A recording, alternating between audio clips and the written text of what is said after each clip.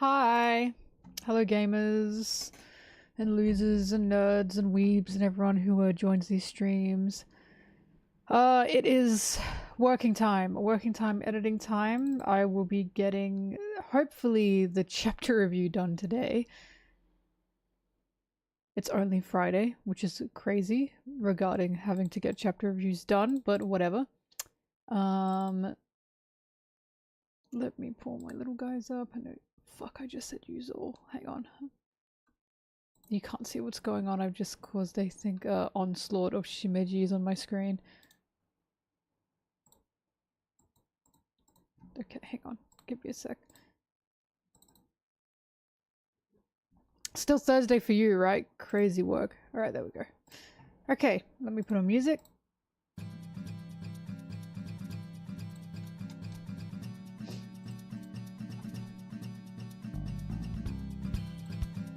Let me open something else that I need.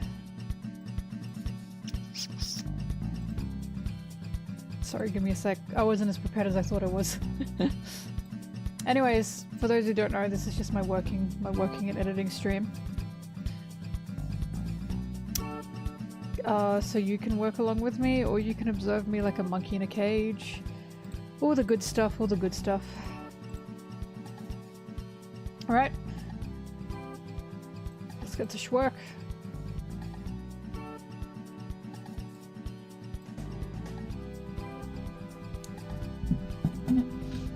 Wake up for Sanji talk. You got it.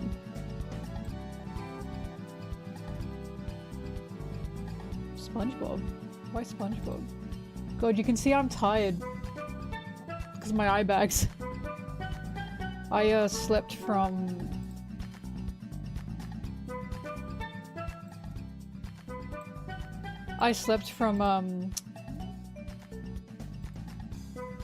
God, what time? I slept from like 11 AM to like 4 AM. And I woke up and went, ugh. But here I am. –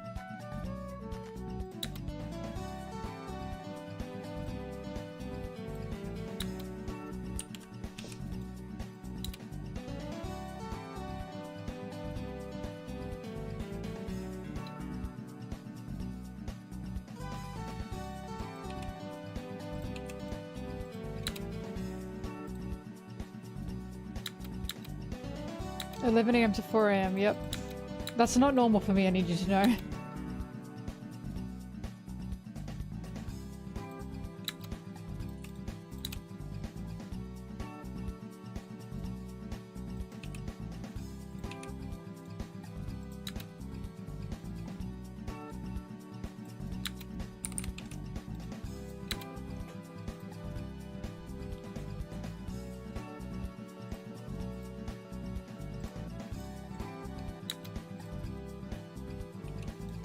Usually, my working and editing streams, what the fuck, are like what, 10 to 12 hours?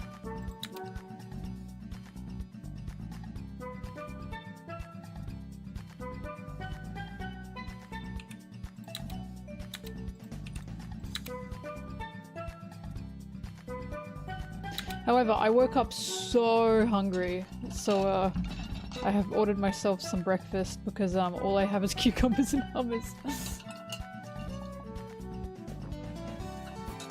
But I've woken up gluttonous, and I think it's because I missed God who knows how many meals while I was sleeping.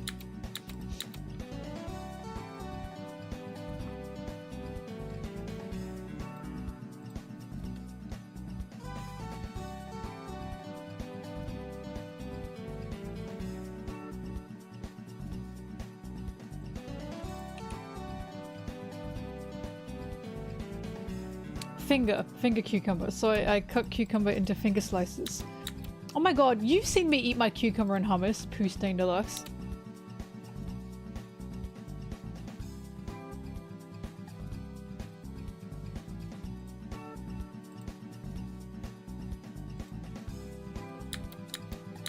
Screaming for his 15 missed meals.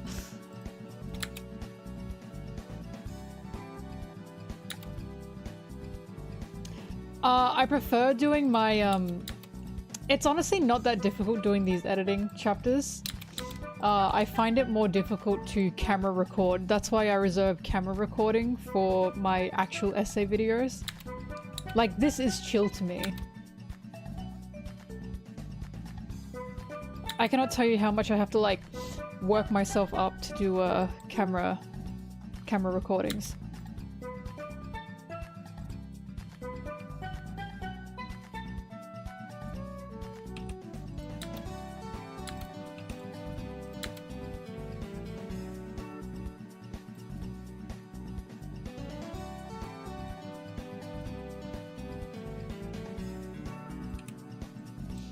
I mean, the camera recordings, look, they do cut editing time, that's true. But I still have the same amount of time to record. So, like, they kind of don't cut too much time because, do you know what I mean? Like, it takes me usually 3 to 4 hours for camera recordings because I want to make sure I get it right.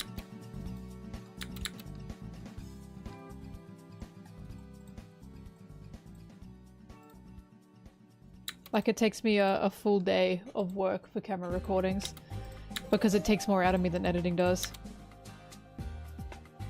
I hate recording.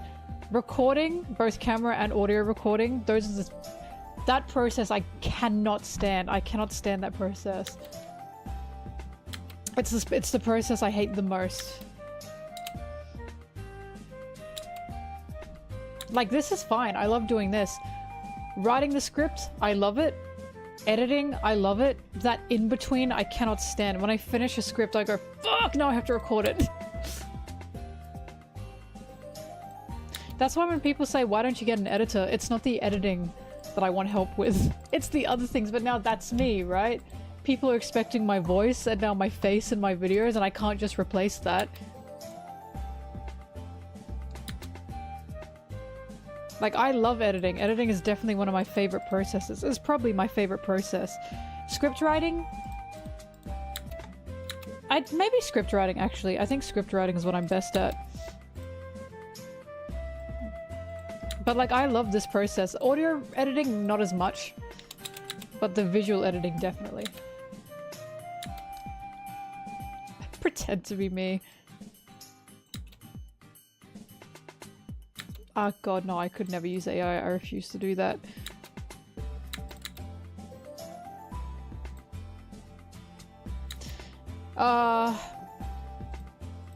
If it takes me a long time to write a script, 3 days. The usual time to write a script is about a day and a half. But a lot of the time I get a script done in about a day, although these days it takes me about a day and a half to get a script done. Unless it's like East Blue and Alabaster scripts.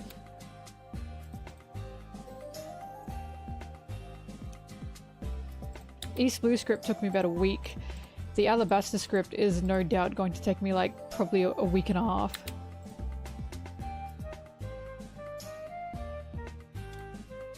Hi, Crash. I'm a very fast writer. I think that is my strength.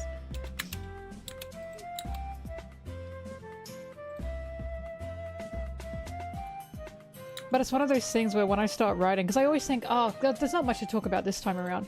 And then I start writing, and then it just happens. And I'm like, oh, this and this and this, I need to mention all of this. Yeah, I have notes. So all of my video ideas I have written in, so I have a Discord for myself. That is literally my working Discord. I'm the only one in it. So if I'm ever, like, outside and I'm wanting to make a video on a topic and I think, oh, I have to mention this, I just remembered this, I quickly write that down. Sarah's not here, but she's talked about that. When I was with her over holidays, she'd see me, we'd talk about something and suddenly I'd whip out my phone and then I'd put that away. It's because the Discord Notes app, it's just so easy to access, and it's across all panels or all social media devices.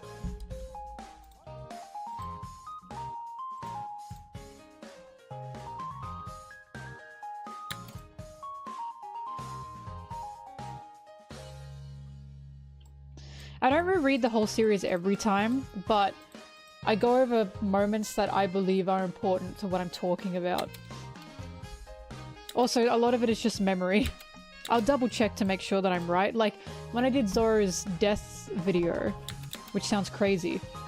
When I did Zora's death video, I got the anime mixed up with the manga, and I only use the manga these days for any kind of evidence. In the anime, Zora says to Luffy, or he says to Kaido, if my captain's going to hell, I'm going with him. And I thought that was significant, so of course I remembered that. And then I went back in the manga to try and find where that happened. He never fucking said that in the manga. And I went, shit, I got the anime and the manga mixed up in that moment. Because I believe it's important to only use the manga when I'm talking about my videos now. Because the manga is definitely the most credible regarding Oda and his own work. I still like the anime though, don't get me wrong.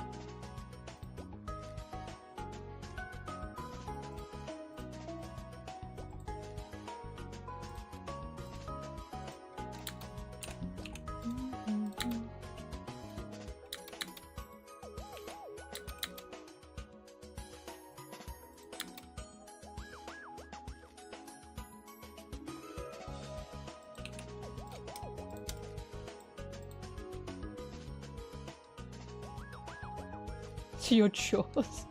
Where do I find video material for the visual editing or the pictures in the backgrounds? That's just me scrolling through social media. If you're talking about the One Piece art, that's from Oda's color spreads and I love using them. People have even noticed that. I got a comment that was like, this channel probably loves color spreads the most out of any One Piece channel, and it's true.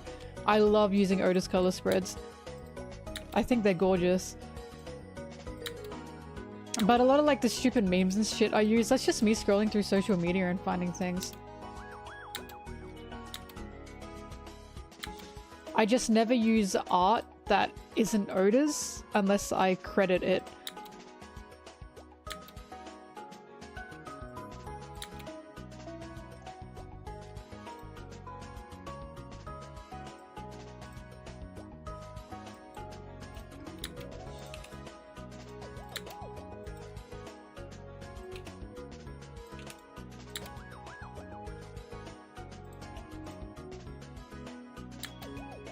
My Duffy cosplay avatar, yeah.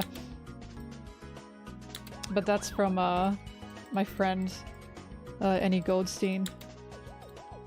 Or Goldstein Art is what their name is now on Twitter.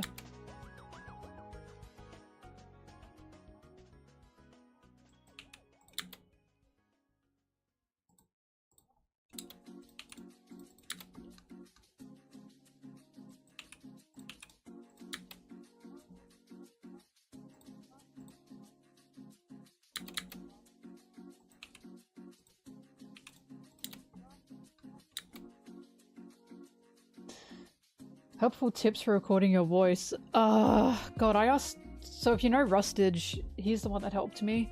I use a Blue Yeti mic. I told Rustage that and he went, no, you could have gotten like a mic with an actual like audio setup. And by that he means like an aux cord setup for like microphones. But for that you got to get like another board to plug into your computer. So I use a USB mic because it sounds good enough, right? I don't think I need to go anywhere higher than that. But my recommendation is, if you're happy with just a USB mic, make sure you have this foam cover. Hang on, ASMR. Get that foam cover. And I always record with this over top, the pop filter. And I will always record...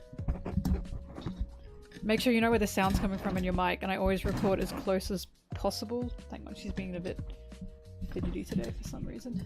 Give her a sec. She's not happy with me. There we go. Alright.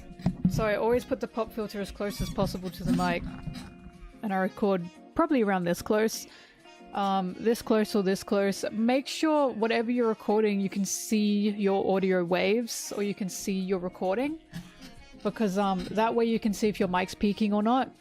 And always do a test recording and always hear it back. But the most important thing is this part here. The noise gate, track EQ, track compressors, to make sure, like, that's gonna make sure you polish your audio up. Unfortunately, I don't have anything to tell you about that though, because Rustage did this for me. I just sent him a sample of my own recording and then he did all this. And the issue is, it's gonna be different for everyone and everyone's voice. Because I was telling him, I kept looking at videos and I can't find anything that makes my voice sound good. And he said, well, yes, because everyone has different voices and you're gonna need to like calibrate it with your voice. And I was like, I don't know how the fuck to do that. So he said, I'll do it for you, just send me a thing. But unfortunately I don't know how to help you in that regard because audio is not my forte. I just know the most important thing is make sure you have those foam covers so your voice doesn't just sound insane through the microphone. But I apologize, I have nothing else that I can help you with there. Because I'm not very good at audio. Okay, I'm glad that was at least helpful.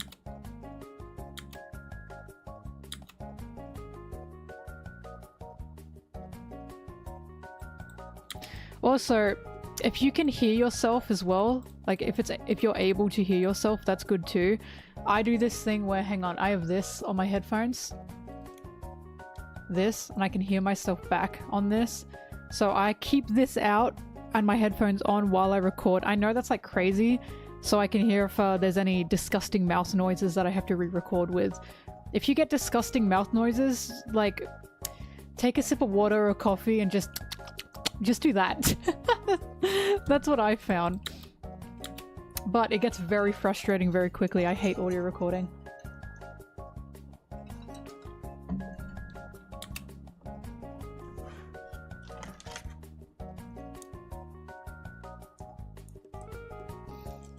Oh, sorry, my bad.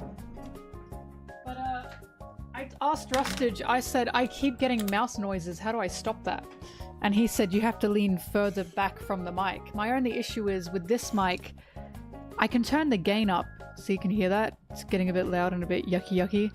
But the thing is with this mic, I found when I turn the gain up, it sounds... the quality's not as good. So I don't want to turn the gain up if I can. And also not only when I turn the gain up, it picks up other sounds as well. So I lean in close. So instead of me leaning back, I just lean closer with the pop filter and I just pray I don't get mouth sounds. Anyway, sorry. I've got food. Give me a sec.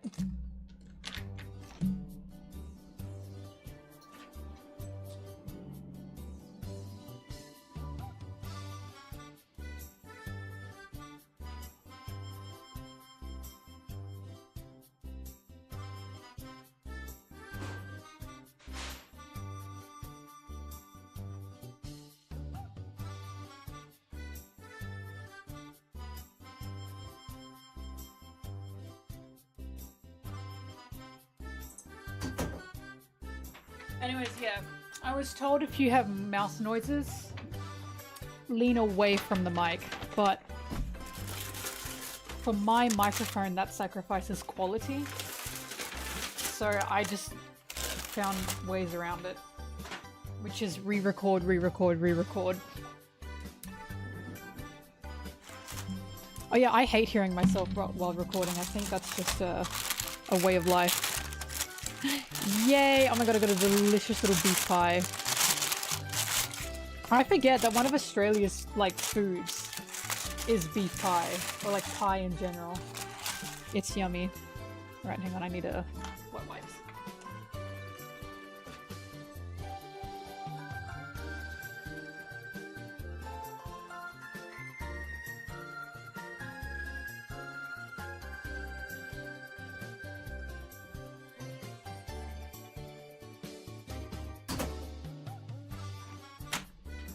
Oops.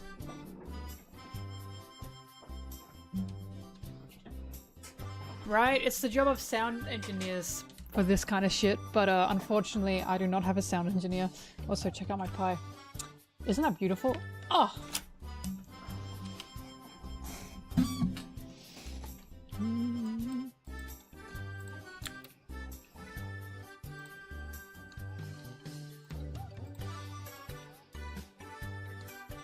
The thing I have an issue with, and I just can't fix this for the life of me, is if I record at one day and then another day, for the life of me, I cannot make it sound the same. I've given up on that, and I'm like, well, it doesn't sound like ridiculously out of place, it's just anyone with the ear will pick up, oh, she's recorded on a different day.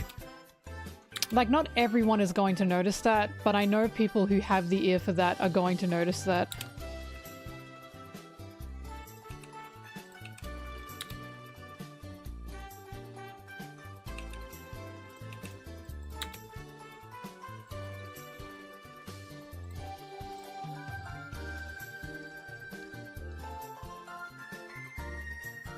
Yeah, I'm sorry, I don't know how to fix that.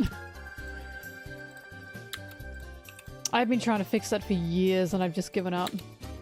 As long as it's not so, like, out of pocket and it's just not ridiculously different, then you're fine.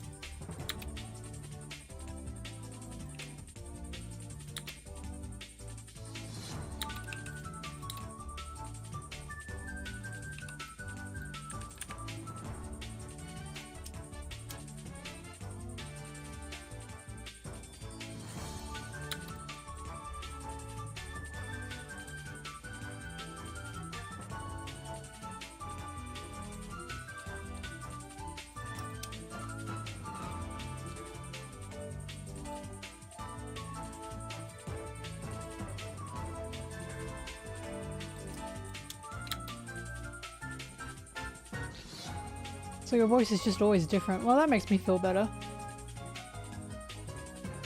Yeah, crocodile one day and Pika the next. True, true. I also have to remind myself I am not in a professional studio. And with the content I make, I'm allowed to have a little bit, you know, a little bit of problems. It doesn't have to be perfect.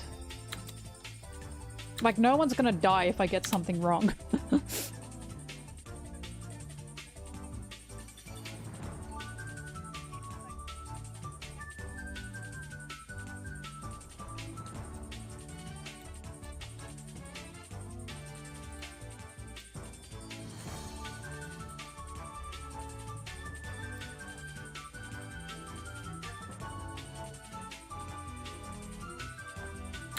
All right.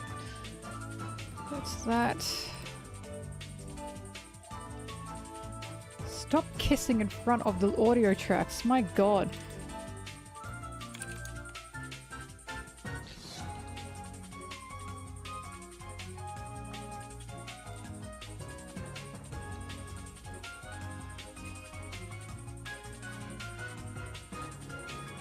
Pretty even for someone who spends so much time talking to people on the internet. What do you mean? What does that mean? Are you saying I should have cracked already? Am I in danger?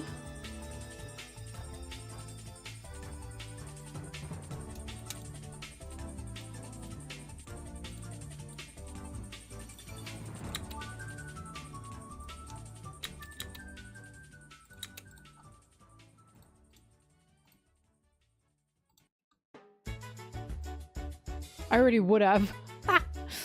That's lessons from my teenage past. I'll tell you what. Because I was like, I was into K-pop in my teenage days, and I was semi-prominent in the K-pop area, like K-pop sphere when I was a teenager. I was just such an angry person. I really cannot tell you. It's a combination of being a teenager and a combination of K-pop. Like being a K-pop fan, and these people are ravenous, I tell you. I was just such an angry person, and I was a person who would just fight online all the time. Like, how do I say this without it being depressing? I hated myself. I hated myself. And when I think back on it, I cannot believe I was like that. So now that I'm in this sphere now, of like One Piece sphere, I have promised myself I am never letting that happen again. I never want to be that person again. Yeah, I was into EXO. I still like their music, but I never want to be in a K-pop fandom sphere ever again. It was just like, that shit is insane. I cannot tell you how crazy that was. So One Piece is so tame in comparison to that. It is so tame because the characters aren't real and the debates are ridiculous at best. And by ridiculous, I mean like you're fighting about lines. You know what I mean? You're fighting about fictional characters. So I find One Piece is a much calmer space for me. And also, I just keep my timeline safe of like stupid arguments. It's amazing what you can do when you cater your own space. Like, bro, they're pixels, literally. Oh my god, this is...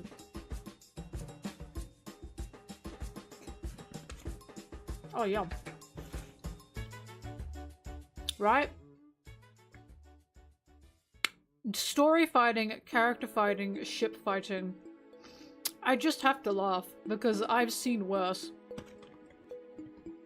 And I now know how to let's say just avoid the worst of it.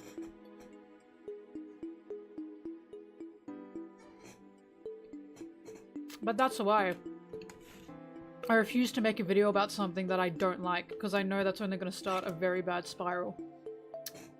I'm very, let's say I'm very conscious of, like, people who make content about things they only dislike. Because I'm telling you, the mindset is not good. Imagine talking about something you hate every single day.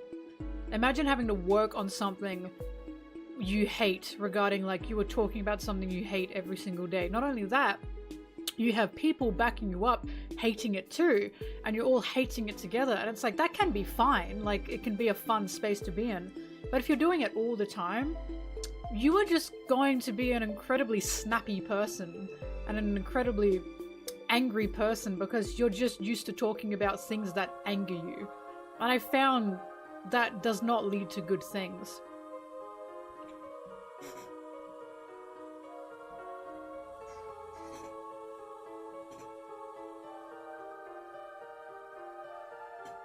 They don't always slip into some kind of pipeline, but I will say they are always just someone who is always on edge and someone who feels the need to argue all the time. And I gotta tell you, those people are exhausting, because I used to be like that.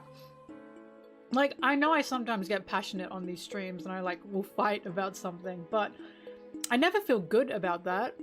And then I always have to step back and say, it's just One Piece, it's not that serious. Because, it's not that serious, and it just turns a lot of people so aggressive.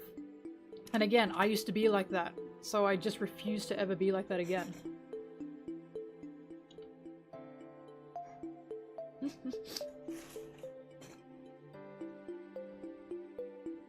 But yeah, that's why, like, people saying, why didn't you talk about something like the live action, right? Because I don't want to.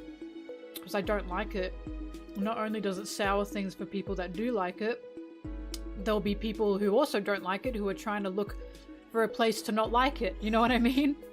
And then that'll only build to something worse, and I just really don't want that.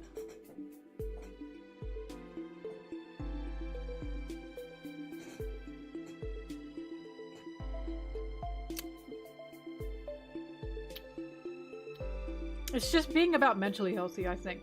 If you talk about things you like, you're going to be so much more mentally healthy. Say what you want about crazy cat ladies, at least they're enjoying their life with their cats.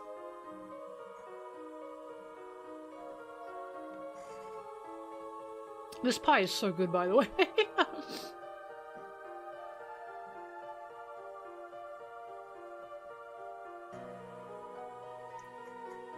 That's why I always say, if you see something you don't like online, just block it. Block it, mute it, move on. You'll have a much happier life than focusing on it and talking about it. I think focusing and talking about things that you don't like are reserved for your friends in the DMs. And after that, and after you get it out, you are literally just gonna be like, well, that was stupid. That was dumb. Let's talk about something else now.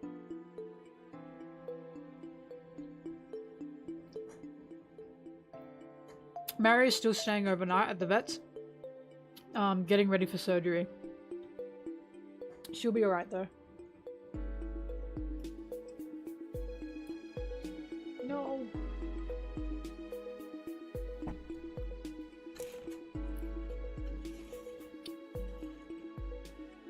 Sorry, I'm just chowing down on the pie and then I'll get back to work.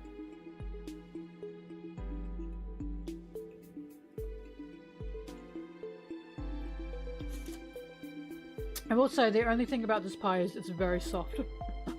Everything else is great.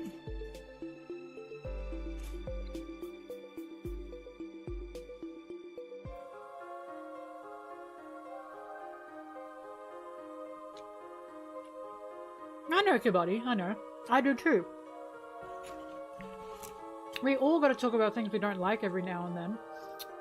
Especially to real life people, I get that. But online, I believe you should cater your space to things that will make it better to escape that reality, you know? I see my online space as a place that I can calm down in. Not a place where I enter online and go, alright, let's start fighting.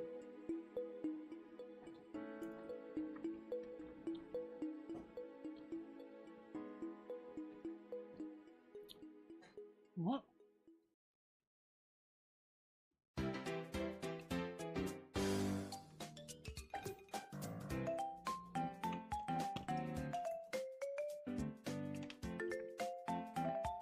Unless of course, oops, no! Unless of course reality, unless of course, like, you know, bad things are happening in reality. And you want to use your social space as a kind of, not flag, what am I talking about, but you know, a showing of that you do not agree with this happening.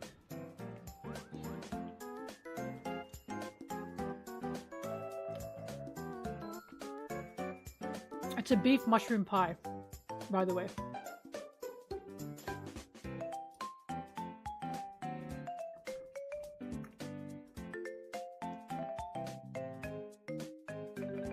I'm nearly done with it.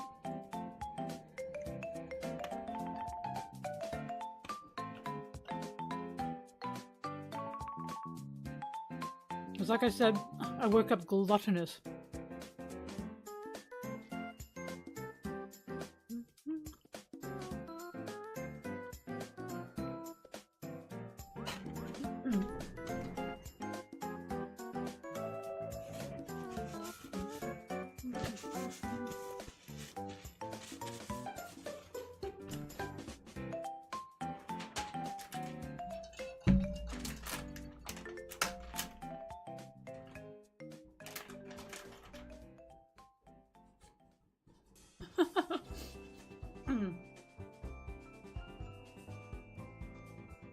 I went to university for screen production.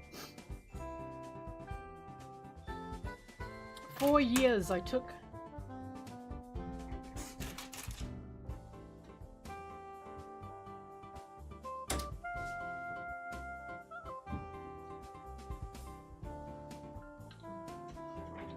All right.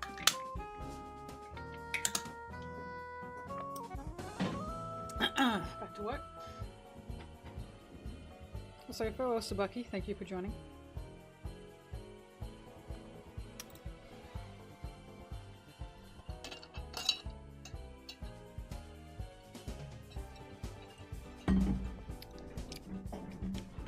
Alright, I feel better. I was a bit hangry, I think.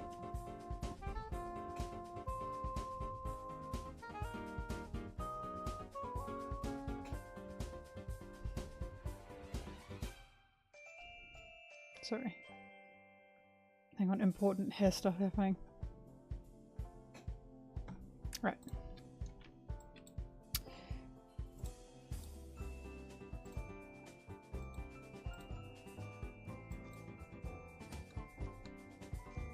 Editing has just begun.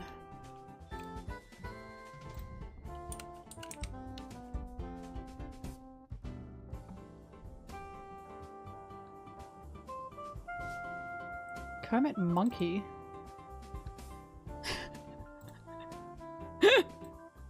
Wait, I should use that.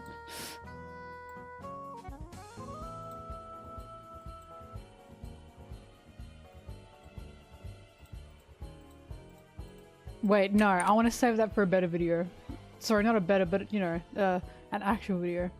Bye-bye. An essay video, not a review video.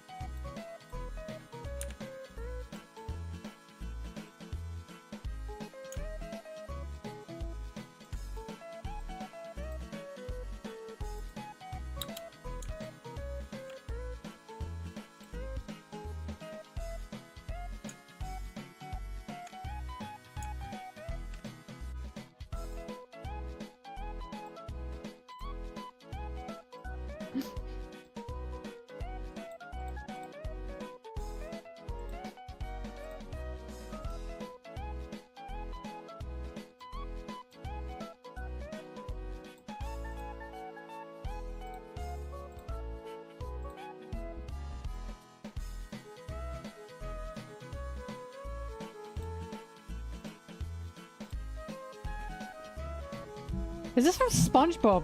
The playlist says Nintendo music. Oh well.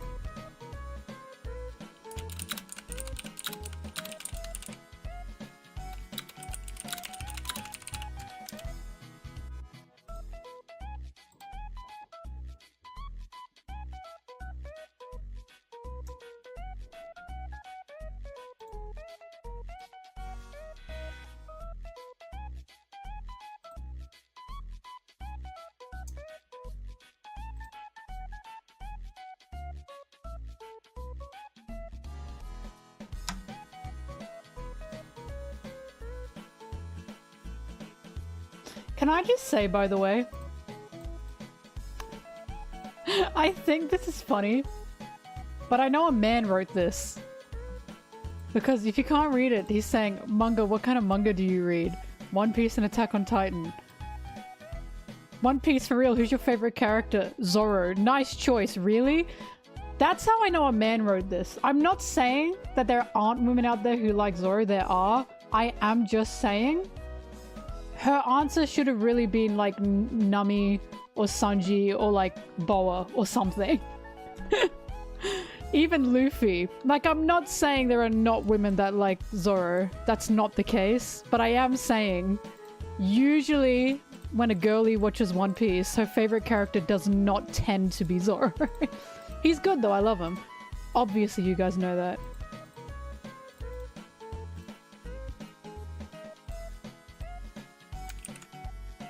But to be fair, she was in like a hostage situation there by a psychopath. So maybe she was like, this is a man who's asking me about One Piece. I'll just say my favorite character is Zoro.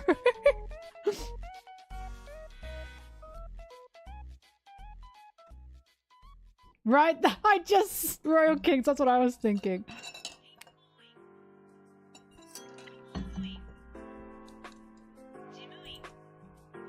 What is this song?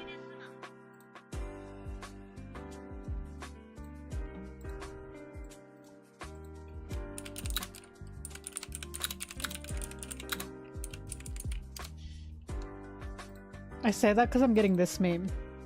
And to this day, I wonder what chapter he was reading. Like, what arc was he on? Because he's clearly keeping up to date, right? What chapter was this? I want to know.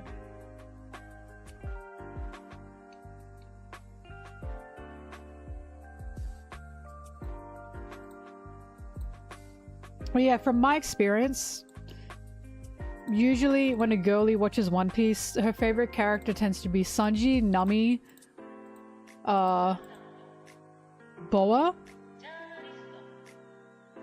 Hancock as well. Even Smoker.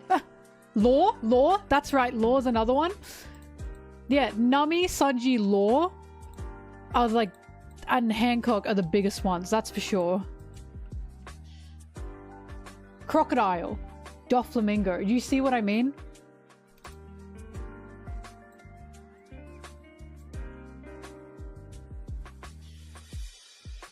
The girlies also love Robin, but and I say this respectfully, it is to a lesser extent than Nami, but they do love her.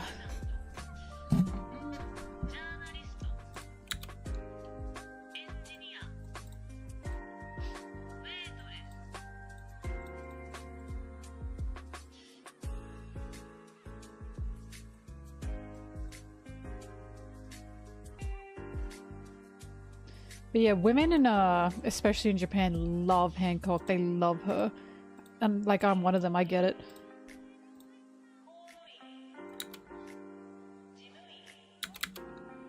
Why did I make him rotate actually? There was no need for that.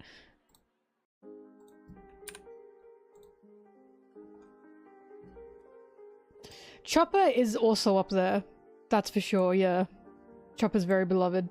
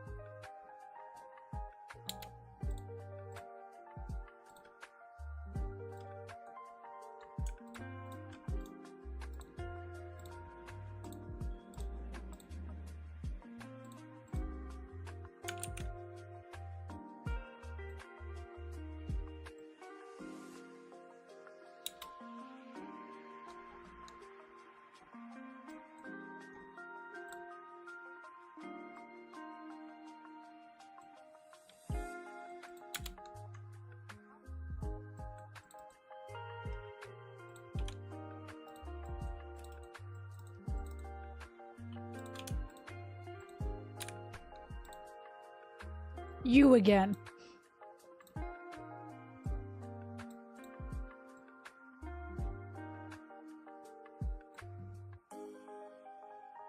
I will say something that made me jump back in shock, and again, this is respectful. I was talking about how like there is such, it's like a thing that lesbians love Sanji. Sanji has like a follower of like following of lesbians. And I hate that I fall into that demographic, but I do. And someone responded with, well, I'm a lesbian and I like Zoro, we exist too. I was shocked.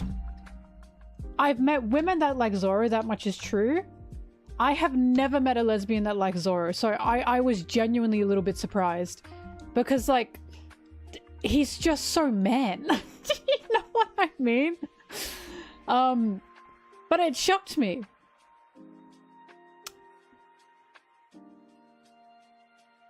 Zoro's boobs? That's true, that's true. Tsubaki!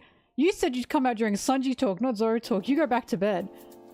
But like, look, in my mind, I was like, of course they exist. I was still surprised. I just simply had never ever, until that day, met a lesbian that's a Zoro fan. They've all been either Nami fans or Sanji fans, without fail. So I was just surprised. You cut your foot on glass. What are you doing over there?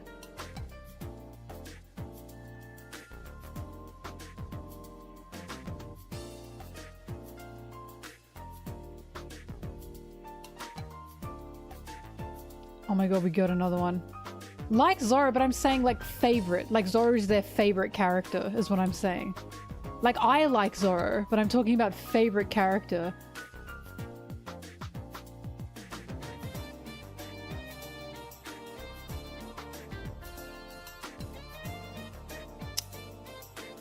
I'm looking for magnify.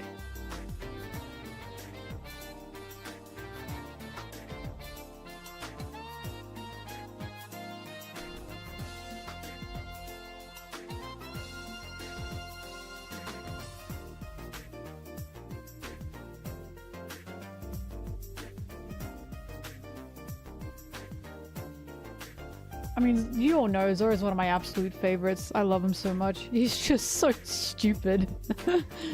That's why I fight for my life about, yes, Zoro's an idiot, because that's one of the reasons I even like him. Oh yeah, that's good.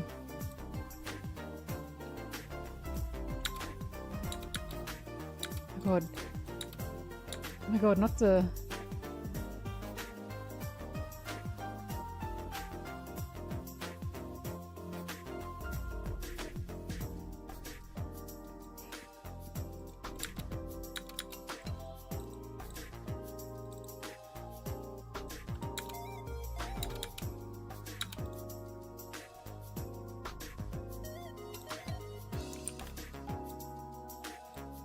This is what it looks like when I steal stars in Mario Party.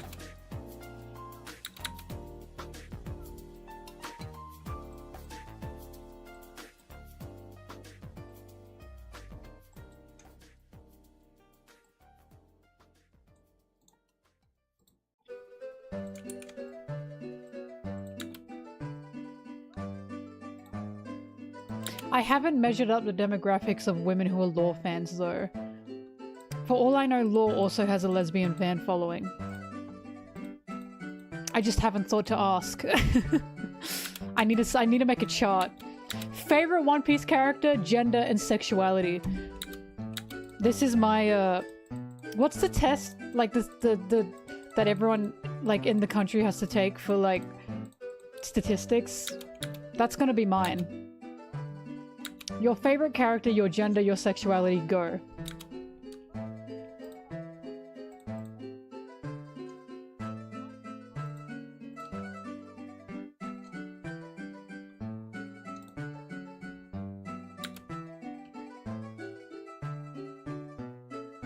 Gecko Moria has nothing but lesbian fans.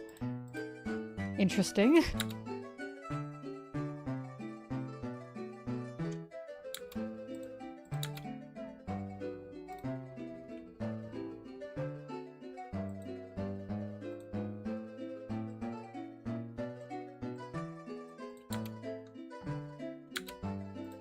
What I will say is if I do ever do that, and it's to like a huge scale, I know straight men would be so angry at how many gay men love Zoro.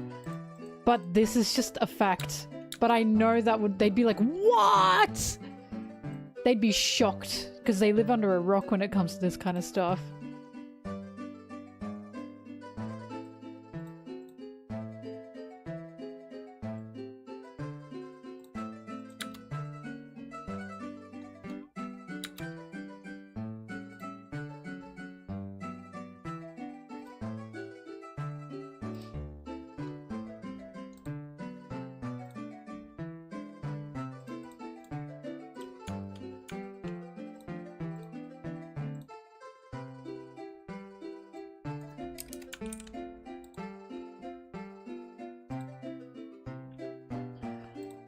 Oh, this is pissing me off.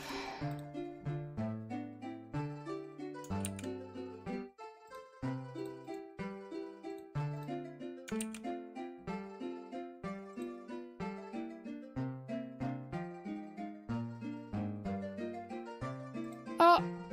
Virus.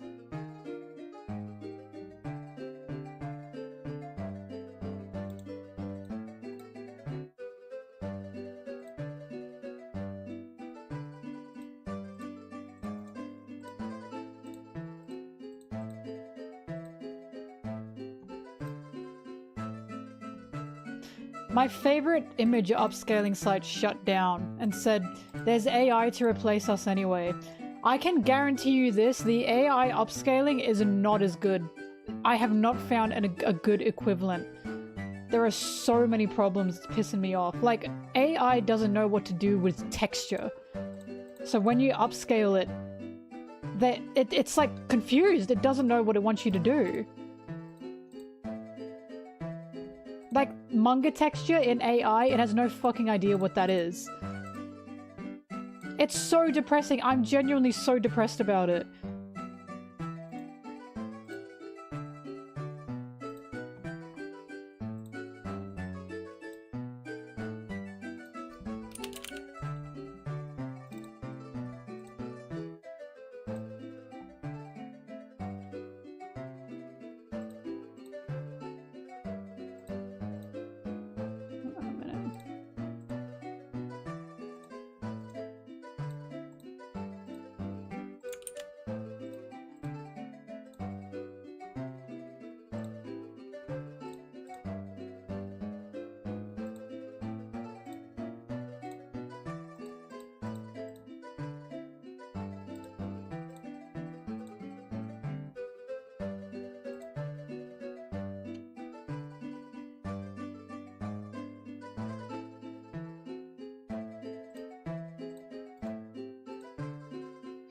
Anyways, my point is AI cannot upscale manga images for the life of it. It just can't.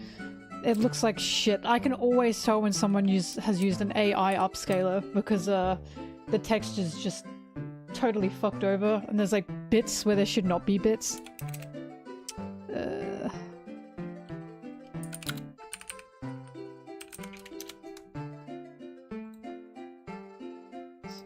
that one. You meant to open the folder. There we go.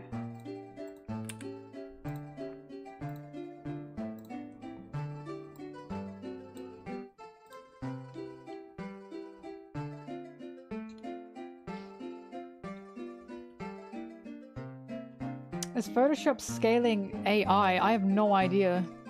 I don't know what they do anymore. All I know is image upscaling existed before AI was ever a thing. Like for ages it's existed. And now I can tell when some image, especially manga, has been upscaled with AI or not.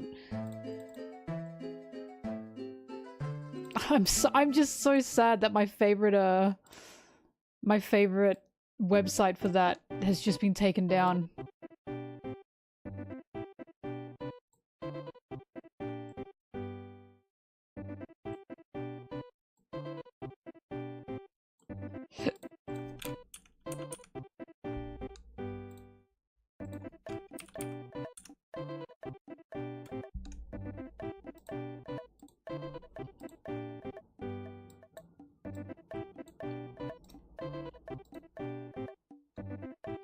No, it hasn't been taken down. They got rid of it because they said, well, there's better things to use now anyway. We're not going to bother maintaining the site.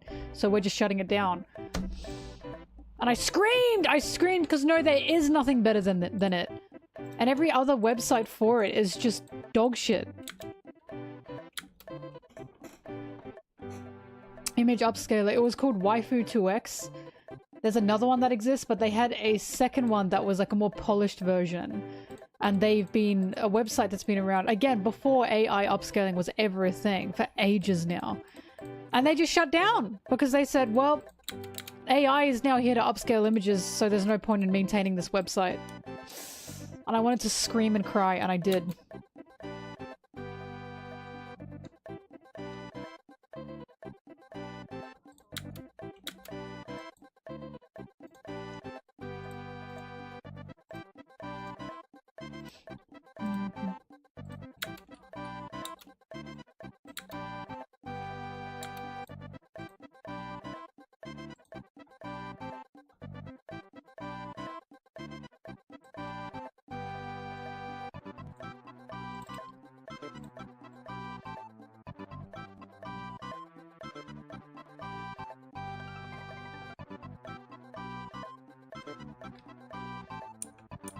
It's not all lost, but that was a very, very good one to use.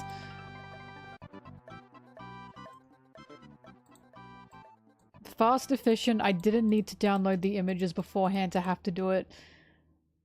And it wasn't fucking AI, because I'm telling you, AI has no idea what to do with manga texture.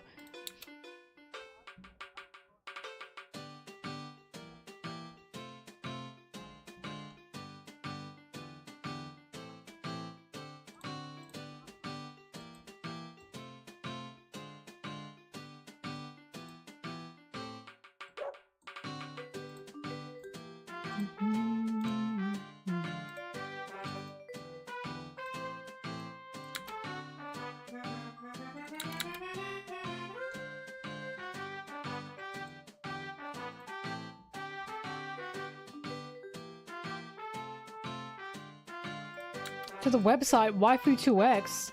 It's gone! It's just gone. Now there's nothing but copycats around.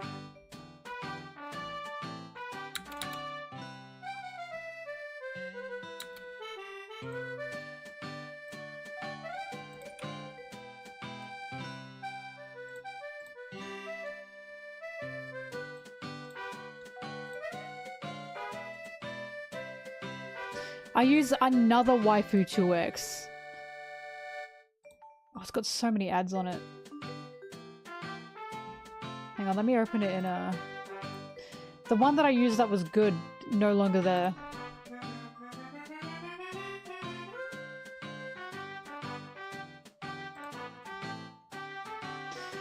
So currently I use this one. But it is not as good as the other one I was using. Oh my god, go away. First of all, the ads are fucking ridiculous on this one. Second of all, and I have an ad block by the way.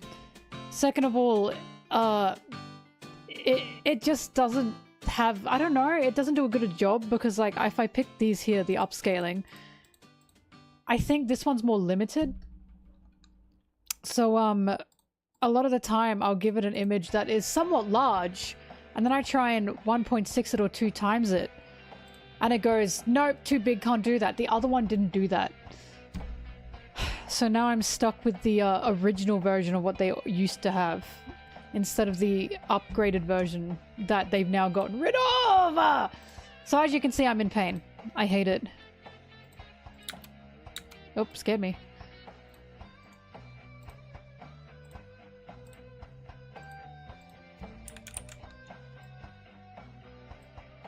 Look, if they ever get rid of that one, I'm going to sob. Hang on, maybe if I look for the... Did anyone on Reddit talk about this, actually?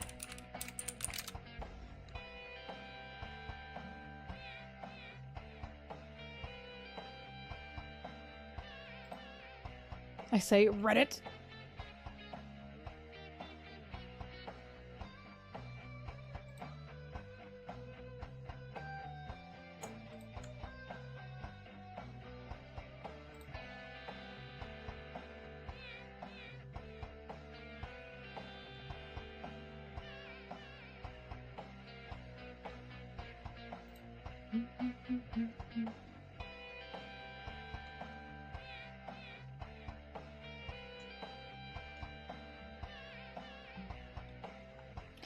Not that I can see. I'm trying to find where the original one was so you guys can see the message I got and how it made me sob. There we are.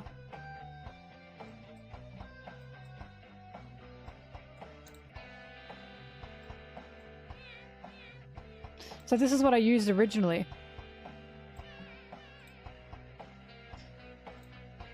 After 8 years of running Waifu2X without monetization, we decided to use the GPU server for other projects. In all those years, AI image generation has advanced so rapidly that at this point there are better alternatives to Waifu2X.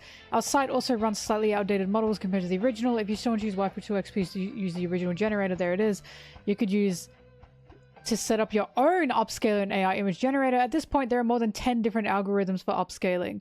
There are even tools to upscale entire anime episodes.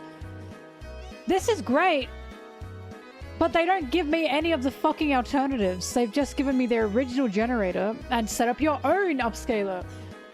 You were a good alternative! Girl, why? Why did you close down? Anyways, This is the original website, and I'm so sad about it. I opened it, and it was like a terrible day.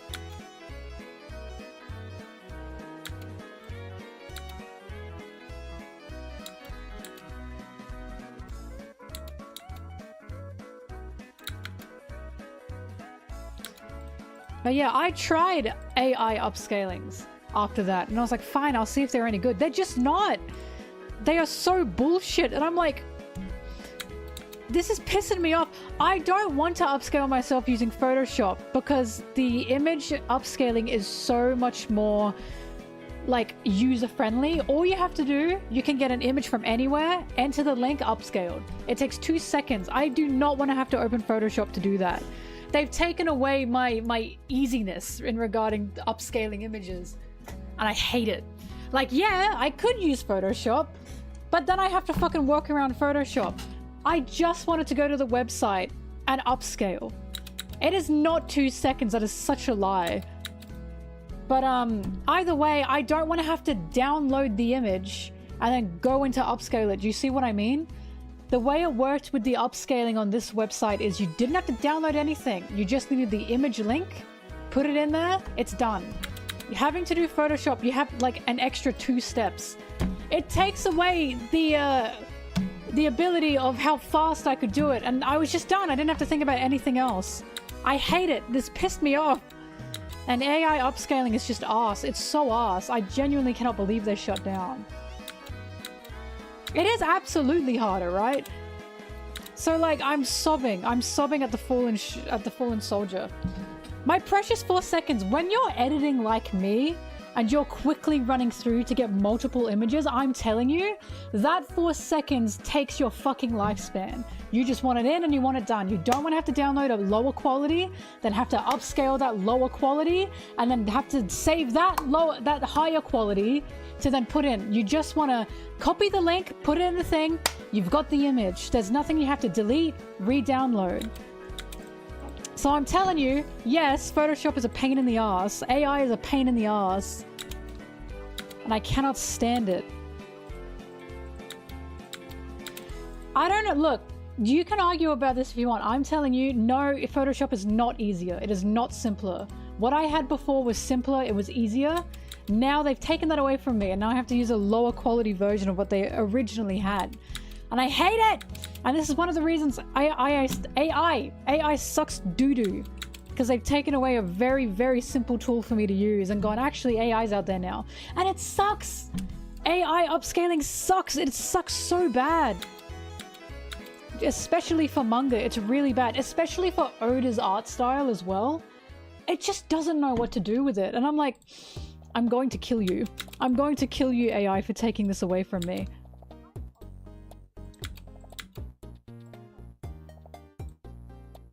Anyways, this is now one of my struggles of 2025.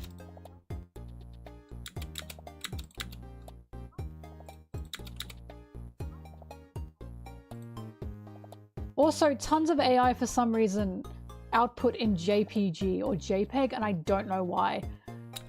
I have no idea why they do that.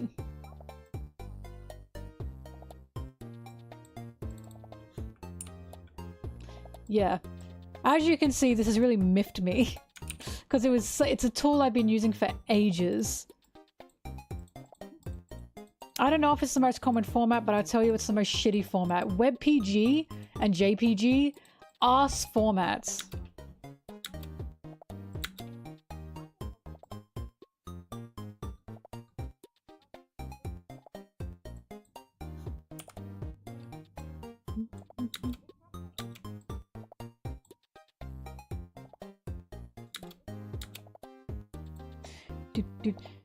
One of my toys has been taken from me. But yeah, the guy put so many things through like image upscaling for my videos.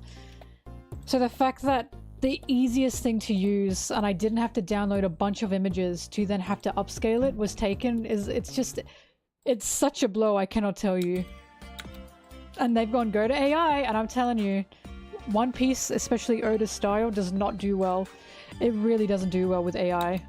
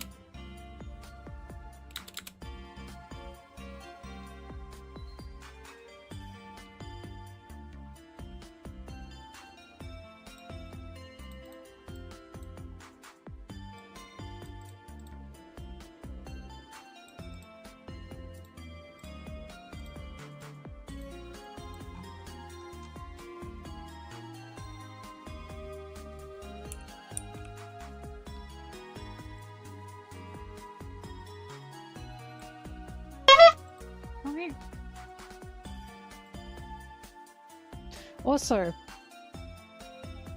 I've been asked,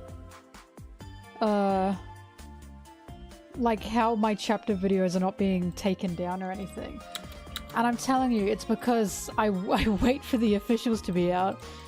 I've noticed when people talk about taking chapter videos down, they mean people who are releasing their chapter reviews before the officials are out. I don't think Shueisha has a problem with people talking about the chapters and showing panels on screen. I think the problem is they're releasing these chapter reviews before it's even officially out. And yes, that is going to get your videos taken down.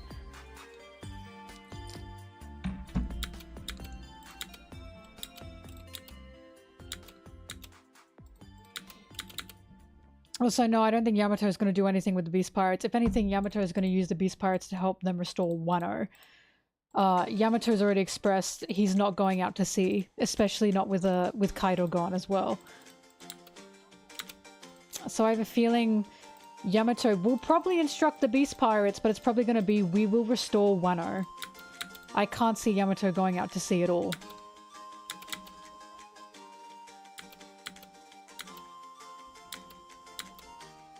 Hi, Wrath.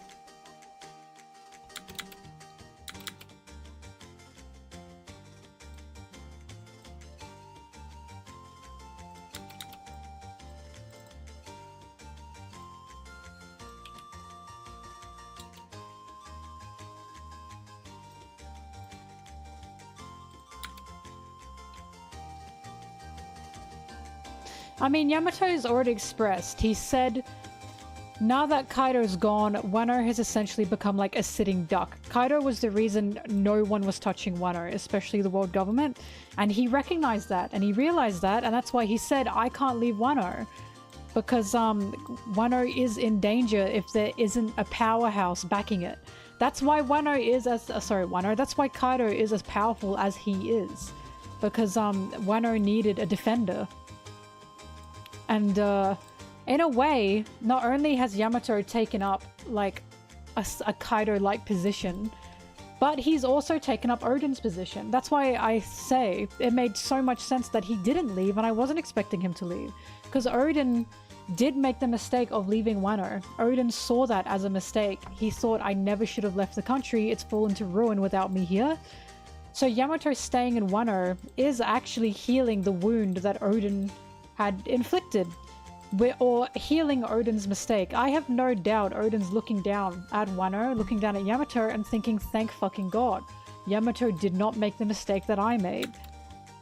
And like, I know people argue, but it wasn't a mistake, it was a mistake. I agree, Odin shouldn't have had to be stuck to Wano. Good things came from him leaving Wano, but Odin himself saw leaving Wano as some mistake that he had made. Because he'd left Wano totally defenseless.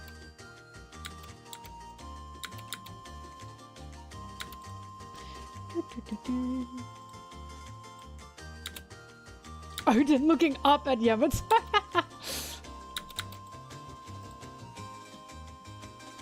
But that's what makes me laugh, because the whole thing is Yamato was saying, I am Odin, and people go blah blah blah about that, but Yamato was embodying Odin's will to the highest extent.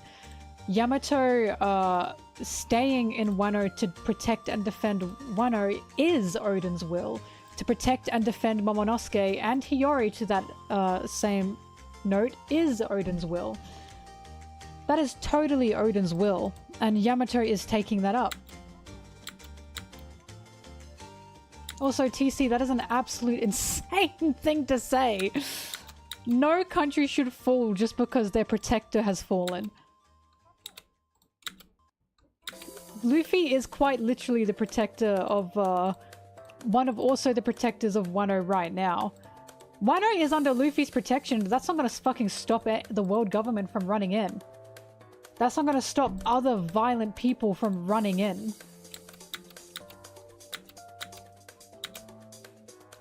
Yamato is not imprisoned. Imprisonment was on fucking Onigashima. You were looking at this the wrong way. Yamato realized and saw and wanted to defend Wano. He is not imprisoned on Wano. He has people he cares about on Wano. Imprisonment was Onigashima. The way you're looking at this is absolutely insane to me. Yamato's literally happy to be in Wano.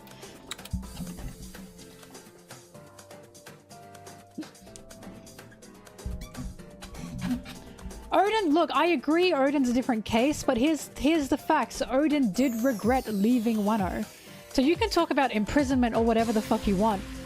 Oden loved his country. He wanted to leave it to see the world, and when he came back, he realized I had bigger fish to fry. He put a selfishness above his country.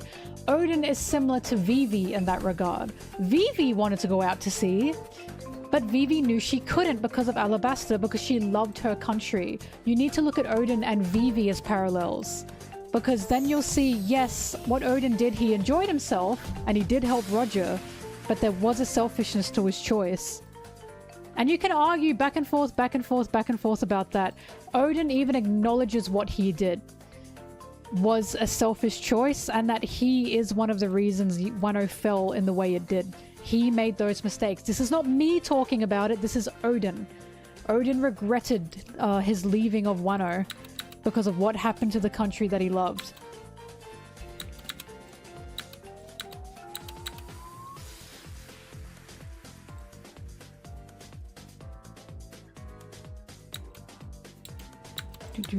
But yeah, compare it to Vivi. 1000% compare it to Vivi. And you'll see why. No, it was not imprisonment.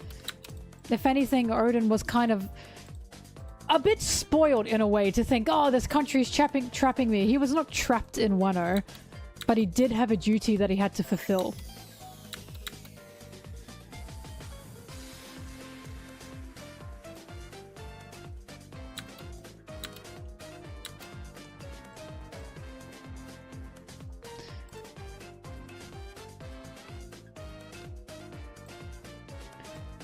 You cannot say it was the mistake of a whole country when that whole country could not, like, command anything.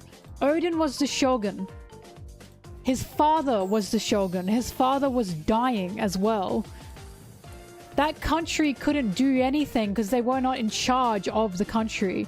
It was Oden's mistake because he put Orochi in charge while he was gone, or he gave Orochi his blessing while he was gone.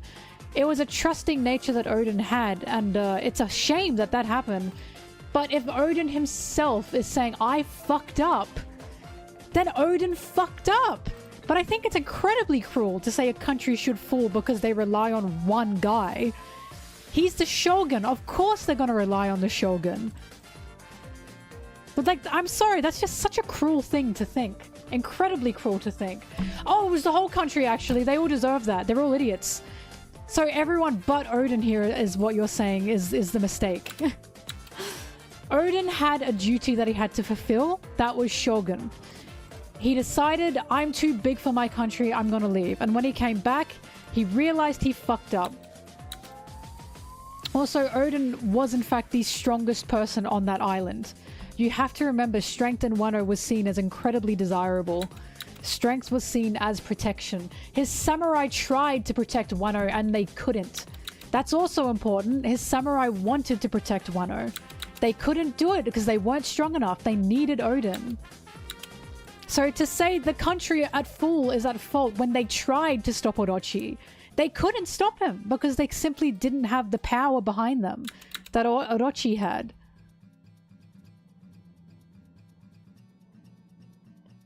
But TC, Wano wasn't in a democracy, was it? What are you talking about? I'm talking about the fact Orochi had Kaido behind him. Wano worked on strength. There was no one in Wano that was stronger than Kaido. There was no one in Wano that could take down Kaido. They needed Odin, and Odin wasn't there. To the point even Odin acknowledged, I made a mistake. You are saying they should be taken down because they're a land full of idiots, apparently. I'm saying that is not how that's working. And I'm saying Odin was not... He was not engaged to Wano. It's just, I'm sorry, it's such a cruel thing to say, TC. That is such a cruel thing to say. They're a land of idiots, they should all die. What are you talking about? This was about strength. This wasn't about democracy. Orochi had Kaido backing him. He had Kaido behind him. He knew how to play the cards to be able to get Wano under his rule. There was nothing Wano could do, nothing. Again, Odin's samurai couldn't do anything. They knew what was happening, they couldn't do anything. It was Odin, because Odin, they needed the strength. They needed Odin's strength to be able to defeat Kaido. Orochi didn't take over because he's Orochi. He took over because he had the threat of Kaido behind him. It had nothing to do with any kind of monarch rule. It had everything to do with blackmail. Blackmail of power. This was not a land of idiots. This was a land of scared people who needed their shogun, who was incredibly powerful to be able to help them. It had nothing to do with democratic rule. It had nothing to do with monarch rule. It had all to do with the fact they had nothing they could do because no one was as powerful as Kaido. Only Odin could take up that role. Why do you think Luffy was the one that liberated Wano? And not, I don't know, the world government? And not a voting system that got Kaido and Orochi out of rule? They are not a land of idiots. They were not a land of idiots. They simply did not have the firepower they needed to take out Kaido. And Odin needed to be there and he wasn't.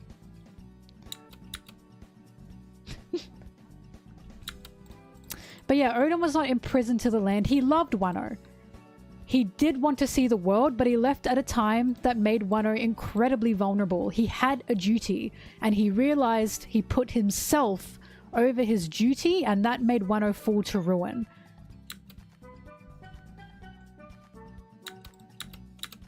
And they also had the clone fruit. Orochi had power behind him. The people of Wano were not idiots.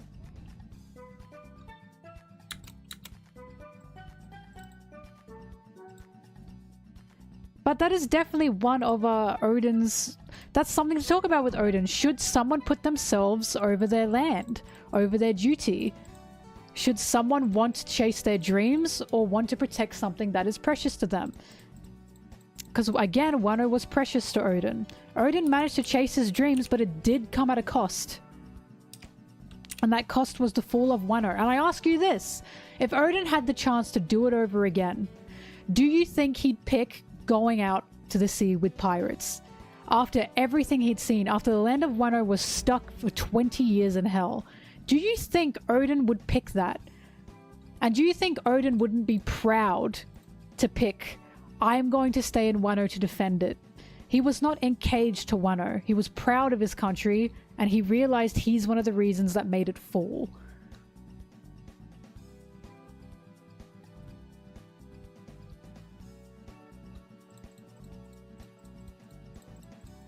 It'd be very different with the Roger Pirates, though, that's for sure.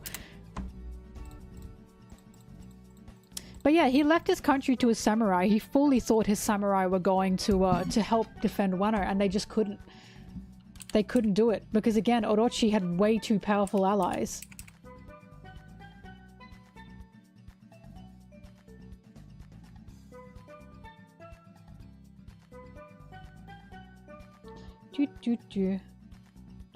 But yeah, look, what I'm stuck on is the fact that the person who started this conversation said, oh, a land that relies on one person deserves to fall.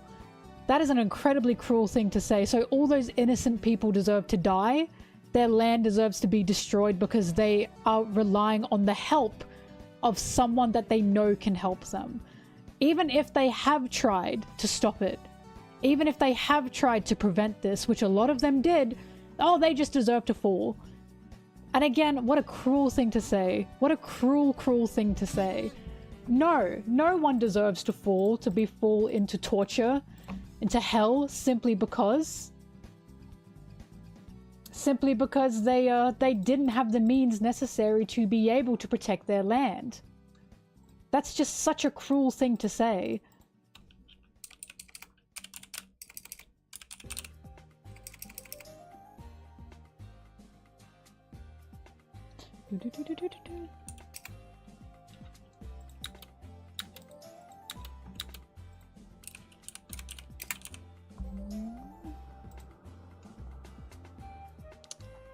Flush can.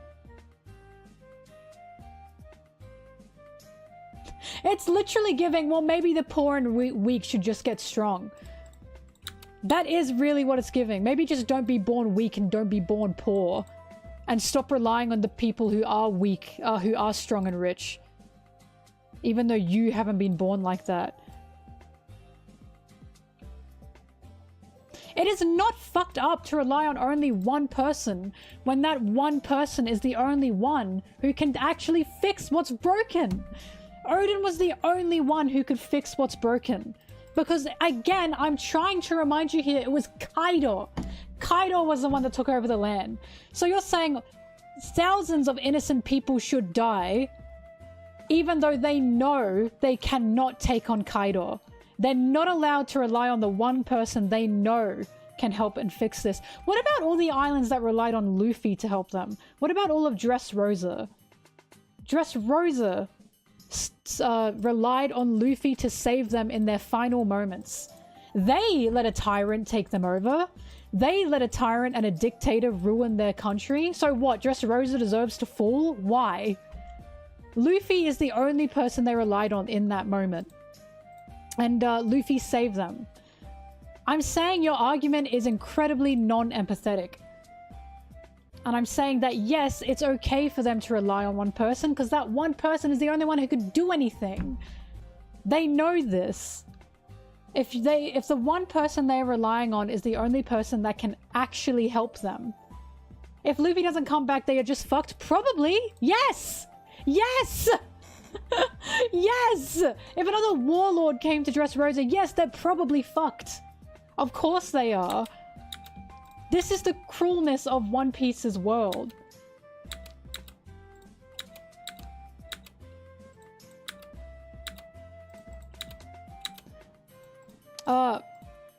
But if your argument sounds like they're relying on just one person. And what your argument sounds like is, but other people can do this, so why are they relying on one person? I'm telling you, no, they can't. Your argument is on the basis of someone else. Someone else, other people can do what this one person can do. I'm telling you, no, they can't. The reason Wano fell is because no one could do what Odin could do. No one had Odin's strength. There was nothing anyone in Wano could do. Same goes for all the other countries that Luffy has liberated. No one could do what Luffy could do. So I'd agree with your argument if other people could take up the place of that one person as a collective. And I'm saying, no, they can't. That's the point.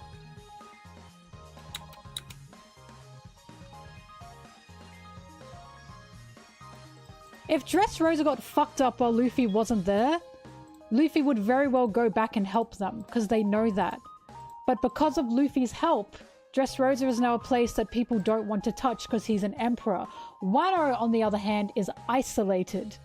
Wano is a place where people want to go and take it over, such as the world government. Wano is in an incredibly different situation to other places and other islands.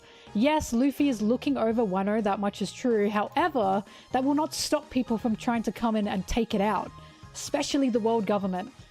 The world government is probably more than happy to take an emperor's island from under them. The only reason Kaido stopped anyone from taking Wano is because Kaido was nearly always in Wano. But anyway, my point is, TC, what you are saying is cruel. You are saying something incredibly cruel. You are saying an island, a country should not be able to survive, or they shouldn't survive because they rely on one person. And I'm saying, what a cruel thing to say. That because they rely on someone that they know can protect them, that they know can help them, they just shouldn't exist. That is totally counteractive to the point of One Piece. And I think that's a terrible thing to say. And I'm saying that the argument about, oh, being trapped on an island, whatever, okay, whatever. But that argument is just incredibly cruel. Like, yes, these islands and countries deserve to exist. Even if they rely on one person, they deserve to exist. Like, for God's sake, Alabasta relied on Vivi. The second Vivi came back, they knew they were safe. Which is why it's interesting Vivi's currently not in Alabasta.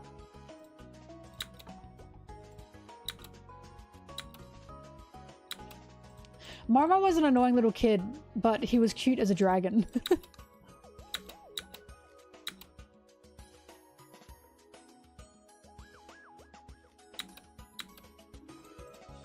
Okay, so what you're saying is everyone should just abandon Wano. So this is a country and a culture that they love. They should just leave. They should just abandon it. Fuck it. They should just go. Are you serious?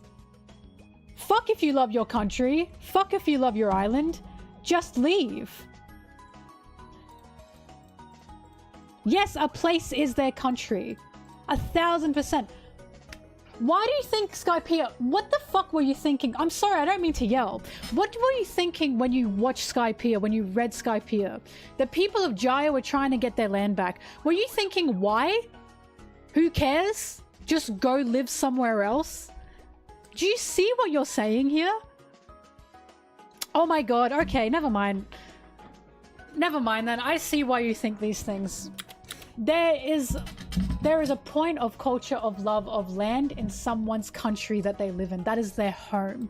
To say they should just leave is absolutely insane. Like, genuinely, why the fuck are you... I'm sorry, why are you reading One Piece? There's a whole point of One Piece being about islands, country, love. What were you thinking about Vivi and Alabasta? Were you thinking Vivi should just leave Alabasta? Take her people and leave Alabasta? Every time Vivi talked about how much she loved Alabasta, were you thinking, why the fuck is she saying that? Just leave? Do you see what I mean? There are so many points in One Piece that totally contradict your thoughts on what you're saying here. And it sounds like you don't understand.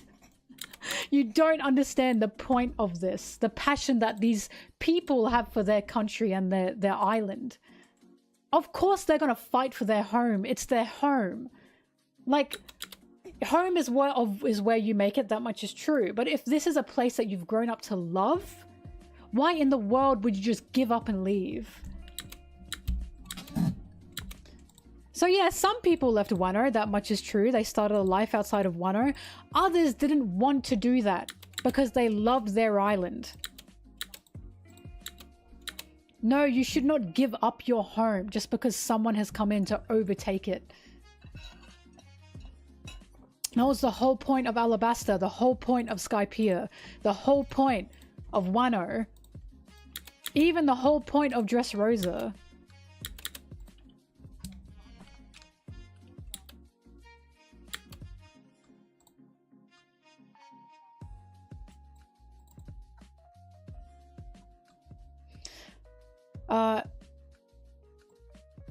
How do I say your name? Engels? I think Oda always knew, because it was always implied from the very start of One Piece, especially crossing the red line, that there was going to be some very heavy religious imagery and thoughts from Loguetown. I think he always knew.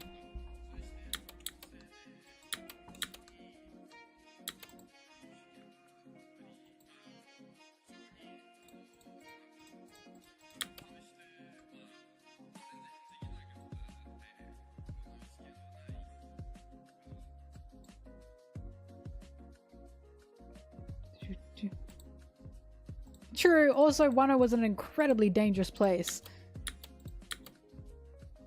Anyways, my point is, and I am saying this to you very, very very softly as I hold your hand, if you think people should just leave a place that is their home because it's been ruined by outside forces, I need you to reevaluate your thoughts.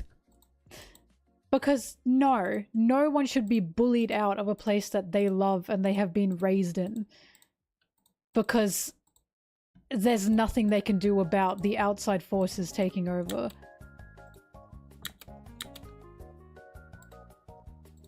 Or blackmailed, or tortured, or threatened to leave the country or island that they love.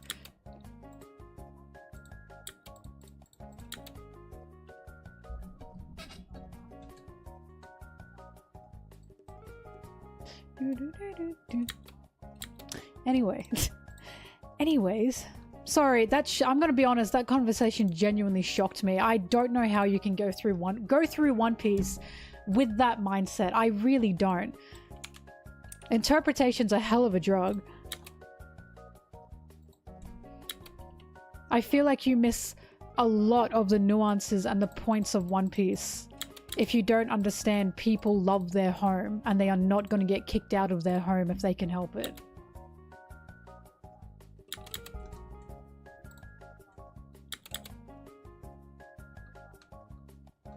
Right? Why did Usopp even defend his island? What's the point? We should have just let them all die. They didn't believe them anyways. He should have just left. I'm sorry, that's a bit of a ridiculous thing to think. Why didn't Nami and the rest just leave? And why couldn't they just die? Nami's island was relying on one person to save them. They should have all just died. They obviously didn't deserve that. Like that life. Do you see how ridiculous it sounds?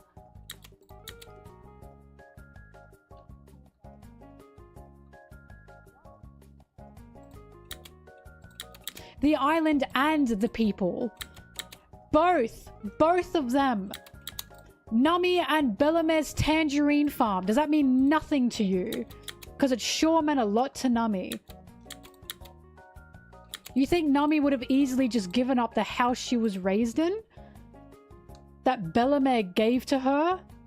The tangerine grove that she and Bellamer loved so much? She'd just give that up? There's a reason that's the place she always went back to.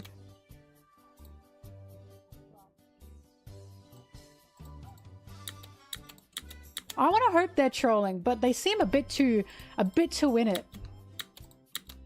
But I am telling you, the way you're thinking now, it's not right. It's not right. If you think people should just be bullied out of their home and they should suck it up and leave and make homes somewhere else, that's incredibly wrong.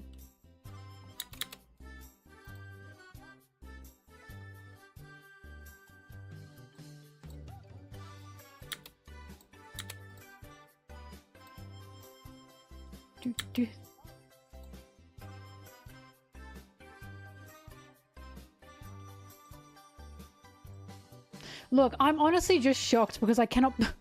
Because One Piece is like about this, right? This is what One Piece is about. So I'm like, how are you getting this from One Piece? How are you getting this and reading this? Like, after reading One Piece is what's shocking to me.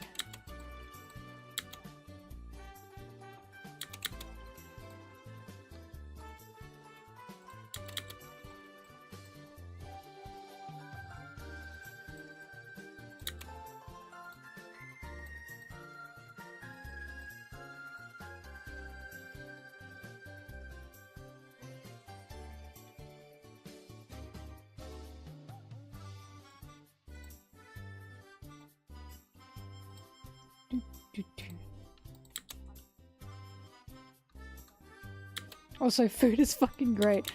I don't know, it's like reading One Piece and going, actually, Marines are good. We need more military.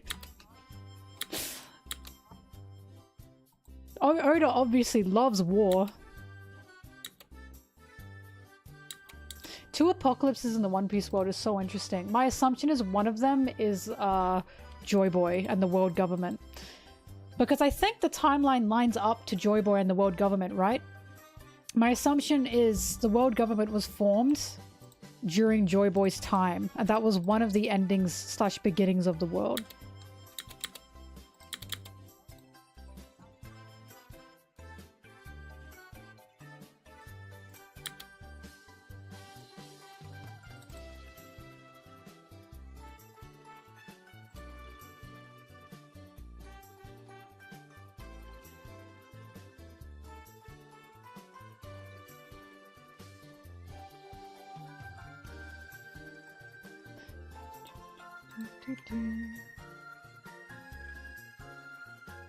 Yeah, Carly, that's what I think. The creation of the world government was one of the endings of the world / beginnings of the new world. And that was in Joy Boy's time.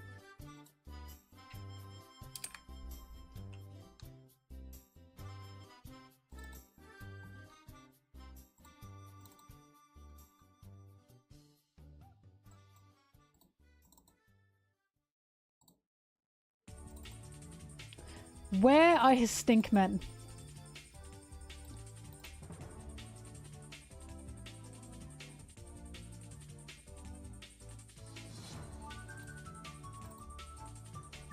There they are.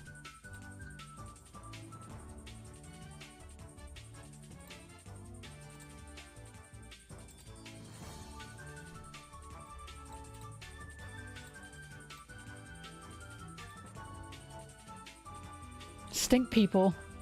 Excuse me, men. I do not mean it in the gendered way. In like the mankind way, thank you very much. I am being inclusive. I don't say mankind, I say people kind. Thank you very much.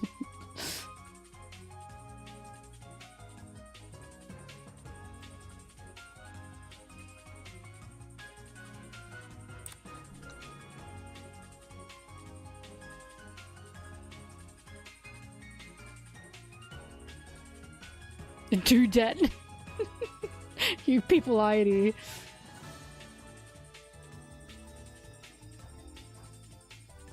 Hugh people.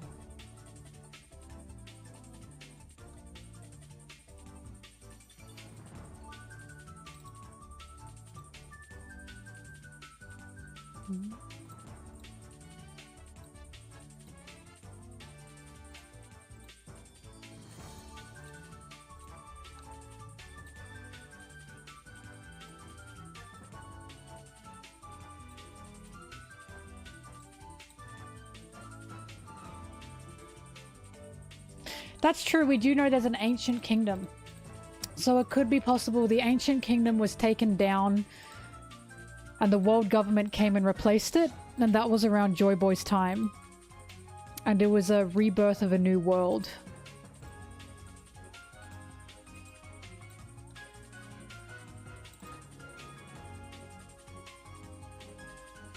Now the first apocalypse, I have no idea. But my assumption there is the first apocalypse was obviously the first Nika to appear. And I still think that's going to be some guy. Like, I have a feeling, like, Joy Boy exists, and I have a feeling there's going to be another one that was the original Nika before Joy Boy. That's going to be, like, one of the next reveals. That Nika's not exactly a god or anything, he was just a fella.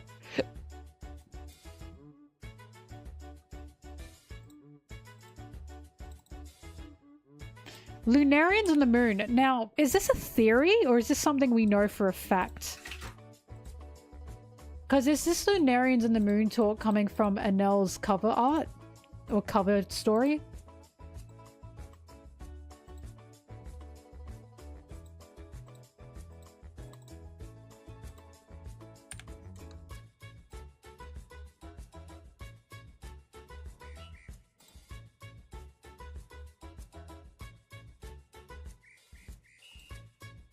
Right. So for now I see it as a theory because of course it hasn't been like fully expressed. But the moon is certainly connected to it.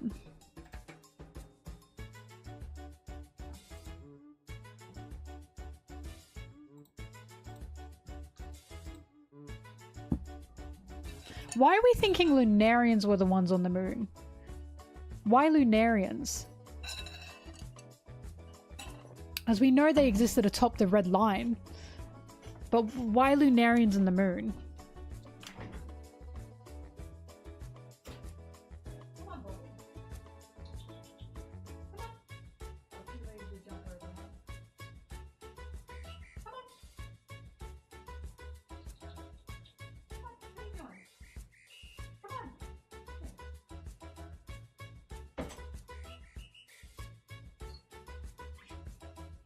Good morning. Mwah.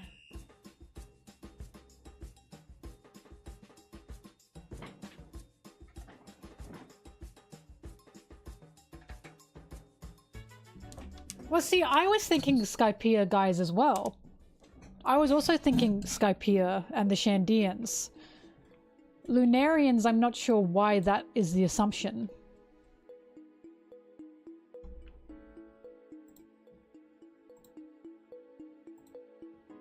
Well, maybe not the Shandia, but yeah, the guys from Skypiea.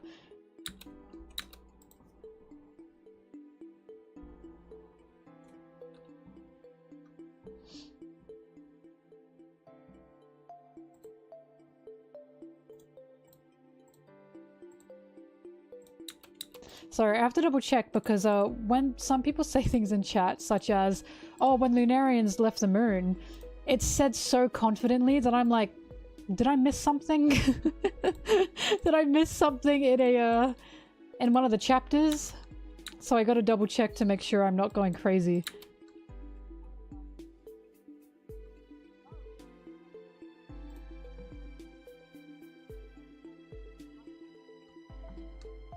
It does make more sense to me that the people from Skypiea were the aliens from the moon, and not the Lunarians.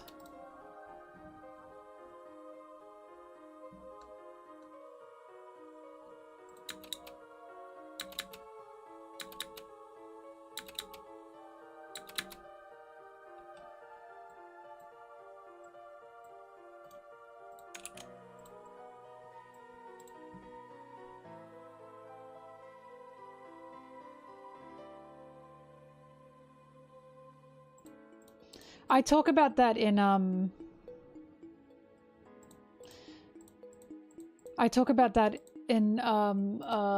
this video. I talk about how we are seeing different depictions of Joy Boy, or Nika, I should say, not Joy Boy. They're two different things.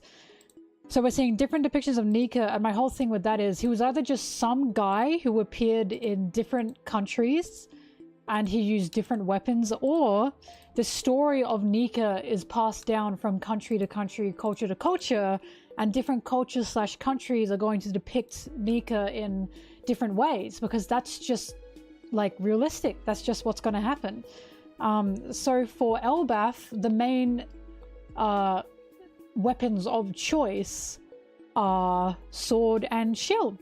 So of course the Elbaf depiction of Nika is going to have a sword and shield.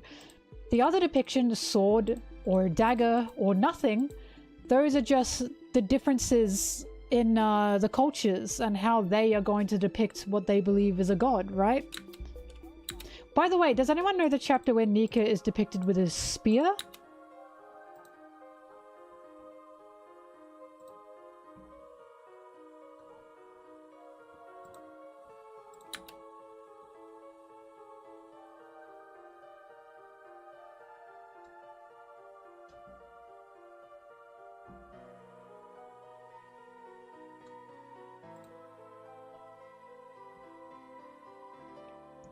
That's right, Who's Who was talking about it. Hang on.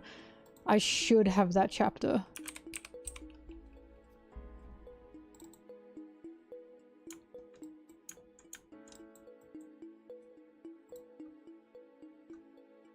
Okay.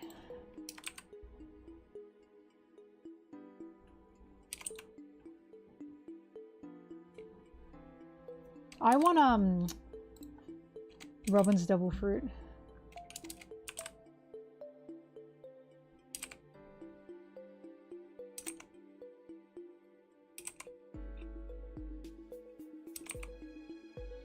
Let's see, it's Jinbe's fight, so that's Zoro.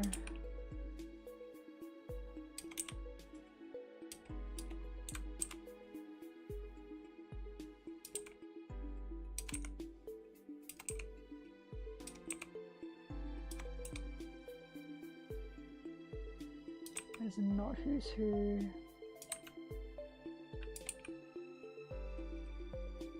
Still not Who's Who.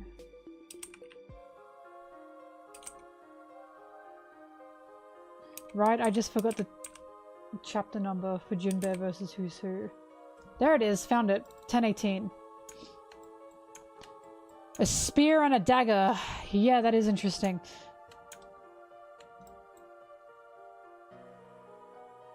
Yep, so I think it's either... Sorry, Carly, I didn't see. I think it's either,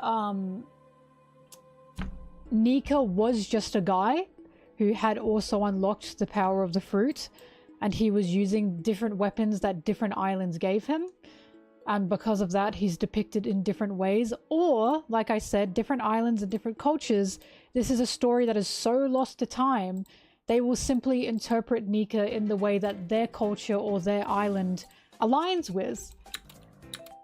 Hence why Elbaf, Nika has a sword and a shield.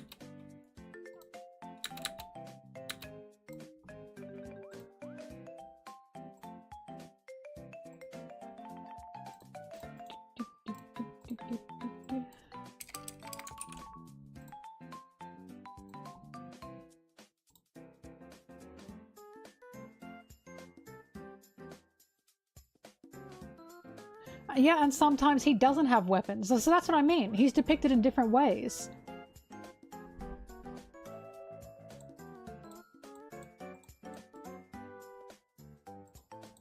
But it feels like it's a story that's simply lost to time. Which island does Nika have a machine gun? That is so true. I don't think it's a Link hero at all, no. I think since we've seen Bonnie has been able to replicate Gear 5, as I've said, I think the point of Gear 5 and Nika is going to be, this can be anyone. You just need the will and the want and the dream to be able to unlock that liberation and that freedom. This is why I keep pushing. No, I do not think Luffy is a chosen hero. I think it's just he embodies what the fruit is and what this power is, to such an extent that he can unlock it.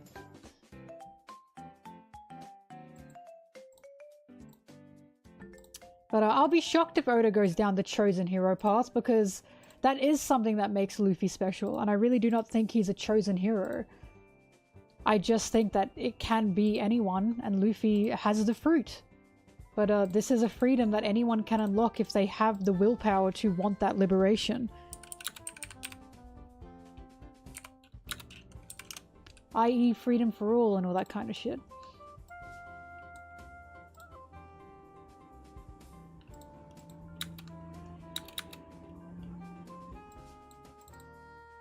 That's also why I think it's so funny.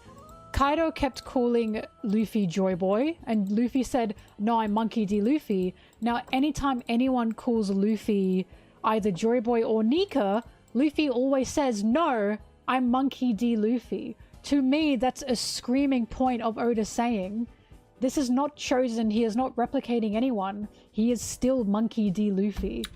He exists as Monkey D. Luffy, not a chosen hero. But again, that's just what it feels like to me.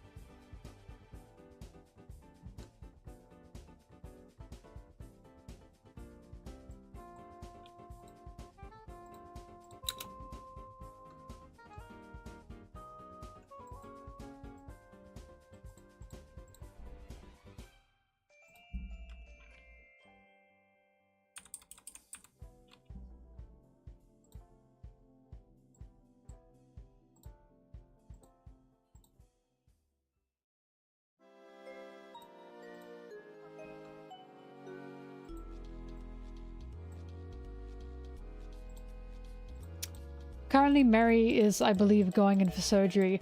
I actually don't know. She either had surgery yesterday or she's having it today. But surgery imminent for Mary.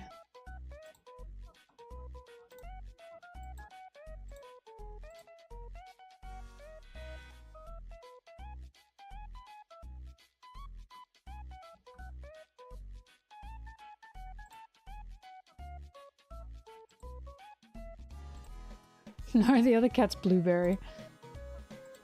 Oh, she had blockage in her small intestine. Don't know what caused the block. They don't go outside. They don't eat anything weird.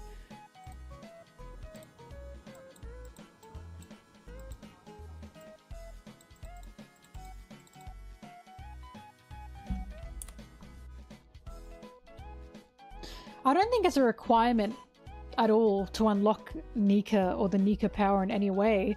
I just think it was Luffy so determined to not die and to want to free this, like, this island. I don't think there's any kind of requirement to unlock said fruit. I think Luffy himself just had that willpower to the point he refused to die. Because here's the thing, if you give it a requirement, then you look at someone like Bonnie and go, but she unlocked like this kind of power, and that's why I'm saying. I don't think it has anything to do with like, or not, I don't think it has everything to do with the fruit itself. It's simply a requirement only of willpower and want of liberation. Like, to me, Bonnie absolutely changed the game, and Bonnie truly confirmed to me that this is going to be a power that anyone can chase. And now Elbaf is only continuing to prove that to me. Everyone on Elbaf desires or wants to be the sun god Nika, implying that this is something someone can unlock or something someone and others can be. I don't think it is just tied to the fruit.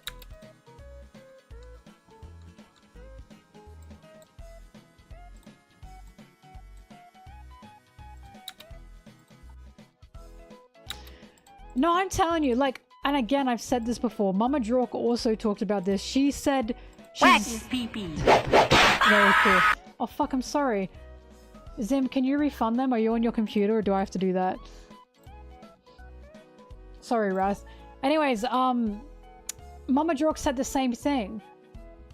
Mama Drork said that she's also thinking all of the Straw Hats at some point are going to unlock a Gear 5 kind of form. And this is why I think we're going wrong in calling it just Gear 5. Because I think we're stuck in the fact that it's Gear 5. But I think it's more than that. I don't think this is just a gear for Luffy. But see, Bonnie can do it because of her fruit, but remember what the elders said. They said Bonnie can't do anything with her fruit that is impossible for her to do. Therefore, it was not impossible for her to unlock Gear 5, right? That isn't her fruit, because Gear 5 should be impossible, logically speaking, if it were just a fruit power. That's why I'm saying I do not think it is just the fruit. I never thought it has been. And I think we are definitely going to see more Gear 5s along the way.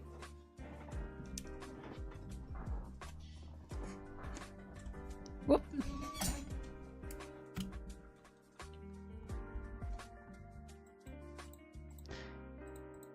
In regards to Saturn and how Bonnie's fruit works, yes, I will trust what he has to say because they were fucking experimenting on it. For sure, yes. Like, he wasn't saying that because he was like, oh, I'm just gonna lie. He was saying that because he was telling us Bonnie's fruit only works in the way where she can only do it if it is possible to her. And if it is possible to what she can be. There was a possibility of Bonnie in the future unlocking Gear 5. And that tells to me that can happen to anyone. I disagree. I think anyone can unlock Nika. I think that is going to be a point. No, I'm saying that Gear 5 is Gear 5. I agree with that, but what I'm saying is I think too many people are stuck on it just being Gear 5. I don't think that's the case.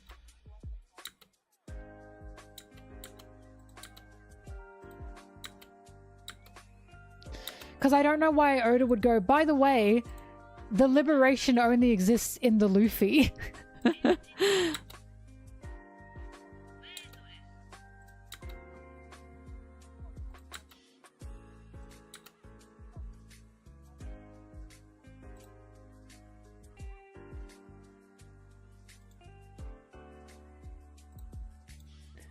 But yeah, look, all I'm saying is I won't be surprised, and also don't you be surprised if we see other Gear 5s along the way.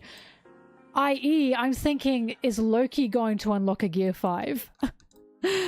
Because now I'm kind of like, I can see it happening if he does. Like, I do believe we are going to see more Gear 5s as we go on. Because to me, it doesn't feel like it's only exclusive to Luffy and his fruit.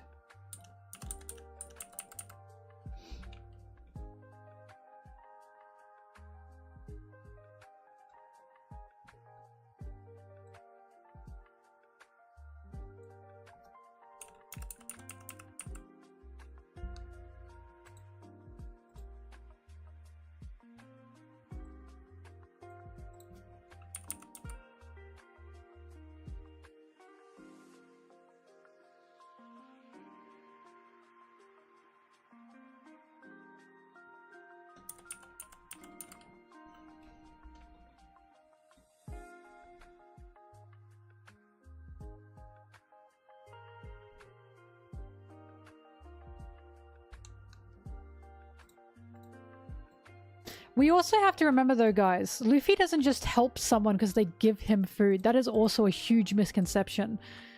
It's not just because they give him food. It's usually because they have nothing else to give. They have nothing, and yet they still give Luffy some of their food. Oh, oops, sorry, hang on. My pillow. Like, there's this misconception that if you give Luffy food, he'll just fight for you. That isn't true. Usually what Luffy sees is someone who can't give anything or has nothing else to give. They are suffering in some way, shape, or form, and they still give him something to eat.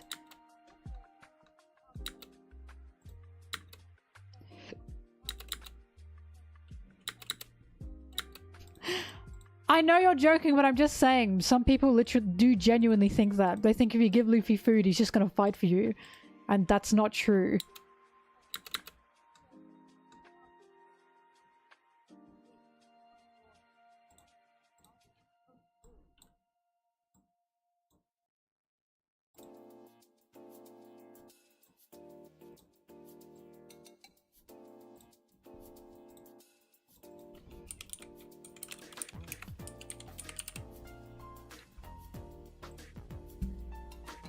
But it's like in the Onigashima raid.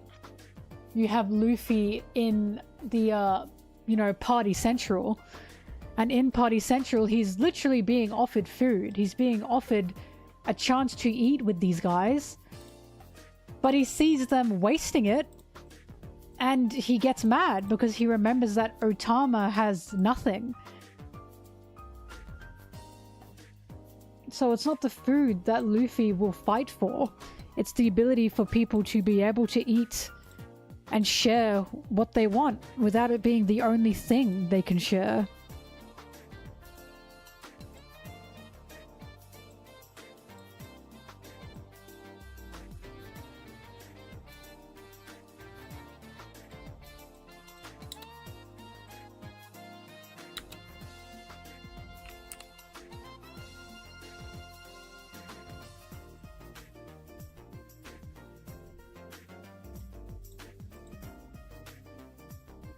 No, see, and Angel, I agree with you, but my point is some people take that and go, oh, so if you just give him food.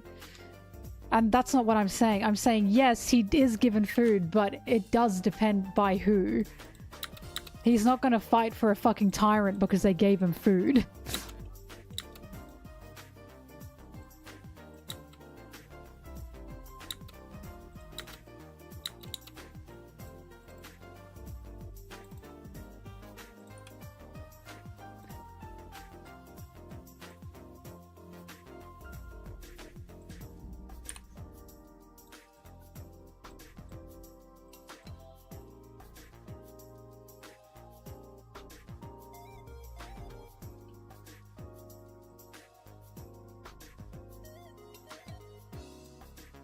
I mean, Fishman Island didn't feed him.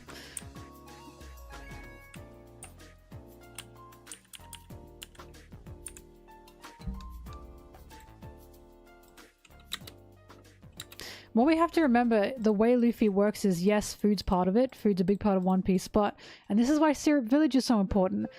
Luffy is fighting for Syrup Village, and Kuro says to him... yeah, but even before that, there was nothing that, Even before that, there was nothing that Fishman Island did for Luffy to, want to help in any way. But he did want to see Jinbei, we do have to remember that. Okay, Jinbei didn't feed him. But yes, food is important to Luffy, don't get me wrong. But we have to remember the main thing of Luffy is, it's not the food. Food is part of it. It's... There are people on the island that he cares about. Syrup Village, as he's fighting Kuro, Kuro says to Luffy, why are you even fighting to save this village? You don't even live here. You know nothing about this village. And Luffy says, because there are people on this island I do not want killed. It is that simple. So, food is important, yes, but it's not the reason why he fights. He fights because he cares about people. Whoop.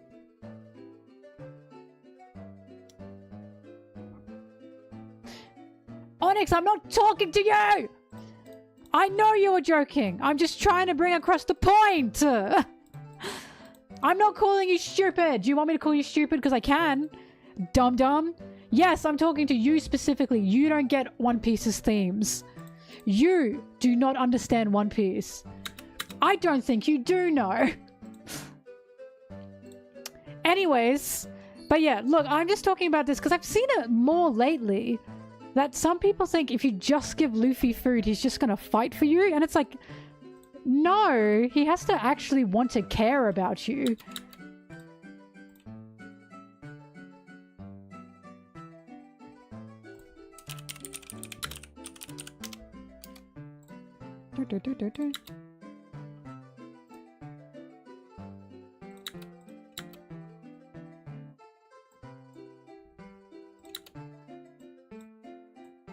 Duffy offered Luffy food.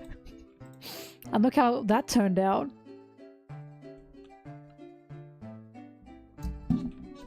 Hello, Anna.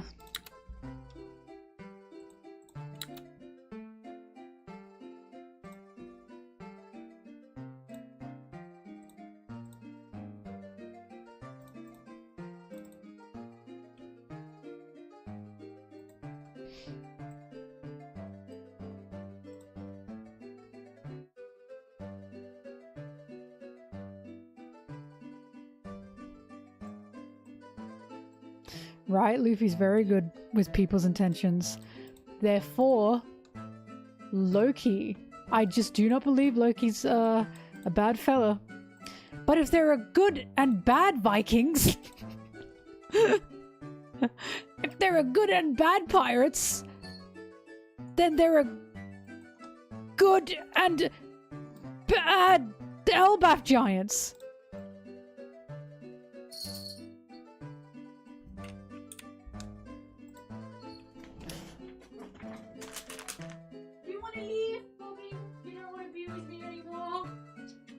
Wants to leave me alone, hey?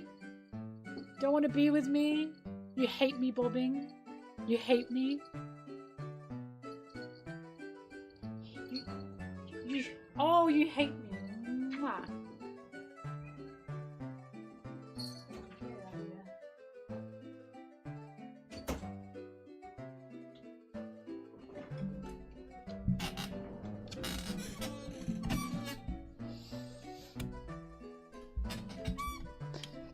Where would Kuma send me? On top of Sanji.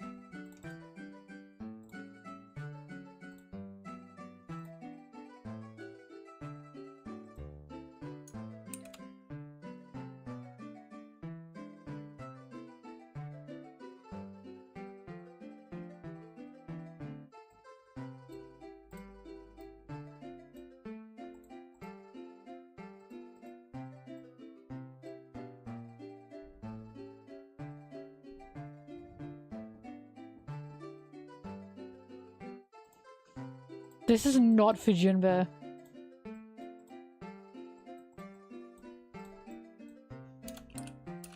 Fishman.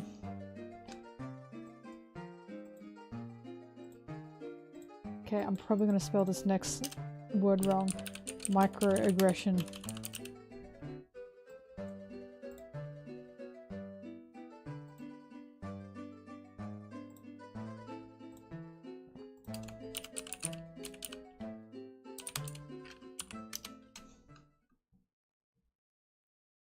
No, I spelled it right. Right.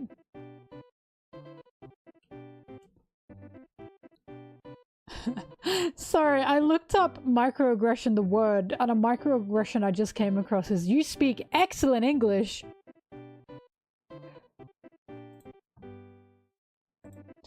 Now hear me out. If someone says, sorry, I don't speak English very well, is it then okay to say, oh, it's okay, you speak excellent English? I'm kidding. I know what they mean, I'm kidding. I'm joking.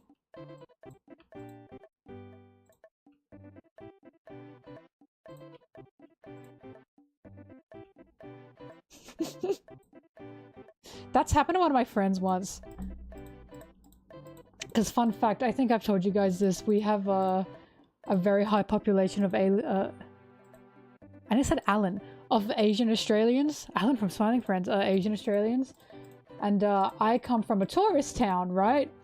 I.e. a town where we get tons of tourists, Americans included. He was literally just doing his job and they asked him a question. And then they said back to him, oh, you speak excellent English. And he was like, yeah, it's my first language. How fucking embarrassed would you be? That would make me, like, rethink my own person if I were in the tourists', like, you know, point. It's crazy. No, that's happened to him more than once, by the way.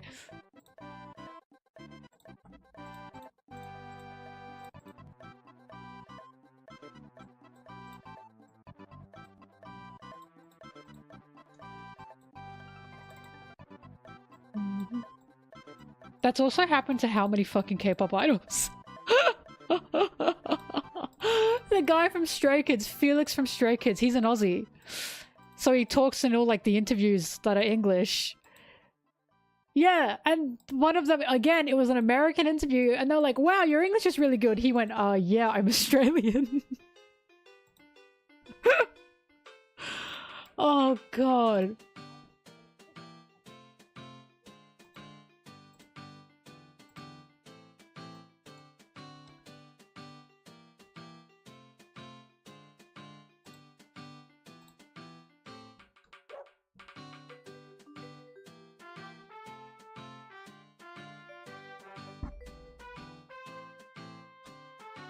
Pip crossing, that's just people that don't like Sanji. Like, I'm telling you.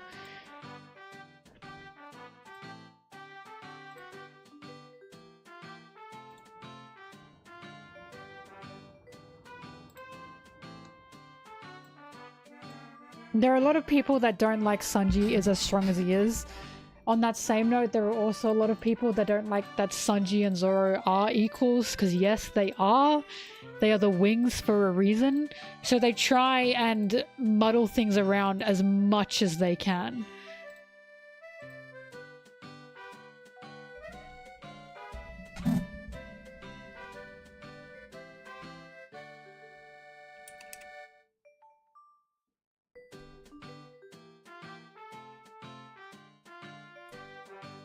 What am I looking for? A siren sound.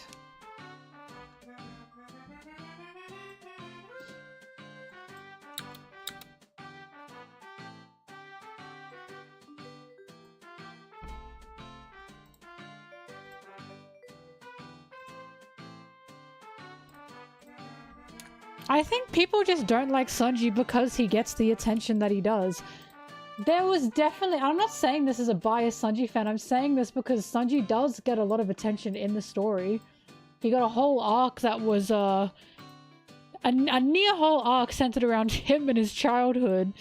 Sanji hate has gone from Oda doesn't care about Sanji to now Oda cares about Sanji too much. So it went from, ew, you like Sanji, you know Oda doesn't even like Sanji, right? And now it's, ew, you like Sanji, there are better characters that deserve, like, that attention. At least that's what I'm seeing. And it's like, I don't know where this comes from. I really don't know where this comes from. Like, I can't tell you what's going on here. But some people just... To be fair, he did get a lot in Egghead as well. Even I was surprised. He did a lot of shit in Egghead. And I know that a lot of people were really upset that Sanji was the first Straw Hat to fight beside Gear 5 Luffy. Because I'll be honest with you, I did think the first two Straw Hats to stand beside Gear 5 Luffy would be Sanji and Zoro together as his wings, right? And it was just Sanji. And I was like, that's crazy. I think that's a bit crazy. Because I will not lie to you, I do think there is a bit of a bias from Oda for Sanji, and I think it does shine through a lot. And I can understand if you're a fan of another character, that would probably upset you. He was the first to kick a Godosei, and then he kicked like 2 more? Oh god.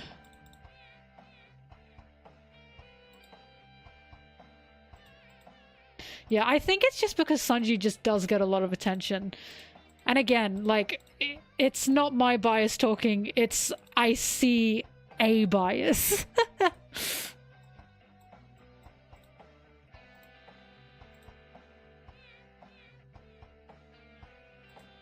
Like, God, I don't know how to say this.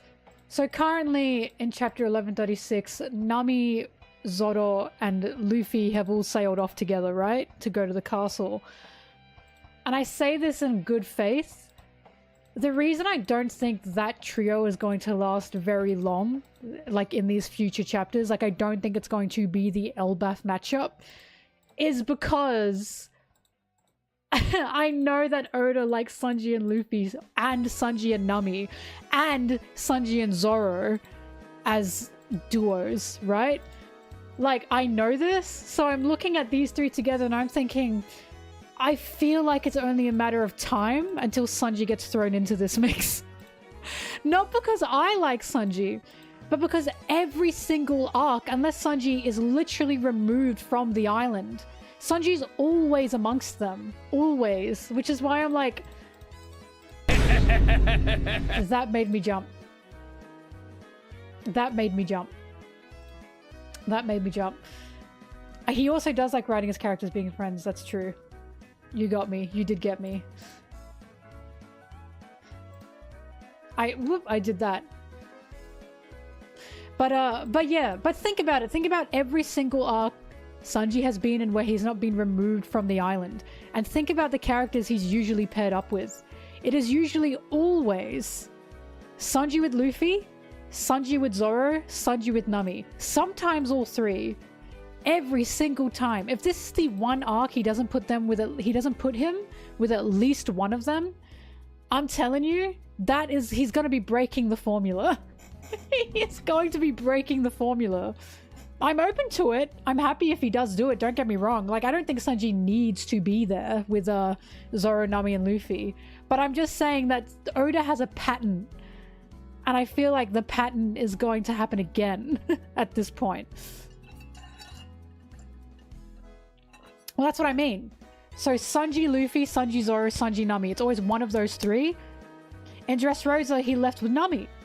He was paired up with Nami.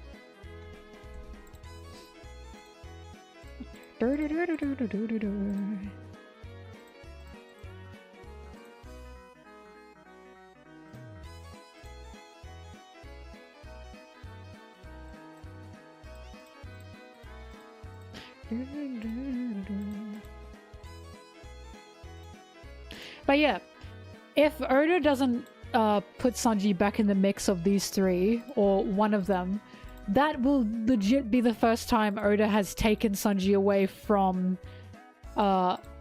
those guys for like an ongoing arc. Because at the beginning of arcs, everyone splits up. You know, everyone's everywhere. It's by the endings of arcs that he starts bringing them back together. Like, Wano and Onigashima made me laugh because I was like, oh, Sanji's away from the usual suspects. Gets to Onigashima.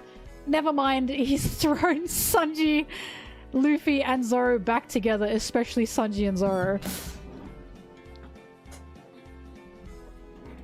But that tends to be what he does. Favorite Zoro outfit? I fucking love his Wano outfits. They're really, really good. He looks really good in a kimono.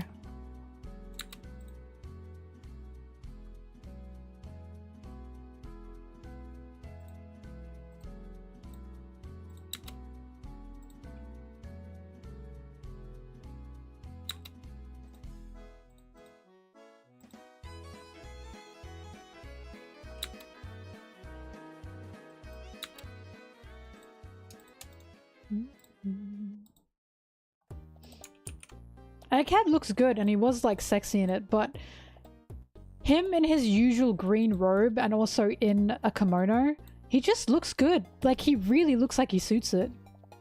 Also, I like seeing his tits! Guys! The Egghead suit was good. Where were his boobs?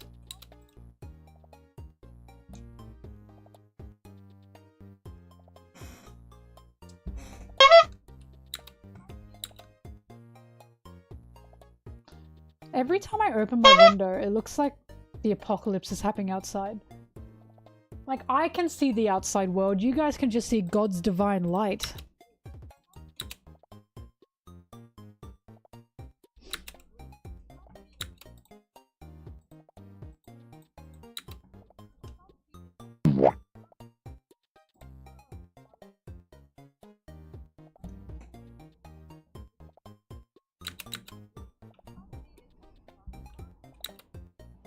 What's happening that has me worried? Nothing has me worried. What do you mean? Worried in what sense?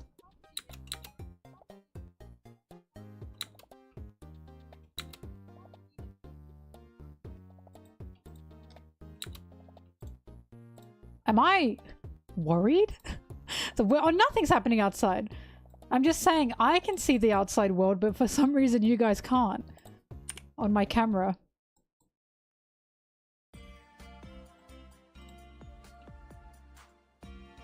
Look, dude, I'm gay. Of course I'm gonna be left behind if the rapture happens.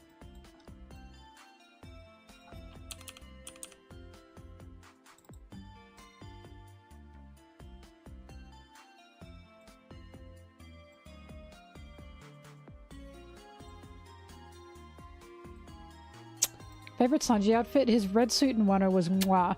All of his Wano outfits were mwah. From his first kimono to his Wano suit, to his Onigashima suit, to his end of arc kimono. They were all so cute. I love his prince fit at Whole Cake Island, the ruffle shirt. Yes, I like his polka dot fit in Zoro. I don't care, you guys were haters for that. It was cute. He was literally wearing an outfit that was so camp. And yet, ew! Oh my god, you guys don't know what camp is anymore. You guys hate camp.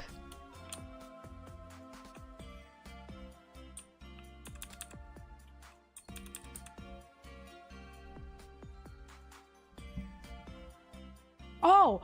And of course his wedding outfit as well. His wedding suit. He looks so dapper.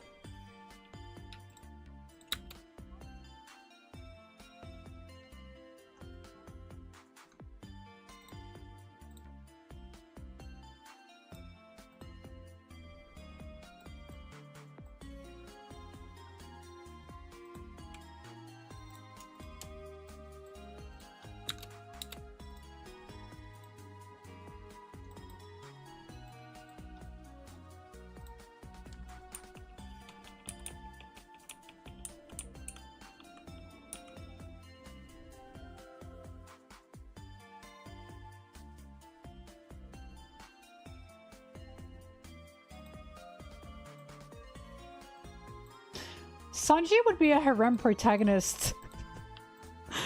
But what he doesn't know is it's a boys love harem and he's stuck. Help me! Help!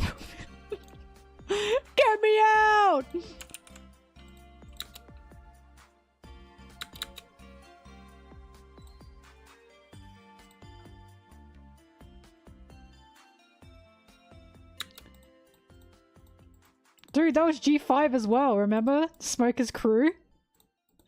They said, whoa! I'm a man and yet I'm falling for you. And he went, shut up!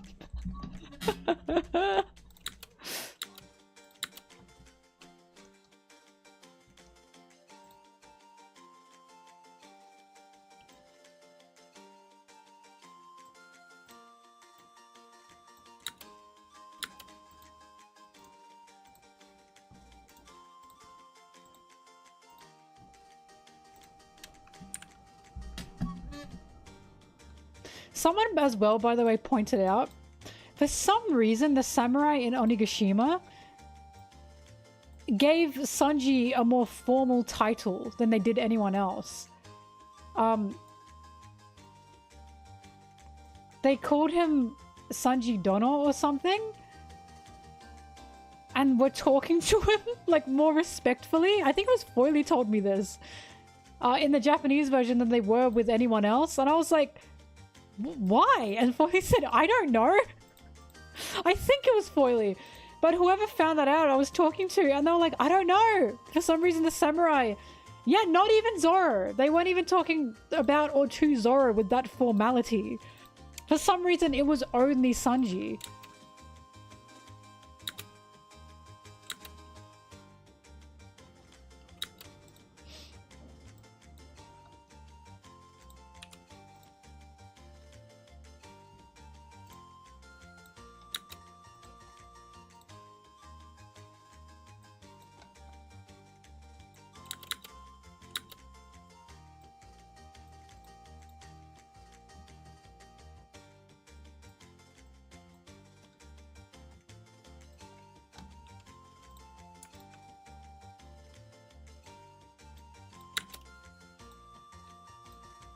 I'm gonna find my tweet now, because I get to brag.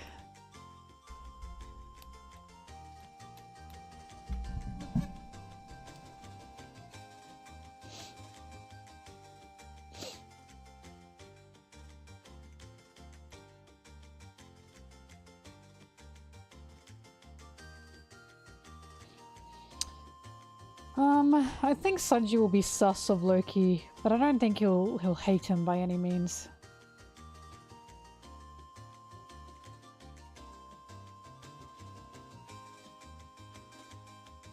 One of Luffy's best outfits was also his Whole Cake Island wedding fit. He looks so good in that suit.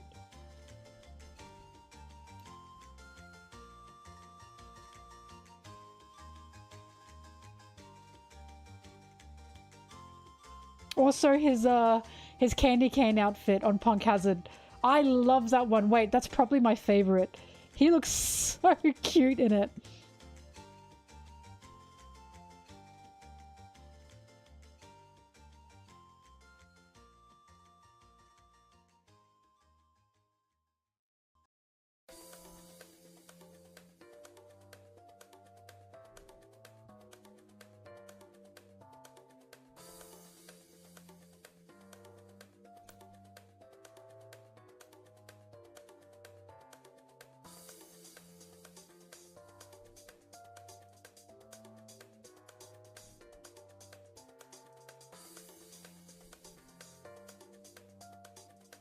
Okay, found it.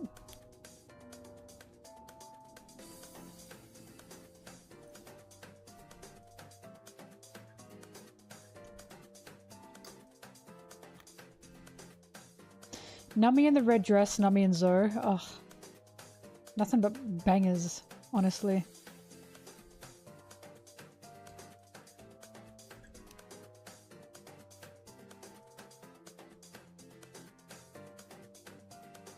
That's true. All of the wedding outfits on Whole Cake Island were really, really good.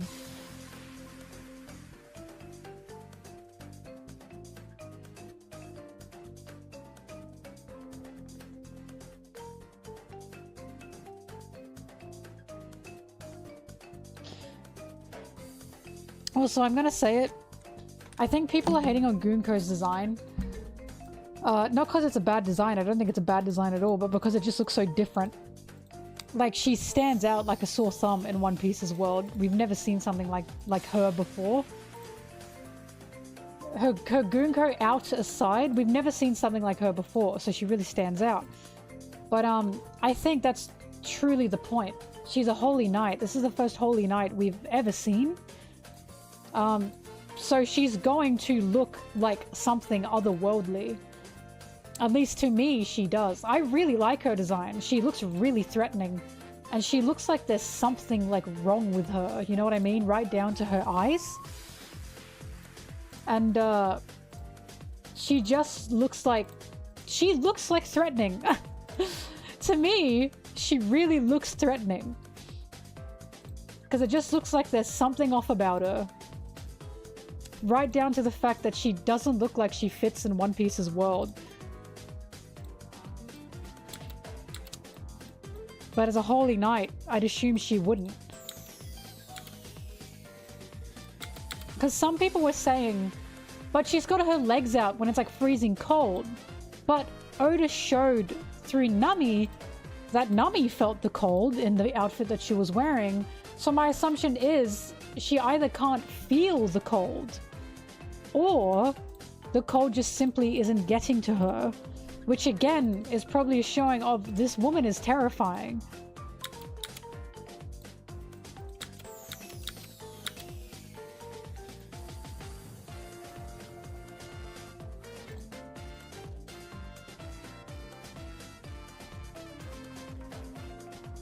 You think she looks like a cute tsundere? Really? When I first saw her, she freaked me out. Because not only does she have the mismatched eyes, she's got the bandages around her legs, and she uses her sleeves for, like, the bandages, right? The sleeves are the bandages. And we watch her just choke a fucking wolf out just for breathing on her. And I was like, okay, she's unsettling. Everything about her to me is incredibly unsettling. Like, something really feels wrong with her.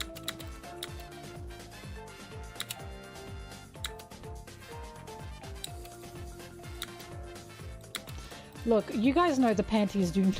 The panties, they don't bother me because I already saw Egghead.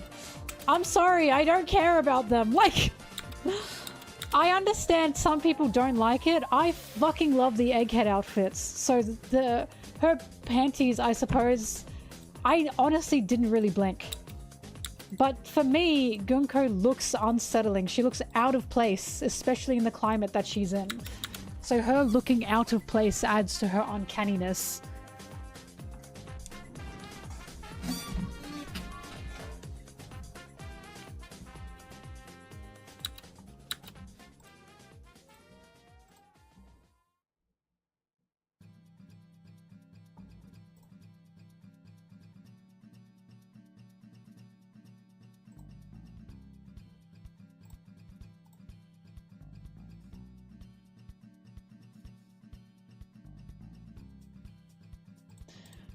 Well, I mean, look, how do I say this? They're not panties.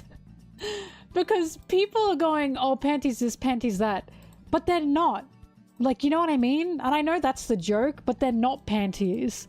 If anything, they're more like bikini wear. Do you know what I mean? Because Brooke saw Robin and Nami on Egghead and he didn't go, oh my god, panties. Like Speedos, right? More of a leotard or anything. I think people are jumping straight to underwear, and I'm like, they're clearly not underwear. At least not to me, anyways.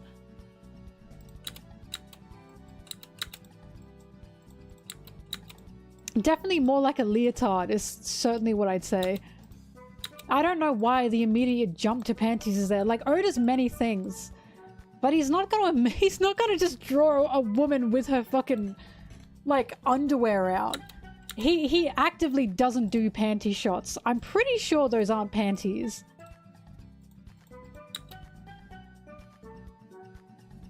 I don't know. I've never, ever thought that they were panties. Not even an Egghead. People kept calling them panties, and I was like, I don't think they're panties. Why are people calling them panties? If they were underwear, you'd have Nami or like Robin reacting and going, oh my god, my underwear. Even Sanji reacting, right?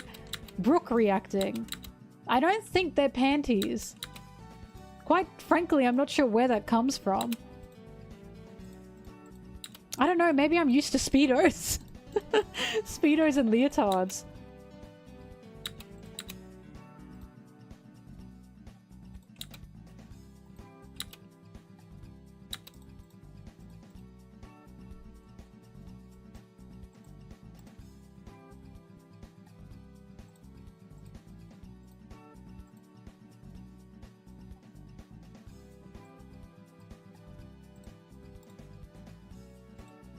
I guess I can see some people's outrage if they genuinely think she's just got her underwear around. I guess. Like, yeah, I'd be angry if it was just underwear, but again, I'm 99% sure no, that's not underwear. I wish Sanji wore panties. Or if he did, I wish he'd show it to us.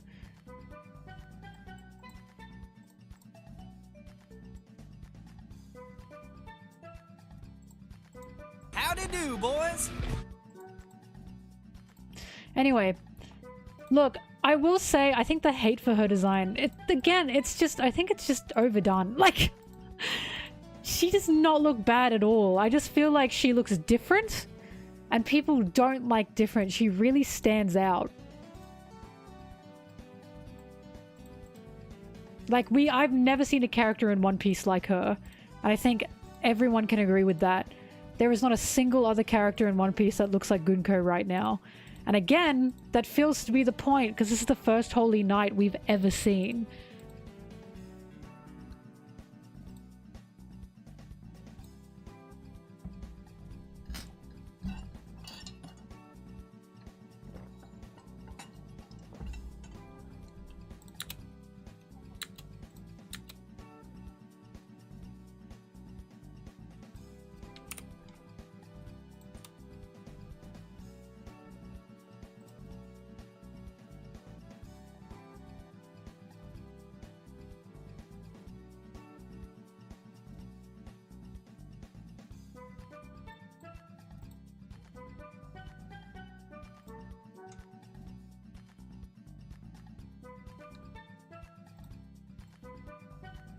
We don't know anything about Figureland at this point.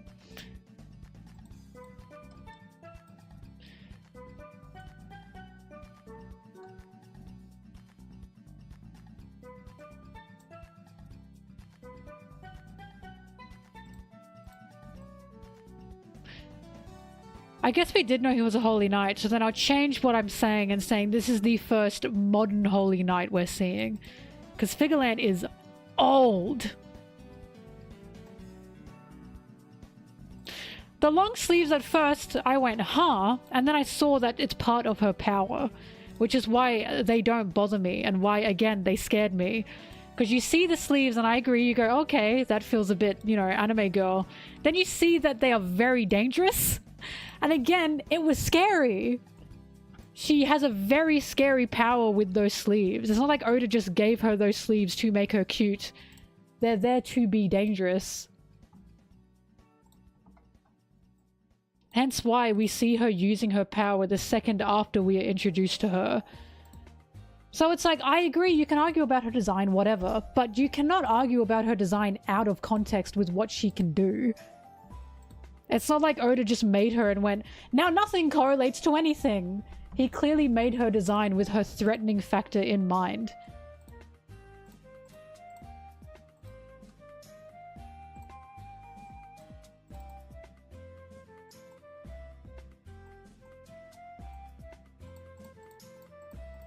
What I'm excited to see is when she's fighting, and I'm excited to see her using those sleeves with bandages. Do you know what I mean?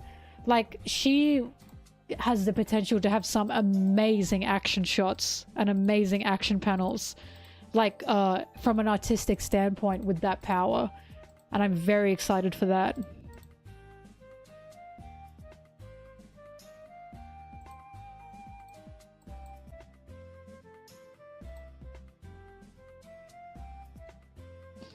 Dumbest take on a One Piece character I've ever heard. Sanji would betray the crew for a woman. Mostly Sanji takes.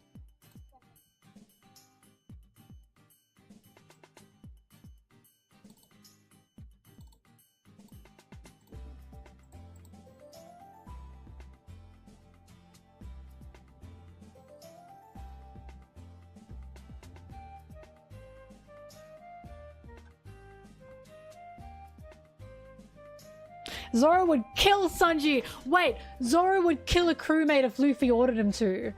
He just trusts Luffy not to. That is definitely one of the stupidest things I've ever heard. As if Zoro doesn't have a mind of his own.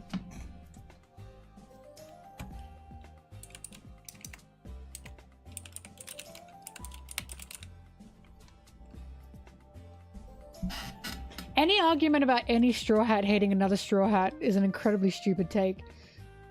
I don't tend to tell people you don't understand One Piece, but if you are arguing that another Straw Hat doesn't like another, like a Straw Hat doesn't like another Straw Hat with genuine sincerity, I can say pretty confidently I don't think you understand One Piece. Because that's insane. I don't mean like not liking as in they have banter, I mean they genuinely hate another Straw Hat. That's a stupid thing to say, I'm afraid.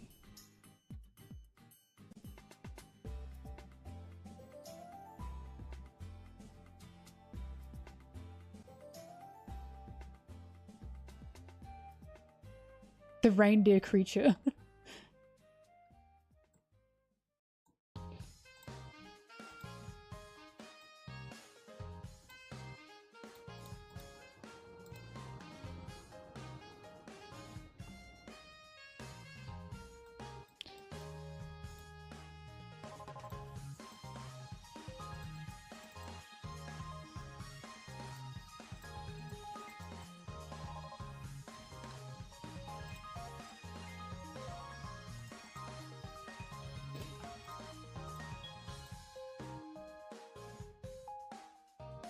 Anyways, potato potato, people are arguing about Gunko's design now. I guarantee you in about like, I'd say a month or two's time when we actually see Gunko doing stuff, that argument is just going to be forgotten about. She has a good design.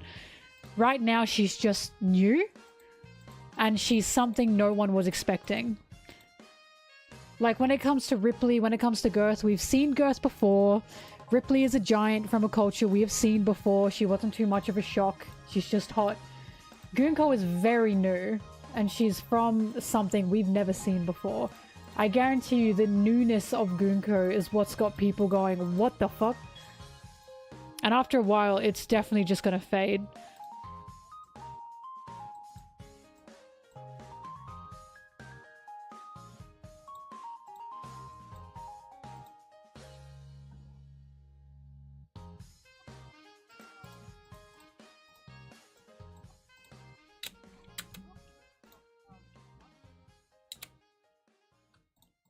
I didn't even know One Piece was doing Lego.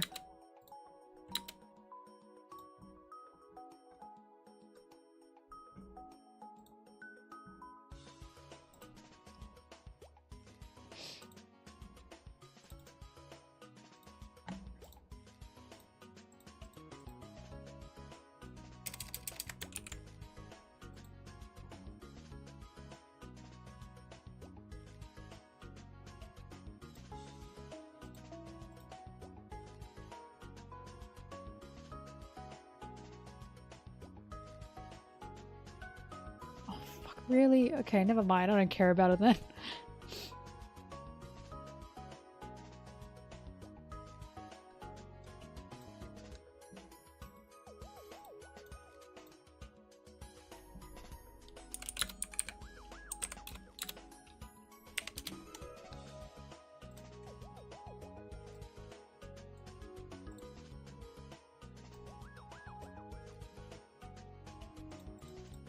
How am I gonna know which one Sanji is? He's just gonna look like some other blonde Lego. They won't even have his three-head goatee or his swirly eyebrow. Let alone his anime hair. Damn. That's ridiculous, because if anything the anime lends itself a lot better. The manga lends itself a lot better to the Lego style, so that's stupid.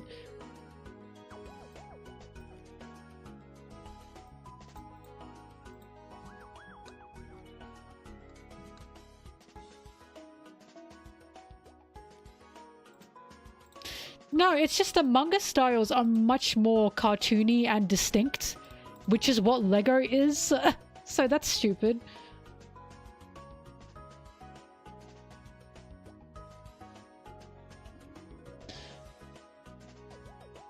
Pip, that is such a man thing to say. These groups of women don't like my favorite character, so I'm gonna talk about how the women are wrong. And they like bad things because they don't like my favorite character. What a man thing to say.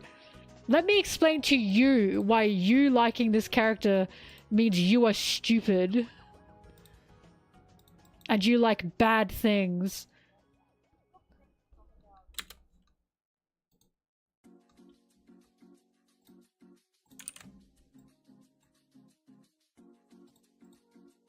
Well, Onyx, it's not that the West don't respect animation, it's specifically the English-speaking West don't respect animation. Other countries in the West do very much respect animation and manga, such as Spain, Italy, France, Germany, Brazil. There are many places in the West, which is why this is weird to me, because it is indisputable that the manga and anime for One Piece is the biggest One Piece property, especially the manga. Globally, on a global scale, the manga and the anime are what is One Piece. So using, in my opinion, something that will eventually fade quickly, which is the live action, like I really don't think the live action is going to survive past, like, I'll say 5 to 6 years. The lifespan is already short, and it's not even the thing that One Piece is most well known for. That is really bizarre to me.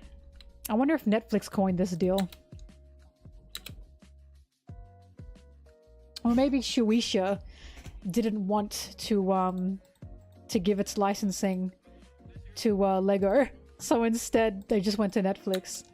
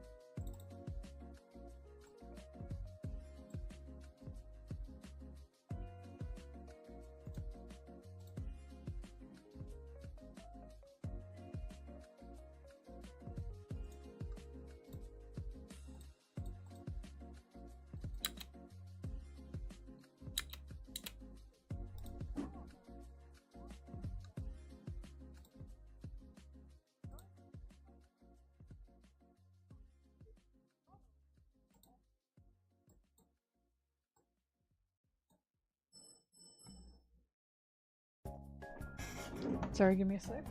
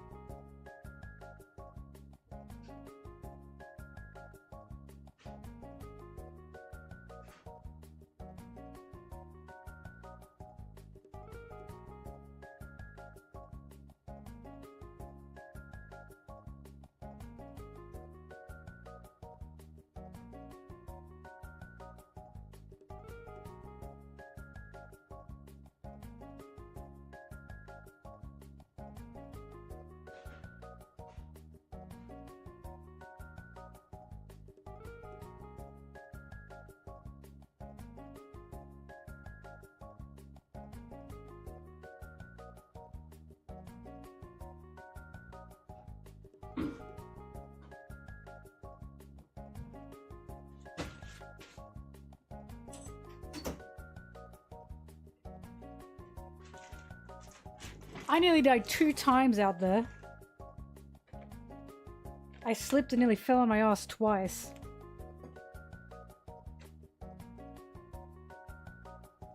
Sorry, hang on, give me a second.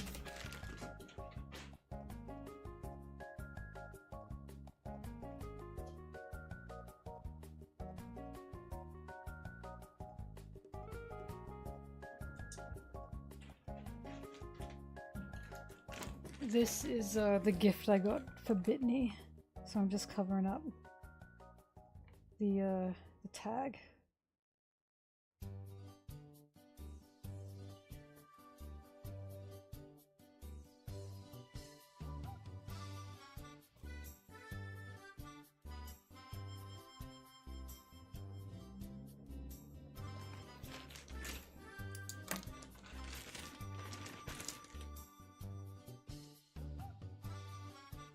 good. Hang on. I got something for me too. I can show you guys live.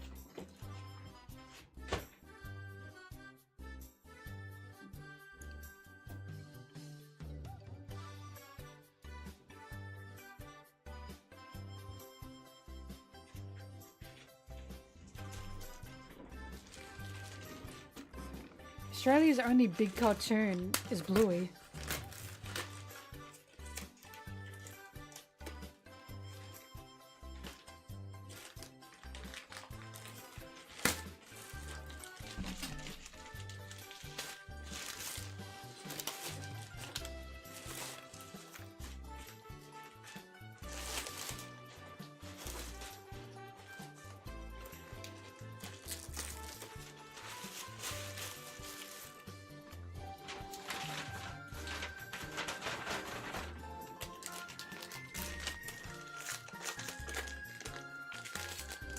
I need scissors, probably. Hang on.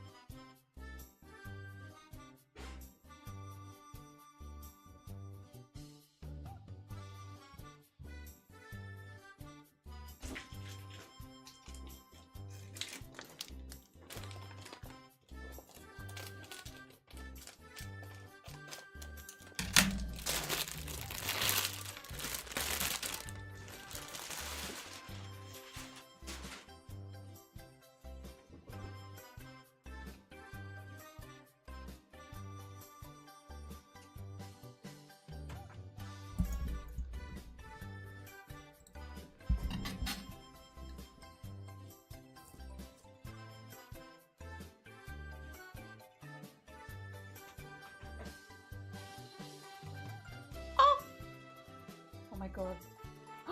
This is the perfect shape. Hang on. I'll deal with that later.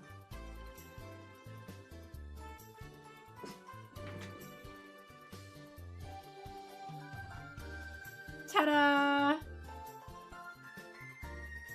And it has a little bow and a hood. Isn't that cute?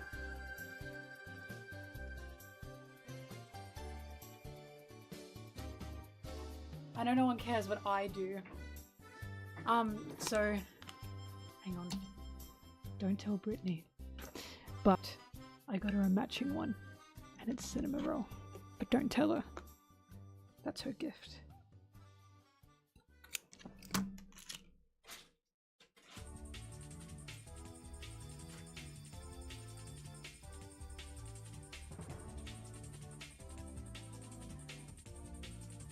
God, I hate little plastic tags.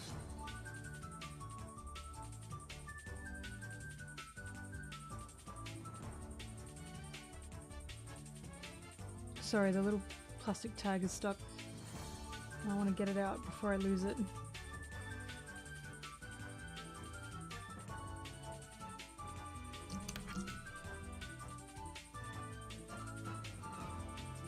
Yep. Alright. I'm big happy with it.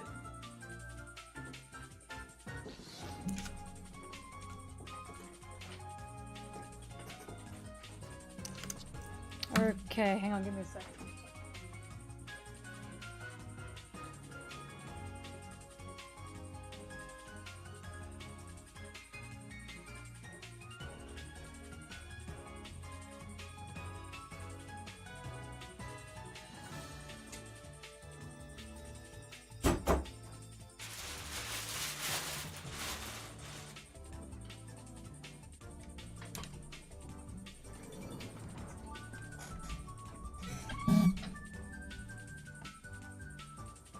Work.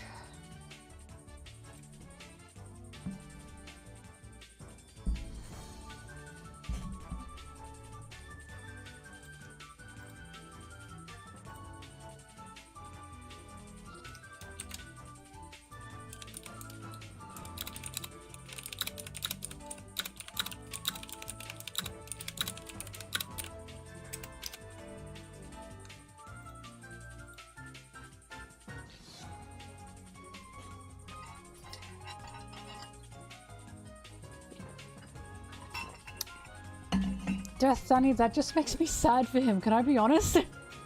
Can you imagine this thing you've created and you really wanted to partner with LEGO for the longest time?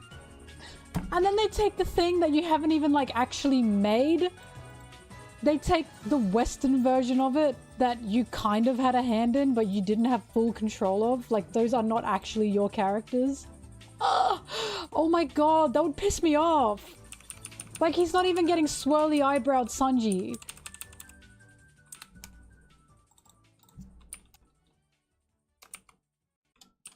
I'm sure he looks to the more optimistic sides, don't get me wrong.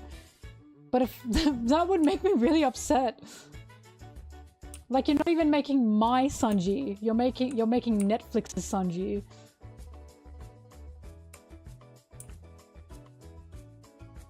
Live action Sanji looks design-wise looks nothing like Sanji. I'm not talking about body, I'm not talking about shape, I'm talking about hair, beard, eyebrows. He has none of them.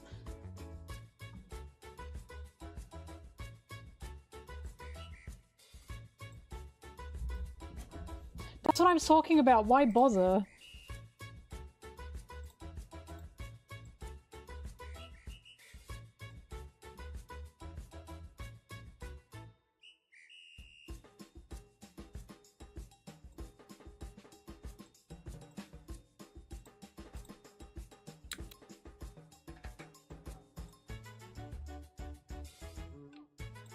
The new editor? What? What new editor?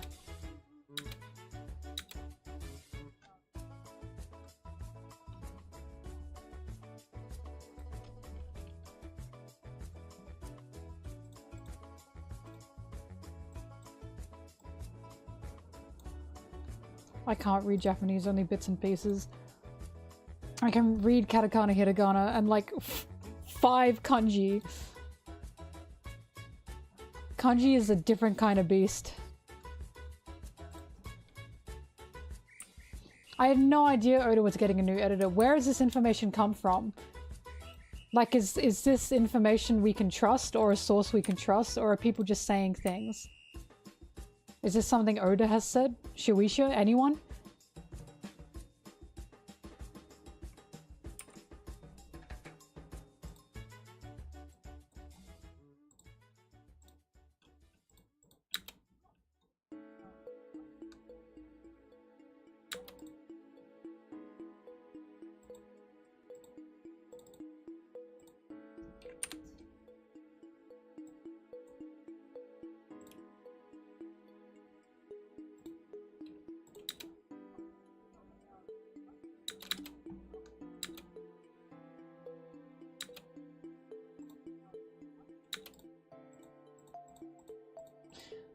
Guys, if it's leaks, do not tell me. Even if it's notes from the leaks.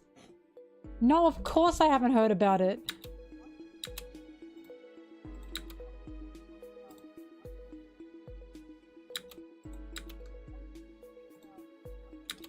I have even less of a reason to trust that.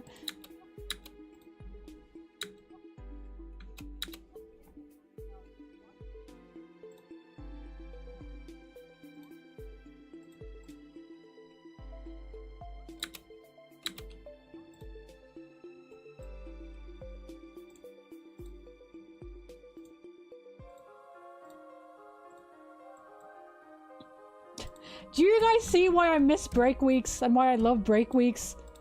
I love being able to exist online without, like, this kind of talk.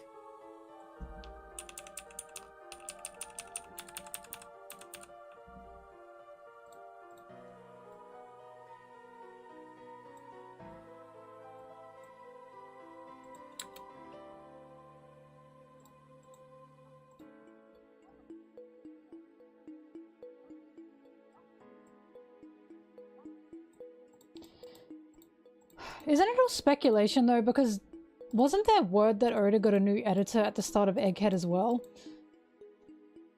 But I don't know if we know that's true.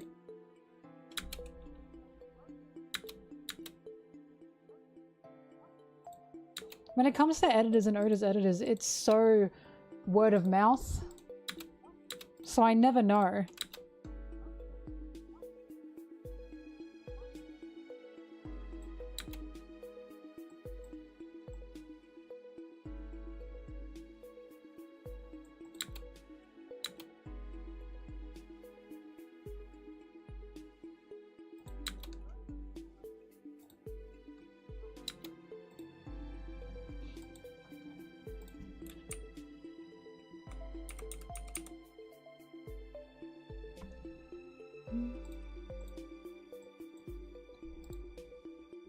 I mean, I say this respectfully. If Oda hasn't said it, and if Shueisha haven't said it, or Shonen Jump or anyone actually affiliated with the manga haven't said it, I don't trust it. Especially, specifically from Jujutsu Kaisen. Does that not just sound infactual to you guys? Like, do you know what I mean? Until I hear it from a trusting and true source, there's no way I'm believing that.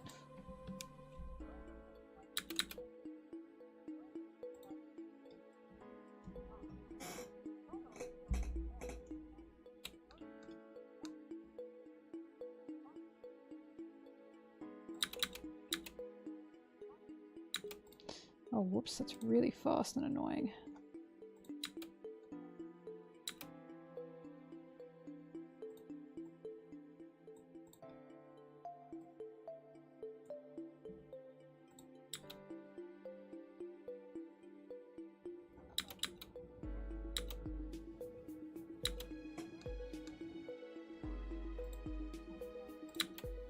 Also, this is gonna sound weird. I do genuinely wonder, how much do editors really do for One Piece?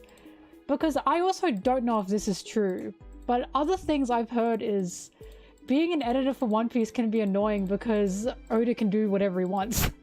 And I believe that. Like, I believe that being an editor for One Piece is less, no, you have to do this, and more, here's my suggestion. And Oda can take it or leave it. But again, I don't know how true that is. But with how big of a manga One Piece is, I would not be shocked if Oda just sometimes listens to them.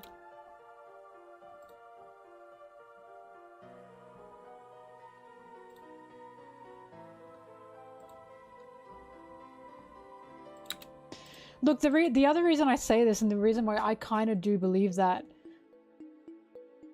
is there was an interview done by the creator of Food Wars, and as we know, the creator of Food Wars made the Sanji Food Wars. So this is from a factual source. And the interview was basically them saying, yeah, Oda looked over all the drafts for the Food Wars area for the Food Wars manga. He looked over all of the storyboards. He even gave us notes. One of the notes being, the Food Wars creator wanted it to be that when Sanji was about to get serious, he'd take off his tie, roll it up, and put it in his pocket. Oda came back and said, no, no, no. When Sanji gets serious, he tightens his tie. So because of that, they changed that. And then they were talking about making it an anime. And Oda was there with his editors. And the Food Wars guys were there with their editors. And Oda said to the Food Wars authors, this Sanji Food War thing is terrific. They're definitely going to make it an anime. And it really, really flustered the editors, because when it comes to making animes, the editors, I think, have a hand in, like, copyrights and stuff. And the editors were going, well, we can't because of this. And Oda turned to them and said, who cares? You'll do it anyway. And the Food Wars guys were like, we didn't know what to say, but we just laughed. So that's why when it comes to, like, editing for One Piece, I'm like, do they really do that much? Or is it more like it's an obligation? He does need an editor. I do believe editors are good things, of course. But how much does he actually listen to them? I feel like he can get away with pretty much doing what he wants, considering he's very stubborn, I believe, in regards to his own series. But I think about that interview a lot. It really made me laugh. Anyway, guys, Oda approved. Oda approved that Zoro gave Sanji water. Oda approved. Oda even said, wow, it's perfect. Do you bet in the future Zoro's going to give Sanji water to use? Because Oda approved. Thank you very much.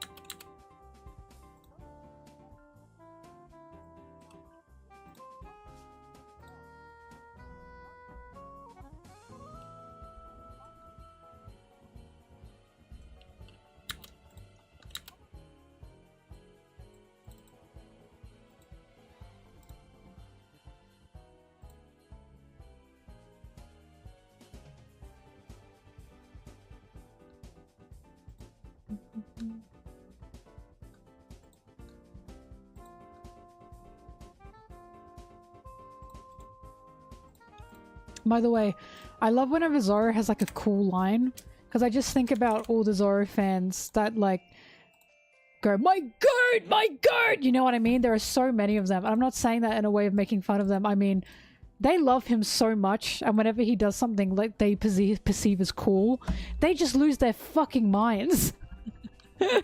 I'm happy for them, truly, but it makes me laugh. Because I read One Piece in such a different... And this is what I'm talking about. The second I read this, I knew there were guys going, my goat, that's my goat! You know what I mean?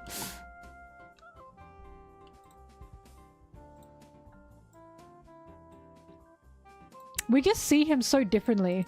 Because I see Zoro as a goofy goober. And they see him as the coolest, manliest man who is so cool. And I just don't see him like that. I think Zoro's a funny little guy.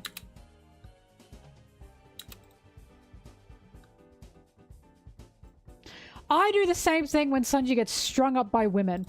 Sanji got strung up by Black Maria and I went, my goat! That's my goat!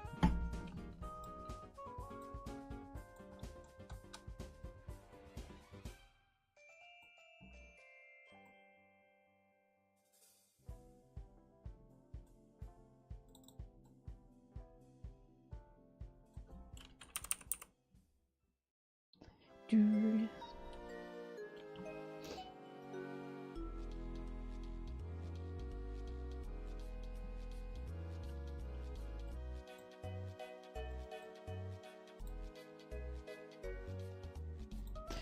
Favorite gag in the series? I like Zoro's lost gag. I think it's funny. Look, it always makes me laugh. Never fails to get a chuckle out of me. Luffy thinking alliance means friends is also a good chuckle.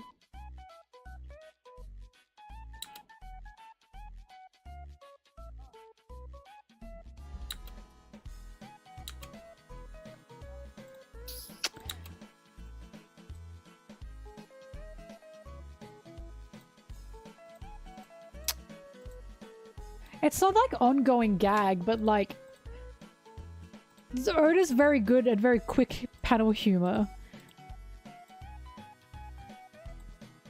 I.e. Chopper being tied to Law's head and Law being mortified.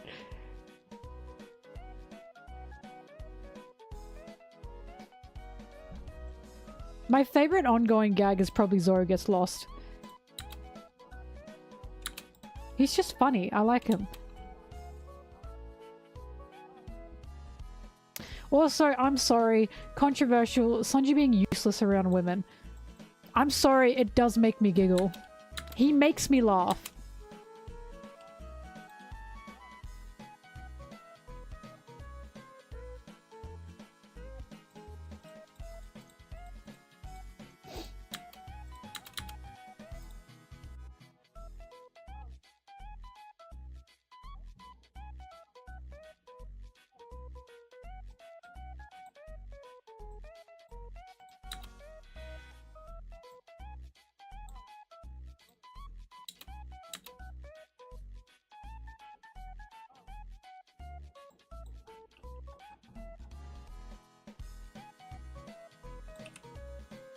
What is gay-ass music?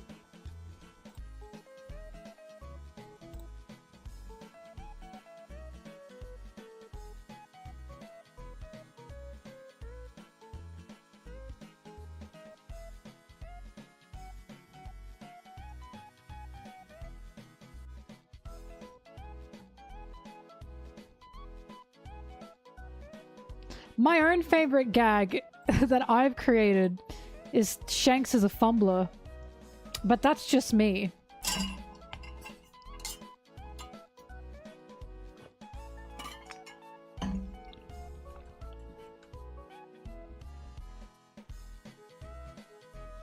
Sorry, I'm opening something.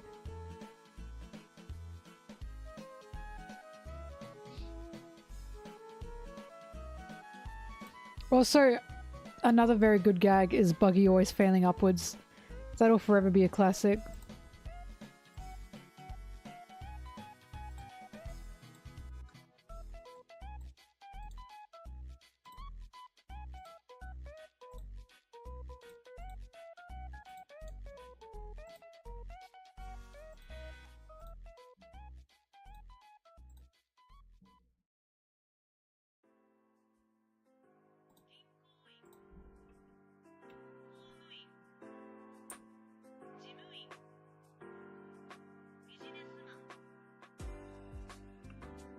Oh, also, Luffy not being able to think without it straining him. He did it in Amazon Lily when he was trying to think about how he can get off the island. And he was going, "Argh!" He did it again on Zoro when someone mentioned Marco and he was trying to remember Marco. And you could see he was like physically in pain trying to remember Marco. I have to find the panel again.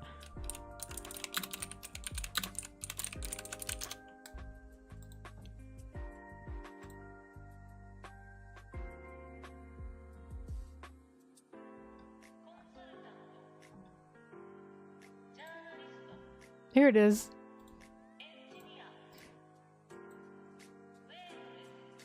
Luffy tried to remember Marco because of Cat Viper. And he's struggling like a motherfucker. The way he thinks is like he can't think. It physically hurts him.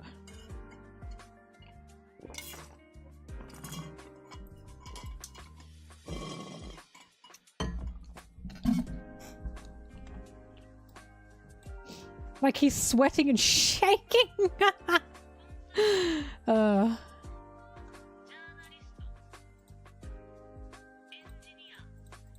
No, physically thinking does not hurt Zoro, but having to know where to go, I think that might hurt him. Like, Zoro can think. He's a good thinker when he needs to be. It's just not a lot.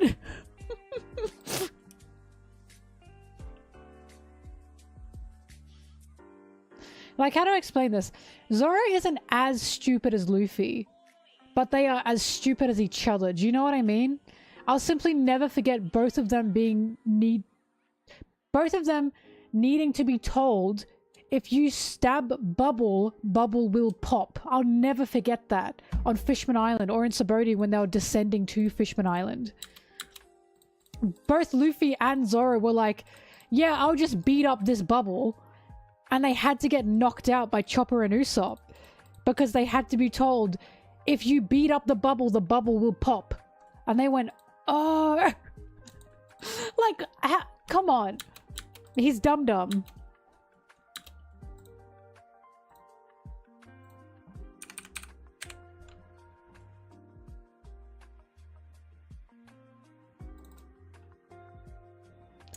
I was right about this as well.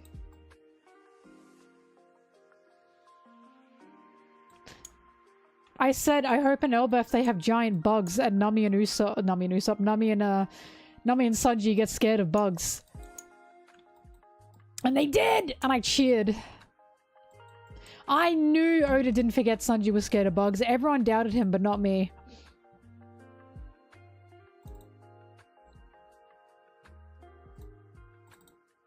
There it is.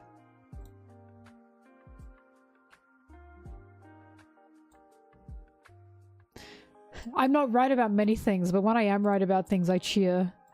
I deserved that one.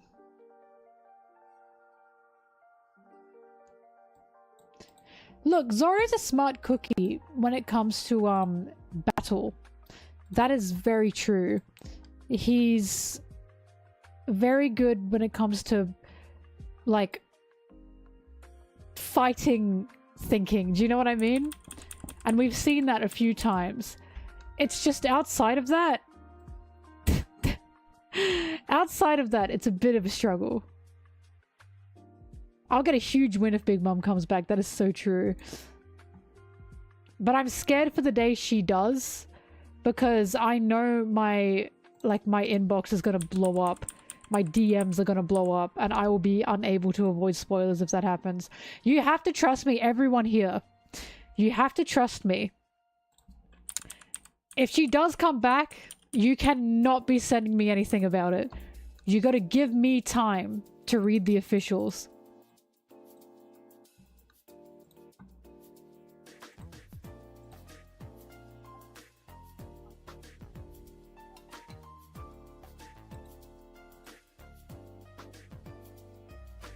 Dry Bowser? Bones, Mum. Oh, thank you, Brigley.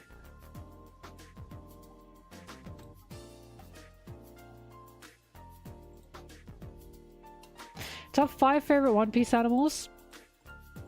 Karu's number 1. Biblo's number 2. I love that owl. It's currently one of my favorite designs.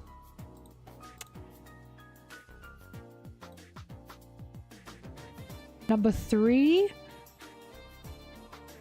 I don't want to count Chopper because he's not an animal to me, you know? Number 3, the rat eating the apple on Dressrosa. Like in Kotazon's flashback, in Lauren Kotazon's flashback, there's a rat eating an apple. That's number 3. Number 4.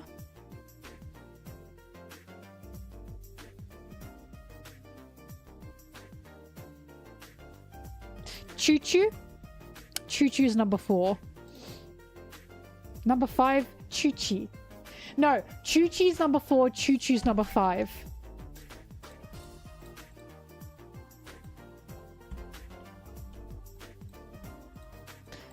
Laboon is an animal, that is true, but Laboon is like a friend to me.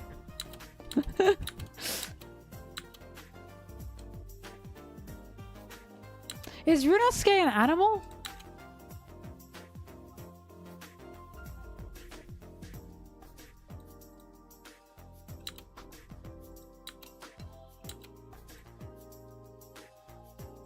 Fuck, Hattori. Oh my god. I like the banana gators, but there's better. I forgot about Hattori. I think maybe Hattori instead of Choo Choo. I like birds more than dogs.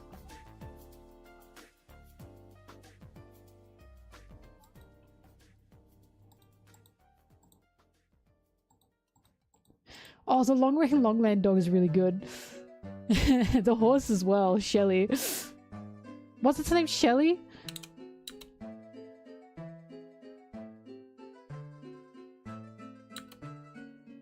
Oh fuck, the Kung Fu Dugongs! Oh, there are so many good animals. What was my list again? Karu was number 1. What was number 2? Oh my god, now I've forgotten because I've been overwhelmed.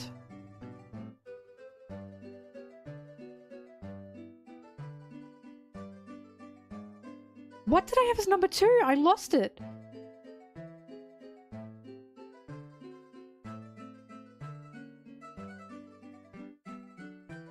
Was it the Dressrosa Rat? I thought the Dressrosa Rat was 3.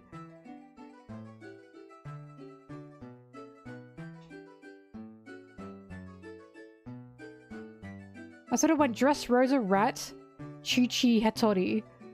There was something between Karu and the Dressrosa Rat. Oh my god, fuck, what was it? How did I just lose this?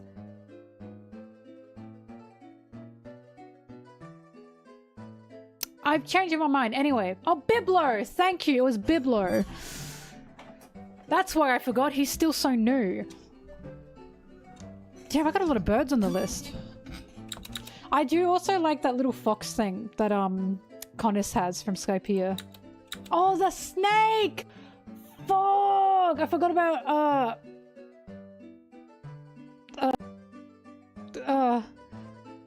Nola. I forgot about Nola.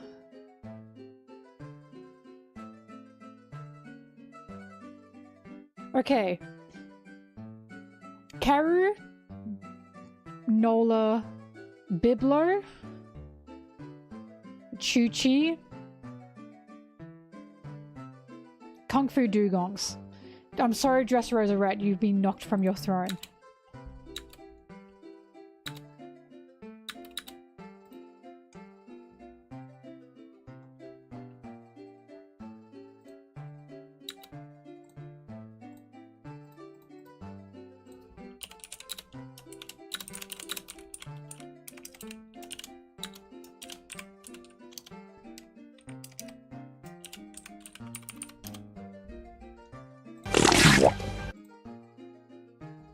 What about Gombe? Oh yeah, I forgot about Gombe the cat. That's true. I like him, but I'm afraid he's not on the list.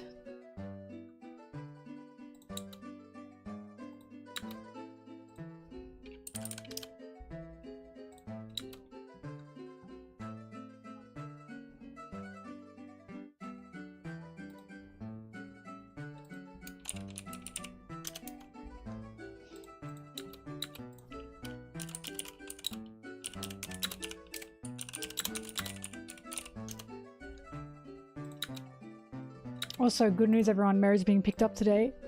Yay! You guys have no idea, I literally dreamed that Mary was brought home last night because I missed her.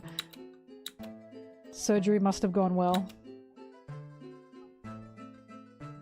I feel like crying. I was so worried about that poor little thing.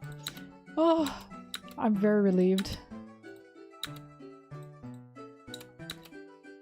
Oh my god.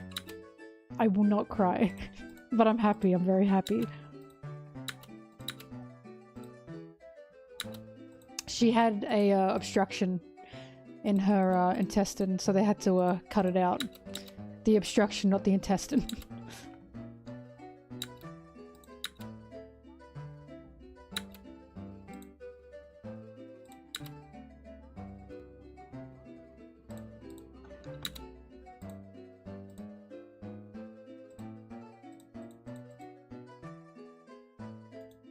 Beppo is not an animal. He's a mink. That is a microaggression, if I've ever seen one.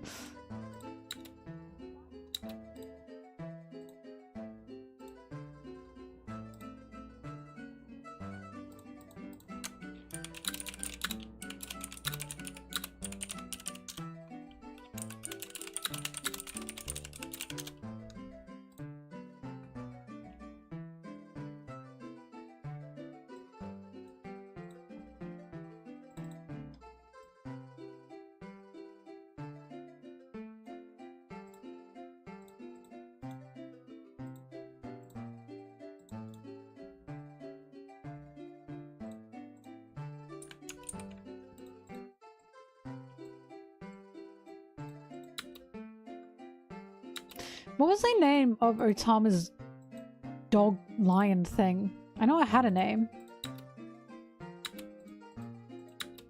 I love the octopus.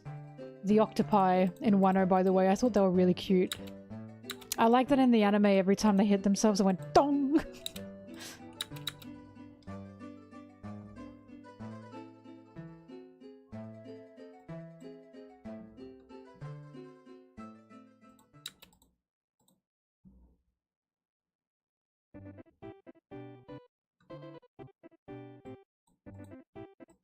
Also, isn't it interesting that when Roto brings up the sun god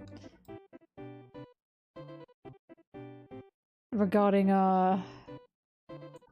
what the sun god is, the other giants start saying no, it's about this, no, it's about this, and then they start fighting, like physically, to the point that who was it, Zoro or Luffy said, oh my god, they're fighting.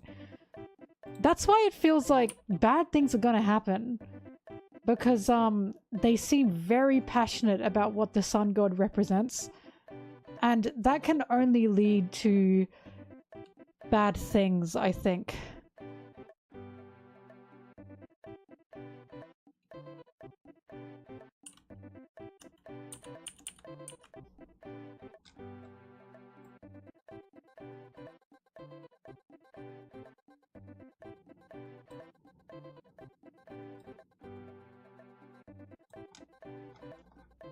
Especially the ones who think the sun god represents destruction.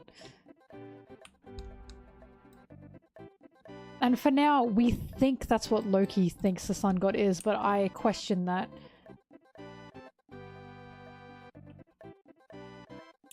Oh my god, Gaban. Never forget about Gaban in my chat again.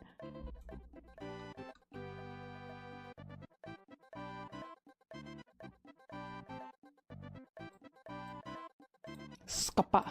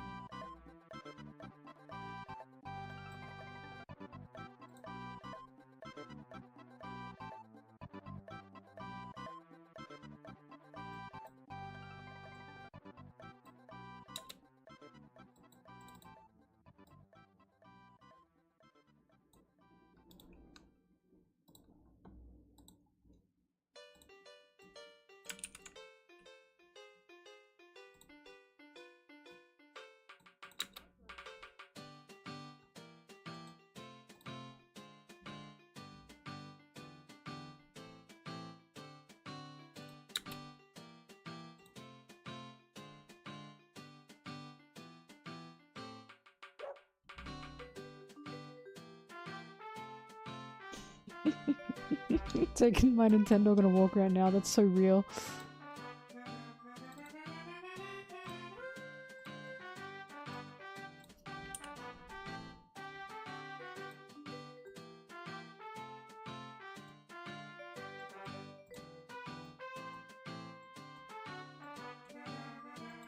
You know what? I'm gonna zoom in instead. I don't want to risk showing the text.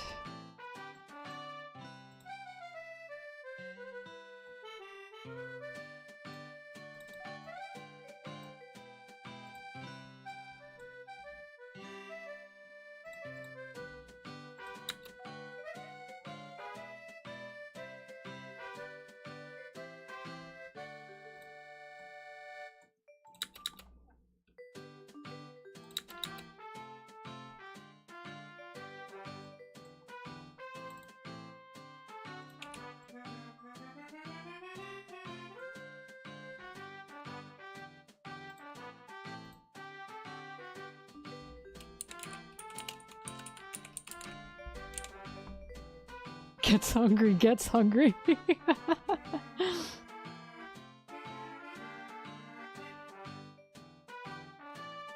The most toxic power scaler will never be as toxic as the most toxic shipper. No. That's untrue because they're as toxic as each other. Like, there's no measurement there.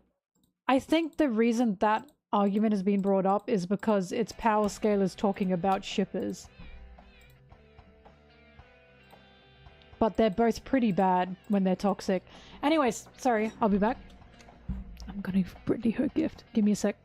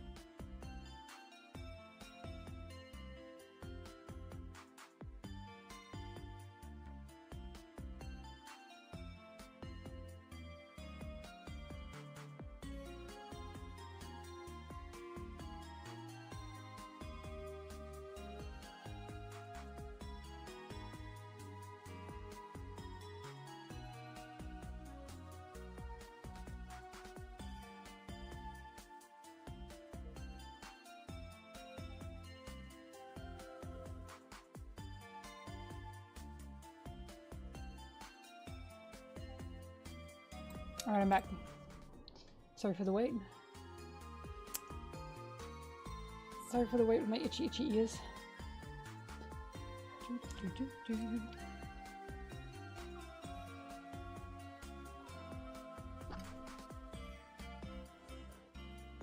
Well, I wasn't talking to you, Nino.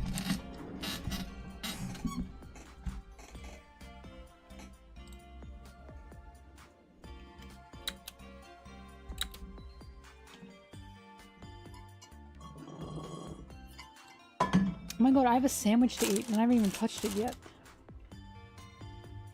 I'll get to 5 minutes and I'll take a bite.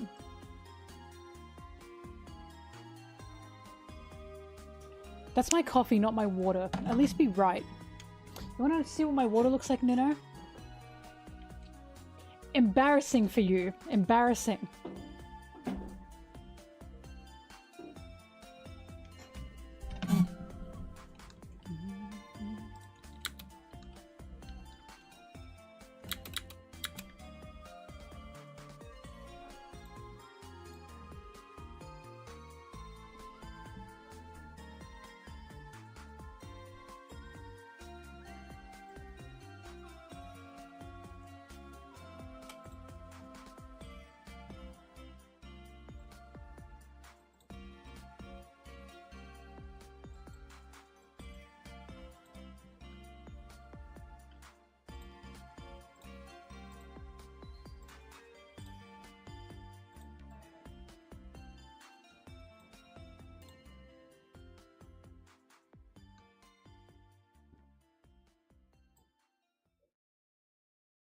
Also, sorry, I've left my door open because they're going to get Mary.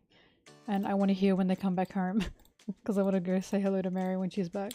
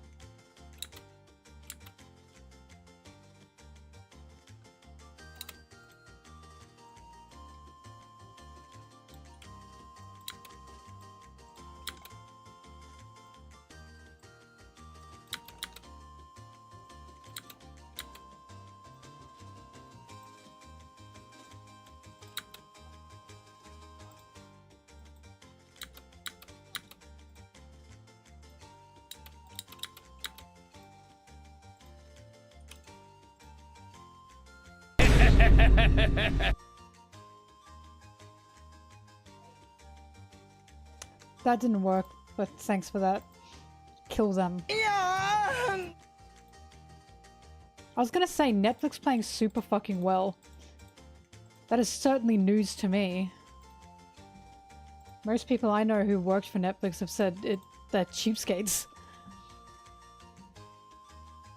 Jeff Bezos, thanks for the sub.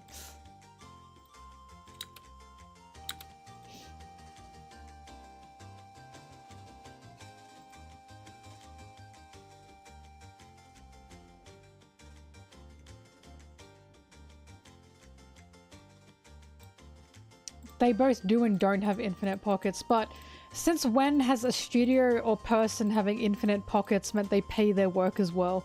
It's usually the opposite.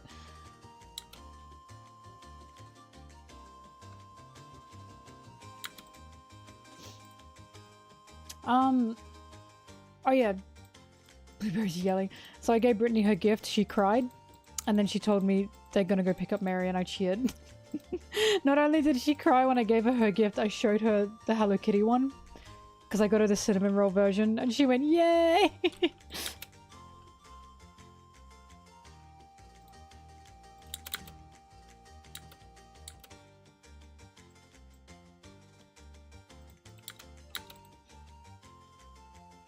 You know what the most American thing ever is in like workforces? Unpaid interns. That is not a culture that we really have in Australia. They exist in Australia, but not to a huge point. Unpaid interns, from my knowledge, is an incredibly American thing.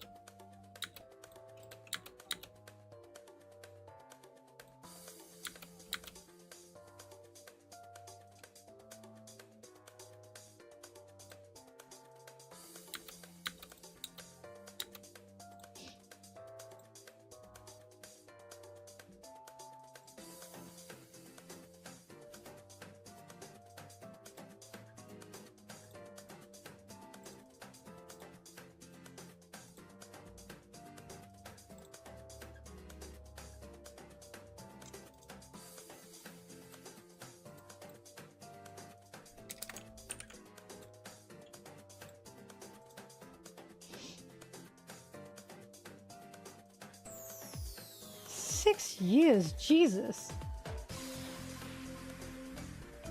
I'm not trying to bash where you're from, I'm just saying. It's very American to have unpaid interns. Like, I thought it was a joke when I first heard it.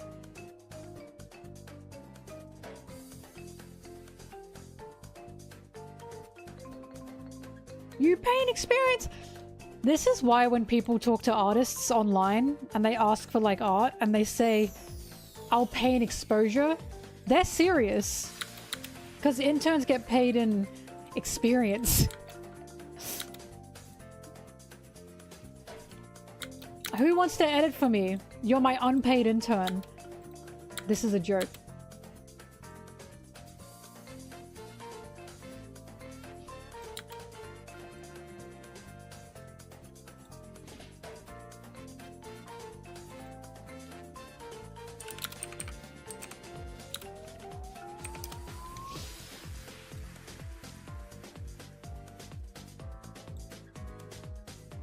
I have to say that was a joke, because I worry people will actually start sending me their resumes if I don't say that was a joke.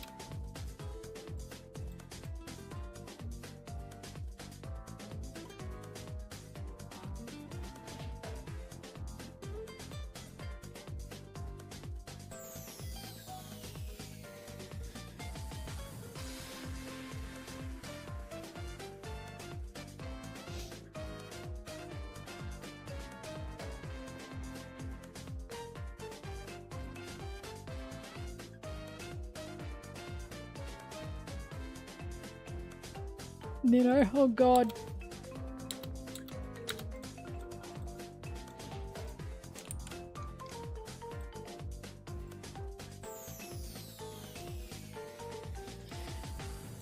Sanji can be my my live-in maid to my eventual trad wife.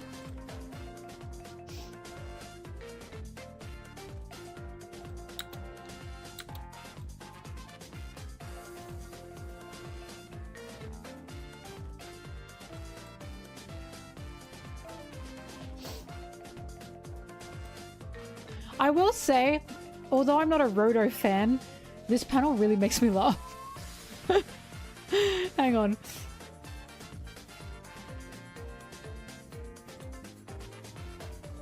This panel of all the giants brawling and Roto's just falling off the side going, ah! Like he did not mean to start this fight. He did not mean to start this fight, and now he's just in it.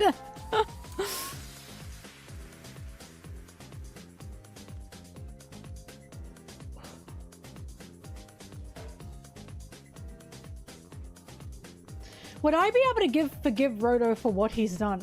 Me? No. However, I did find it weird that Zoro was the one that said to Roto, oh, don't worry about it. I was like, why is he the one forgiving him? What? Shouldn't that be Nummy's place? Like, I was surprised that Nummy went, not me. You know what I mean?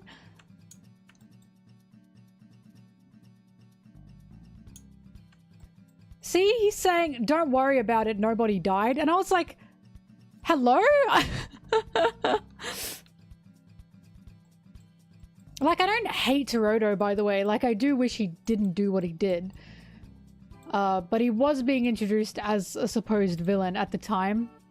And now we just see he's a total coward.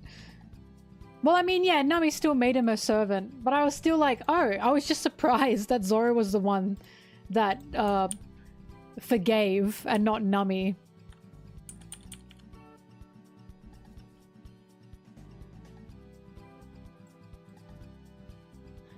Nino, how is it him being protective when he's forgiving the guy that caused the strife? Do you know what I mean? In my opinion, I feel like that should have been Nami. But whatever. No harm, no foul. I don't hate Roto. He just makes me a little bit uncomfortable. But it's certainly not like, it's not Absalom levels, that's for sure.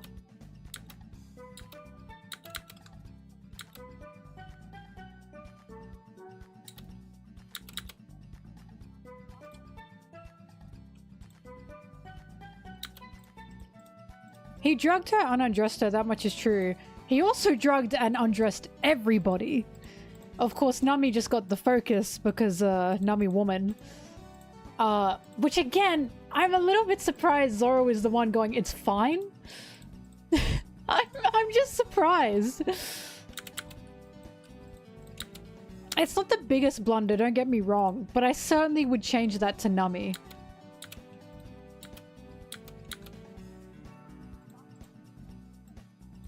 Like, listen, I don't mean to, like, scale or anything.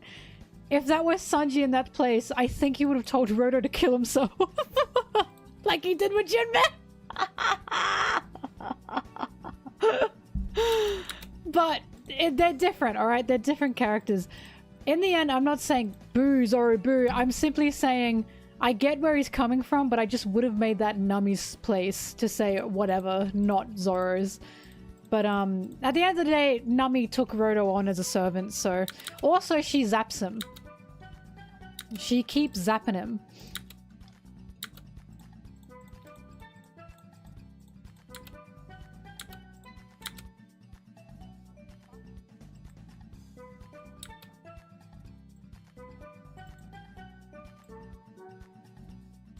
Unfortunately, he's into it. Look, we've seen if anyone slights Nami in any way. Sanji is like, kill yourself. Right? So that's why I'm like, in terms of defensive, that tends to be Sanji, but it's specifically over Nami.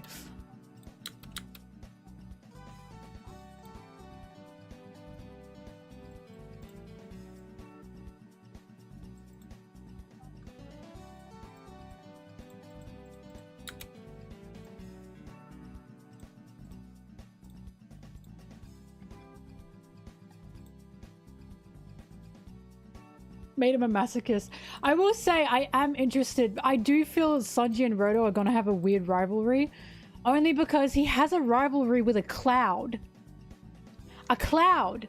Because the cloud is Nami's servant. And now Roto's another of Nami's servants. So I have a strong feeling Sanji is gonna hate this guy's ass, right? I think he's gonna hate this fella.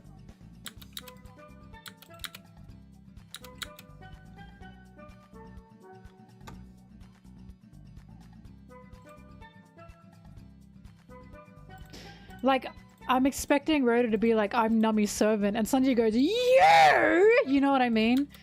I think there's gonna be beef.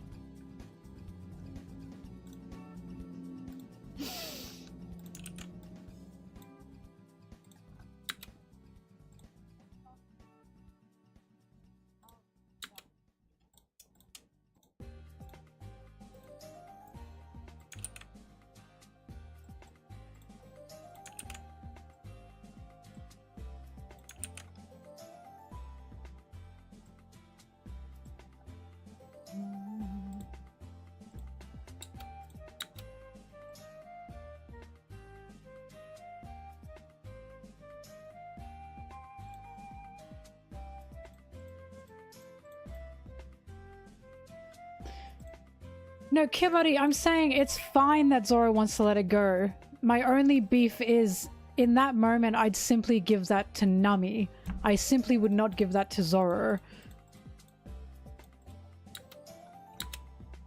Like, I would have preferred to see Nami be the one to let it go than Zoro, simply because there was a bit of an emphasis on Roto being creepy with Nami specifically. But again, no harm, no foul, because now she's taking him as a servant. So, at the end of the day, whatever. See, I can be critical.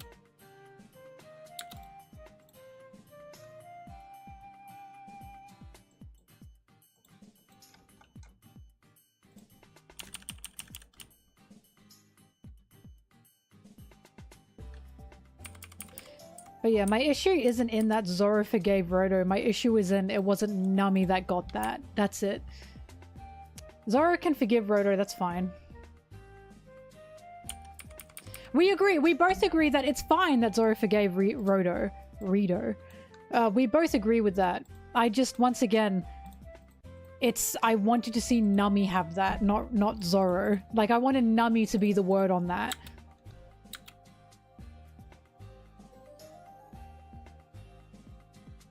Excuse me, I can be critical with Sanji.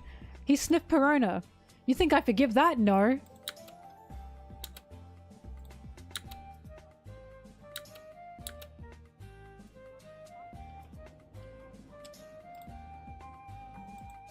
I can be critical with Sanji. So far, he hasn't worn lacy underwear that has been exposed during a fight. Unacceptable. Bad character. A bum. Fraudgy.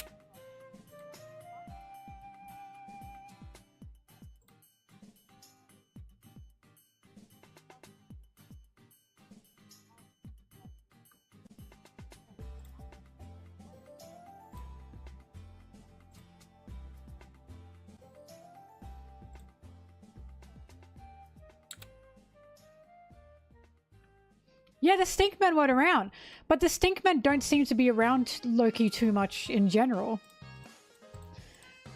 But you know what I want to think? Guy with three eyes, I want to believe Loki could feel there was a powerful presence approaching, and he told his Stinkmen to run.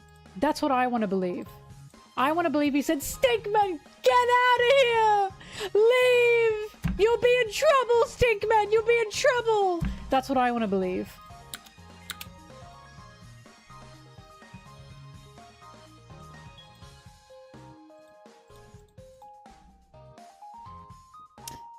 It's not that I think Nami should forgive Roto or anything. Look, there's different areas here, because again, Roto did do that to everyone. It wasn't just Nami, it's just Nami got the extra ickiness to it.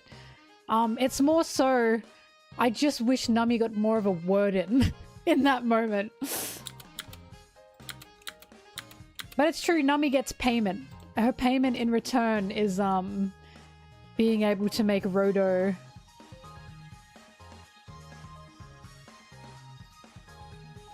being able to make Roto, her servant. Sorry, give me a sec.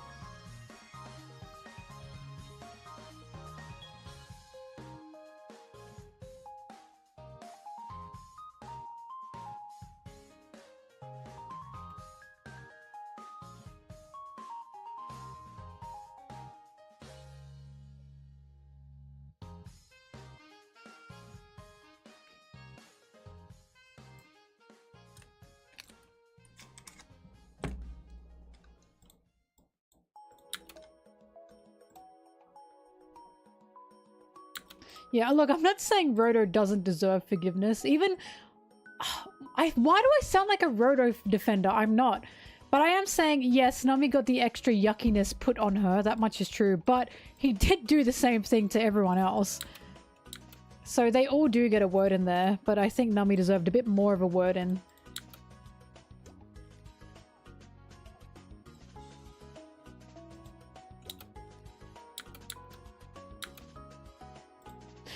No! I am not a Roto defender!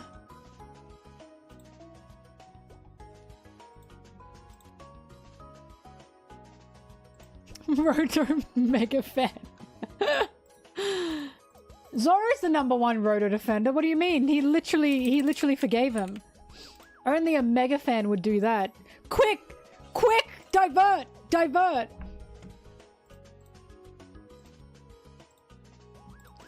Can I say, guys, by the way, every time I say open in browser on Discord, I read it as open in Bowser.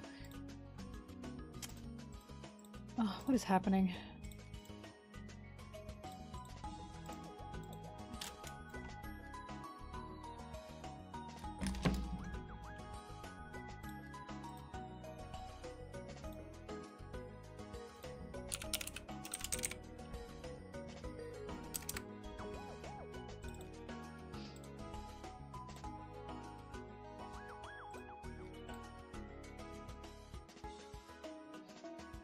What do you mean entity too large? What?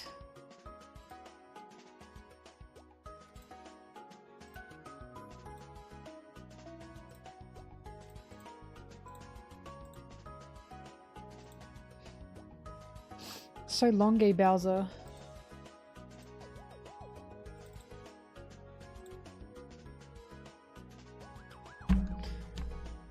What is happening? Oh, my image upscaler is fucking up again. Oh my god, I missed the old website.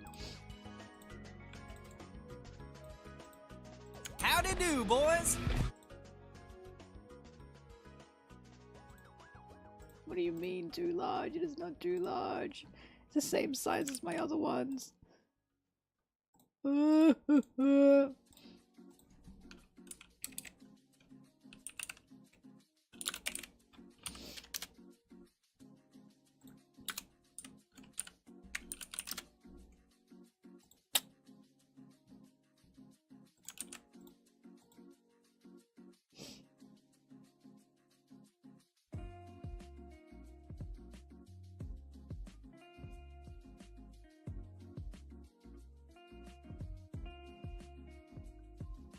Shut up! Shut up!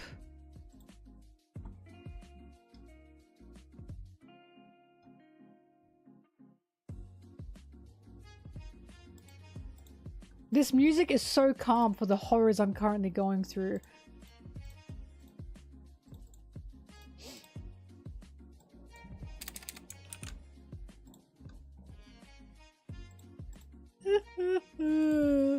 I'll kill you. I'll kill you.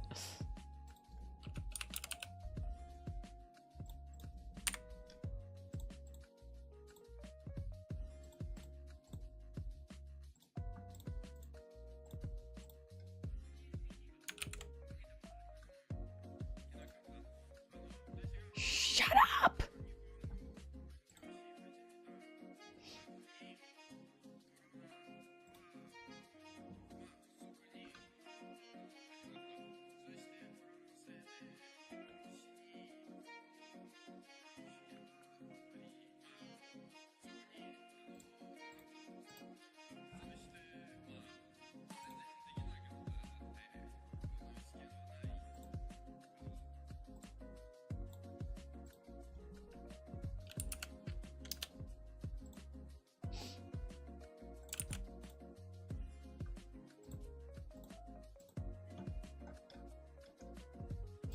Oh boy! Shut up! Oh my god, what is happening today? I'll kill you. Oh my god!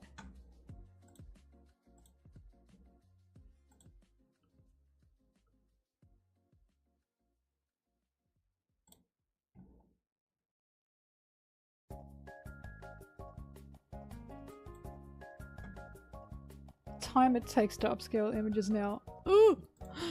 I'm in so much pain. It's not fair. It's not fair. It's not fair. It's not fair! I was here first. It's not fair!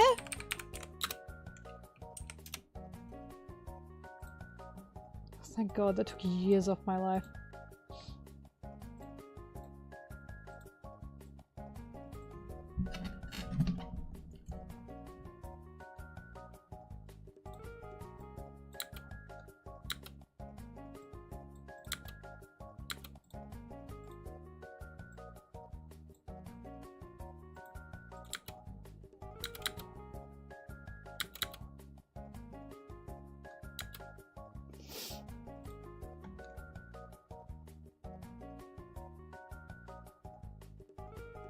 Where's reading Mel?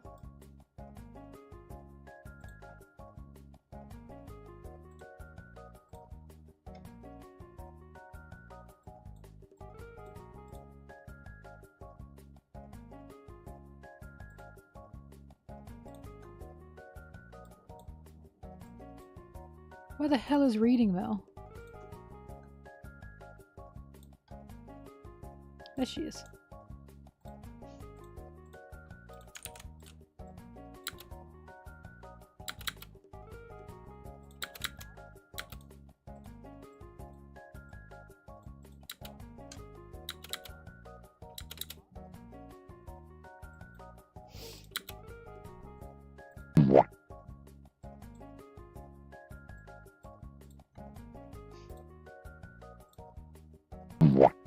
Boop. All right.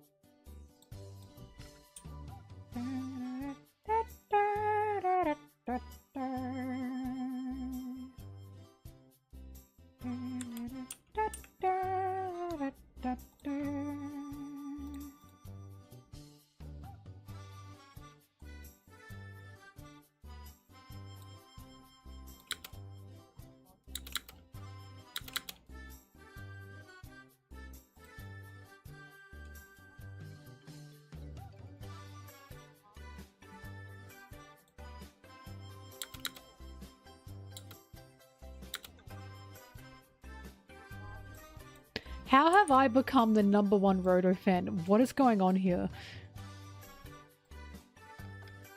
Me? I don't hate him. All of you. She must be a Roto fan.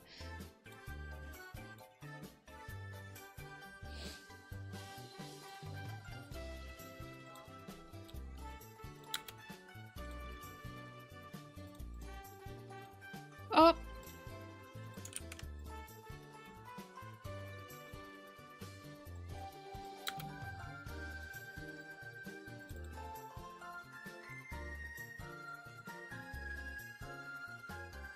The giant I've talked about the most is Loki! Thank you very much. Loki and his Stinkmen!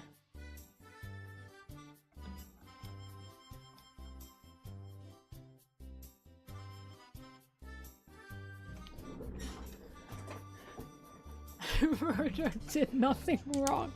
Actually, Foily did say this, and I think about this. She said, I'm betting by the end of Elbaf, Roto is going to be a top 3 character or something, because he's going to have some kind of arc that people are going to like. And I'm waiting to see if she's right. We're going to find out in like 5 years. In like 3 to 4 to 5 years if she's right.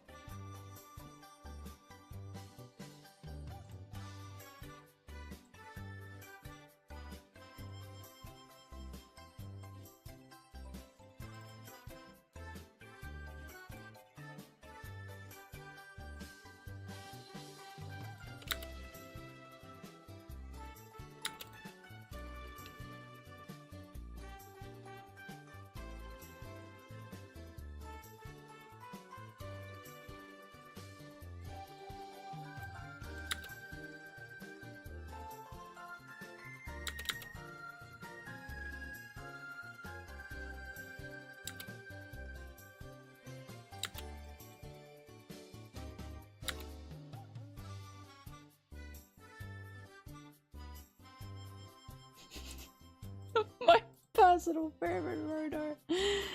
Yeah. I want to make videos about other characters. I've made one about Katakuri, haven't I? I've made one about Law, technically. Made one about Doffy. I've made secondary character videos before. I've made one about Buggy, even.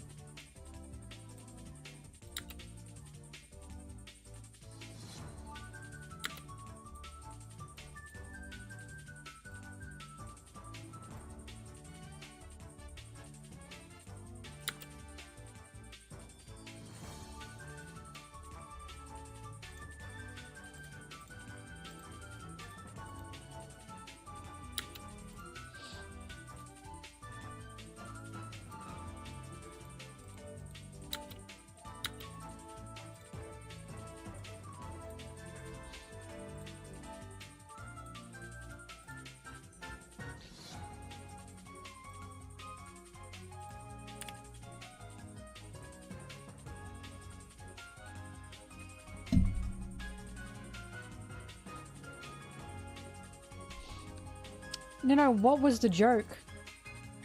Because we're not friends, so... Maybe that is the joke, actually.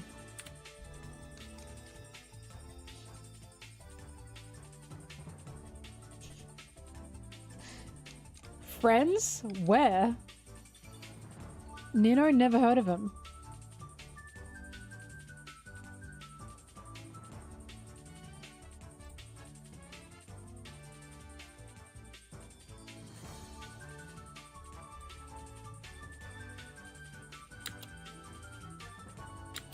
Nino hasn't even played Mario Party with me once. With us once.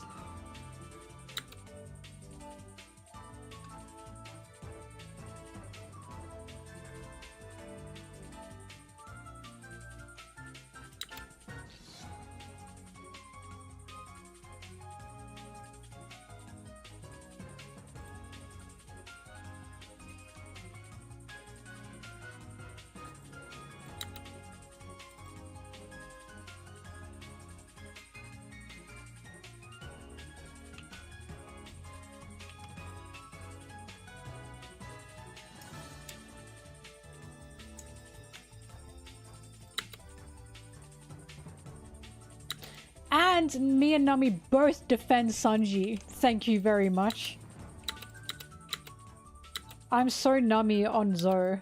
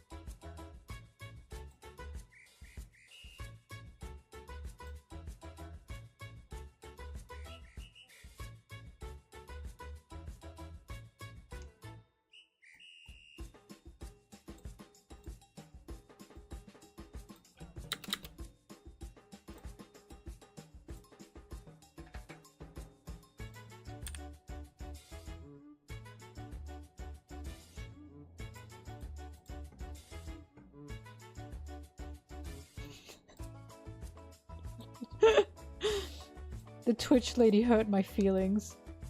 I'm gonna go play a game now.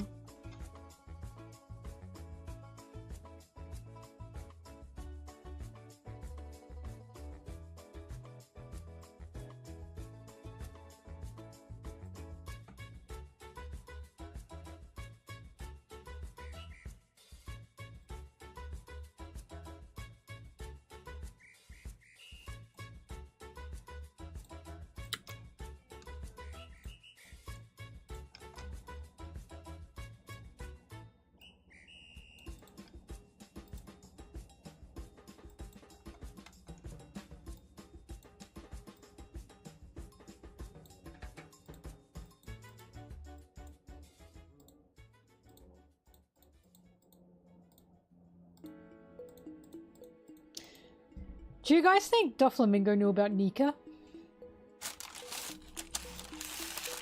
Do you think that might be a reveal? Because hear me out. It's been told that Nika could be a god of destruction. And he's always seen with a smile. So is it possible Doflamingo was trying to replicate that?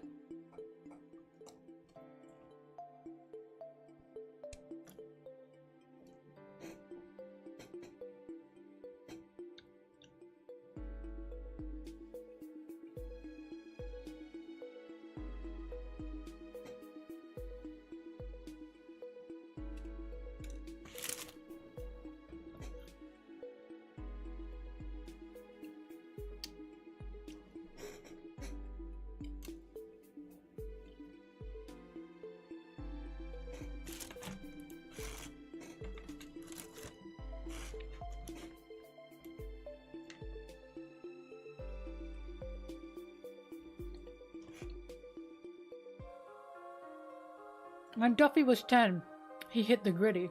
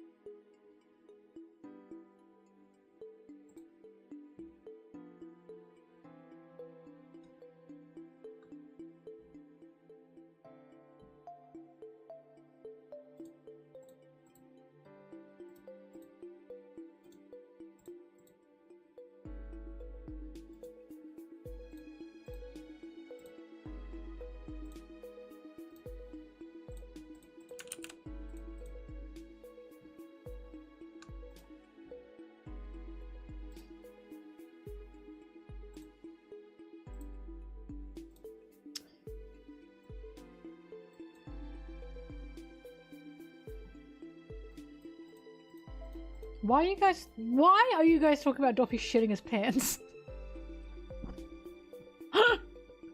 Who started this conversation?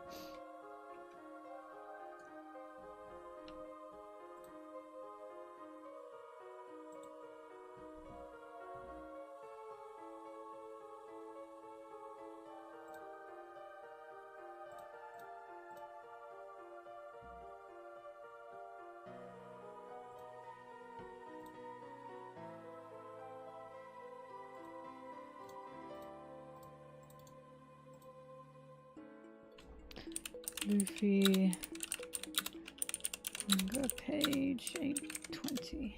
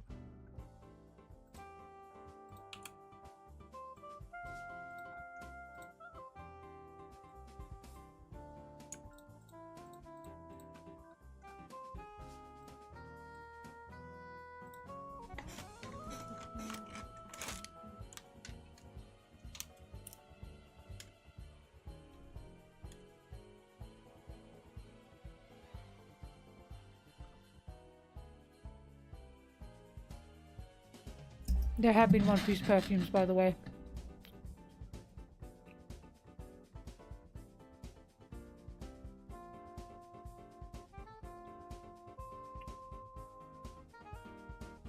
For those who care, Sanji's perfume was labeled unisex and fruity. I'm serious.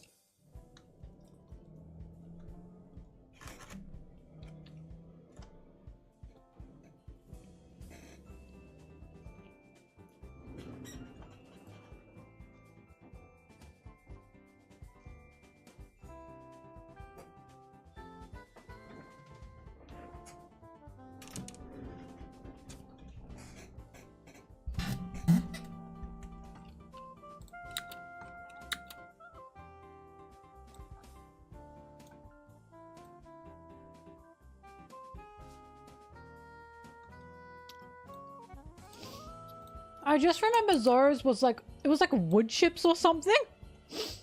It was something manly and ridiculous. His perfume was like wood and something. And I was like, that is the stupidest manly scent I've ever seen. It was something sharp. Pun not intended, it was something sharp.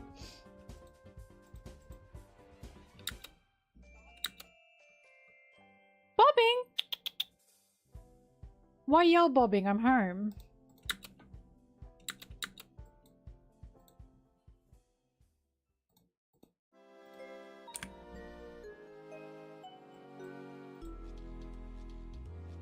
I'm sorry, I do not remember what Luffy's was. I'm a hater and only remember Zoro and Sanji's. Because they're the ones that interested me the most. Because Sanji's made me laugh for obvious reasons, and then Zoro's also made me laugh for obvious reasons.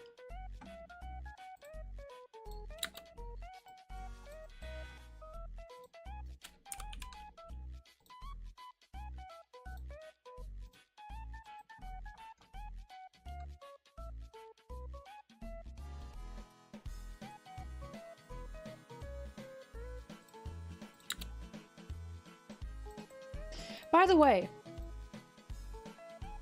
a lot of people use One Piece color spreads as stuff for foreshadowing.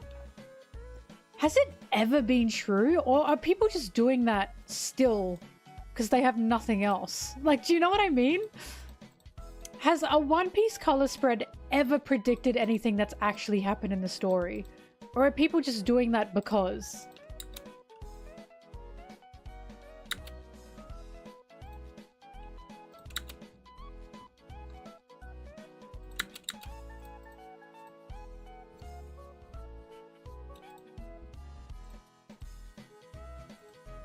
Because after 25 years, if no color spread has actually foreshadowed anything, why are people still using color spreads as a theory crafting tool? I think Oda just enjoys making fun art for his color spreads.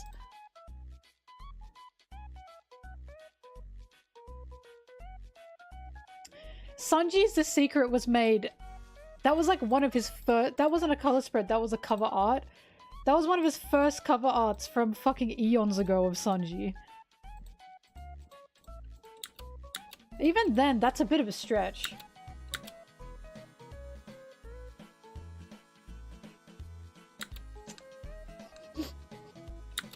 Only because I see people use color spreads as theory or narrative evidence, foreshadowing evidence, and I'm always like, has that ever been right? In 25 years of One Piece, has that ever been right? And I don't think it has.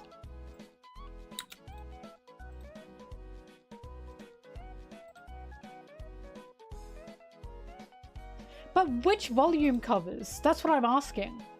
Which volume covers have been proven foreshadowing? At least once. Which one? Once out of 25 years is still not something I think should be used as anything credible. Oh, sorry. Volume covers are different. Obviously, volume covers are different because they actually talk about the story. I'm talking about color spreads.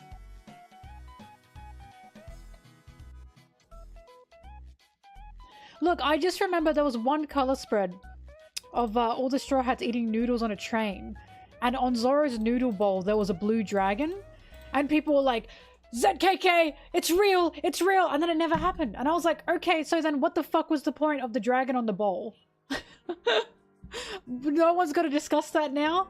Maybe there's another reason for the dragon on the bowl.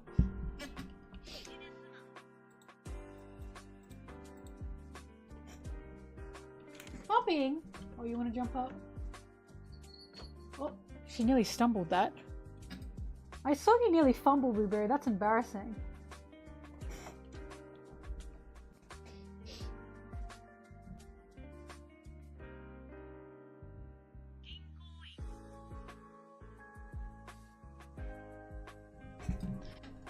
Anyways, I think in 25 years, a color spread has never, ever, ever proven to be a foreshadowing tool. Which is why when people use color spreads as any kind of evidence for what's going to happen, I'm always like, in 25 years of One Piece, I don't think you should be using color spreads anymore, but hey, maybe that's just me.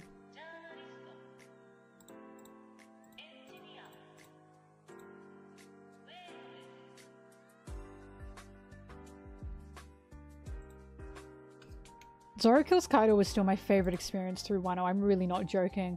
And it's really funny because a lot of the people who were rooting for Zoro kills Kaido are usually the people that didn't like Wano. And it's like, gee, I wonder. Like, seriously rooting for Zoro kills Kaido. Not as a joke. They were serious. And then it didn't happen. And then they don't like Wano. And it's like, I wonder where that's come from.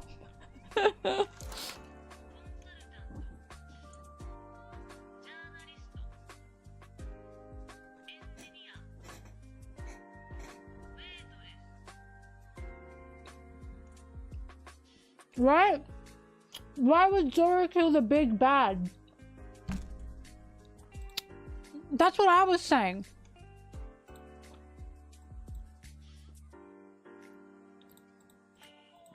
Why would Zoro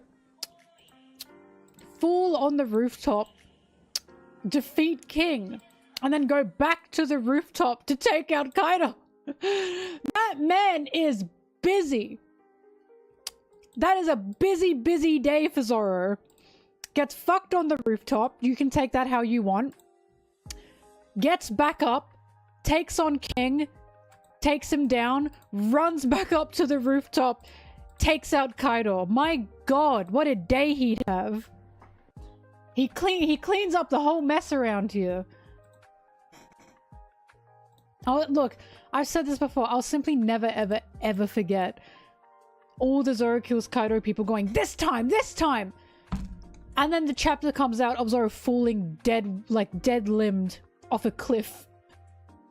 And they're still going, next chapter, he's getting up! Guys, give it up!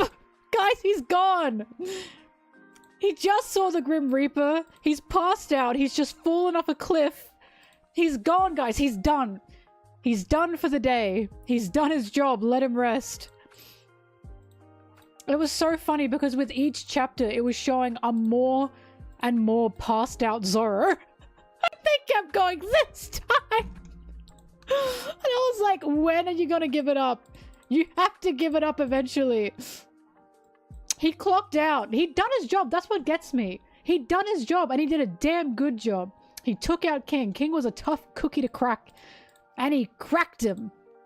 Again, take that however you want. He did his goddamn job. Let the man rest. He does not have time to go to the rooftop, let alone the energy.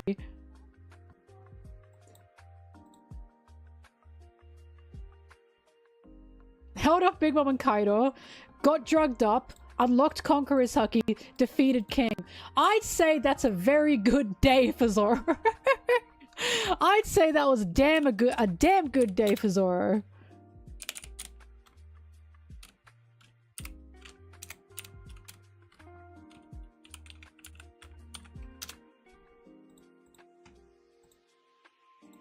Promised to kill Sanji. Oh my god. So many things that he did that day. And they wanted more from him. It must be so hard being Zoro.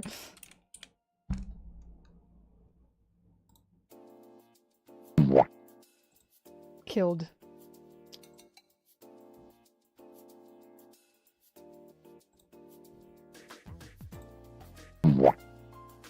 Whap.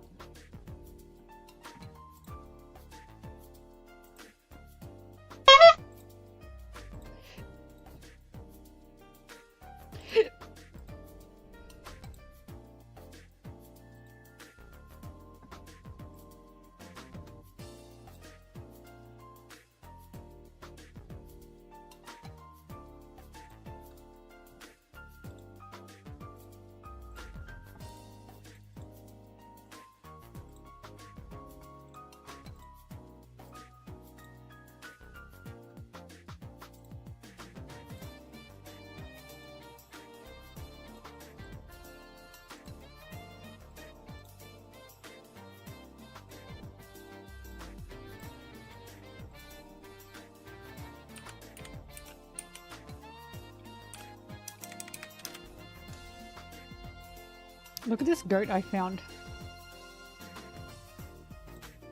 Isn't he cute?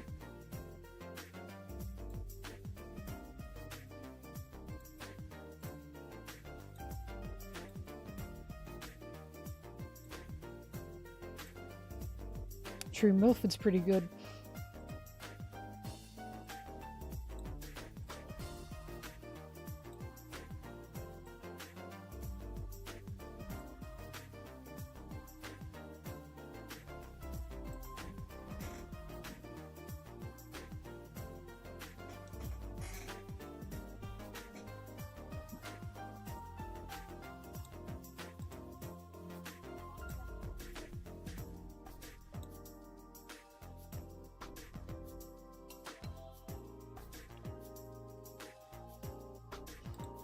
I get the hiccups every day, by the way. It's just a part of my system.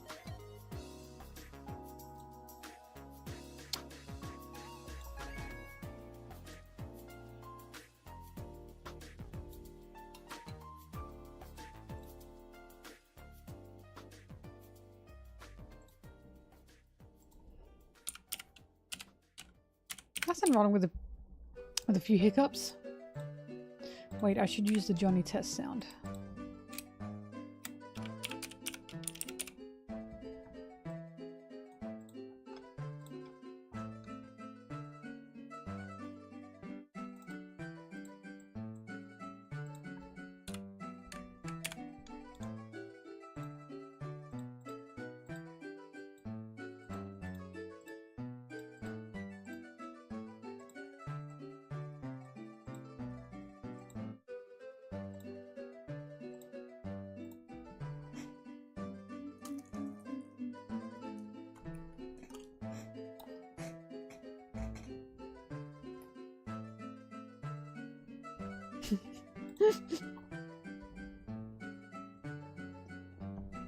Clip, I do not remember what video that was.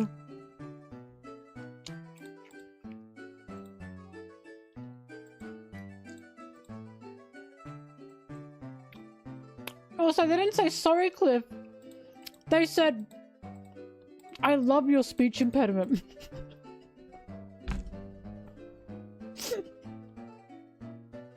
I didn't say anything else. It had nothing about the video, nothing about what I make. It was just, I love your speech impediment with a heart at the end. It's just my accent.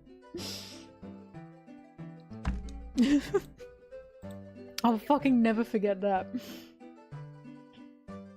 Oh. Literally, that's what it was, with a heart. Oh my god. I love how they were clearly trying to do something to be like, oh, this will really make her feel better. Or like, really make her day when she reads this. It's giving, the whole world may think you're ugly, but I don't. The whole world thinks I'm ugly.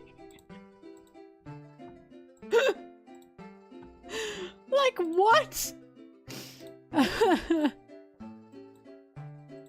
Oh god, that was funny. Ugh. Yeah, sorry, you can't pin when it's spoiler week. Because I gotta keep the other pin up. Otherwise, I guarantee you, people will come in and start talking about the new chapter. It's happened before.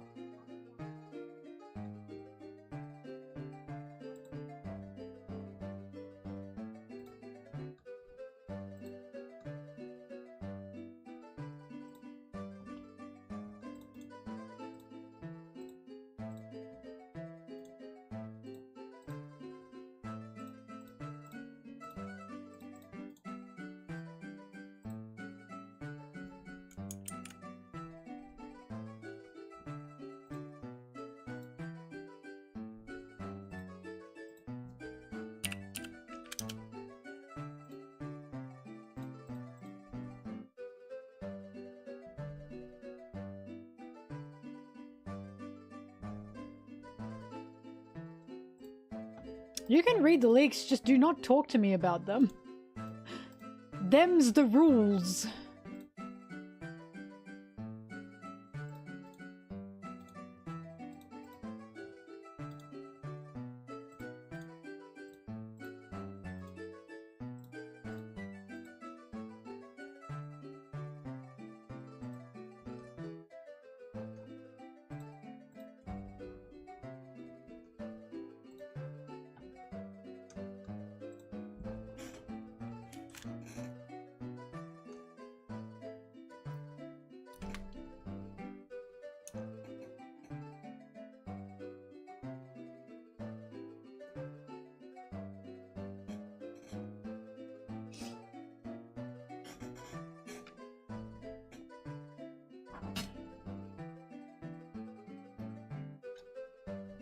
Because my natural hair is brunette.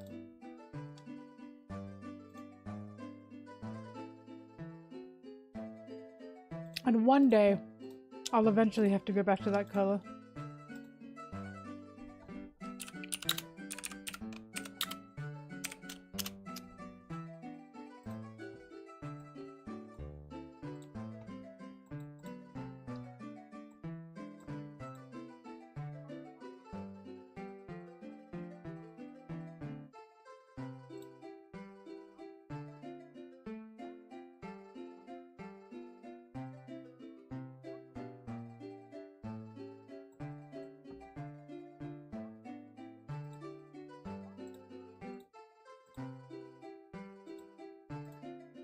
Always in the damn way, these two.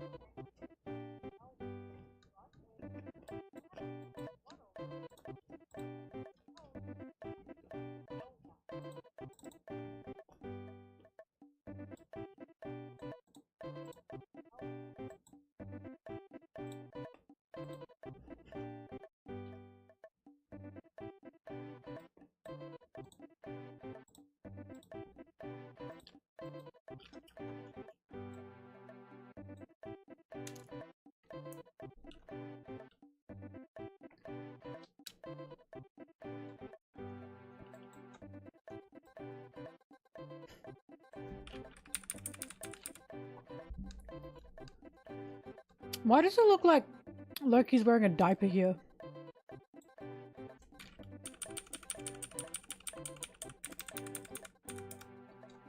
Do you see what I mean?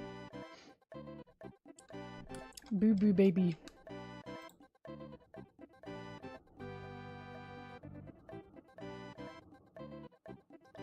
Watch as like we get a flashback of Loki, right? And watches like in moments like these, he's like actually crying. I'm betting he's gonna have been like a discarded child. He was literally born with the prophecy of you will kill your father. As fucking if Harold didn't chuck him out. Therefore, like fucking Loki up.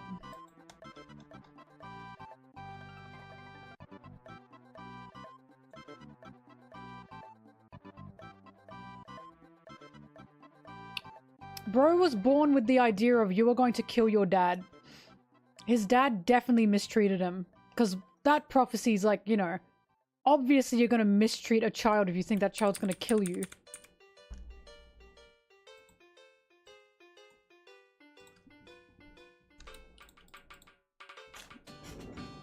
I sure hope it's not out of this. Because, oh boy. Sorry, hang on. Tangled.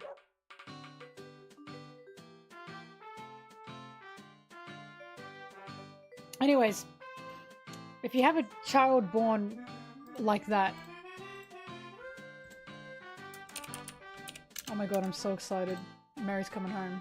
But if you have a child born with a prophecy like that, there's no way he was treated right. So I'm guaranteeing in all these flashbacks, especially as a child, he's gonna be like crying and begging for his dad to be nice to him.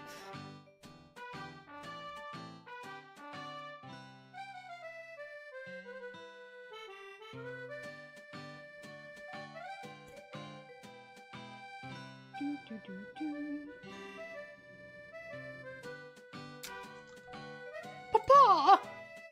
If we cut to Loki's flashback and he's like, where are the slaves, Papa? I'm going to drop everything. I'm dropping One Piece because I'm embarrassed. Like, I'm dropping One Piece out of embarrassment for myself. You probably won't see Mebbing when she arrives because she'll be stitched up. Like, she's just come in from surgery, so I can't, like, pick her up, you know?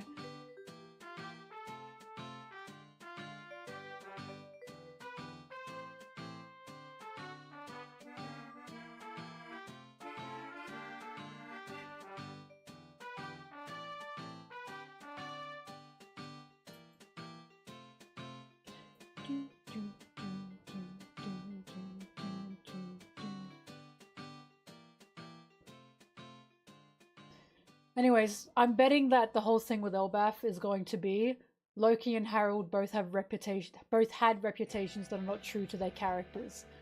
I'm betting that Harold's reputation, he's a good king, but he had ulterior motives that were probably not good, and his reputation shielded him from the person he actually was. And Loki's going to be the opposite of that. Loki has a reputation that he's a monster, and that's probably not true.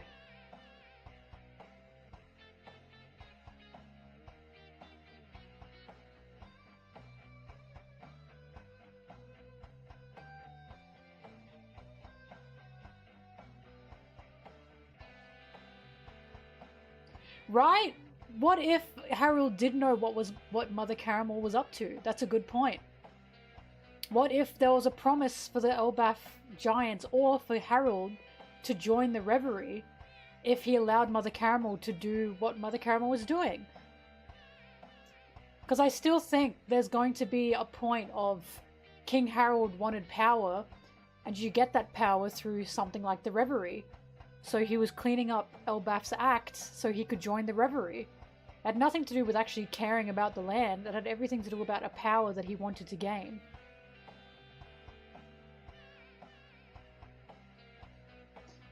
Or at least that's what I'm feeling.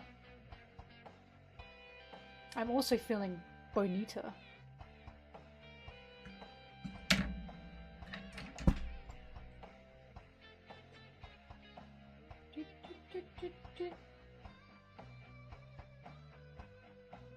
Sorry, hang on. Very nice, very nice. Alright, back to work.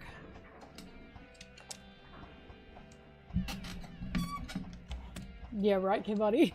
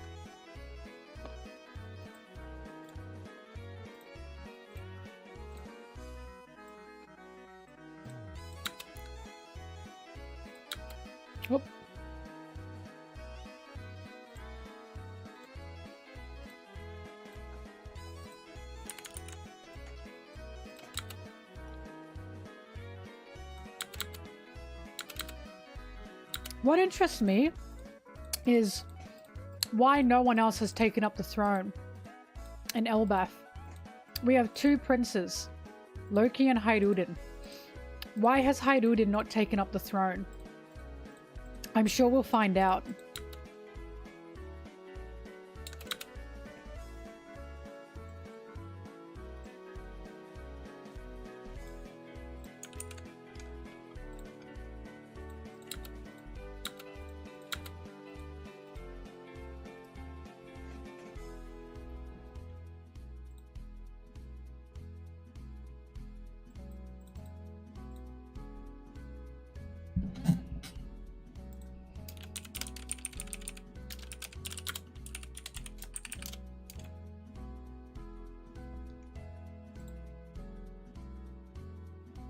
Ha ha, Mary has to wear a cone. Ha ha ha ha. Sorry, I'm getting live info on Mary's status while she's being carpooled back to the house. Cone of shame.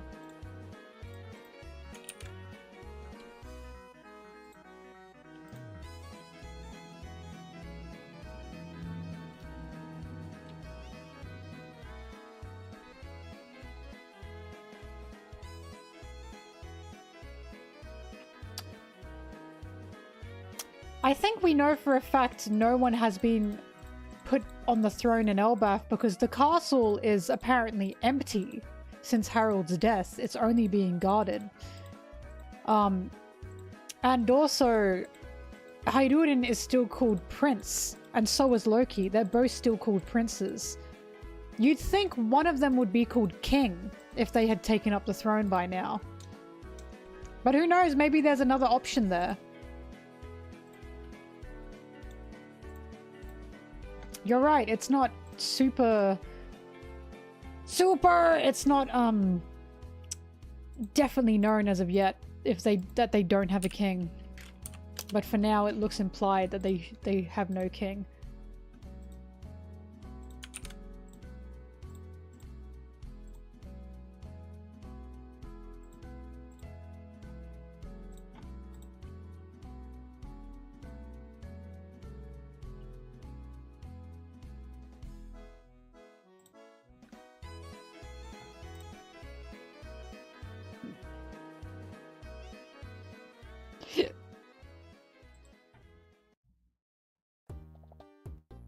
Also crazy that Harold's sword is in Jarrell's head. That is definitely his sword. No one else has a sword that looks like that we've seen except for Harold. It's literally in his portrait.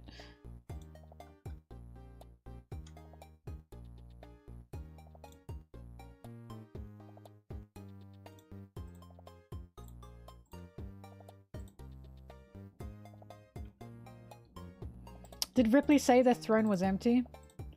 That would make sense.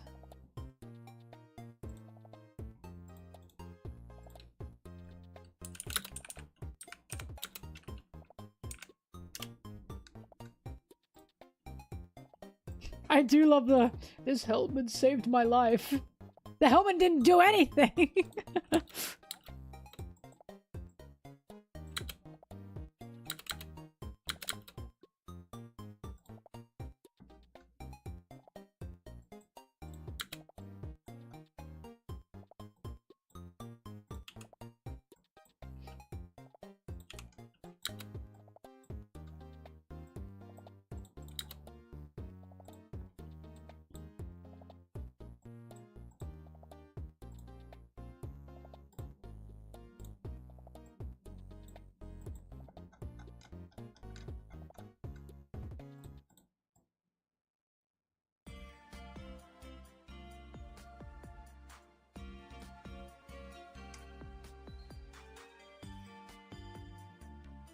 Why does Zoro always have a fucking vein in his head? God, this man's gonna wrinkle so bad when he's older. We've already seen he does.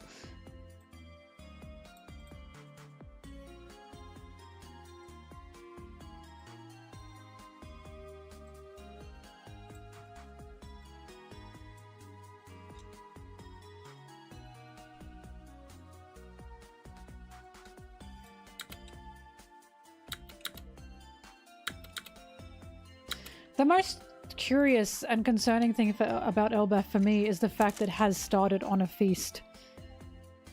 That seems purposefully misdirectional. Mary's home. I'll be back.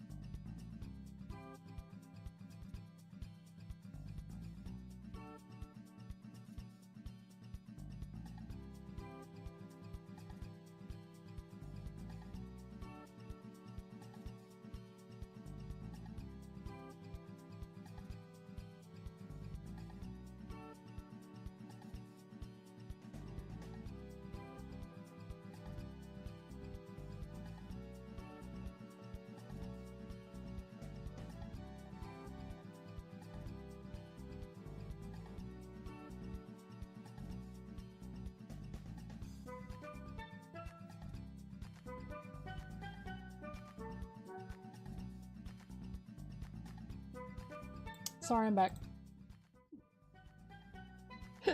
Mary is home and the house is joyful.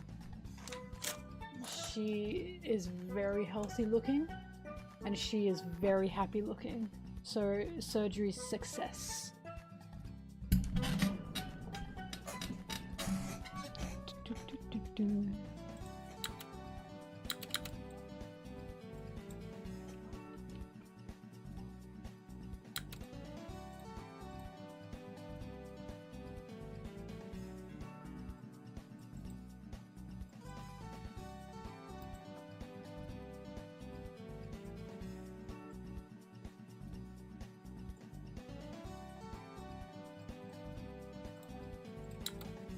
She had kisses for everyone. She's happy to be home. She kissed Aaron, she kissed Brittany, she kissed me, and she kissed Blueberry.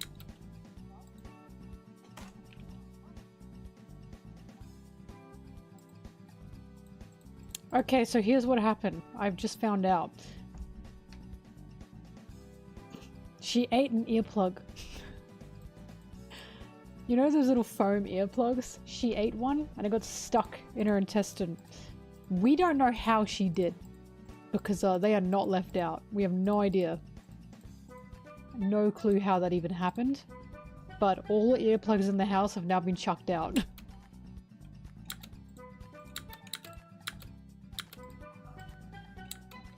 And that's what got stuck in her. So she's very, very good now. She's very healthy now. She's really bounced back. But it was not looking good for the 2 days that she was, like, full of earplugs.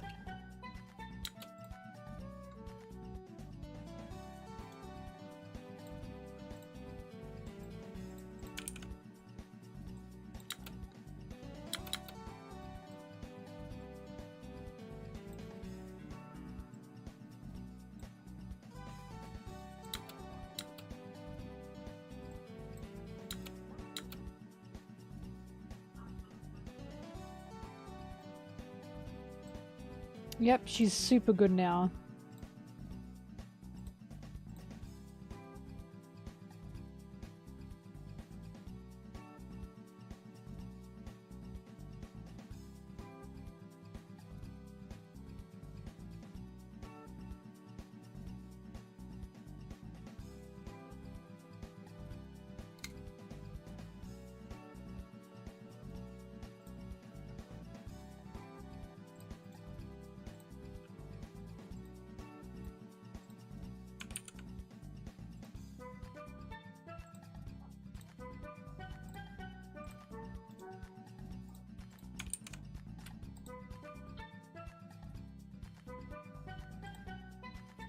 Well, we noticed she was wrong because she wasn't acting like herself.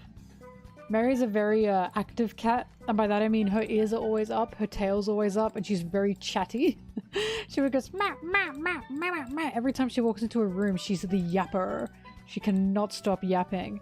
And she's also always like walking everywhere with like a... She's very perky.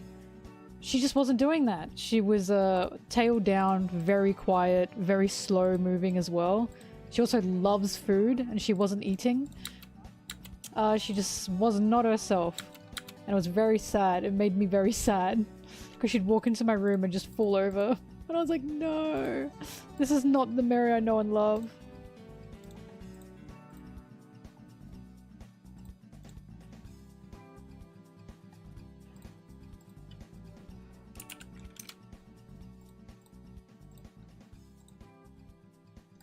But she's back to that now. She's chatting and she's perky.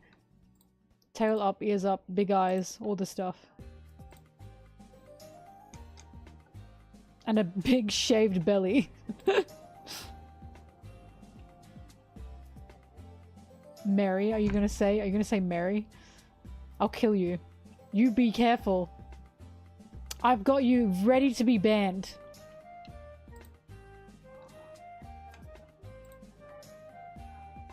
Shut the fuck up.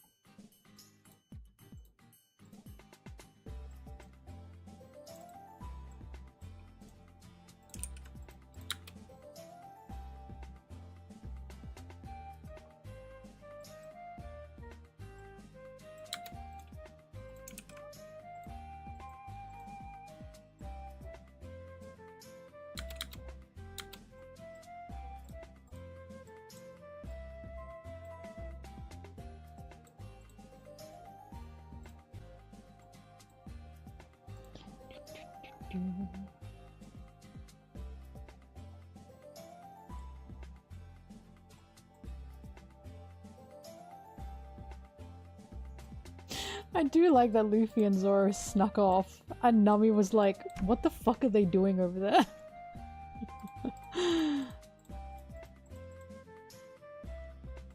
Like, you know when a party, like, you know when Zoro and Luffy are gone from a party because it's like, it's suddenly become less noisy.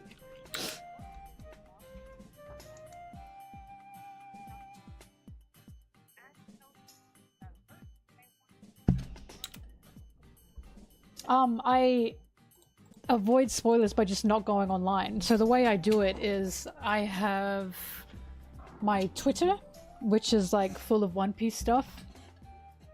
And then I have my Instagram, which has no One Piece on it, none. So when I want to avoid One Piece spoilers, I just don't go on Twitter. I only go on Twitter to Blue Sky as well. I only go on Twitter and Blue Sky to just tweet, to just post, but I don't look at anything.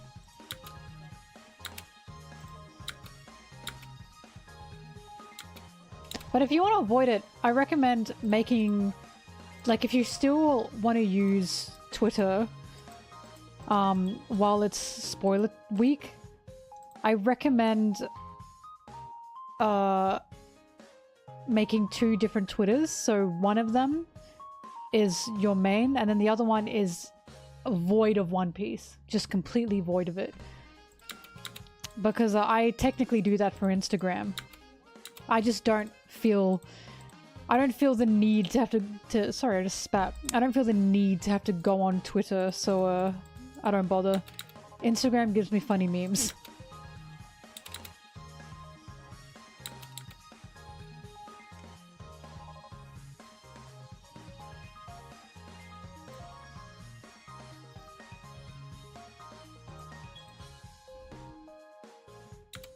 Love Zoro's Adidas stripes, by the way. Big fan of that.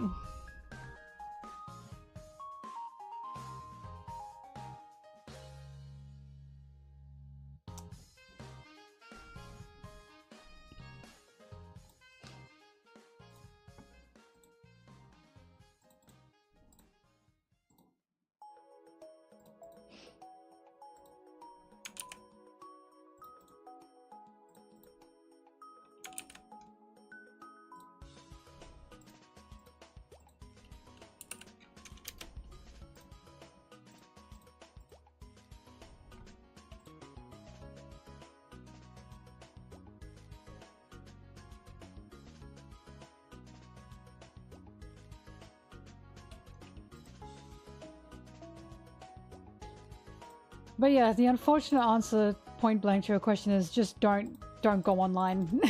That's what I do. I quite literally only go online for memes on Instagram, and that's it. Funny memes on Instagram.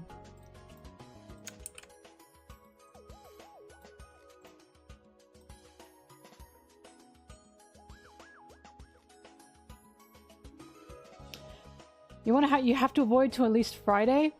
I know, that's what I do.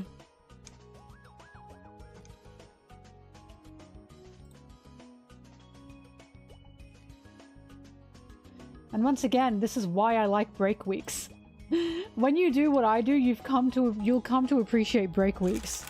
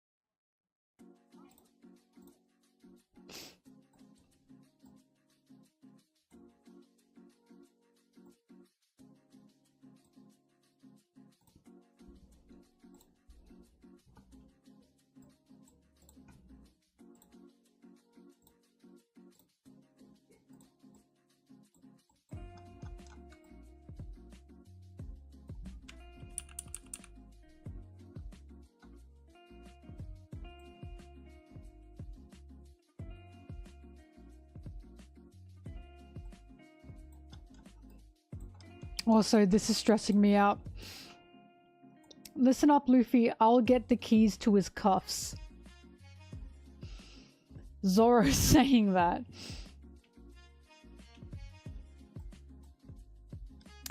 I'm sorry, I'm just seeing that this is all going to go to shit. I'm seeing that this is all gonna collapse. Because imagine, you've got guards knocked out in the castle, and then you have a Straw Hat taking the keys to Loki's cuffs. That cannot end well. Like, that just cannot end well. If there are even the keys in the castle, because for all we know, the Holy Knights have them. But even then, what are you doing in the castle? Luffy can't lie. He can't lie. So it's probably going to be blurted out, getting the keys to Loki's cups. I only see problems emerging from this. I really do. And you know what's going to happen? If the Holy Knights do actually free Loki, the Straw Hats are going to be blamed for it. So it just feels like nothing good's going to come from this.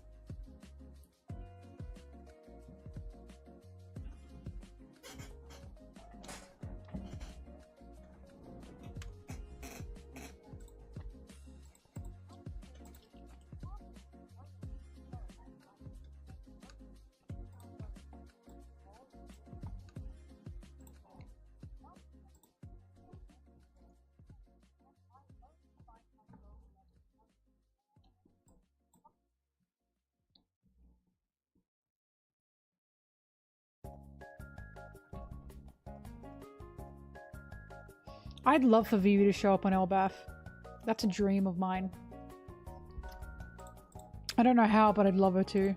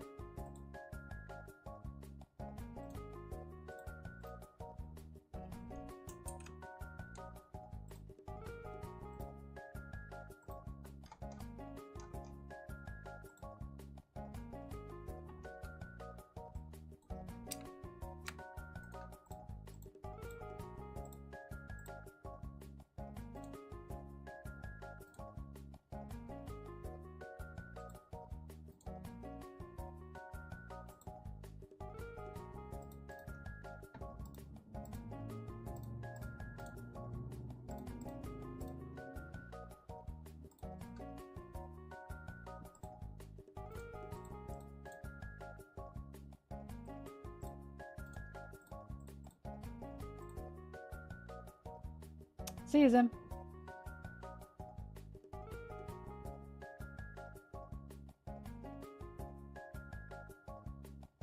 I also thought Nami's neck looked really small.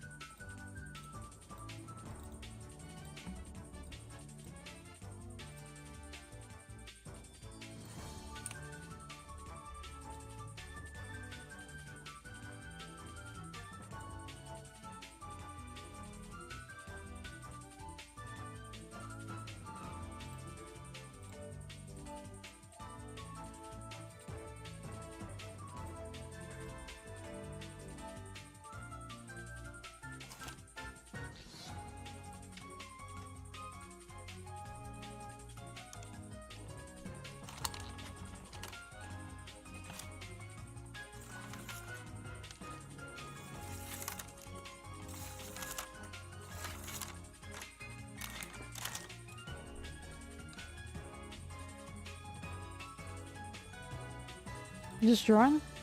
This was done by my friend.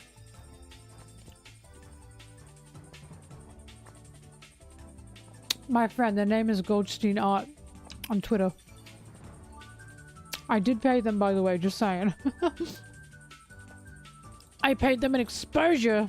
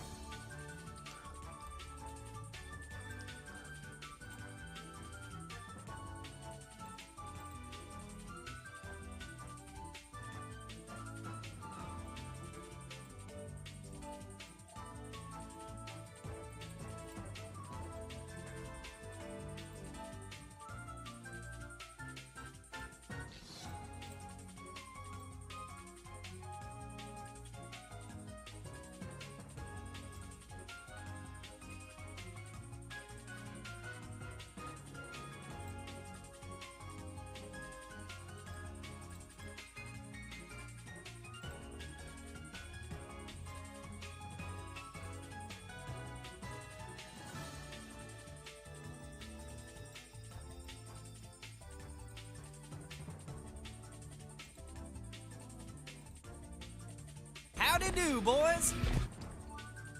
Howdy do. I can see you moved from YouTube.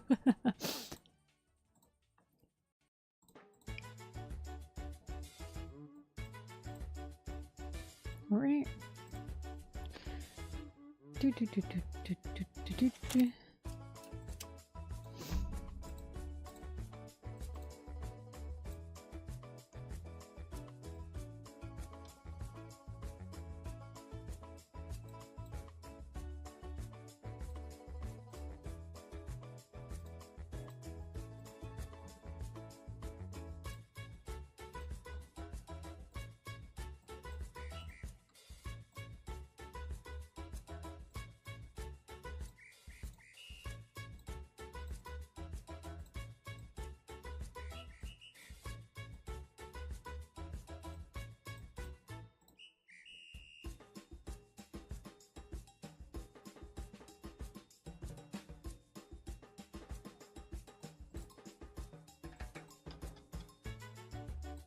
Hit.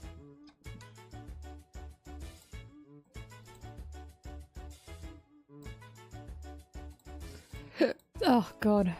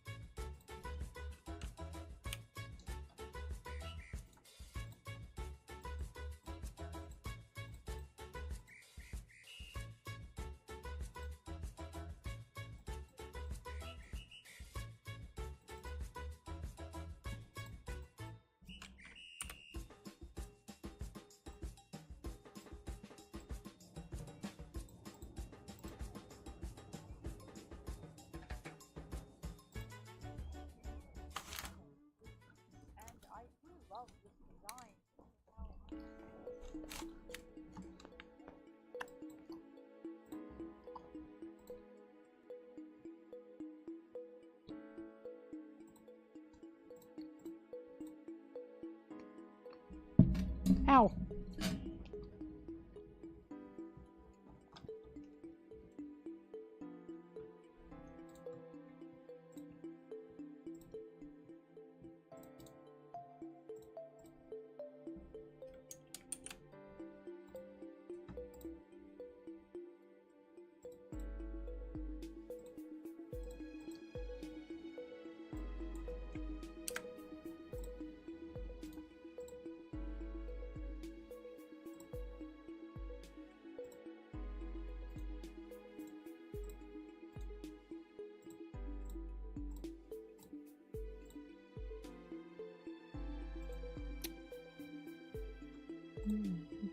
Oh, I made it to 5 minutes. Sweet. Freaking sweet. Man! Holy shit, this is a long review. Never mind, not freaking sweet. I've still got so much to edit here. I might not get this out today as I thought I would.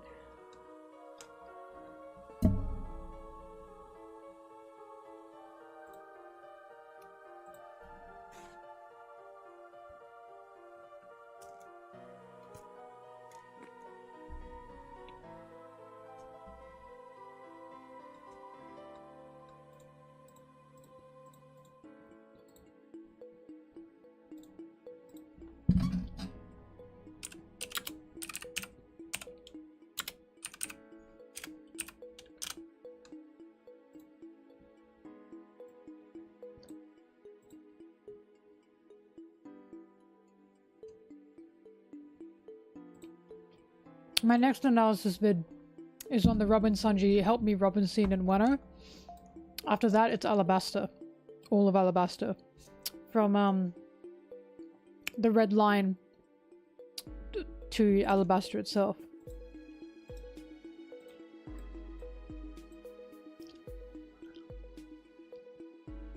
Hi, hi.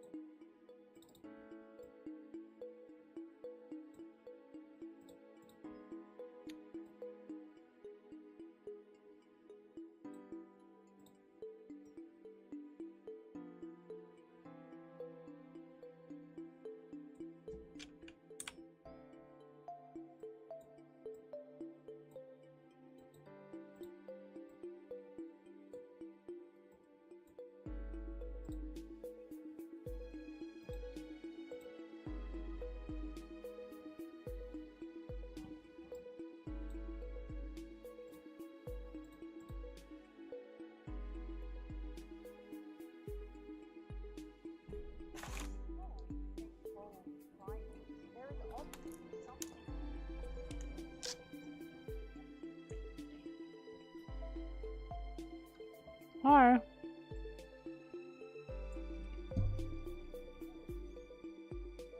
Sandwich.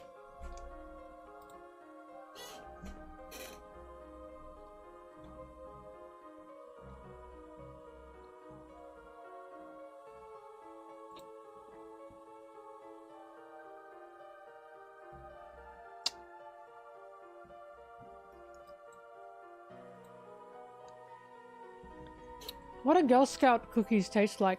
We don't have Girl Scouts to like the extent you guys do. Girl Scouts don't go door to door selling cookies.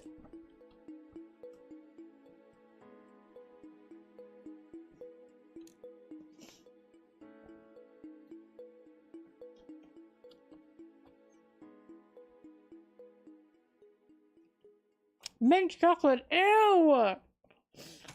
Ew! Ew! Ew! Yuck!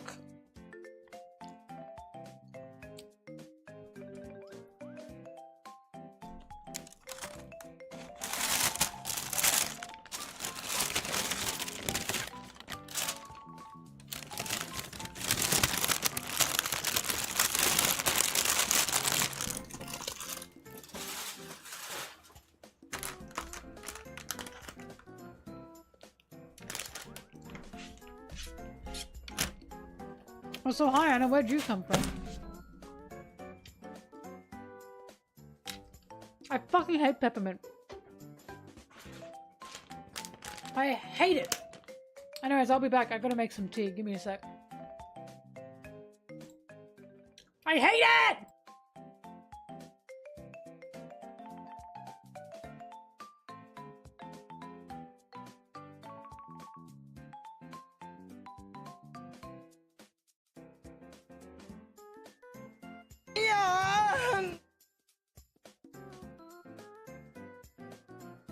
Thank you for the sub.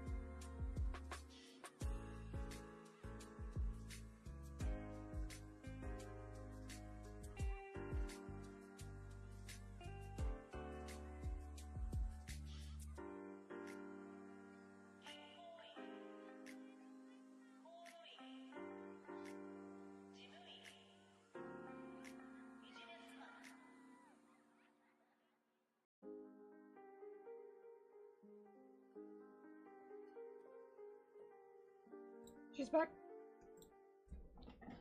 Oh. Hi, gang.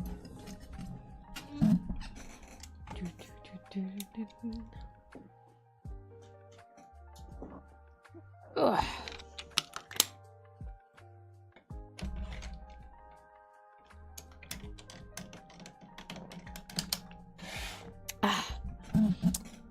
Don't be sad.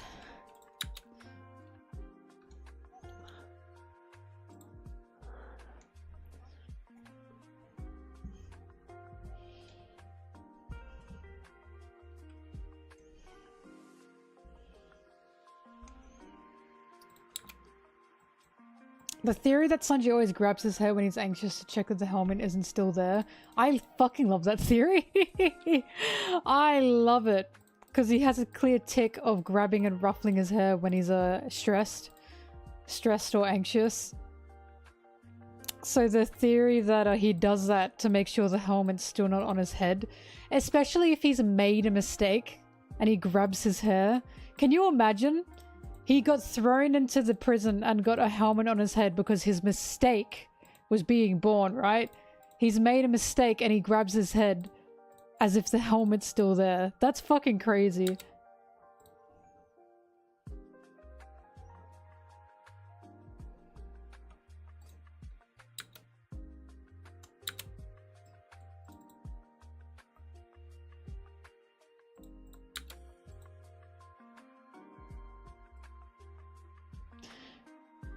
There are noticeable things when characters are like stressed. When Sanji's stressed, he either smokes or he grabs his hair. When Zoro's stressed, he acts like a dickhead. He lashes out. And again, I think that's obvious. When Zoro's stressed or anxious about something, he acts, he's like angry. He can't seem to control it.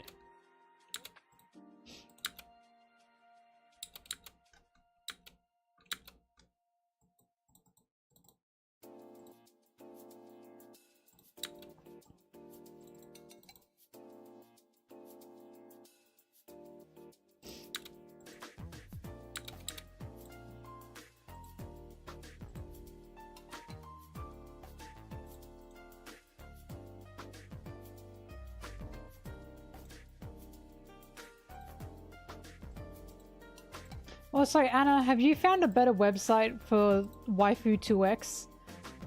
Because currently I haven't been able to find anything. They still have the old one, but it's not as good.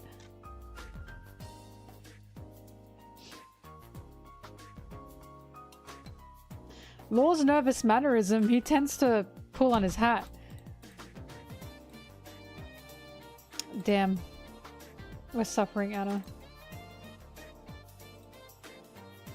But Law also acts out. He also lashes out when he gets nervous. Law's nervous mannerism is like immaturity.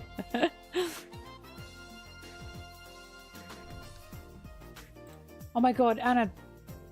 Send me how your friend did that, please. I need your friend to give me a step-by-step thing with links. Because I need it so bad. I cannot stand, like, what I have to use now.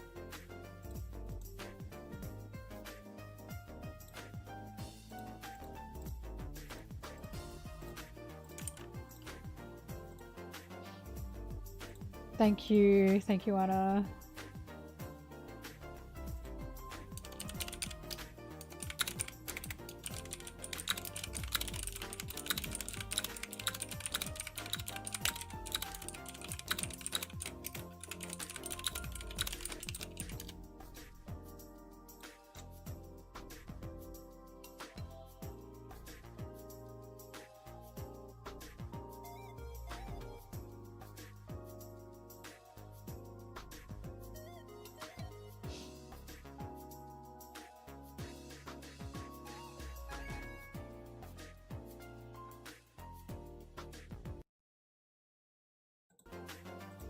Okay. The funniest thing about Usopp when Usopp's nervous is he seems to act calmer or braver when he's nervous. At least that's what I've noticed. When he's nervous is when he's at his best, and I think that's hilarious.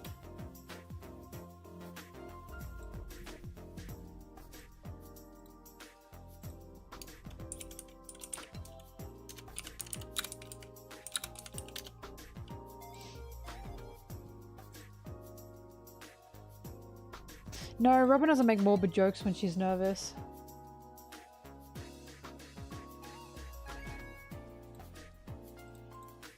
I can't think of what Robin does when she's nervous.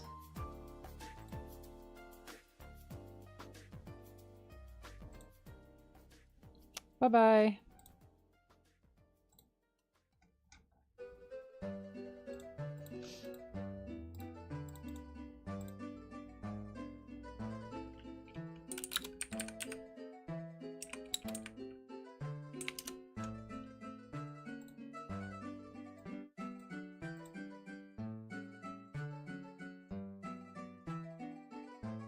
Robin's staying quiet.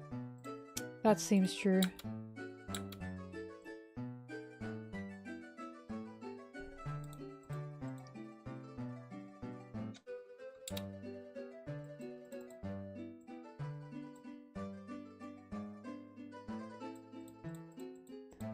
I've noticed when Nami's nervous, she gets more panicky as well.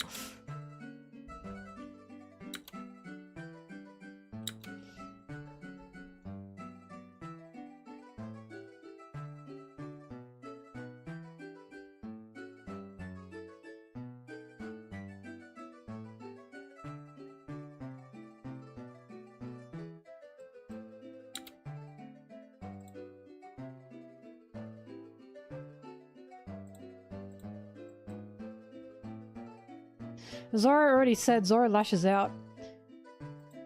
When he's nervous or stressed, or upset I should say, when Zora's upset he lashes out. He just gets angry. It's like he can't control it.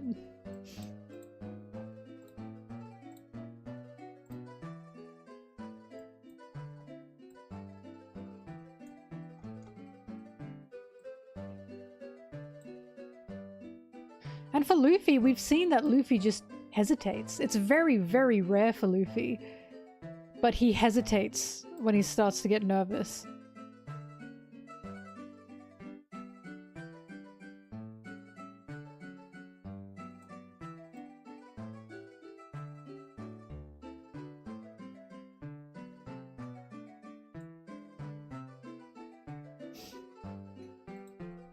Yeah, when he lies, he gets so sweaty.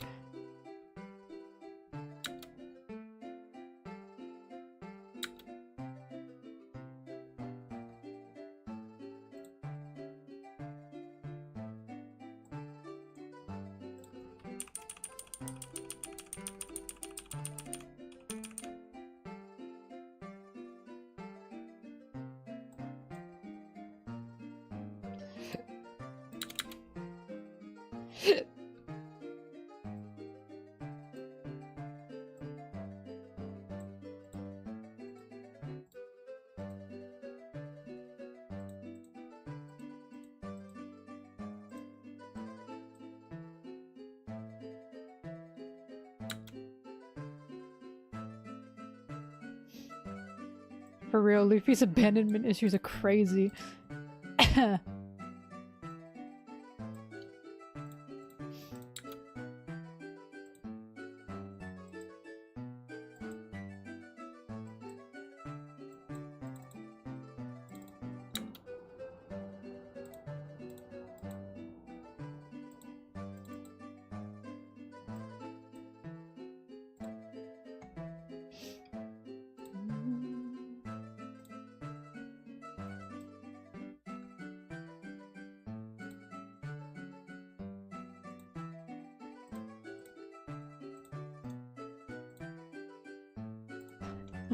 Jinbei's nervousness reads as like confusion, do you know what I mean?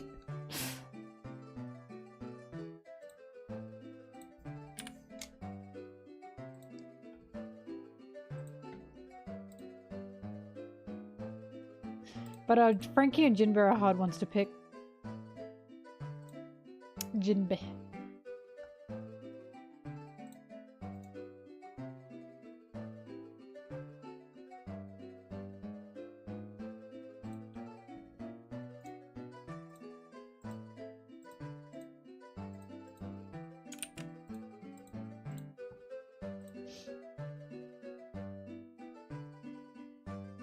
That boy ain't right. Luffy's insecurity, his 1000% his fear and his insecurity is being alone. He is terrified of being alone. Which is so heartbreaking.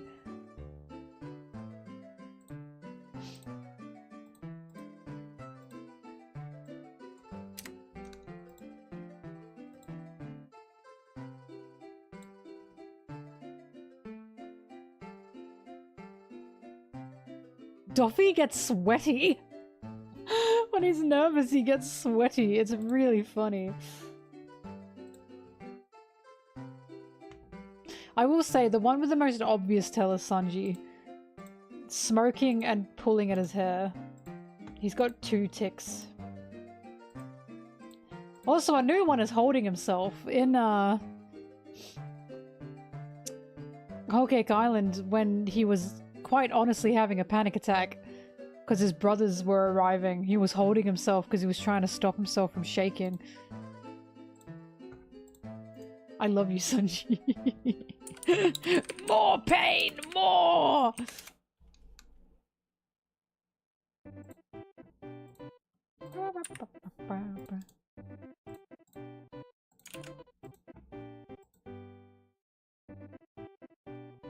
More pain, Papa.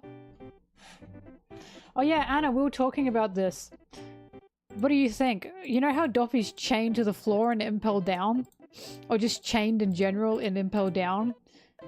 We've all decided, or apparently we've all decided, Doffy just shits himself. How do you feel about that?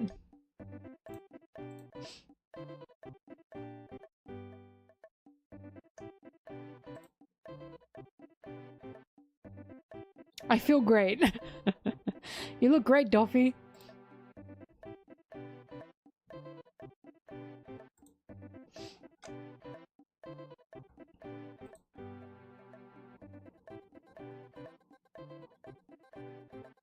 Imagine getting the shit fruit.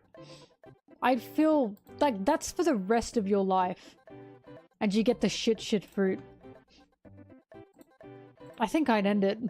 I don't think I could live as the shit man.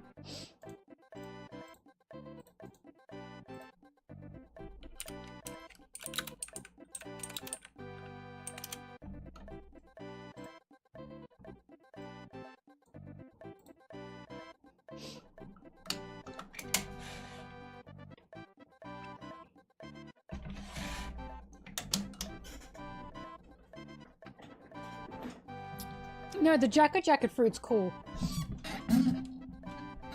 But the shit fruit... I'd want to be around the jacket fruit guy. I would not want to jack it. Bro, have you seen the jacket guy? The who? Sorry, that is so fucking stupid.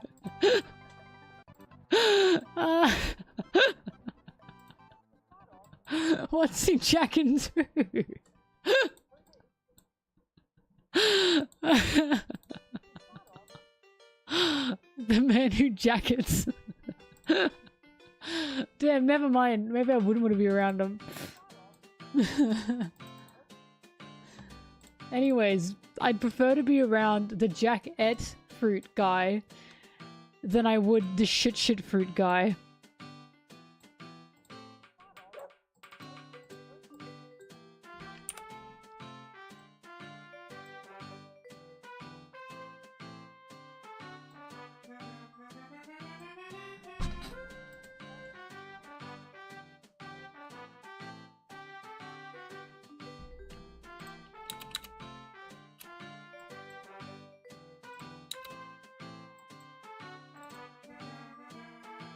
Do you mean Magdalene, Anna? He does shit himself, that much is true. Can Ivor make people gay? I think some people want to believe that Ivor can make people gay. But Ivor would say, oh honey, if you think I'm the one doing that to you, you have a lot to unpack.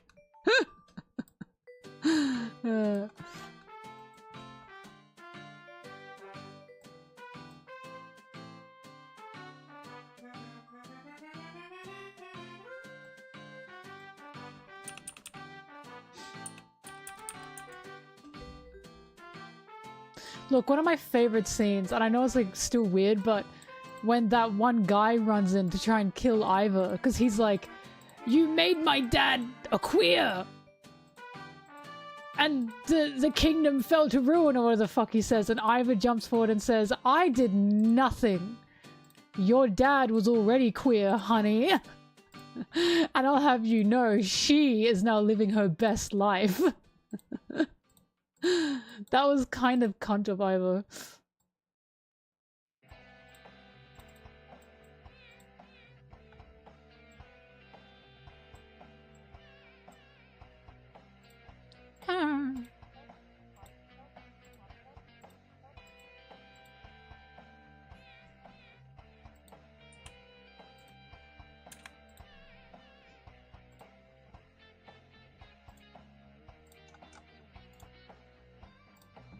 I was gonna say, kiss him anyway, coward.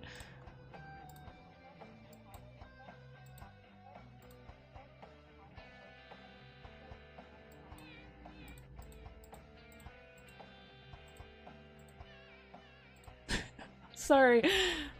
You can tell me if this is insensitive or not, but it did make me laugh because I'm not honestly not sure, but I think it was a Reddit story about someone came out as a trans woman to their friends. And you know, she was happy to come out and they were all very kind to her.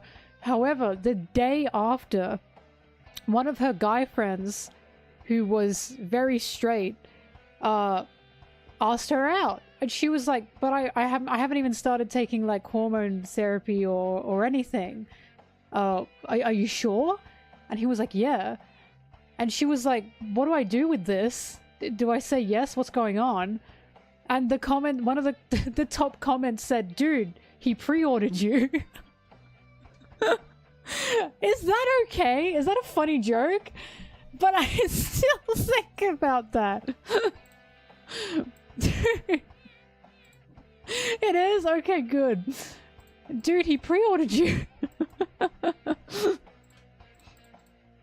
Happy for her, though. If she's here, I'm happy for you. I hope it worked out.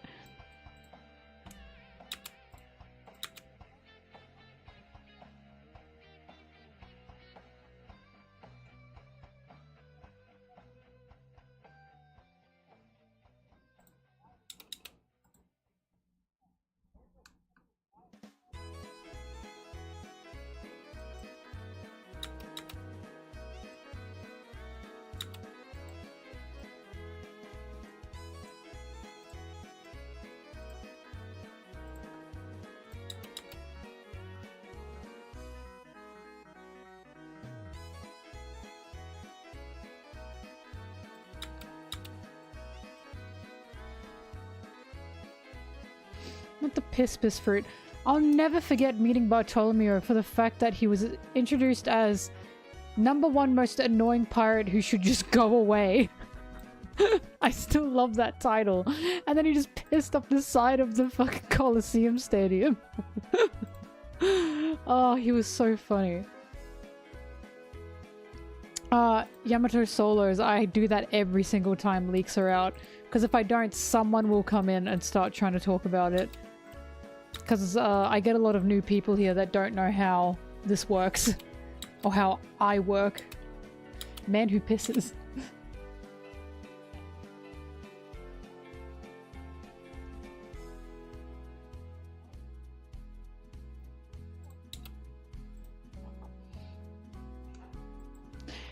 Ban Cassie! I can't believe this!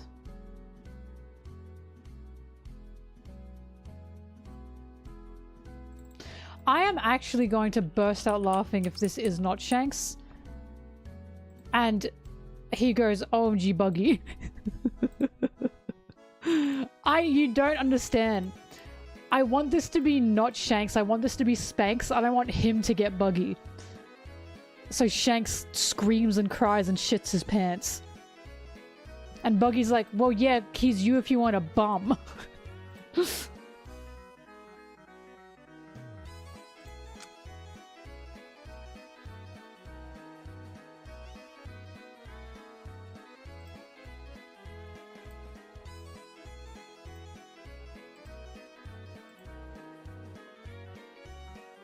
No one is modding right now except for me.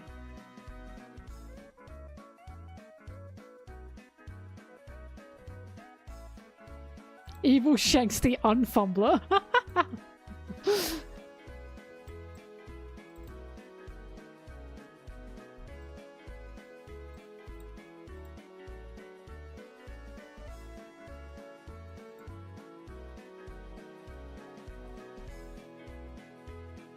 I am still modding this chat, you bastards. I can stop you at any time.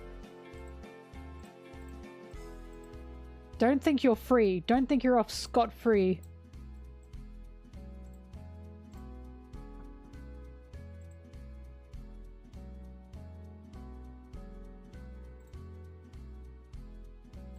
In fact, just because you all said that, go to jail. Time out. Time out for all of you right now.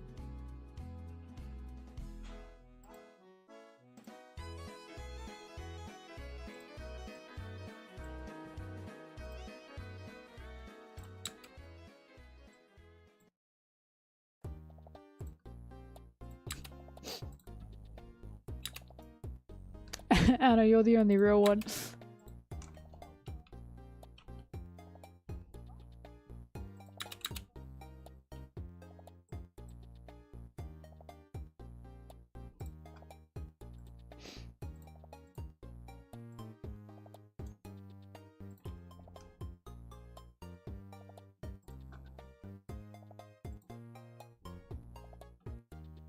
The Riz fruit versus the Fumble fruit. That's Shanks. Shanks and Spanks. We'll find out if this really is Shanks by if he fumbles someone. If he fumbles someone, it means it's Shanks. Alright, fine, hang on, I'll free you all.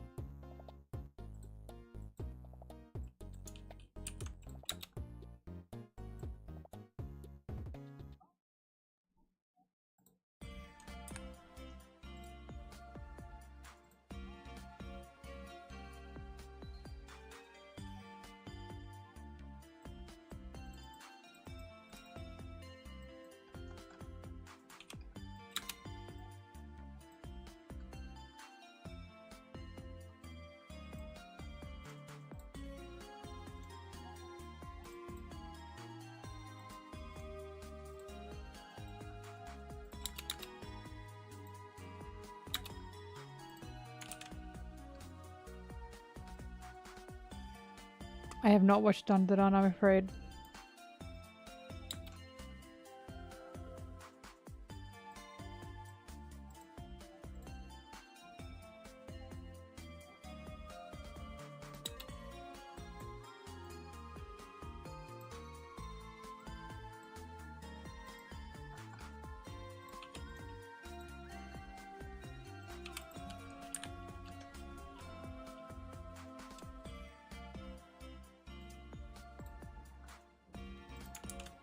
You think weirdness is gonna stop me from reading or watching anything?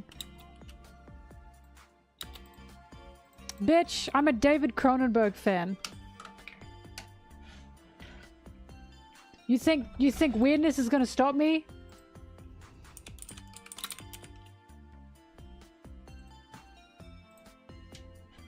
I watched all of Beau is Afraid. You think weirdness is gonna stop me? If you're saying there's some perviness, you've never seen a David Cronenberg film.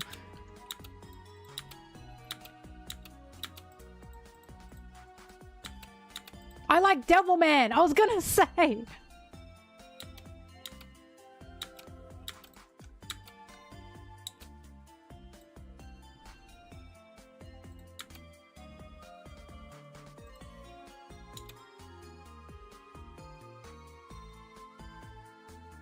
I hope that it really is Spanx and it's revealed he has gorgeous locks of hair when he takes off the hood. Like when Finn from Adventure Time takes off his cap and he's got such long, beautiful golden hair. Shanks if he weren't a fumbler and hot.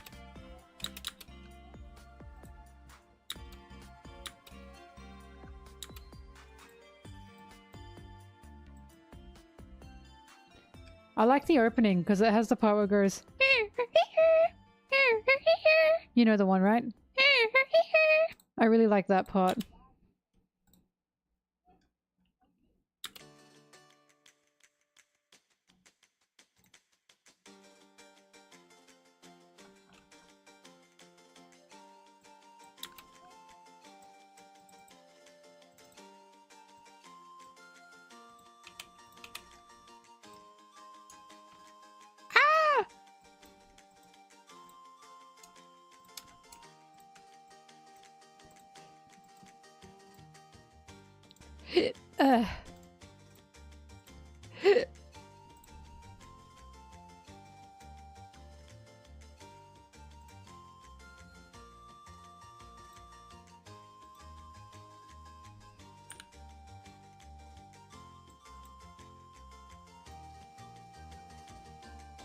So mean to me.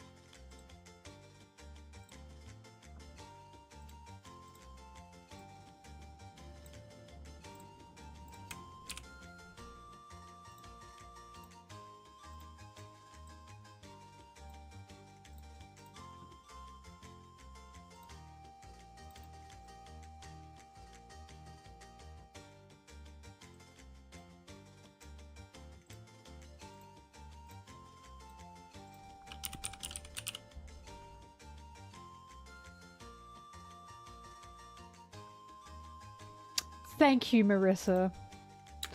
Thank you.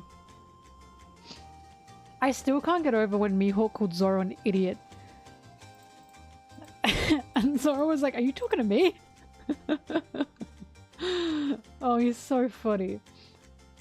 Like he didn't outright call him one, but he implied it. So Zoro said, me? Oh, dumb man.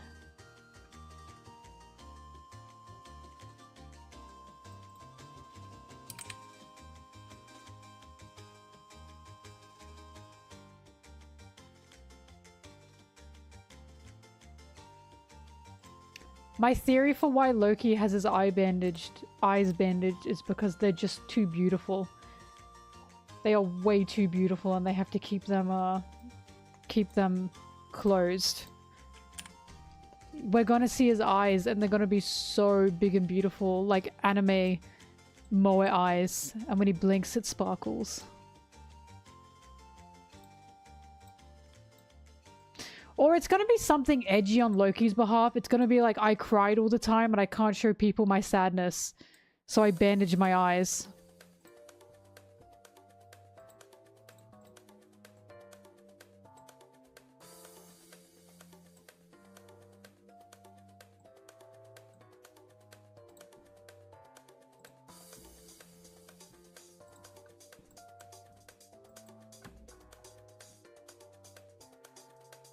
This is still my favorite Mihawk panel. He's so cunt in it. Can you imagine Loki? It just looks cool.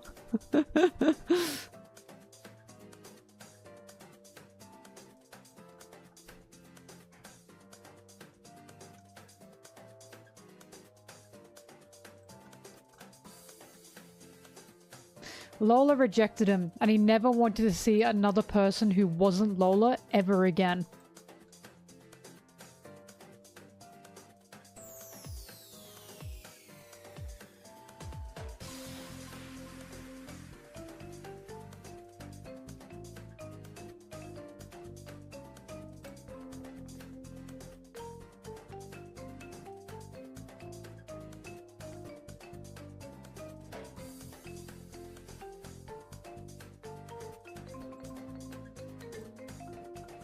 Ooh, that's pretty good art. That's pretty good. I like that. You've pleased me. You have pleased me with that. Good job.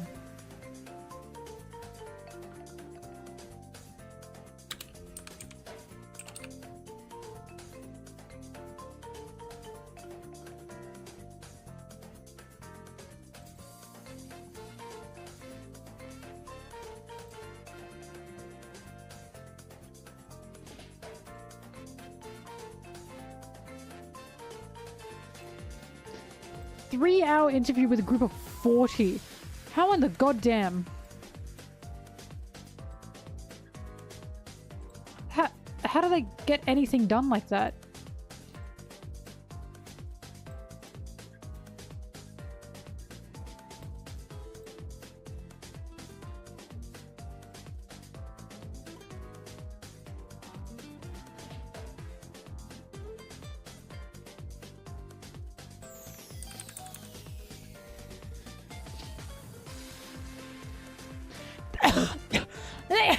They had you interview each other? What? You could just lie. You could just lie about what other people said. Oh my god.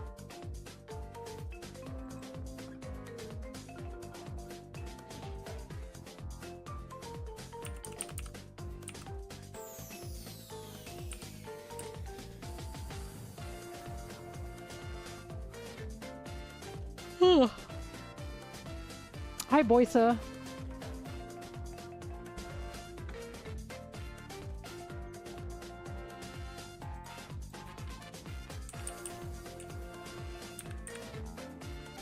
If there were observers at each table, why in the goddamn did they make you into... Whatever. Whatever.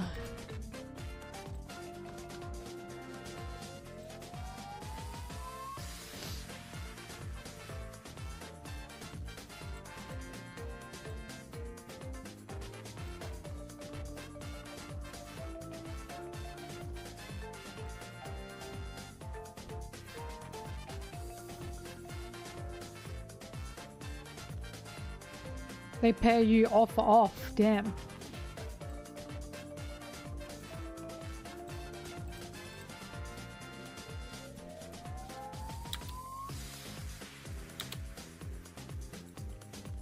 Well, congrats on getting through it. Did you find out? Oh, the new Legos are only the live action. The new Lego is not the actual like manga anime. It's only... I'm sorry, that's arse. That is so arse. Who asked? Oh my god, who asked for a Sanji without swirly eyebrows?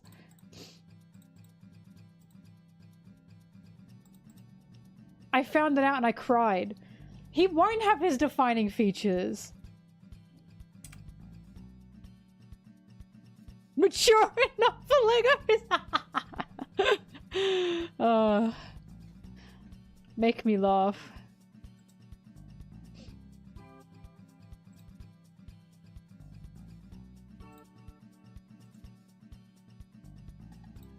Can we at least admit, guys?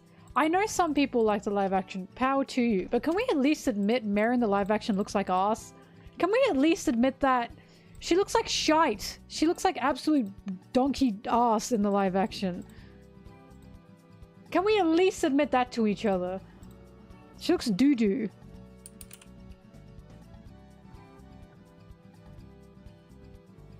I'm glad the live action motivated you, but can we at least admit she looked like shit? Where is her whimsy? Where is her joy?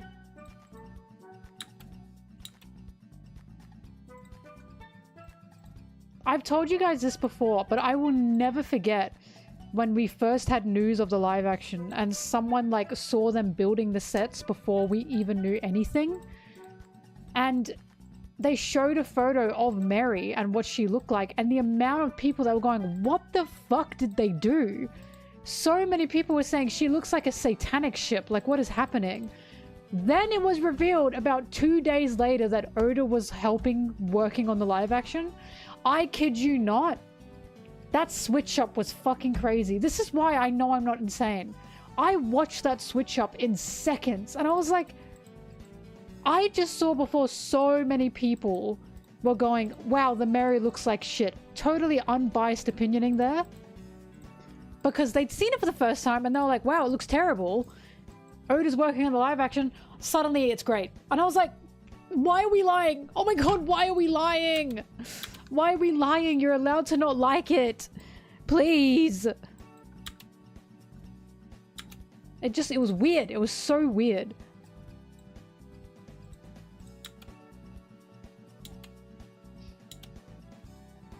Oda approved is so powerful. If I ever run for like Prime Minister, I will say that my campaign is Oda approved. And I guarantee you I'll get votes.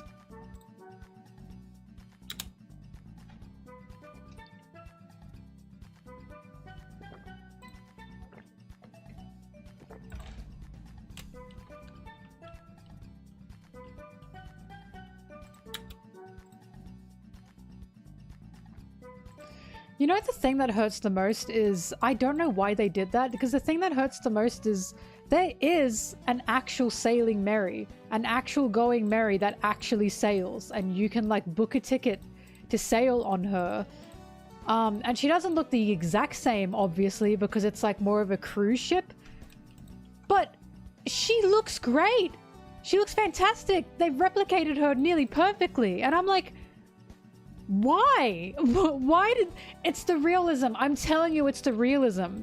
They wanted to make her look like a realistic goat. And so she just kind of looks like arse. This is why I hate realism. I cannot tell you how much I hate realism.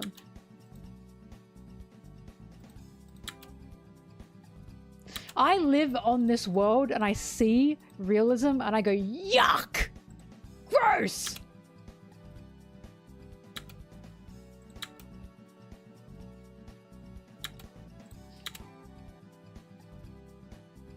That is true. Netflix does have billions of dollars and I should cut them some slack.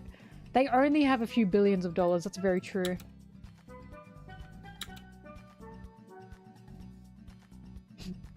I step outside, see a person and throw up. Oh. You're a firm defender. Defend Sanji to me immediately. Immediately. Defend Usopp to me immediately. Defend Syrup Village to me immediately. Defend Nummy's changes in Arlong Park to me immediately. Go on. 1, 2, 3. Go ahead.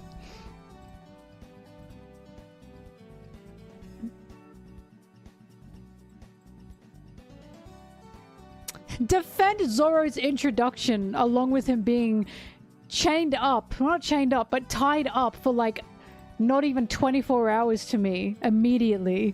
Defend Luffy sitting down and making a plan to me immediately. Go on. I only say this because those are the moments I absolutely couldn't stand. I could not stand them.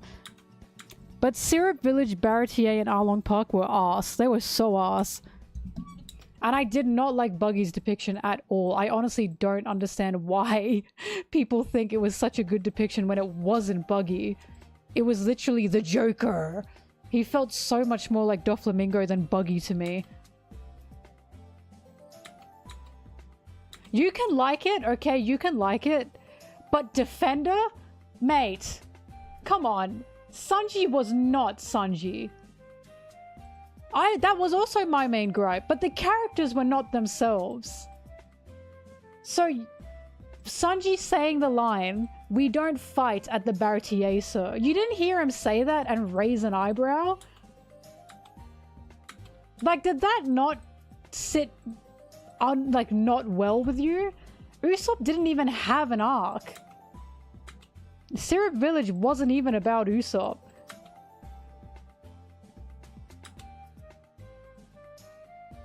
You can like it, but I draw the line at defending it. I'm sorry, I'm not trying to start a fight. It's just unbelievable to me. Because I just could not stand it.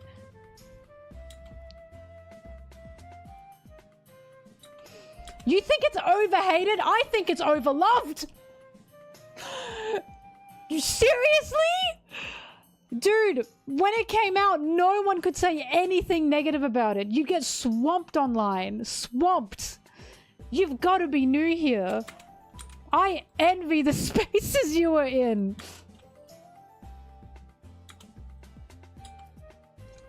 Sanji famously does not fight at the Baratier.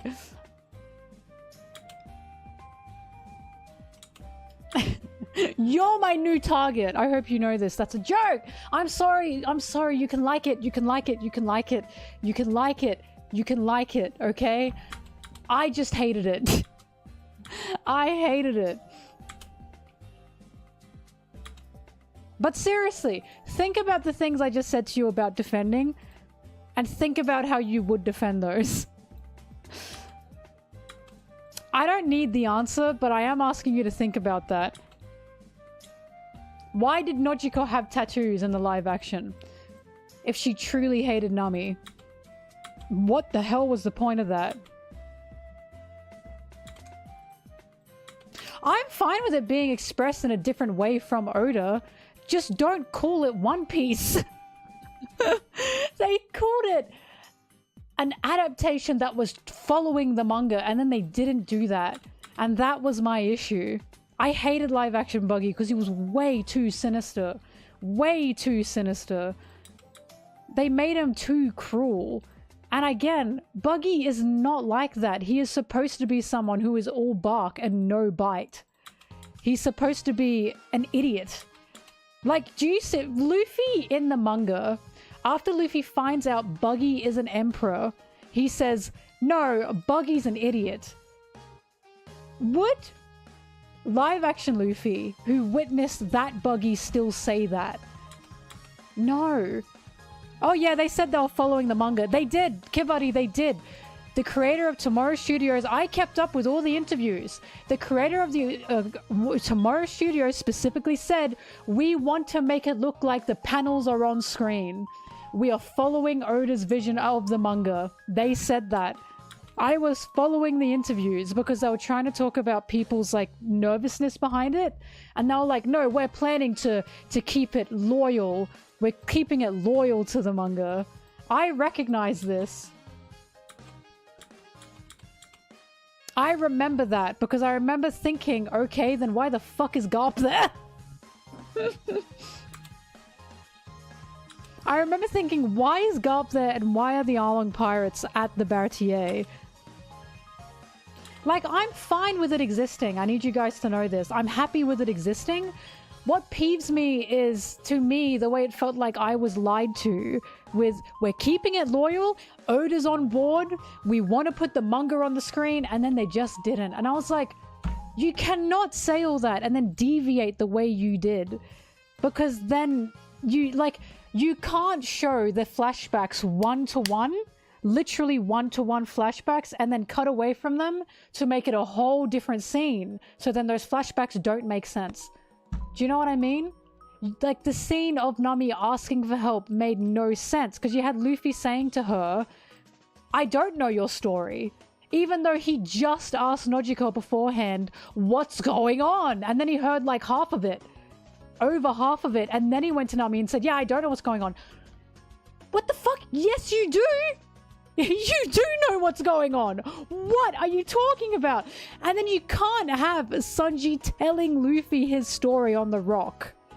Telling Luffy his story just for Luffy to brush it off. The whole point of Sanji's story is that was his story. That was his story that was meant to correlate to him and the Baratier. For some reason, they had Sanji telling Luffy his story, and that was meant to correlate with Zoro, not with the Baratier. And then Zoro just went, Luffy just went, okay, L, whatever. But I'm not like that, see ya. What? It just made no sense. It was like, you cannot keep one-for-one scenes and then change everything around those scenes. I'm glad it got people watching One Piece, but in my opinion, just because something got someone watching something doesn't mean it's good. Like, it was not, like... I'm sorry, I did not think the writing was very good. I thought it was incredibly babyish. Like, I'm glad that it got people into the show, but I'm not basing a show off what it did for One Piece. I'm basing a show off what they told me it would be and what I'm seeing in regards to watching it. If I could base anything off the impact, fuck, Harry Potter would be a 10 out of 10. You know what I mean? But I'm not basing the live action off the impact. But 7 out of 10's too high. That is too high. 7 out of 10 is definitely not what I would rate it. That is far too high.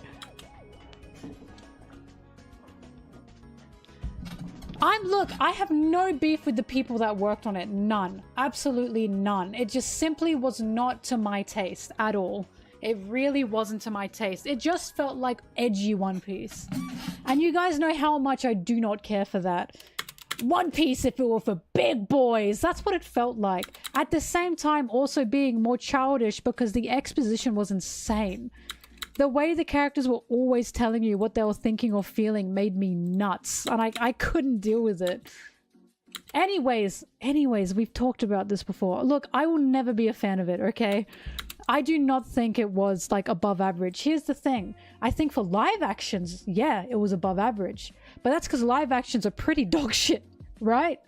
I think if you compare it to other live actions, yeah, that's pretty good. If you compare it to, like, other shows, no, it's not pretty good. It's pretty basic and a little bit under that, I'd say.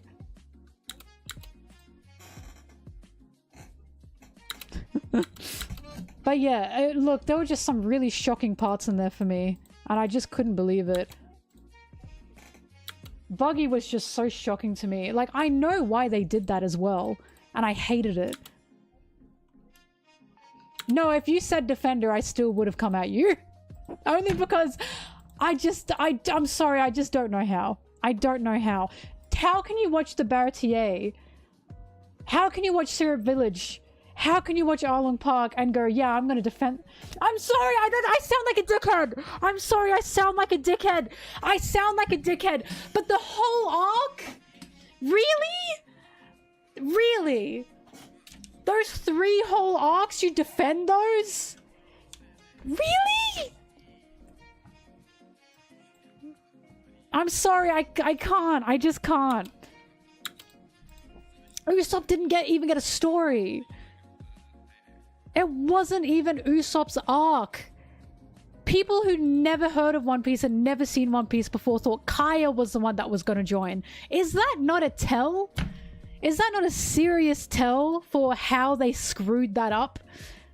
They didn't even realize Usopp was the one who was meant to be the Straw Hat. Because they didn't even give him a character. I don't blame Matt at all. And the reason I don't blame Matt is because he's not the producer, he's the showrunner. That's incredibly different. I say again and again and again, the producers are the ones that run the show. They are the ones that run the show, and that's Tomorrow Studios. Those are the creators of Tomorrow Studios. And I'm telling you, the creators of Tomorrow Studios, they saw a money opportunity and they took it and it worked.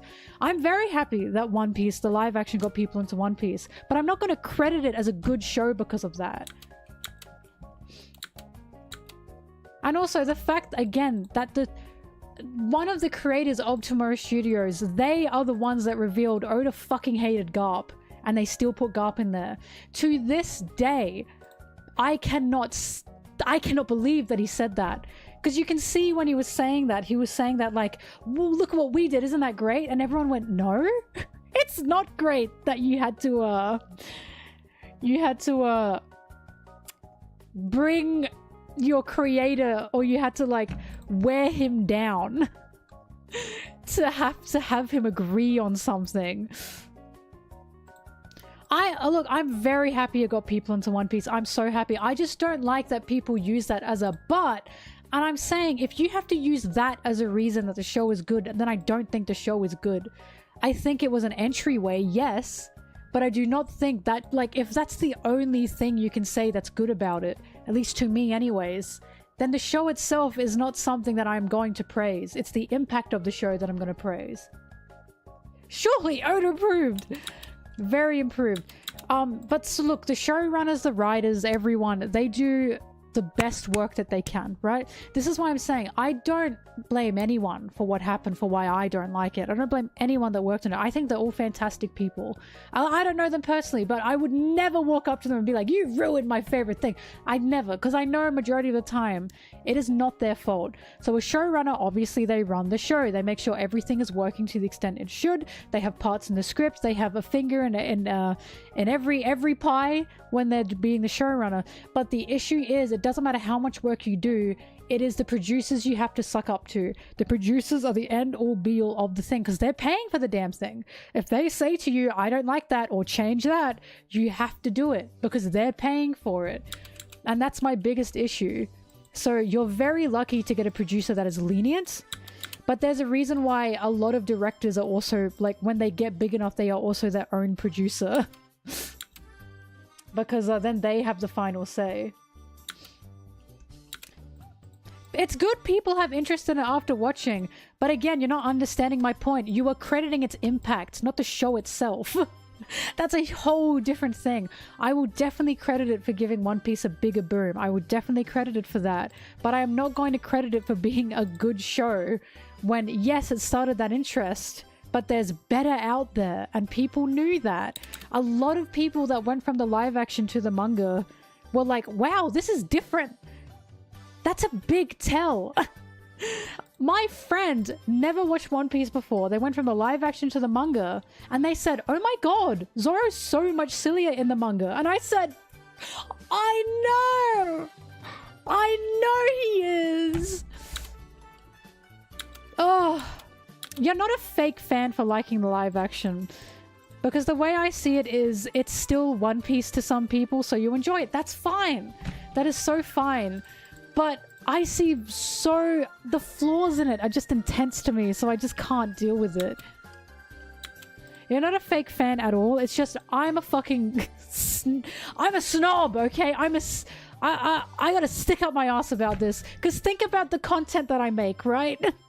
I literally make analysis content of what Oda writes. So of course when I think a character does something a character is not going to do, I am going to be angry. Because I'm going to be like, how do you fuck that up? How do you not get this character right? That's a me problem, and I totally understand that. But like, I'm simply seeing something that did not honor the characters, no matter how much they say they did. I am seeing something that is not honoring the characters, and it upsets me. It really upsets me. Because especially they even said we're making Zoro, Nami, and Luffy the 3 main characters. And I was like, why? That's not what One Piece is about. That is not what One Piece is about. You can only do so much on 8 episodes. Okay, here's the thing. Their episodes went for like 45 minutes. The first 5 episodes of One Piece are the exact same length as the first episode of the live action. And it covered the same stuff. The exact same stuff. I agree. For time restraints... Okay, you can say they did their best when it's a fucking indie film. Respectfully, I don't think you can say they did their best when it was $15 million per episode. I'm just saying. I think that's crazy. But my biggest issue is, okay, time restraints.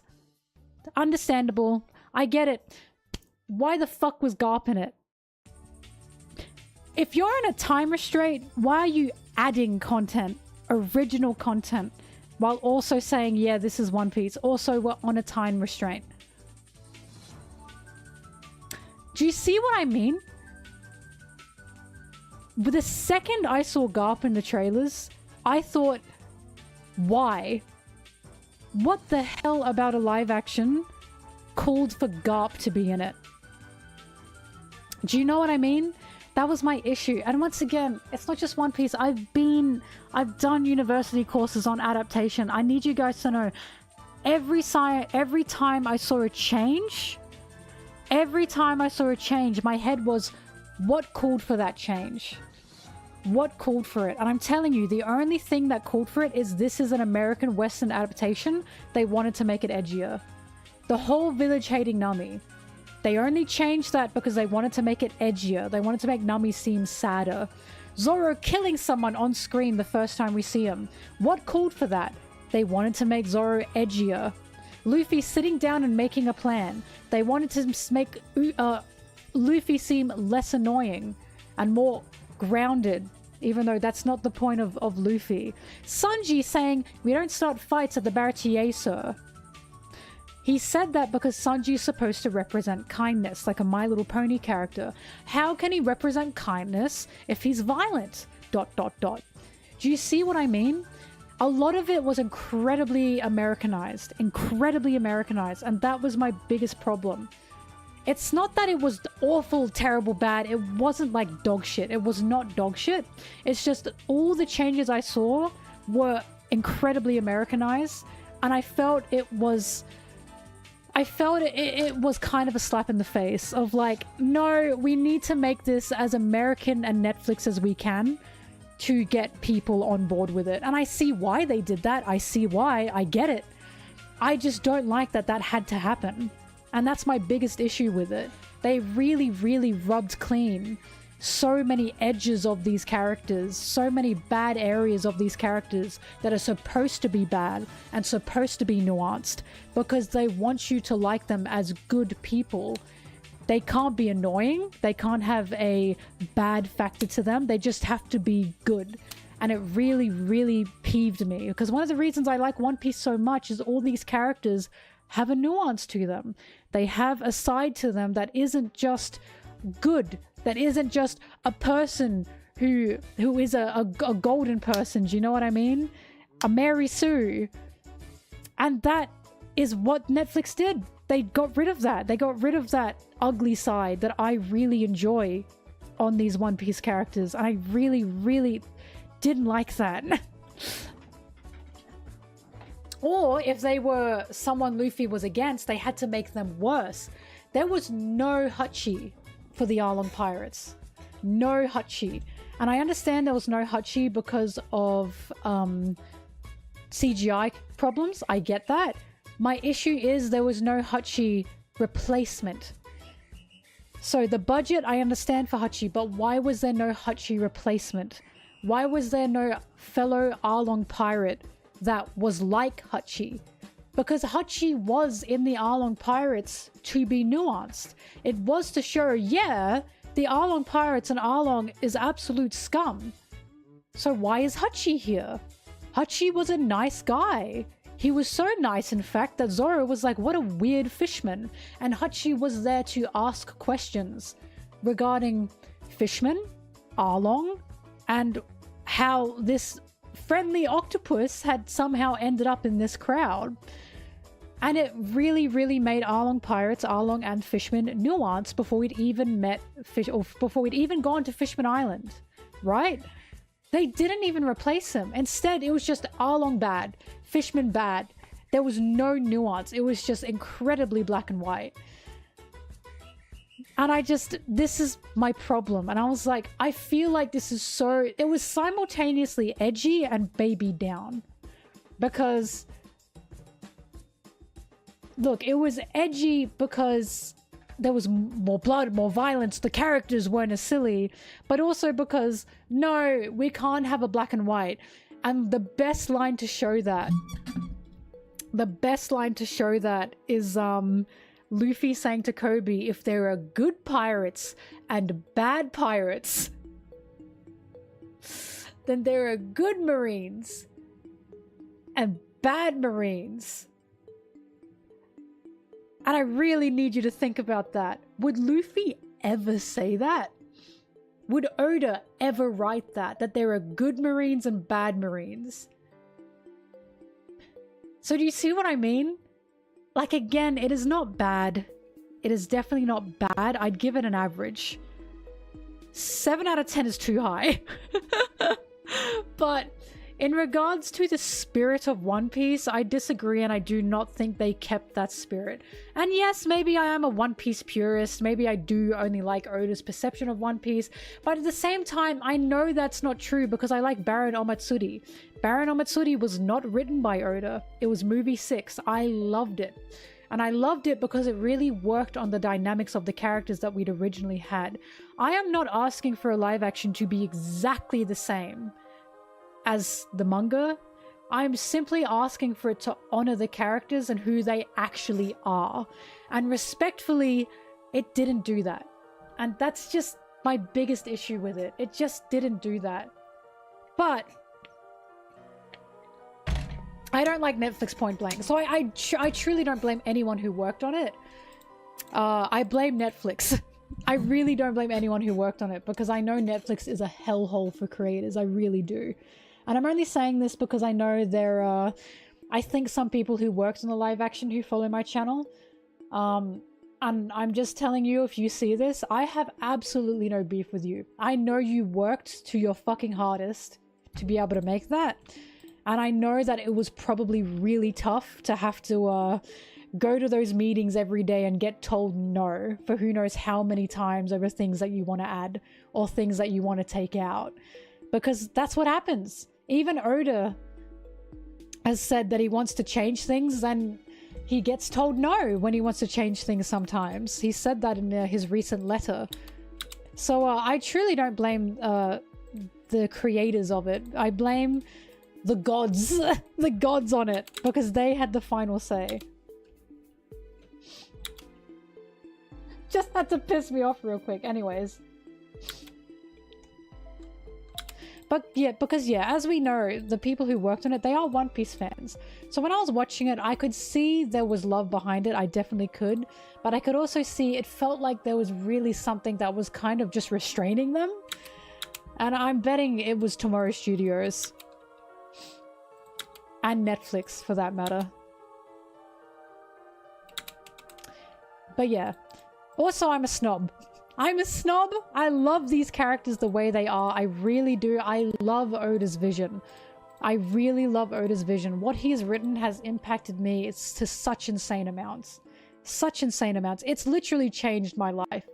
Literally. That is not, like, I'm not being dramatic. One Piece has changed my life. So of course, when I watch something that makes my favorite character as well, Sanji, not Sanji, and other characters I love as well, like Nami, like Zoro, like Usopp, like Luffy, I'm gonna be upset. Because I'm gonna be like, this is not what I fell in love with One Piece for.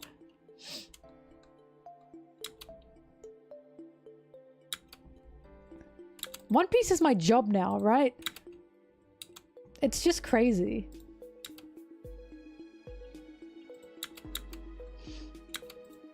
But yeah, no beef. Absolutely no beef with you, Seymour. Zero beef with anyone who worked on it as creatives because I could see it came from the heart. I just know that being a creative in a business field is so hard because the business heads, the businessmen, they don't get it.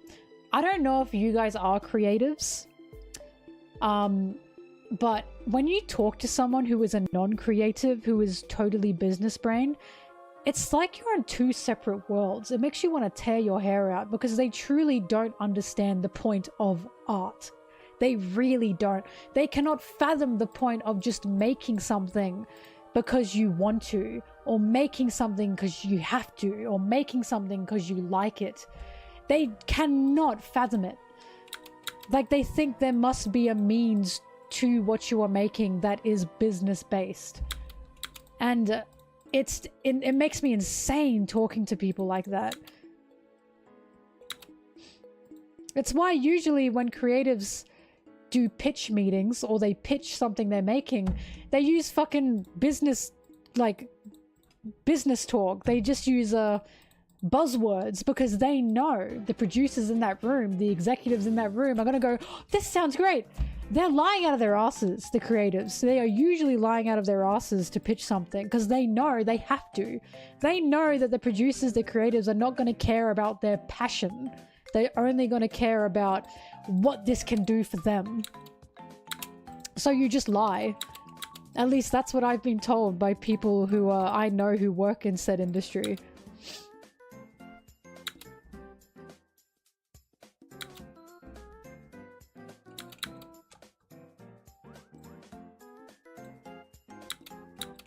But this is why when it comes to Oda being on the live action and he approved everything, this is why I'm saying like, this is a totally different world, right? Netflix, Hollywood, this is a totally different world.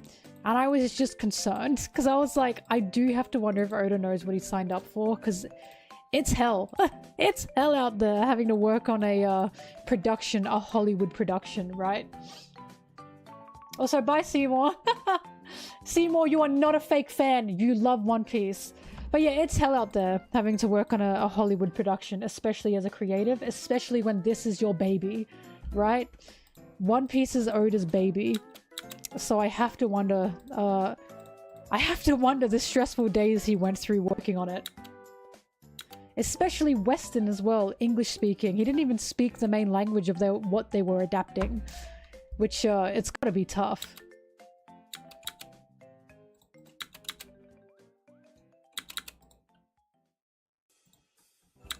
Yeah, anyway, I love One Piece.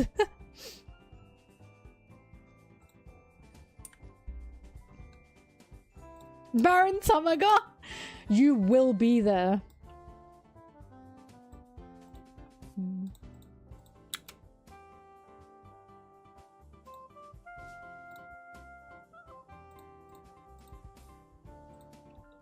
But I'm a reasonable person.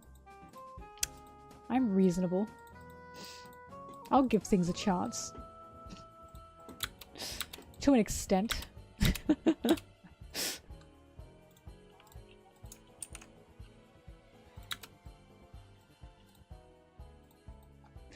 Baron Tamago will say it's egging time and then turn into an egg.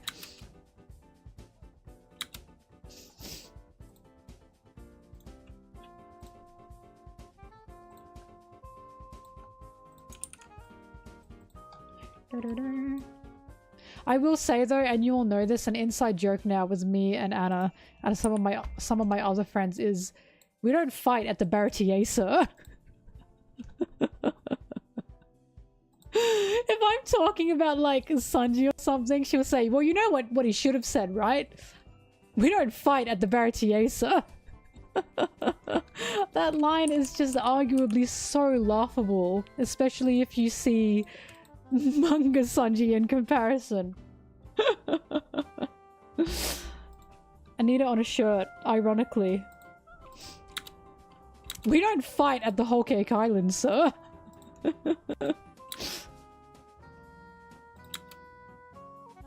No, the funniest thing Zoro said in the live action that was incredibly hilarious to me is when he said to Luffy, I'm a pirate hunter. You know, pirate hunter. And I fucking burst out laughing and I was like, this cannot be serious. Zoro. He said, you know what I'm gonna do, right? If you free me, I'm a pirate hunter. Pirate hunter. And once again, obviously, that is funny because in the manga, Zoro says, I never called myself that. Zoro actively never calls himself a pirate hunter. So I was like, is this a joke? Like, is this a meta joke that I'm missing?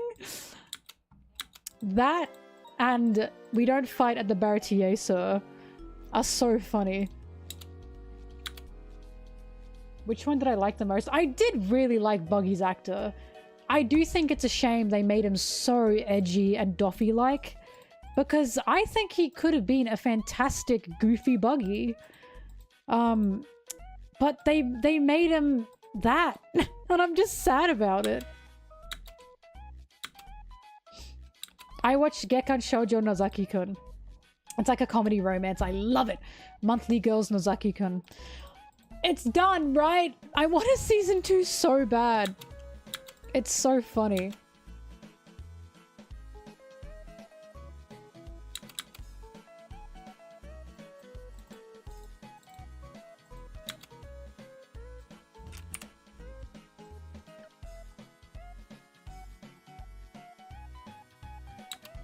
They also spoiled Buggy's reasons for leaving Shanks as well.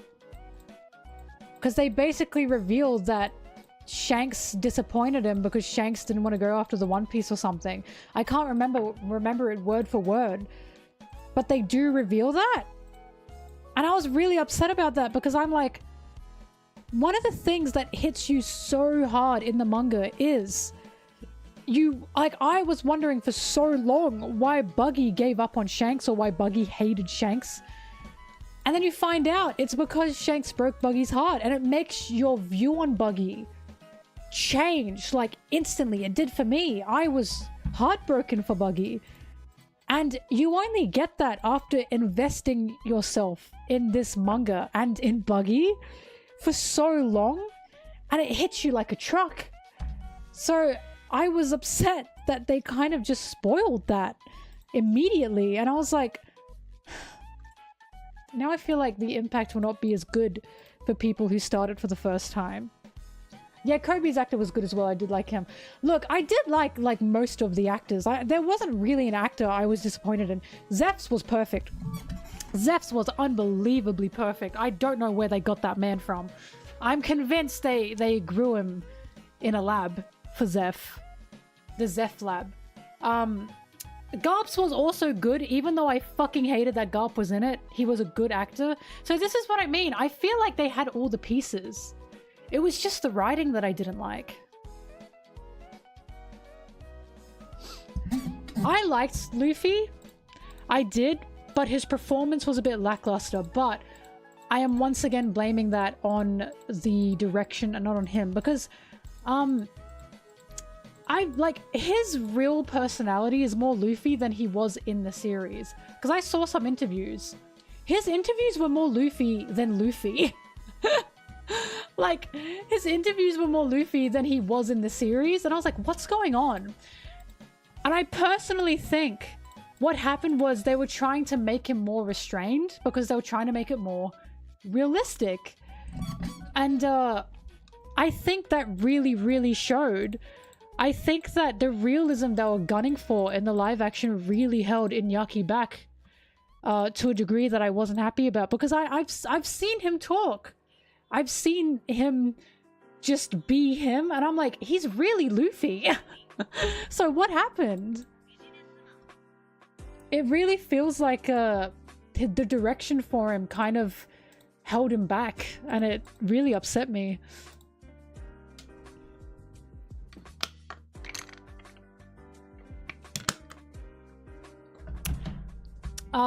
For all the Straw Hats, it had nothing to do with the acting. It had everything to do with the writing.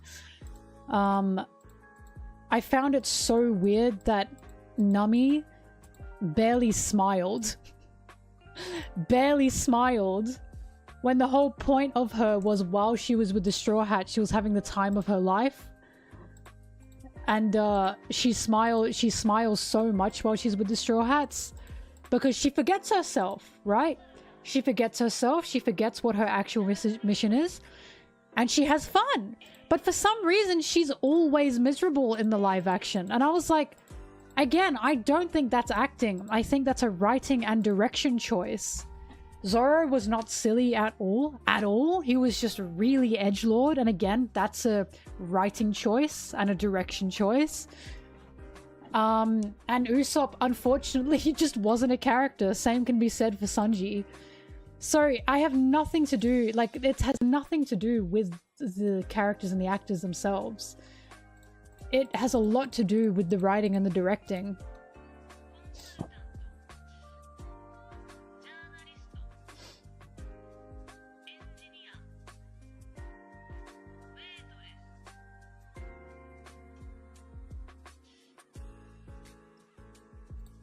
Mihawk is pretty good as well.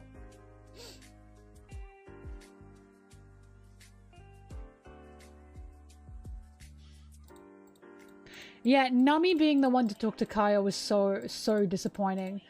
I think I understand the girls thing, you know, and I get that, but that was Usopp's connection. And Usopp's relationship, not Nami's. Why did Nami get that? Nami's connection at that time was meant to be with Usopp.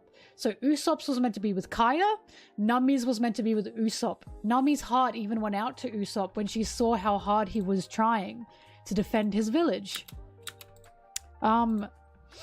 So the fact that she didn't even have that connection with Usopp, and Usopp barely had a connection with Kaya. It was just really disappointing.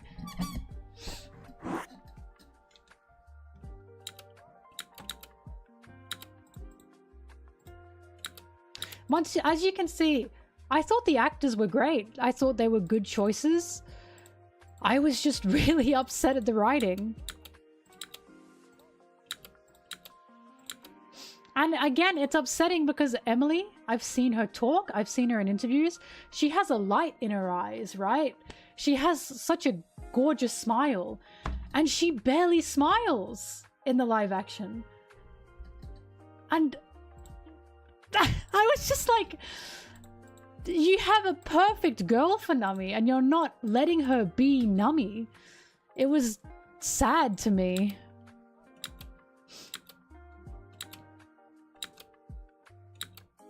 Look, hang on, let me show my point here. I've always wanted to talk about this in a video, but I don't want to because reasons. Here's the biggest difference, and this really makes me laugh.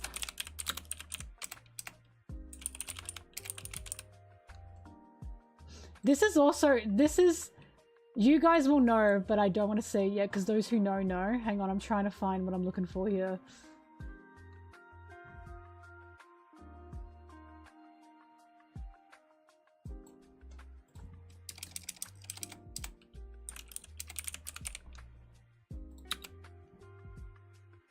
And once again, it has nothing to do with the actors. All right, here's this.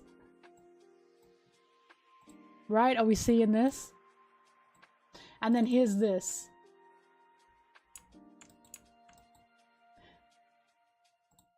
Where did their smiles go?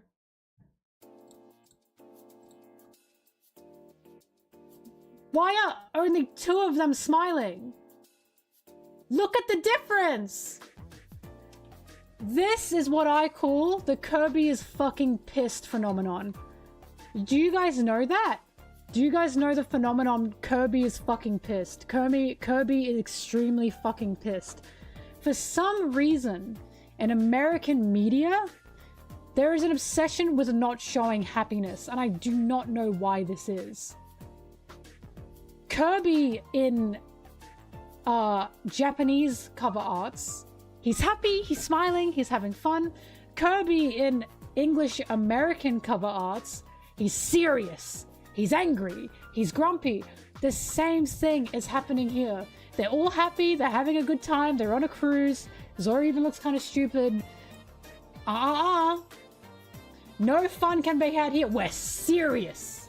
We are serious. Only our captain and the goof can have fun. The liar, the trickster can have fun. No one else is allowed to have fun. We have to be serious. Look at the difference. Do you see what I mean? So my criticisms are not from a place of I'm unhappy just because. My criticisms come from a place of this is the most American localized viewing of One Piece I have ever seen. Look at the difference between the Zoros. It's comical at this point. It's just comical. Like,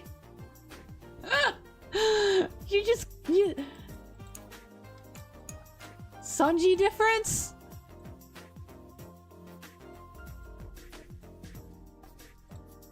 God forbid Sanji be happy. What is going on? Do you see what I mean, right? Like, why? Why can't they be happy in an American production? Sanji is extremely fucking pissed.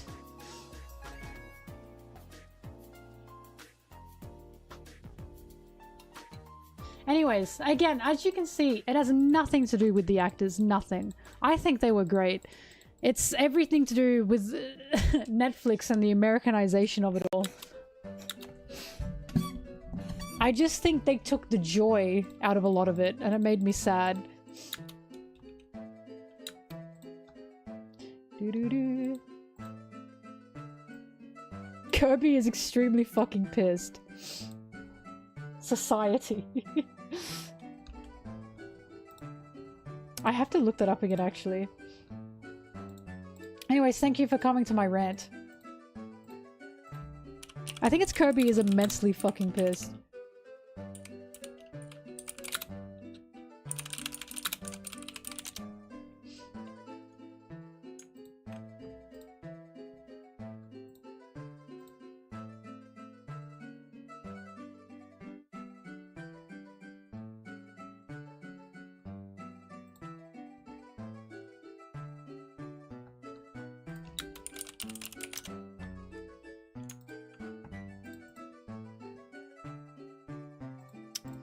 It was a Tumblr post.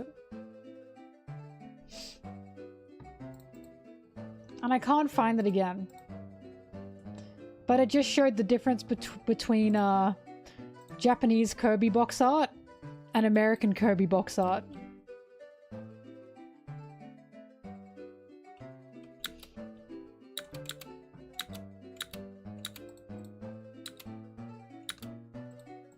Oh yeah, Sanji was not pathetic enough at all. The whole point is when he's around like women, he's useless. He's like a sopping wet, sad thing. He was way too put together. Someone said live action Sanji is if like Sanji went to therapy, and I was like, why the fuck would I want that? I like Sanji because he needs therapy, not because he's gone to therapy. What? I don't want a Sanji that's like mentally healthy. Who asked for that?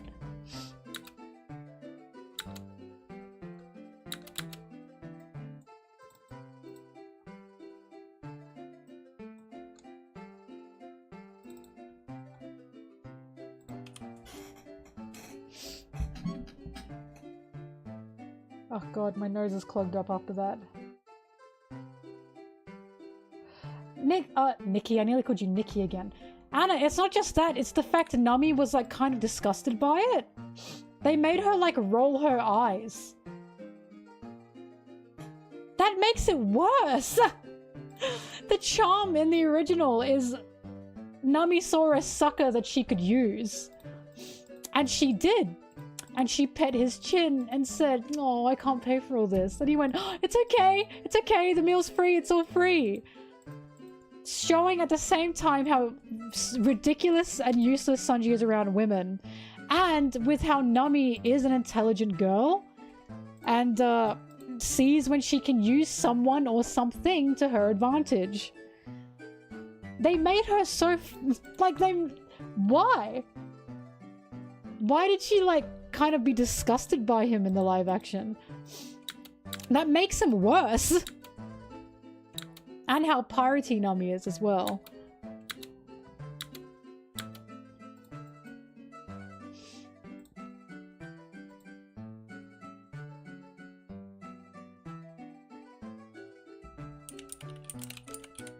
Oh my god, the whole conversation that Zoro and Nami had with each other in the bar, I hated that. I hated that. Because Zoro and Nami talking about their woes or like their past or their secrets. Them? You could pick anyone else.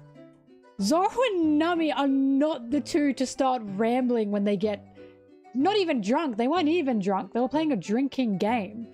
That was bizarre. And I was like, if you said to Zoro, let's play a drinking game, you tell me something traumatic that happened to you and you drink, Zoro would go, no. Like, Zoro would not do that.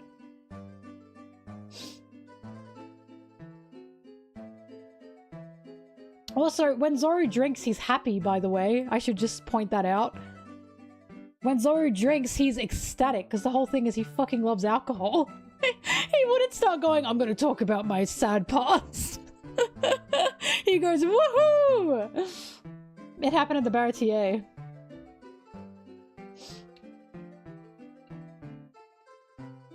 Right? If anyone should have started talking to Nami about her, it should have been Usopp. Usopp and Nami are the two that are like this. They're like besties. And again, Usopp and Nami formed a relationship in Syrup Village. There was an issue in the fact that they didn't form a relationship at all. Especially not in Syrup Village. If anyone's going to talk to Nami about any traumatic past, it's definitely Usopp. Yeah, the live action.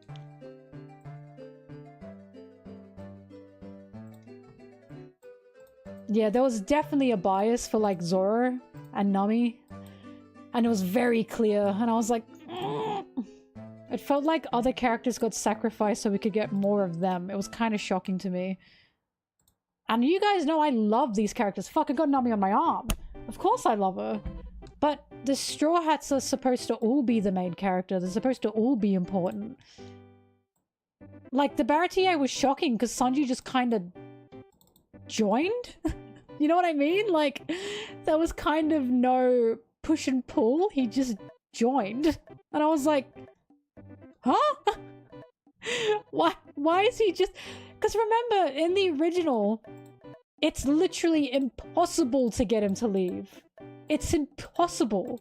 He refuses to leave. And the only reason he finally leaves is because he hears the other chefs, Zeph included, worry about him and talk about the potential that Sanji has and talk about how they want to see Sanji leave, not because they want him gone, but because they worry that they're restricting him at the Baratier.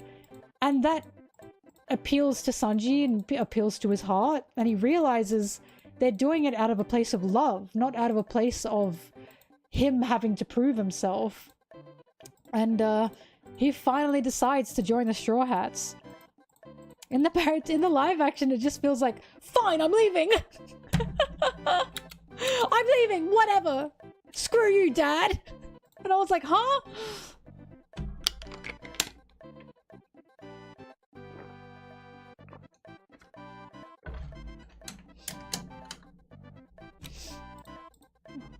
They should have made Garp a Straw Hat.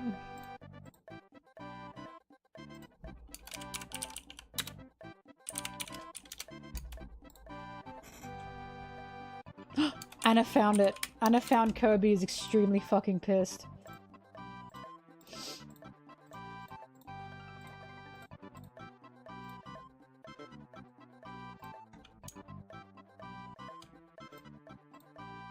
Alright, here they are in all their glory.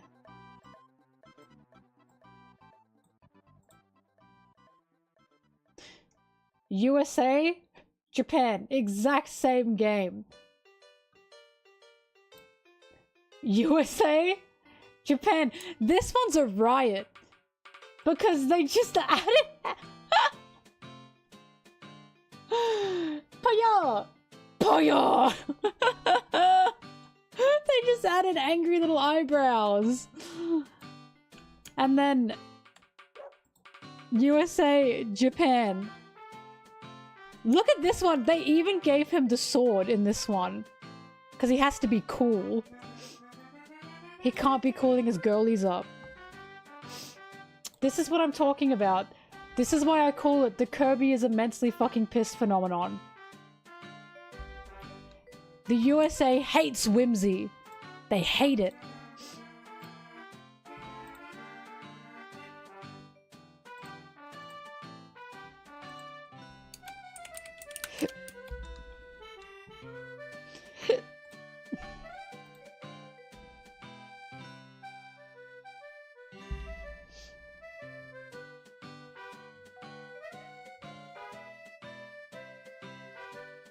The American Kirby marketing art, he has a police mugshot. What? What?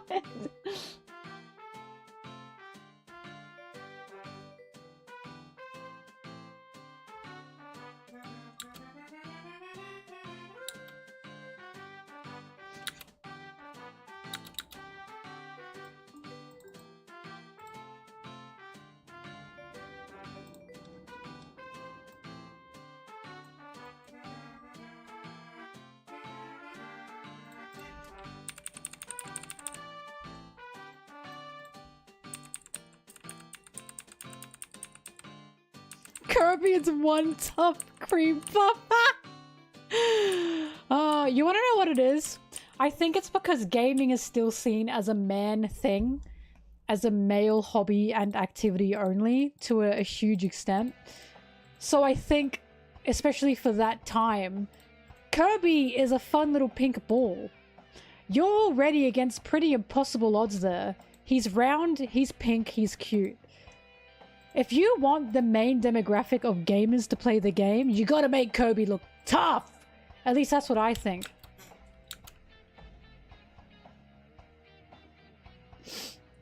I avoid spoilers by just not going online.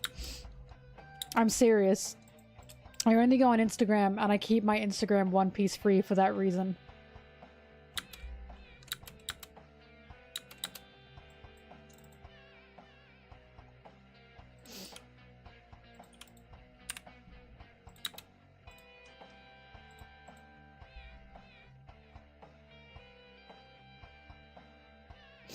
Kirby.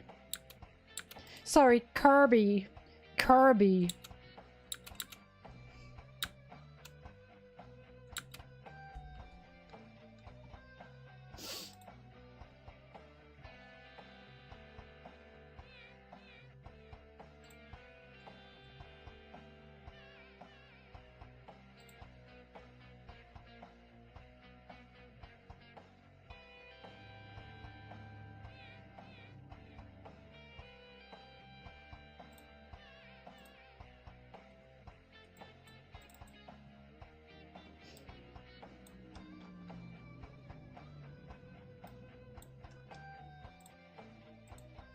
That's true. Kobe is round and pink and adorable upon first meeting.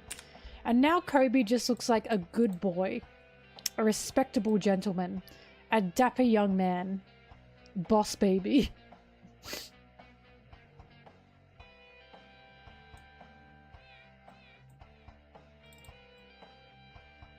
God, this song pisses me off and I still don't really know why.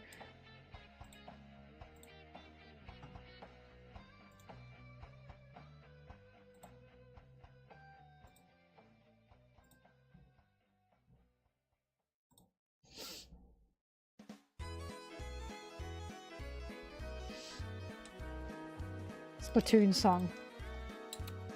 It's like a shop song, but it's like low quality on purpose and I don't know why. It really pisses me off. Oops, sorry. Sorry, I'm not picking my nose. My nose is just dry and it hurts.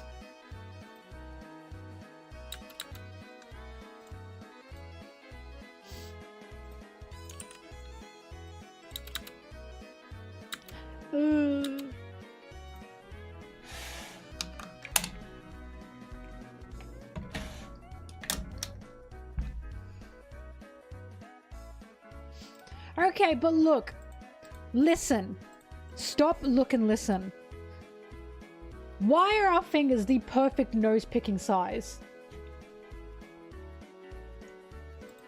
I think God gave us these fingers so we could easily clear our noses, okay? I'm just saying.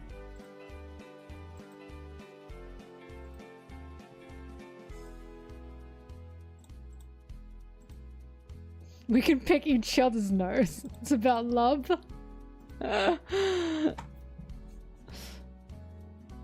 Oh, that's so true. That's actually so romantic. We have not evolved past picking noses. Thank you very much. Everyone picks their nose when they are not seen. Behind closed doors. Just wash your hands afterwards.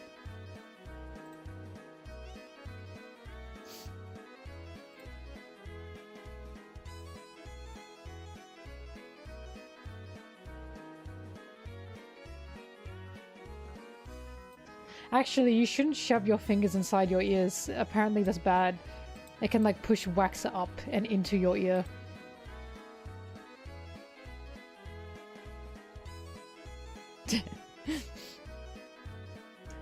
I didn't call you out until you just said I called you out. That was a if the shoe fits moment.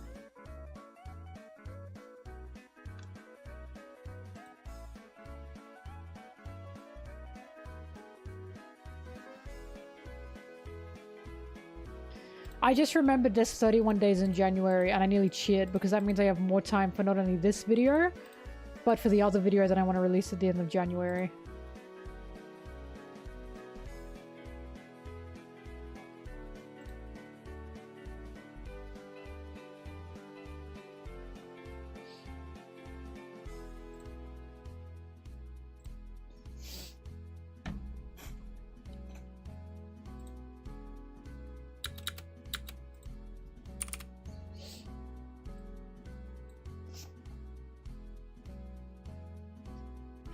We are not talking about this again.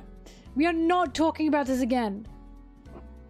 Why has this become a normal topic to talk about in this chat? We're not doing this again. I will say it again. If you do not wash your hands after using the bathroom, you are disgusting. I don't care what you do in there. I don't care if you thought you didn't touch anything. Wash your goddamn hands. Zoro asked first. That's what Zoro would talk about if he got drunk.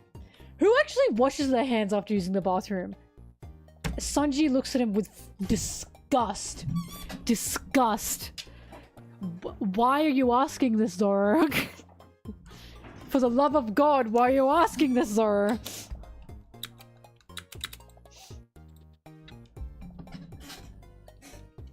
Anna, oh my God, Anna, they're the culprits, right? They are the culprits. They are the culprits. Bye. I talked about this already, but I need you guys to know, ever since I saw the numbers of men specifically who do not wash their hands after using the bathroom because of COVID. Because of COVID, we did tests and studies and we got actual official numbers. I have been terrified to shake hands with men. Terrified. If I am meeting a man, even one I know, and they're extending their hand to give me a handshake, I don't want to shake it. But then I look like I'm the rude one. I don't want to touch a man's hand. I've seen the numbers. It's like 9 out of 10 men or something ridiculous. It's an insane number. I'm actually terrified. I will make sure to not touch anything until I can wash my hands after I've shaken hands with a man. I saw those numbers. I am not taking any bets. I'm scared. I am terrified.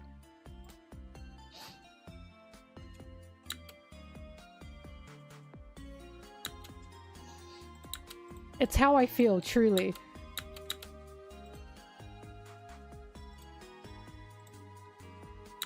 You guys get it because you guys have seen the extent of men not washing their hands. How are you not horrified?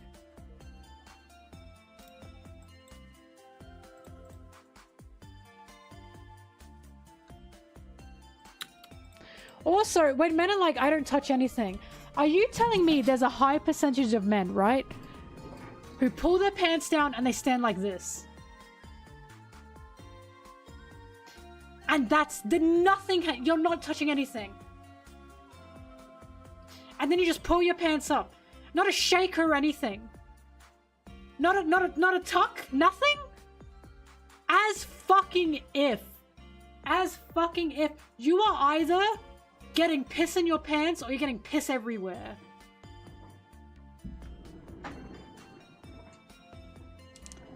How do you not? I say this so respectfully. After a whiz, how do you not get a little toilet paper and do a little tap tap tap just to make sure? Shaking, that is barbaric. That is barbaric. Toilet paper is what separates us from the monkeys. And you're still just shaking it off. Really? Sorry, I wanted to make a Taylor Swift joke just there, but nothing came to mind.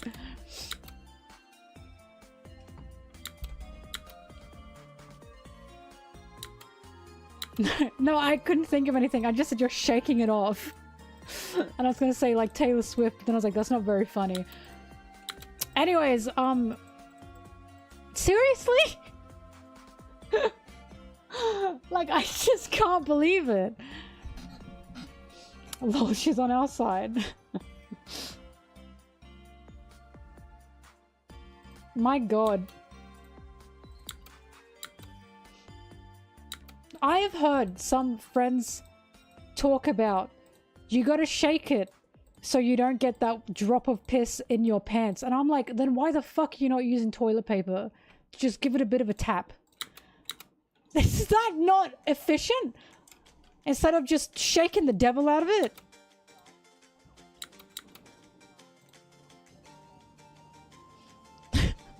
I just can't believe this. I'm terrified. I'm terrified of men's bathrooms. No toilet paper near urinals. Oh my god, does that have to change?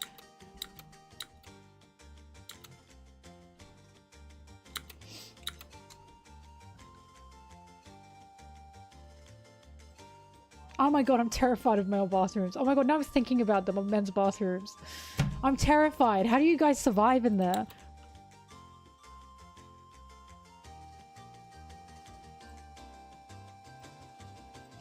You don't have toilet papers at... What happens to your human rights? I think it's a human right to have toilet papers at urinals. Never shaking hands with a man ever again. Sometimes knowledge is a curse.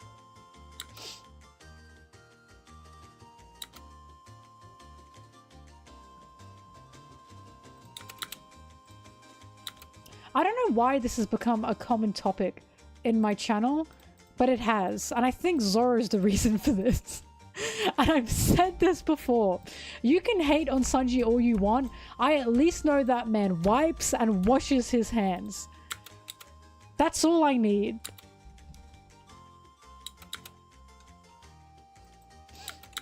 Law as well. I know Law and Sanji both wipe and wash their hands. I know this.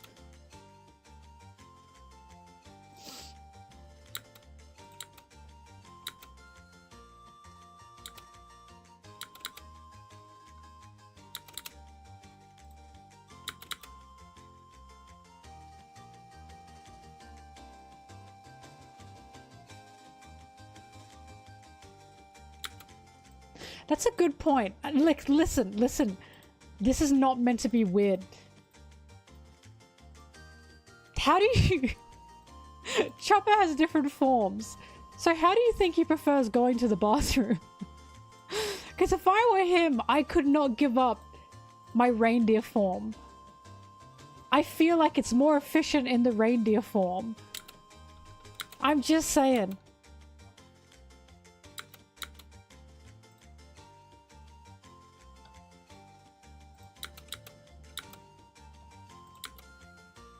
He does still wear pants, that much is true.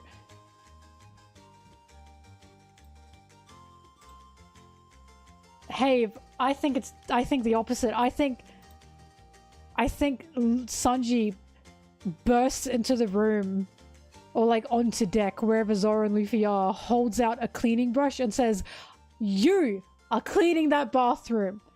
I'm not touching shit." And then they both go, "We don't even use it that much." And he says, "I don't care. The times you do use it, you make it disgusting. Go clean it." I think they have toilet and bathroom washing duty because Sanji is sick of them.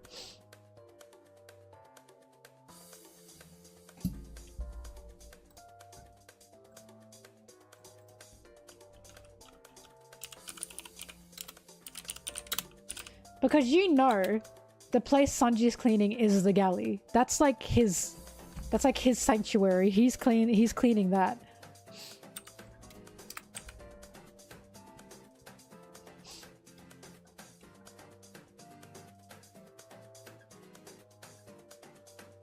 Well, Otis said most of the men don't use the bathroom that much.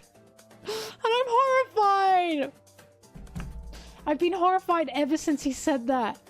I don't want to imagine Zoro and Luffy off the deck, man! Oh, because what's even worse is, are people around? Imagine being nummy and you walk out. Oh, the poor Mary! Oh my god, the poor Mary. The streaks!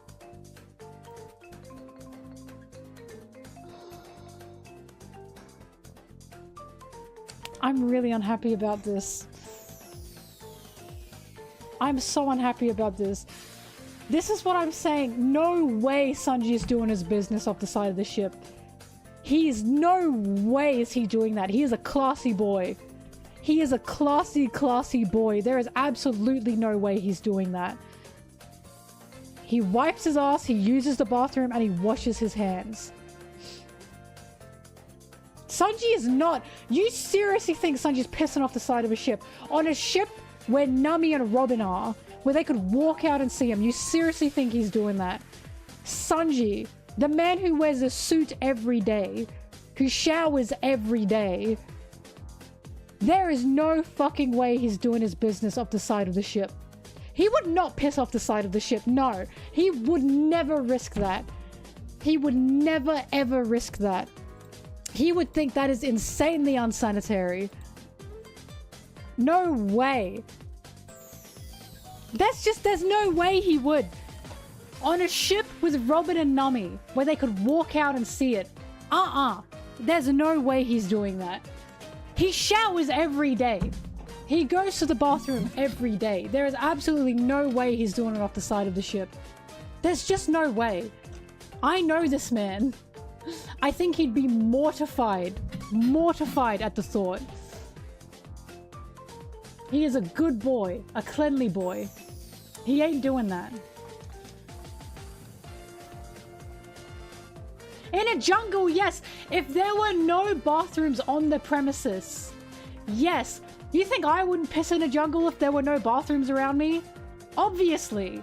But if there is a bathroom there to use, no, he's not pissing off the side of a ship. He's definitely using a bathroom if there is a bathroom around. But off the side of the ship, For real, there's no way.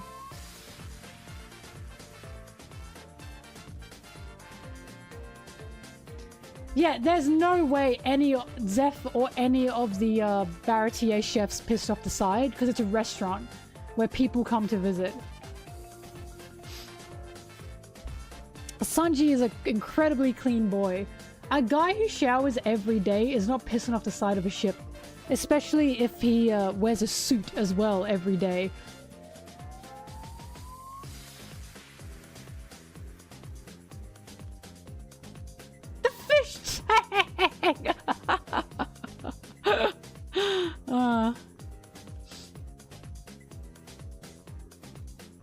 This is what I'm saying. Law and Sanji became friends because Sanji was the only one who was not pissing off the side of the ship. And it horrified Law. And Sanji said, I know. Sanji said, I know. I have to live with this.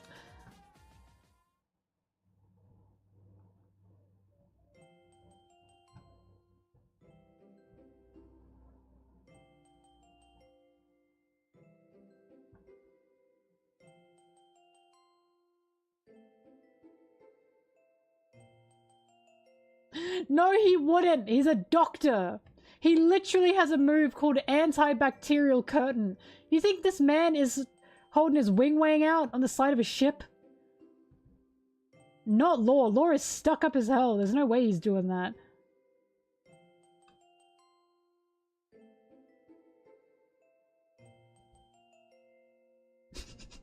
Your guy!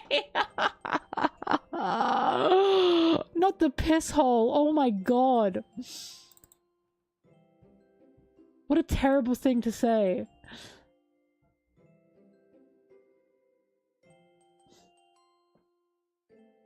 What I'm learning from this conversation is if you guys had the chance to piss off the side of a ship, you would. Sanji's built different. He is not. Sanji and Law, they are not pissing off the side of a ship. Have you seen them? They would both be horrified at the thought. Perish the thought. They would never. They have been raised differently.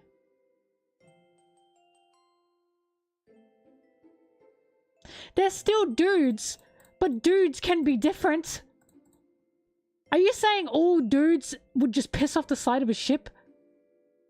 All of them? Every single one in the world?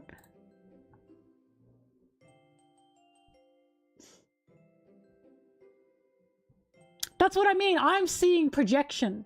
I'm saying, well, he's a guy, so he would. And I'm saying, no, you're saying that because you're a guy and you would. I'm sorry, respectfully, a dude who wears a suit and showers every day is not pissing off the side of a ship.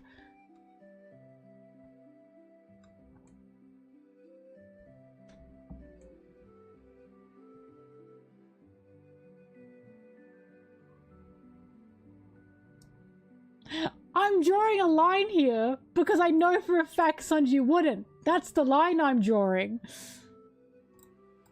I'm saying that is not in Sanji's nature to piss off the side of a ship. Oh, Frankie would, yeah.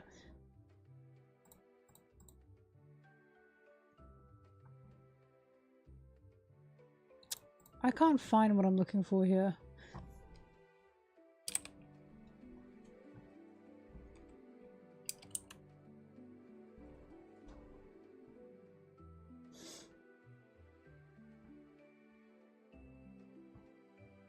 I should do a Twitter poll. Do you think Sanji would piss off the side of the ship? Yes or no?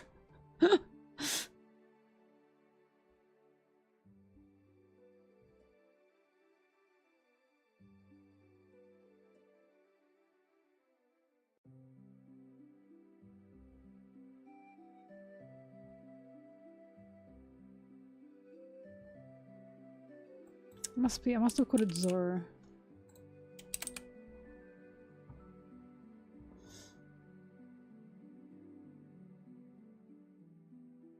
Yes, we like to have fun. Fun such as pissing off the side of a boat.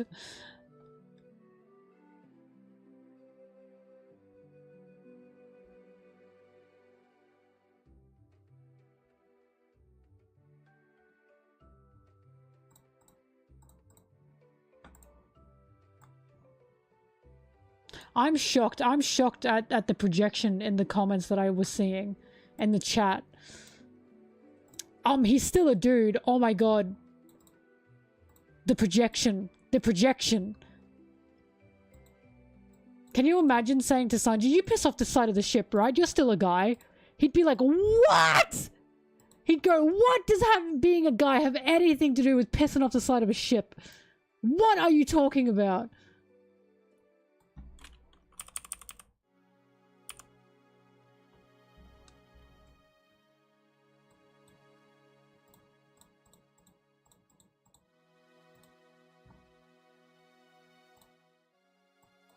You know what? The reason the guys are probably pissing off the side of the ship is because Sanji's in the bathroom showering every day.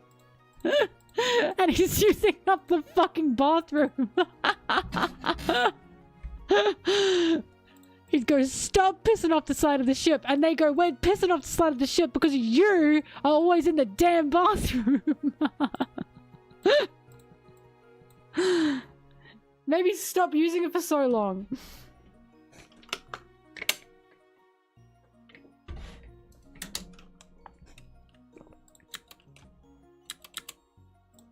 But we also have to remember, Robin and Nami are on the ship and they could walk out and see it at any time. You seriously think Sanji would risk that?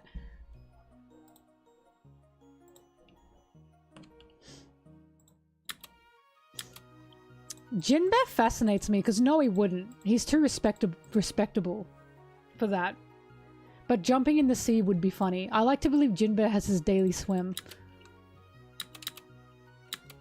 Now they have someone that can easily fish in the Sunny's fish tank, by the way, because Luffy, Zoro, because Jinbe can control the water, can he not?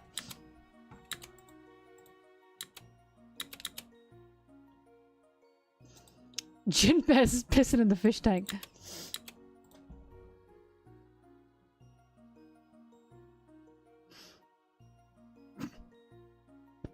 Now that's just a vulgar question. That's just a vulgar question. What do you think?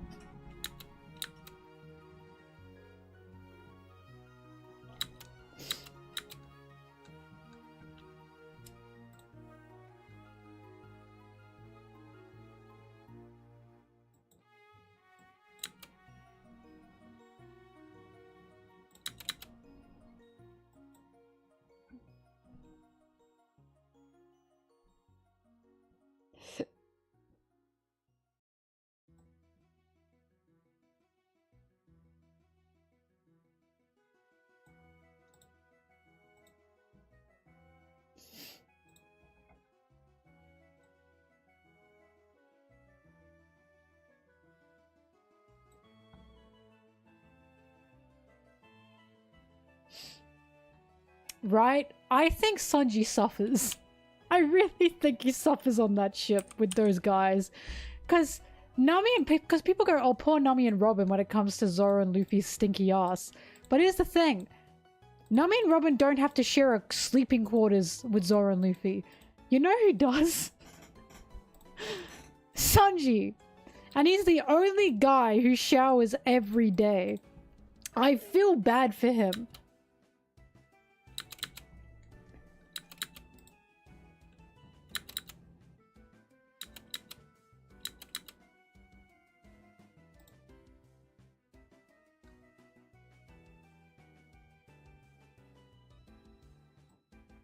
I'm convinced Sanji normally sleeps on the galley couch. I am convinced. Not just because stink be gone, but also because I imagine he spends so much time in that kitchen preparing meals and cleaning it and writing recipes and such. Usopp showers once every 3 days. That's respectable. I can respect that. Brooke showers once a week, apparently. Frankie also showers once every 3 days. And Frankie's half fucking machine. And he still showers more than those idiots.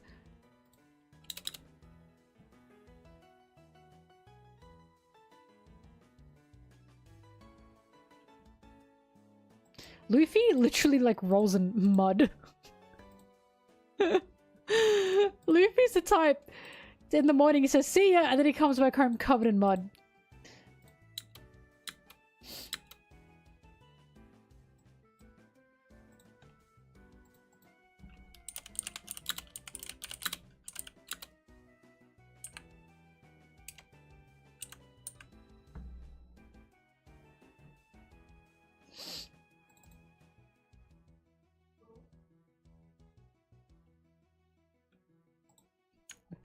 This is a classic Zoro panel. I love him.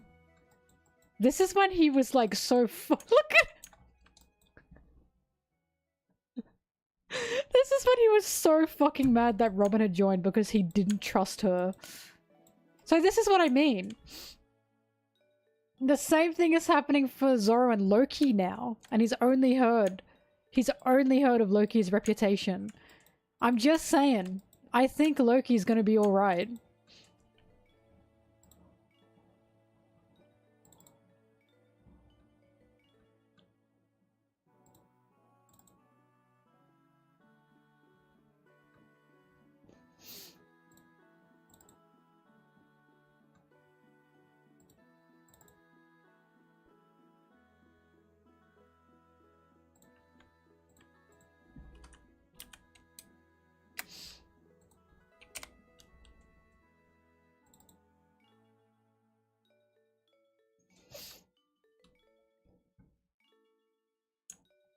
Don't point those at me. I also have a theory. The reason Zoro was so on edge with Robin around is because she disarmed him in like seconds. And I think that freaked him out.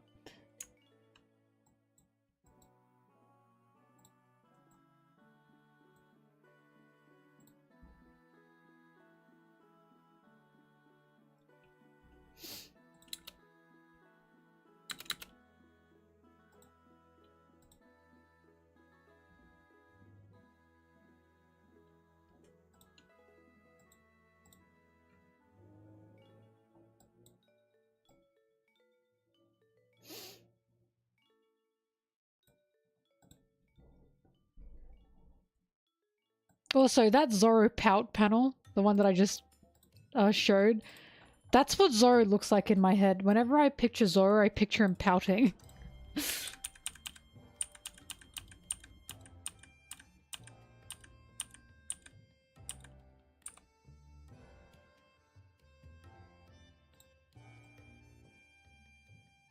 God, I'm obsessed with how Robin's eyes have changed.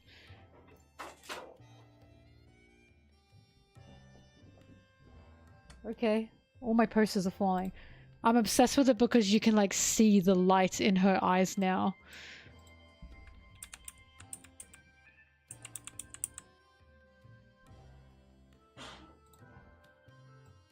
Someone in the house sneezed. Disgusting.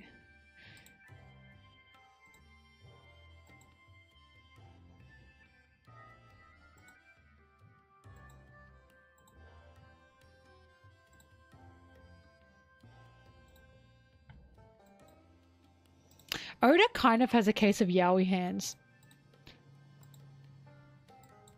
But I respect that.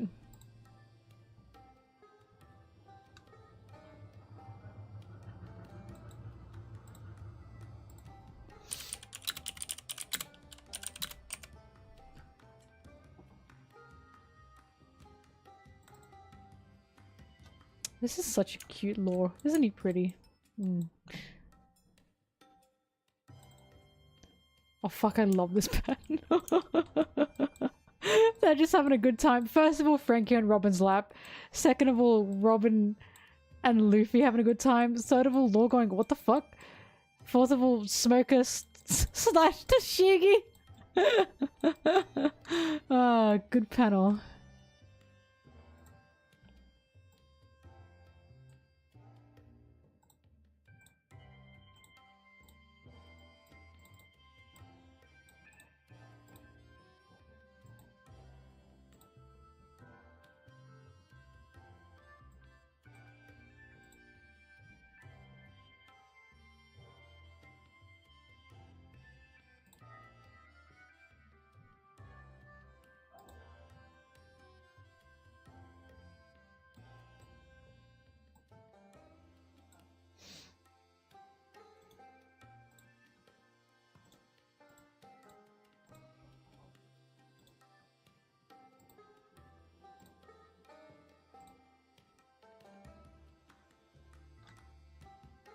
For real, Smoker needs his tits out to think. He needs them out.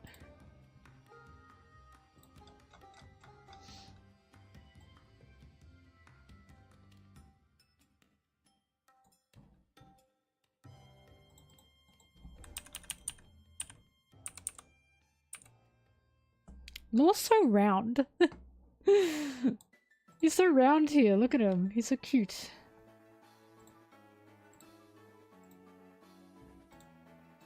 Oh god, Diamond and Pearl music. Oh, I'm gonna cry. Fuck. Nothing but happy memories.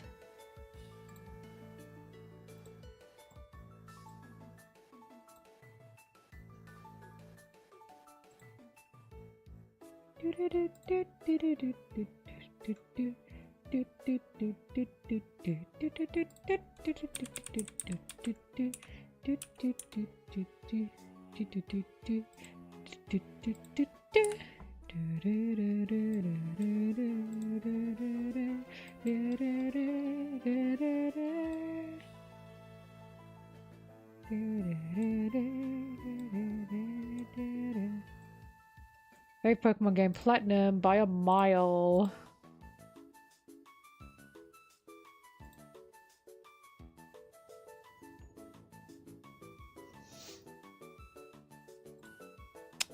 Yeah, look at him, stupid ass. By a mile. By a kilometer.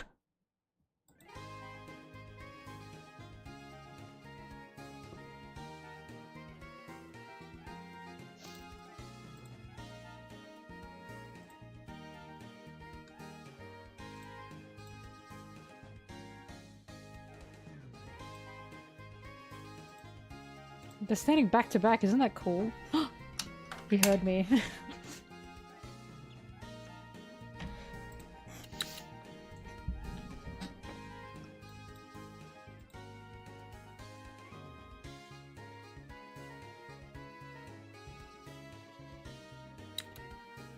The card game Pokemon? I don't know, I do not play card game.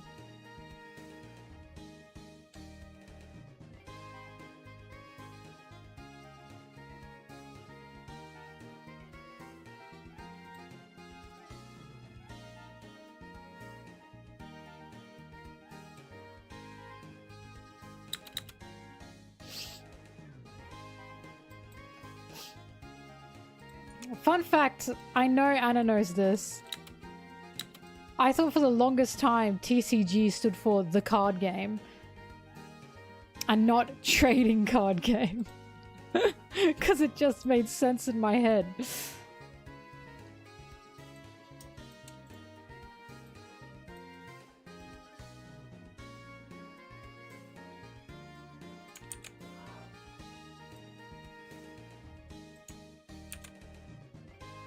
But it does make sense, right? Pokemon, the card game.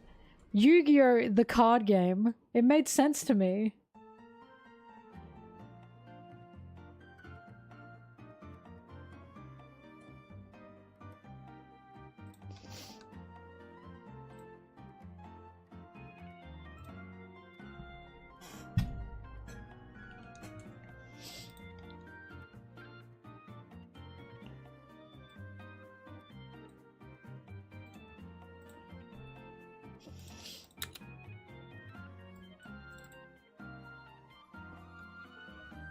Card game.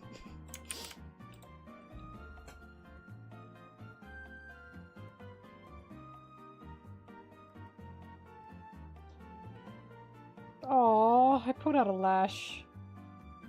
I think Judai's parents did their best, but they sure left him alone a lot.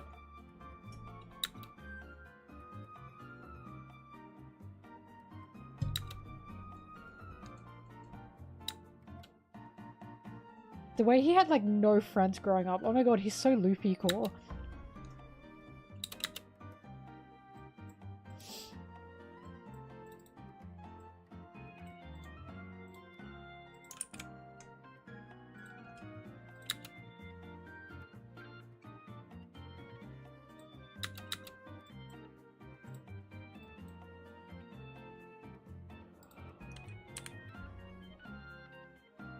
He didn't have Karibo, had Yubel. He got Karibo after he was a kid. He got Karibo as a teenager when he started getting friends. He had Yubel, and then they shot Yubel into space. Oh my god, Yu-Gi-Oh is funny. I'll never forget when someone was talking to me about it, and they said something like, "But you watch Yu-Gi-Oh," and I went, "Hey, I said Yu-Gi-Oh is fun. I never said it was good." And I stand by that.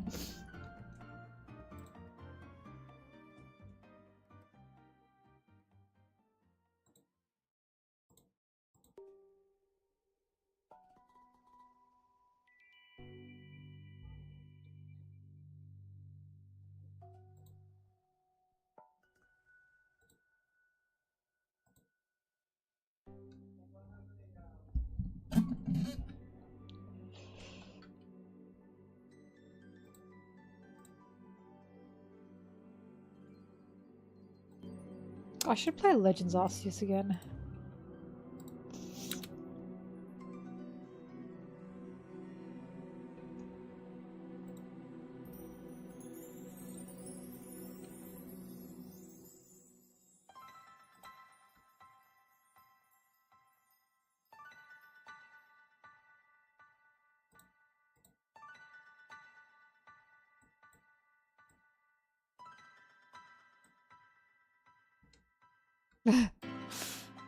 Do your work with me.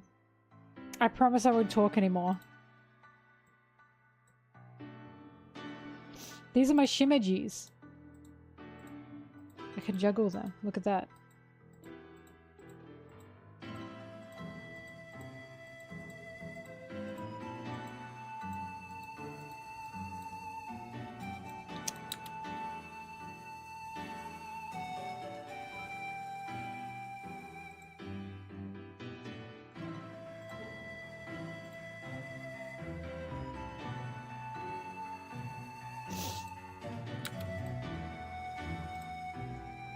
Leave them alone!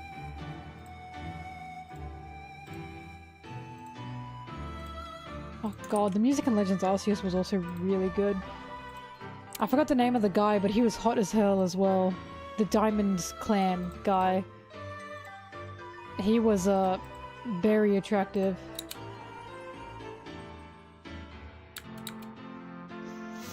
Oops, copied the wrong one.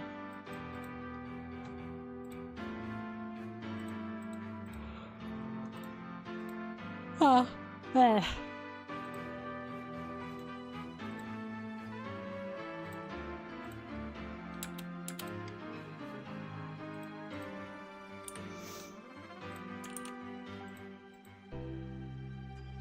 I stream for 11:37 when it comes out officially. You got like 2 more days to wait, my guy. It's only Friday. For me, it comes out Sunday night / Monday morning. I only read the officials. Because I fucking hate leaks. I only read the officials and encouragement for other people to read the officials.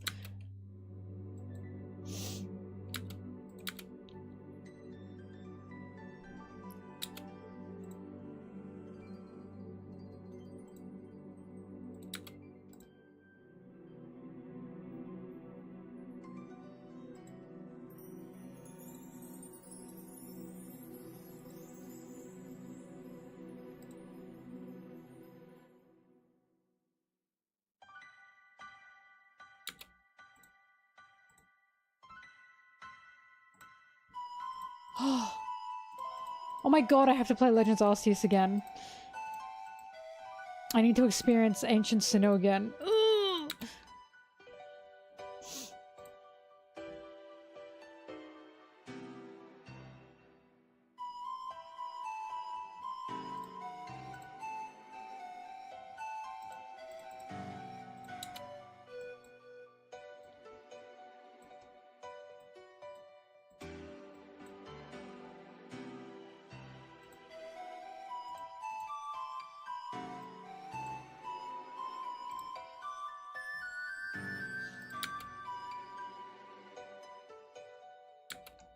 God, who were the starters again? I picked Cyndaquil. It was Rowlet, Cyndaquil, and another one, wasn't it? I was probably fucking Oshawott, wasn't it?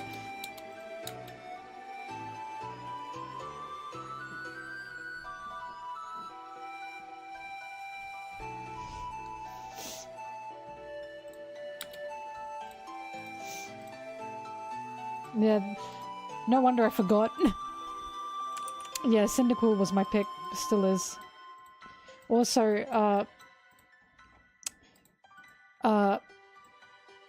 fuck, I forgot the name of it, but Ancient Sinnoh Typhlosion, the ghost, is so cool. I really like him.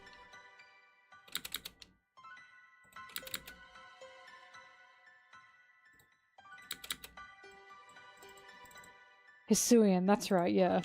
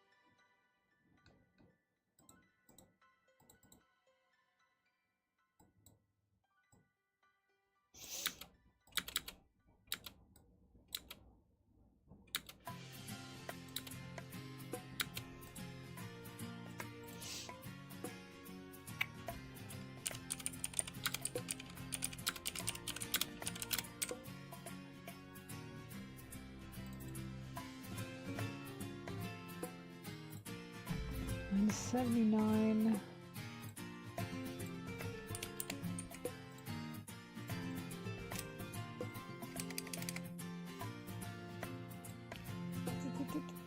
I need to find 900 and something. Oh, this is wrong.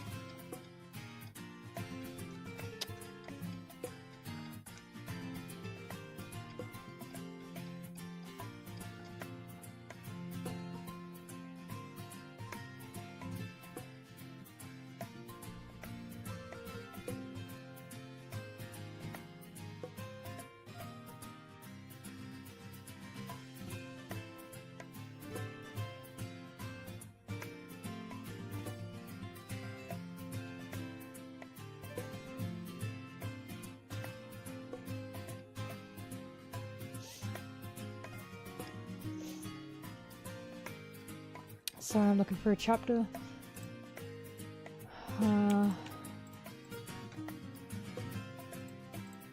29.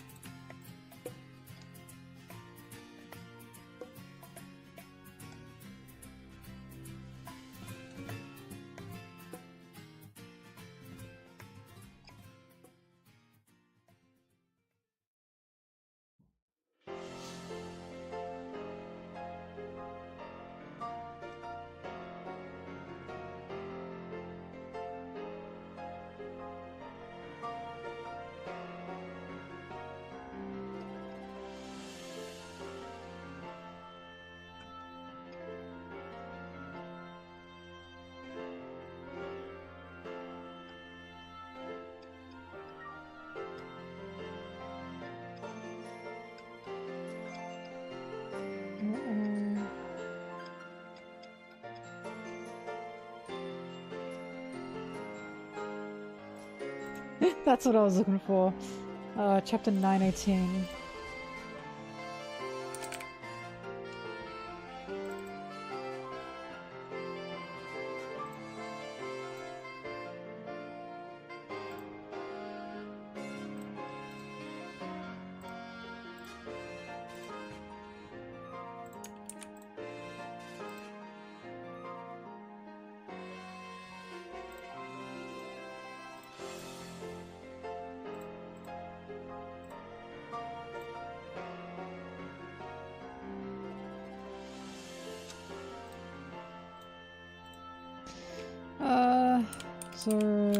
Law.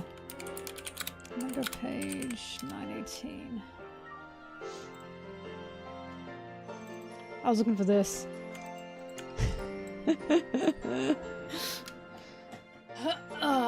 Because I'm talking about how Zoro and Luffy as a team up tend to not lead to the safest outcome because Zoro and Luffy tend to cause chaos together. Also, Zoro, your boobies look magnificent here. Damn. They're like cut off, but I can see them. That's beautiful. Anyways.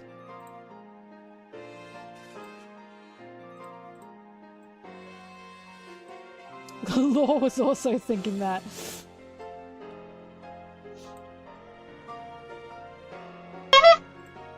I wouldn't say Zoro's a handsome boy, but he's got handsome boobs. But yeah, I'm talking about how at the beginning, usually when Zoro and Luffy team up, chaos ensues. Which is why I'm saying these two together, I don't know if it's going to end to a quiet outcome. Because we've seen them together before, and it doesn't tend to work well.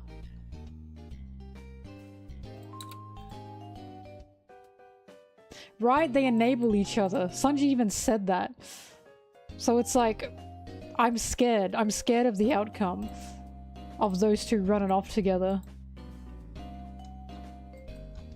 Because they have Nami with them, but the thing is, Nami is currently a bit money obsessed, as she should be. So is she going to be able to do anything?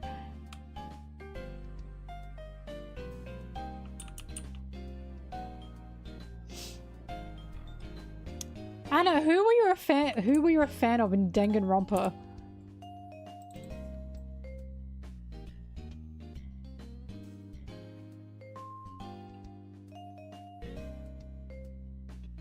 Who the fuck is that? No Kameda? Kamida? However you say his stupid name.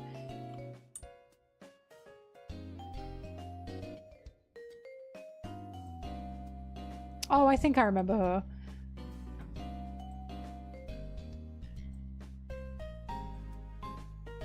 Well, weren't you just so special, Anna? I'm kidding, I actually don't fucking know anything about Danganronpa.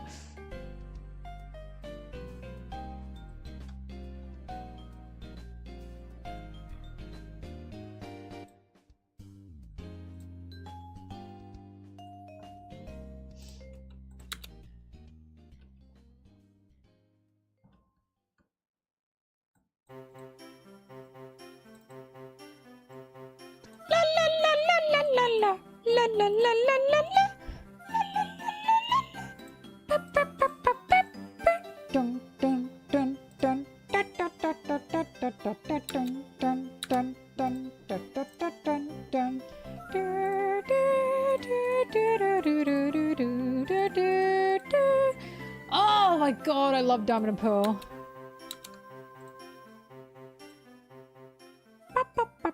Oh, too soon. Ended too soon.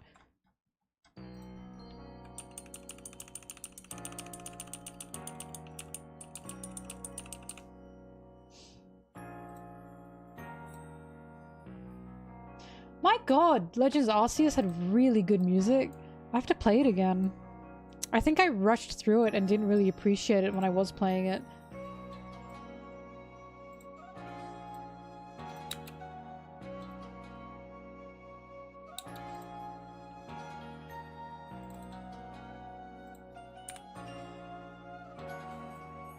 Anna, shout out to when you said, well, if I want to play like an open-ish world Pokemon game, you probably don't remember this, you were talking to me and Ari, and you said, shit, you said, if I want to play like an open world-ish Pokemon game, I don't have to get Scarlet and Violet, I can just play Sword and Shield.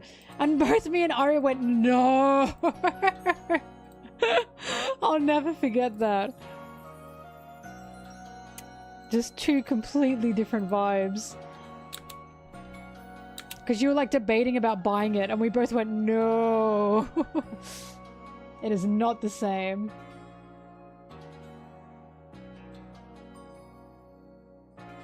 Look what I can do with my nail. Check that out. Ready? Wait, let me put it on a full cam. Can you see that? Ready? Whoa! Pretty cool, right?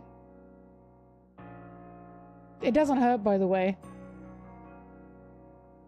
It doesn't hurt, it's an acrylic nail.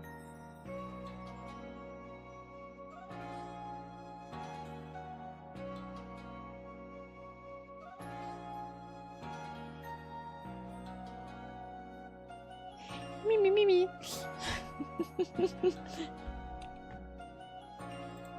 I can't stop playing with it.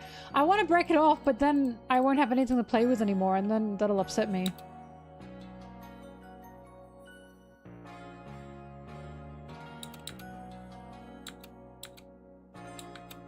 But I know if I break it off, I can't like fidget with it.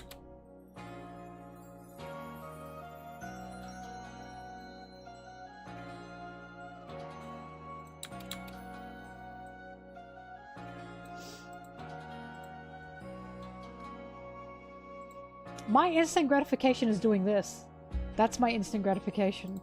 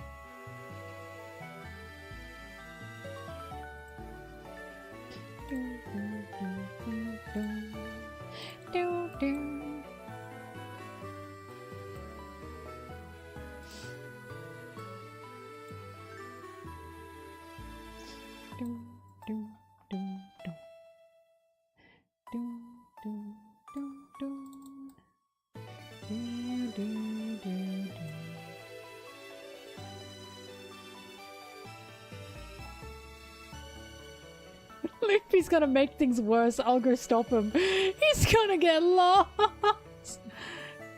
God, these two are so funny. Together they are hopeless.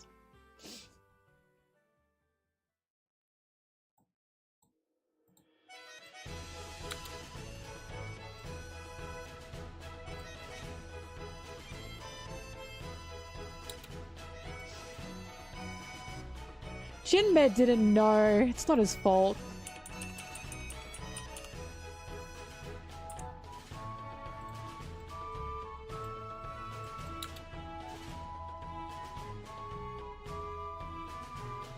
They're unstoppable together in a fight. But when they're not fighting and they're together, they just cause a mess.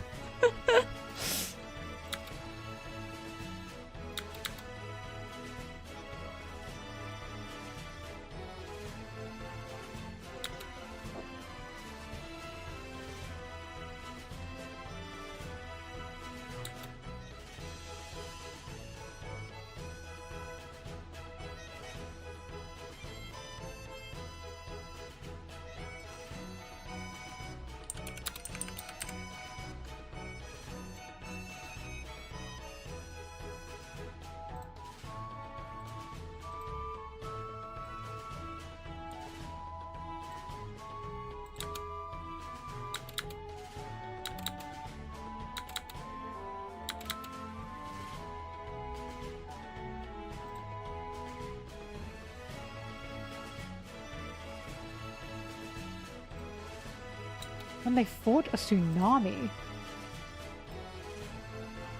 Oh, are you talking about, Water 7? I guess so, yeah.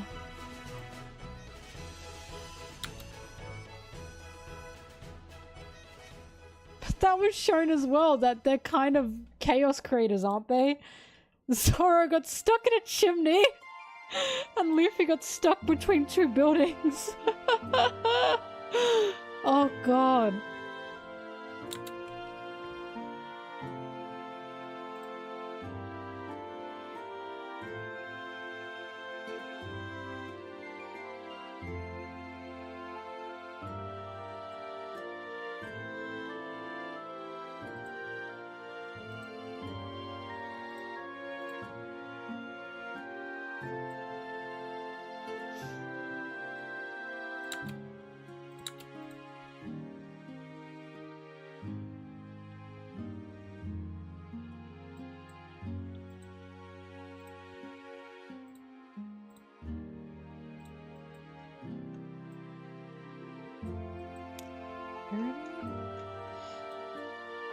But yeah, together they are fantastic fighters.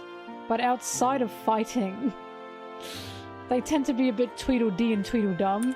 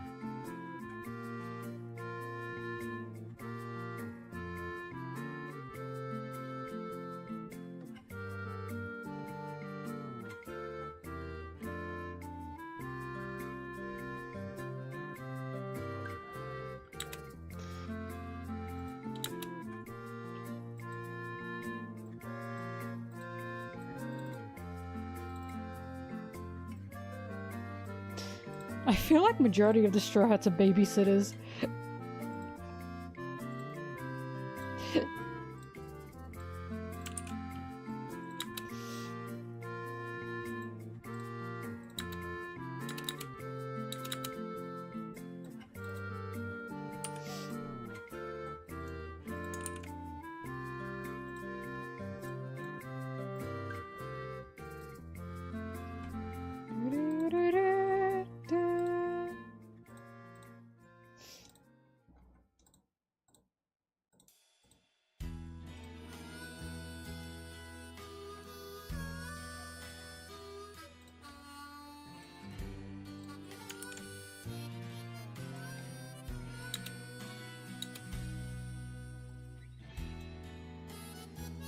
need my eye drops. This is Pokemon Scarlet and Violet.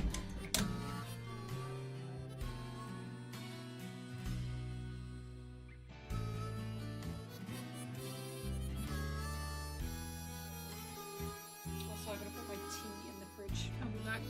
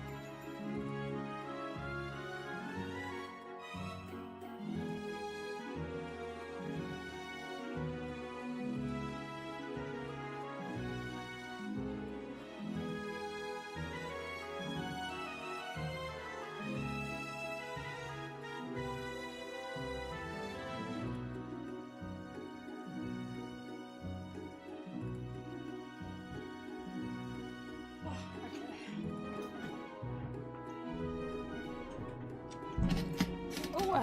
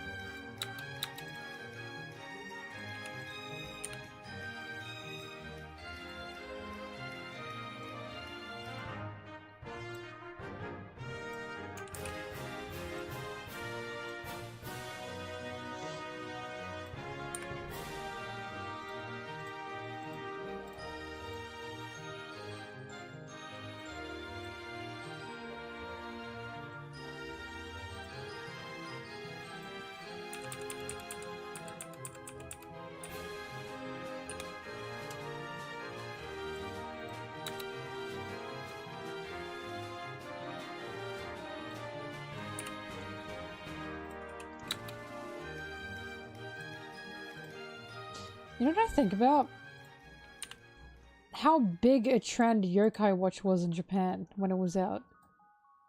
Yokai Watch was like huge in Japan. And it kind of just faded. I don't see anything Yokai Watch anymore.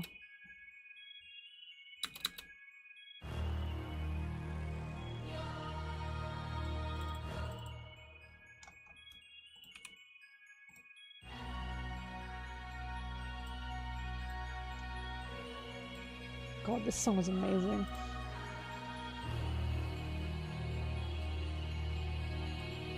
Say what you want about the Pokemon games, but the Pokemon music has only gotten better and better.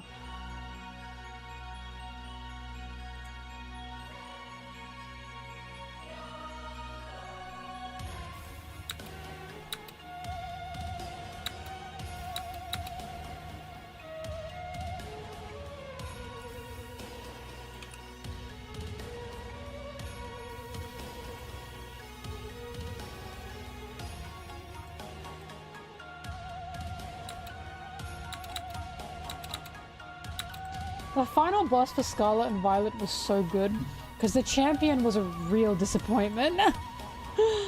The champion was so basic, and I was like, what the fuck? Yeah, this is Pokemon. And then you get the boss, and it's like, oh, thank God, an actual challenge. I don't mind Pokemon games being baby levels, so long as the champion gives me a bit of a challenge.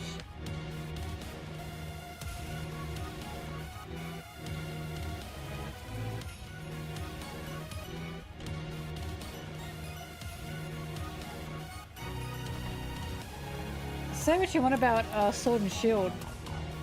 Leon was a challenge for me. Not as much as Cynthia, of course, but he was still a challenge. And I told my friend that, and he was like, really? I was like, damn, alright. Whatever, I guess.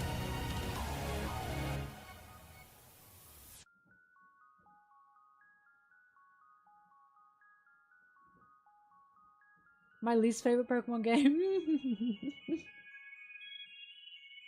Take a guess.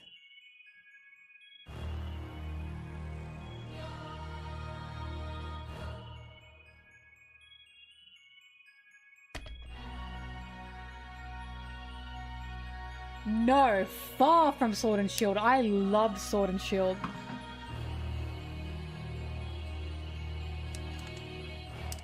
It is not a newer game. I have no gripe with the newer games.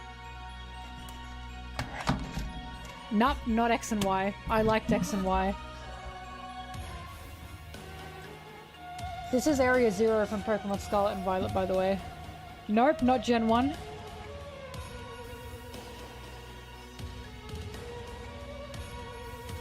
Not Gen 2.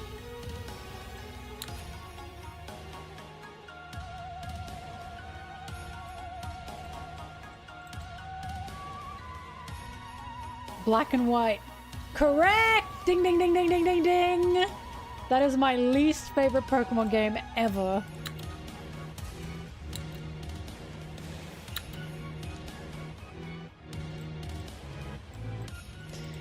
I only base Pokemon games on if I like the Pokemon.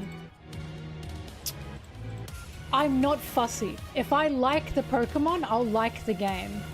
I fucking hated the Pokemon in Black and White. I thought they were 90% ugly! I was disappointed around every turn. I think I'm the only person who plays Pokemon correctly. Because I only play Pokemon for the Pokemon. I just want the Pokemon to be good. No, there were some good Pokemon in Black and White, in Unova, don't get me wrong. My issue with it is 90% of them were fucking ugly. And then the low 10% were alright. I find it so hard to make a team in Black and White. Because I hate the majority of the Pokemon.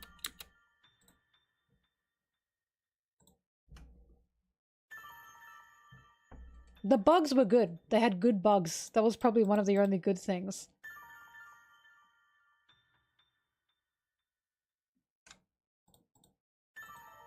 Blitzel. I forgot what Blitzel looked like. Oh, the zebra. Sorry, the zebra. I'm getting Americanized.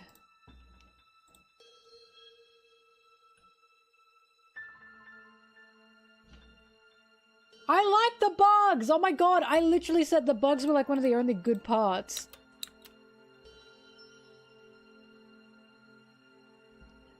But majority of them were so ugly. Or they were just an animal and I couldn't deal with it.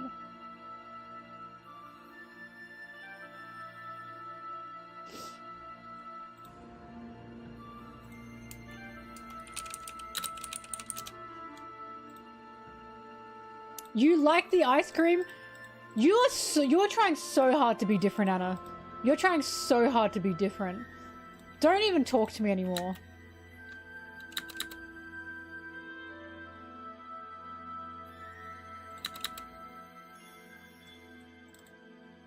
I'm blocking you on Discord. In fact, I've already blocked you for your bad tastes.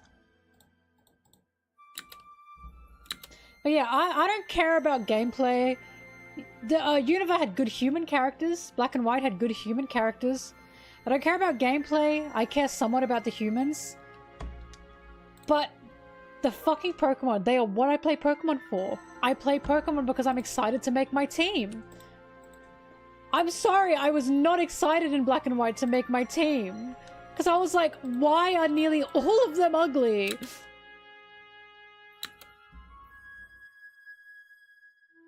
You can have the best story ever in Pokemon, but if your Pokemon are ugly, I'm going to be upset. Sorry, my contact lens is giving me strife.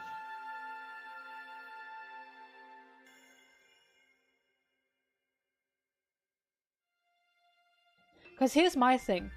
Every generation has a miss, right? Every generation has a miss or two. I agree with that. Unova was like 90% misses, and I felt like I was going crazy.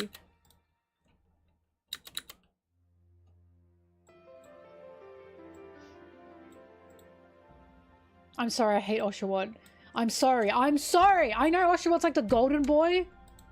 He looks like he's half-made. He looks like a half-made Build-A-Bear. There's something wrong with him. Like, he doesn't look like he's done. He just looks... I don't understand some of the design nor color choices for Oshawott. He was so ugly. I was shocked when I found out people thought it was cute. I was like, him? He's ugly as hell. I know you don't agree because tons of people don't agree with this. And I thought he was ugly as balls. I like Snivy and I like Tepig, and then Tepig evolved into the ugliest thing ever. And then Snivy evolved into just Snake. And I was like, these are really unimaginative.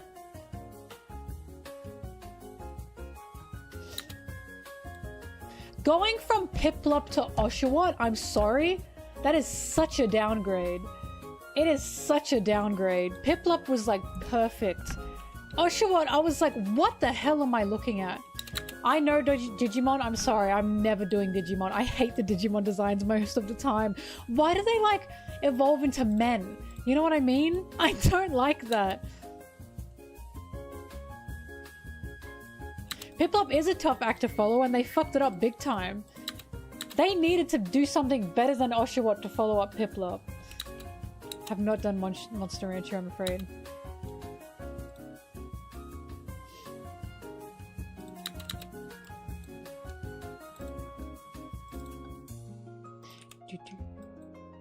But there are some Unova Pokemon that are like nauseating to me. Conkeldurr and the whole Conkeldurr line. Why are they so ugly? Why are they bulging with veins? They are so ugly.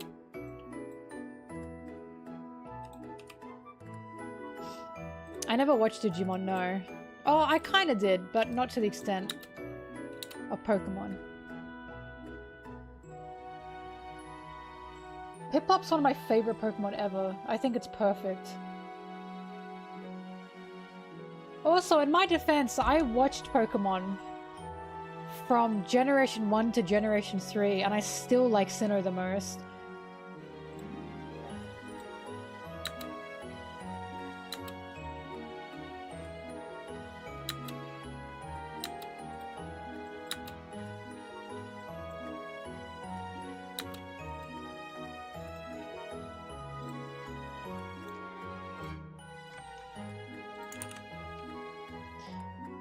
Also, I was in love with Cynthia.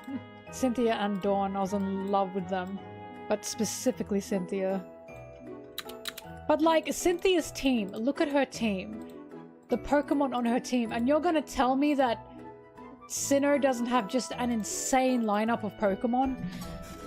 An insane lineup from her team alone?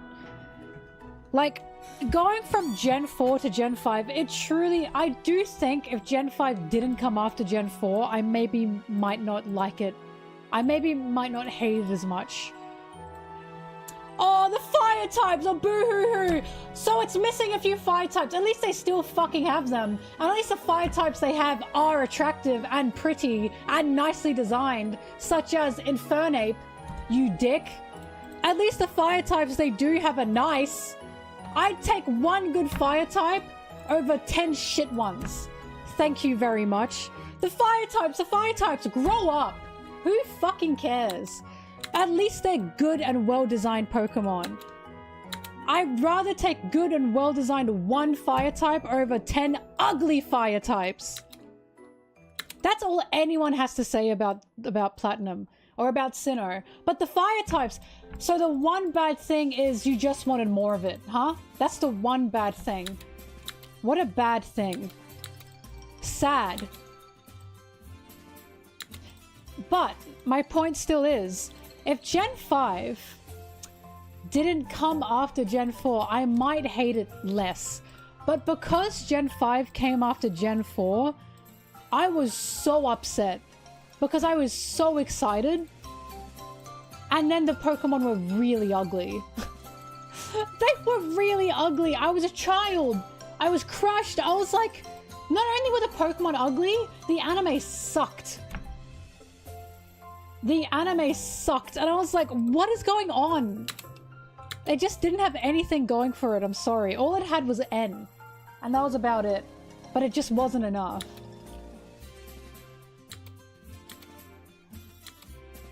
But Anna, my point is, I knew of the other Pokemon generations. I knew of Kanto, I knew Johto, I knew Hoenn. I watched them, I liked them. I watched the anime first before I played the game, and I enjoyed the anime more than I did the others. I don't think it was just I played the game. I think I did know of Pokemon. It was just a better generation. The Pokemon were just good. So you have shit taste. You have shit taste then. And it's not just me as well. Tons of people thought Gen 5 had shit designs. Gen 5 gave us the genies. I'm never forgiving it for that. It gave us the genies, the Snowflake, Stunfisk. I'm never forgiving it for that. I hate you for liking ugly Pokemon. Like, my case is solid because it gave us some of the worst Pokemon I've ever seen. I hate that Snowflake. I hate it so much. Now I see love, and you know why? Because some people have apparently grown out of, like, the hate phase. Why? How have these designs grown on you? Every time I see an ugly Gen 5 Pokemon, I am filled with rage. I am filled with rage. I hate them. Little child me was crushed. I hated them.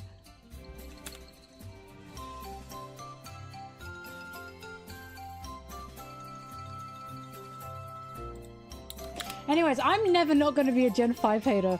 The game, I guess, was good, I think. I don't know what makes a good Pokemon game. I think the game was good. The human characters were good. The human designs were good. The gyms were good. The Pokemon were just so ugly. I couldn't deal with it. And nearly every time I saw a new Pokemon in that game, I was like, why is it ugly? Why are they all ugly? What is going on?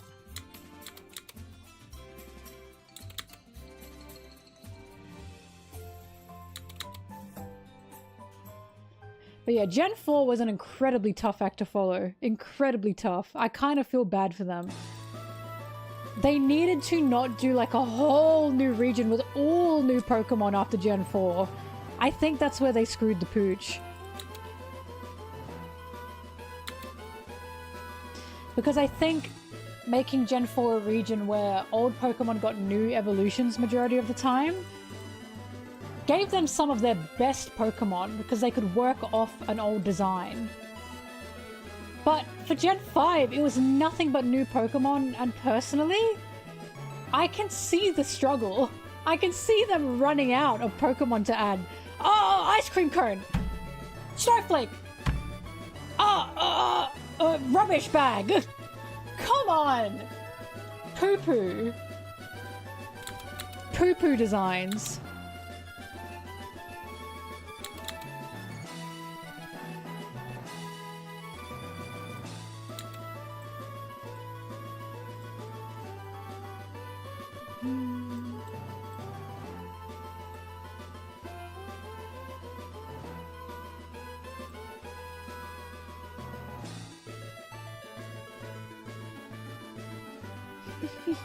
The Concordia line is so disgusting. I remember when I first saw them, and I remember thinking, I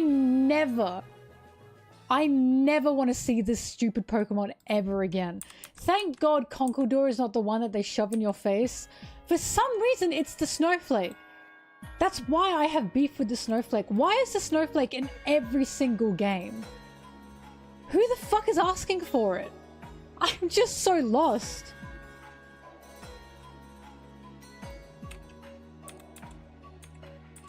Is your favorite the Snowflake?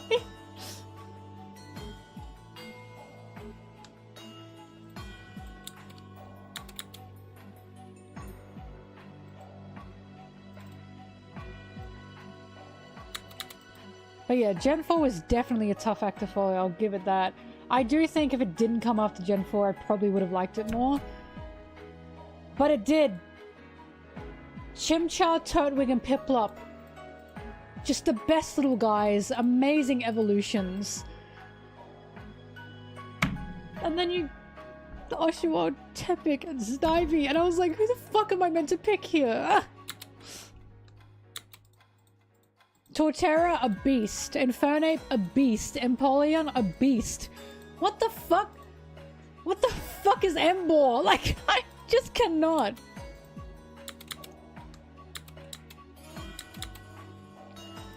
My favorite Pokemon in Black and White was Mienshao. I loved Mienshao. That was a gorgeous design. I didn't like P-Dub because it was just a pigeon. No, it was just a fucking pigeon! Like, they had Pidgeot in Gen 1. It was called Pidgeot. It didn't look like a pigeon. At least it looked like a Pokemon.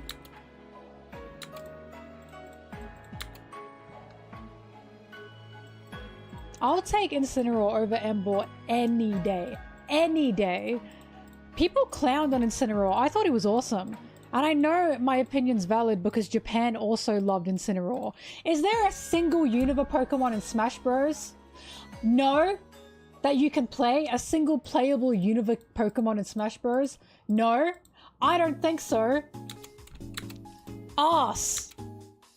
They're even skipping Gen 4. They're even skipping Gen 4 for Arceus. For Legends, I mean. I'm sorry. I'm sorry. I'm afraid they flopped and I think they know they did. If you like Gen 4...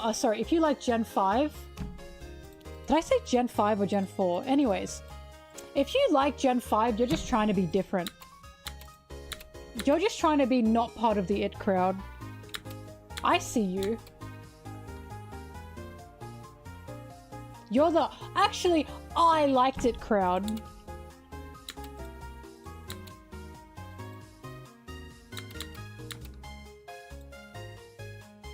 You're trying to be different. You're all trying to be different.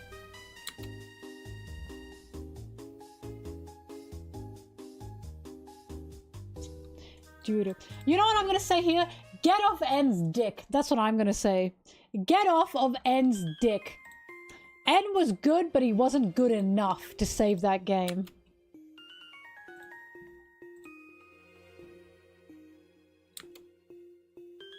Right, Gen 5 is big for story and characters, not the Pokemon. When you talk about Gen 5, you talk about N. You don't talk about the Pokemon. You know why? Because they sucked.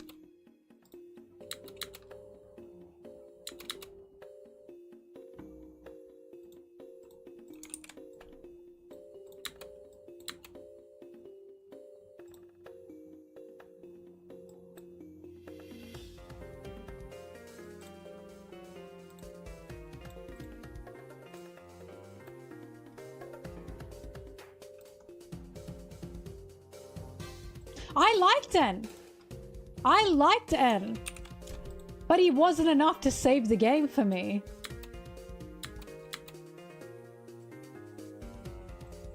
Oh my god, I'm sorry, Bertha. I hate the legendaries as well. I'm sorry, they were ugly. I like N. What is going on? Where did this come from? I like N. I like him. He was literally my favorite part of the game. I'm sorry, Papa does not like the legendaries. I thought they were ugly. Why did they have big bee butts? I didn't get their little arms and their bee butts.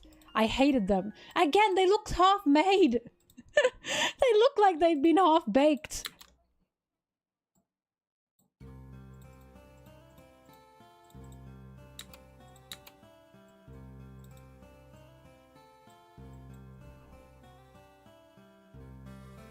They had no impact for me. I remember when I was choosing which one to play. And I remember how hard it was because I was like, I don't like either of them. Both of them don't look great to me. For those who want to know, by the way, my favorite legendary is Giratina.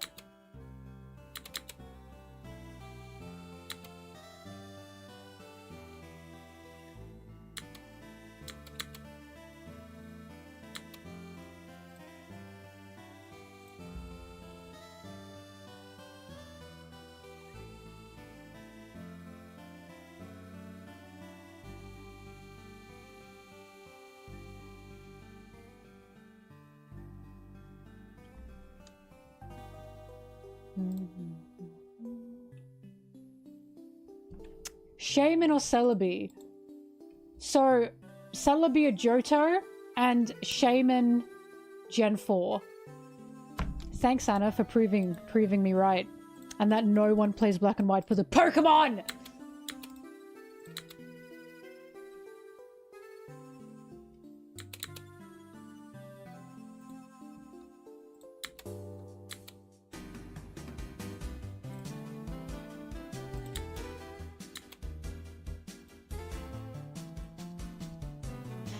Then stop trying to be different, Anna. Stop trying to be different. I see what you're trying to do. You're not gonna get a medal because you're different.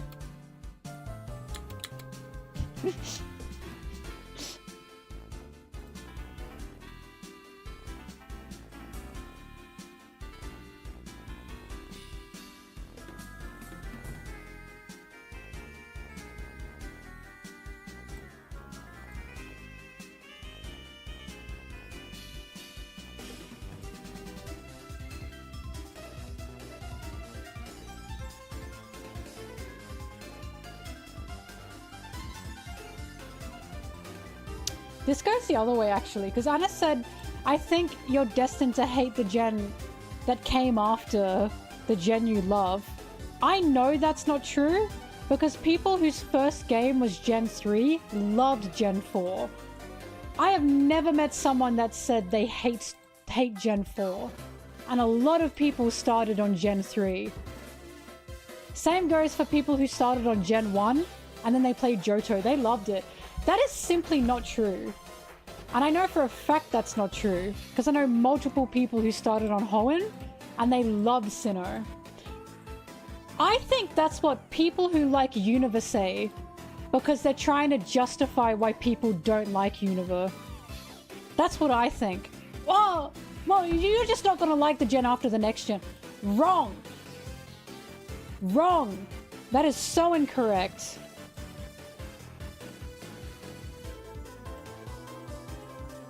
I was not a different generation of human when I played Gen 5. I was literally in that generation, and I hated it. Thank you, Poo Stain Deluxe, for proving me right. Now, on the other hand, the only people, or nearly the only people I know who like Gen 5 are the people that started with Gen 5. That's the thing I have noticed. I'm not saying it's everyone, but I'm saying a fat majority of people who like Gen 5, it's because they started with Gen 5. I'm just saying. But your favorite, you know what I mean? But like I said, it's not for everyone. I'm not saying it's everyone. But I am saying I've noticed a lot of people who go, oh, I like Gen 5. They started with Gen 5. And I am onto you. I am onto you. I hate no other gen like I hate Gen 5. I like Zoroark and I like Zoroark. I like Zoroark more than Zoroark though. But they felt like they were trying to replicate Riolu and Lucario and they just didn't do it well. They even made the Zoroark the movie Pokemon as well. In fact, I will say, Zoroark is what made me excited for Gen 5 because they had the movie with Dawn. And I was so excited. I was like, oh my god, Gen 5! Gen 5! Gen 5, yippee! Look at this Pokemon, Zoro is so cute. That's so cool. And then I got the game. And then I got the game. And I was so sad. And I was like, oh my god, they all suck. They all suck! And you can't even get Zoroark unless you go through fucking hoops. And I was like, this is poo and ass. Also, Gen 4 was your first, but you prefer Gen 5. You're insane. You're insane. Haxorus I liked. Hydreigon, I like its final evolution. I don't like its other two. I don't like its pre-evolutions.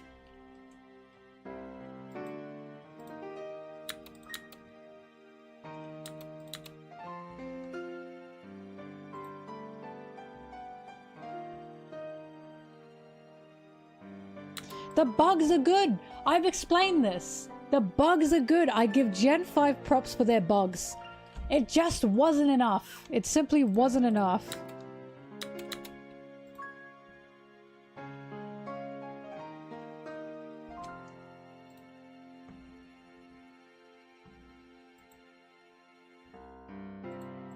My favorite Pokemon is Ambipom.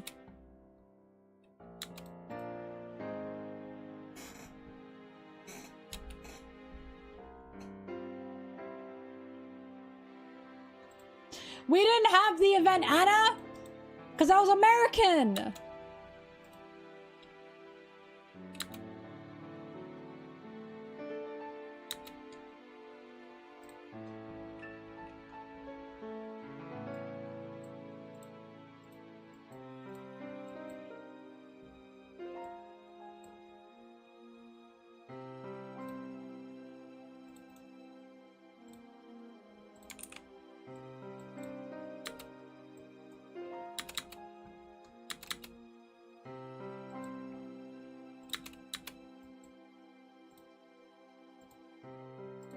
There's someone in this chat, they're not here right now.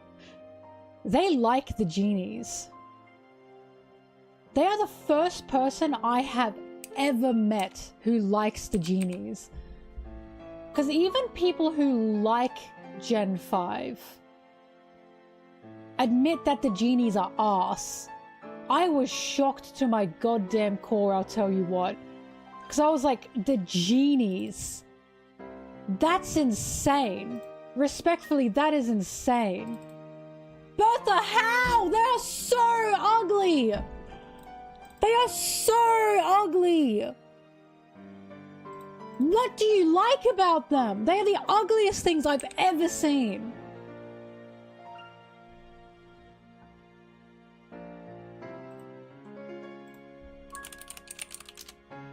Excuse me, Enamorus did not come from Sinnoh. It came from Legends Arceus, which came after Unova, because Unova got its dirty little fingers all over Sinnoh. Thank you very much. Don't bring Sinnoh up for that. That had nothing to do with Sinnoh. That had everything to do with the fact the genies were brought into concept. And I hate them! I hate them. Bertha, do you want to bang the genies? What is going on?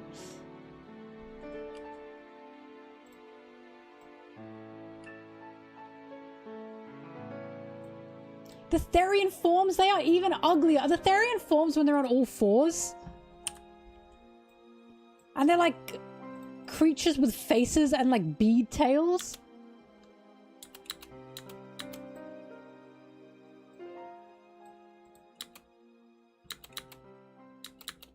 You're kidding! They look worse! You have to be insane. No way you think that looks good. No way do you think that looks good. They are so ugly. No, they're so ugly. They look like they have man faces and bead tails. Oh my god. I am shocked. I'm shocked at you guys. Bertha, you are now the second person I've ever met that likes the genies. I genuinely didn't think like more than one person could exist. Like, my theory is the only reason the genies are good and competitive is because no one would fucking care about the genies if they didn't do that. They had to make them good and competitive Pokemon as an excuse to put them in other games. Matchup and Machamp I have no beef with, and you know why? Because they're first gen Pokemon. I don't think you can compare first gen Pokemon to Gen 5 Pokemon. I think that's unfair. Gen 1, they're allowed some fuck-ups. That is literally the first generation. By Gen 5, if you still have those fuck-ups and they're worse, I'm allowed to be mad about that. I can look over Matchup and Machamp. I cannot look over the fucking genies from Gen 5. You are on your 5th gen. You should be fixing this by now. Like, I think using Gen 1 as a way to excuse Gen 5 designs is insane. I'm not the biggest fan of Machamp, no. But again, Gen 1. I'm fine with Gen 1 having some fuck-ups. It's literally Generation 1. They're gonna have some misses. Also, every gen have some misses. It's just Gen 5 have the most misses. Ah! I have such... Listen, I've talked about this. Incineroar is not just a dude. Incineroar is an anthropomorphic furry man. He's not just a guy. Yeah, he's got a man-like nature, but he's still cute. He's still cute. Have you seen those genies? Those genies are abominations. They are abominations. Gen 6 did not have the highest miss-to-hit ratio. That is so wrong. I can make a team in Gen 6 that I enjoy. I cannot make a team in Gen 5 that I enjoy.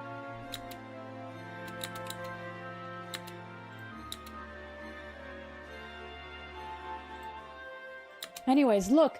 I will never change my mind about Gen 5 because it hurt Little Mel. Little child Mel was hurt. She was betrayed. Her fun was ruined because she was so excited for this game, and when she got it, she hated all the Pokemon. I'm like, Little Mel, I can never forgive this game because of what it did to Little Mel. Gen 6 didn't have the worst story. When the big guy holds his little Pokemon and he goes, oh my god, it's been 1,000 years. What are you talking about? It did not have the worst story.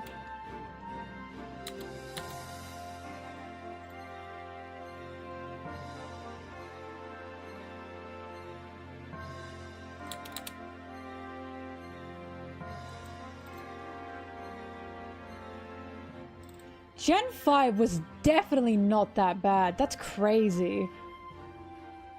I don't know what Pokemon game has the worst story. Honestly, probably Gen 1. What even was the story? Like, I don't know about you guys. I don't play Pokemon games for the stories. I play them for the Pokemon. I kind of don't pay attention to much else. I just want the Pokemon to be good. And I can enjoy them. As long as I like the Pokemon, I'll like the games. This is what I mean. I'm the only one playing Pokemon correctly. I'm the only one. Because I'm simply playing for Pokemon. You're all wrong and I'm right. I never pick up a Pokemon game and think, what's the story this time? I just think, I hope the Pokemon are good.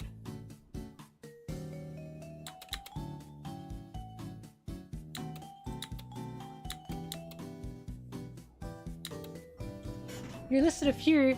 The bugs, me and Shell, and the cell Pokemon are probably my favorites. I do like Golurk as well, but they just weren't enough for me. They really weren't enough for me. The majority of them were... Also, the fact I couldn't choose a starter that I liked was criminal. I liked none of them enough.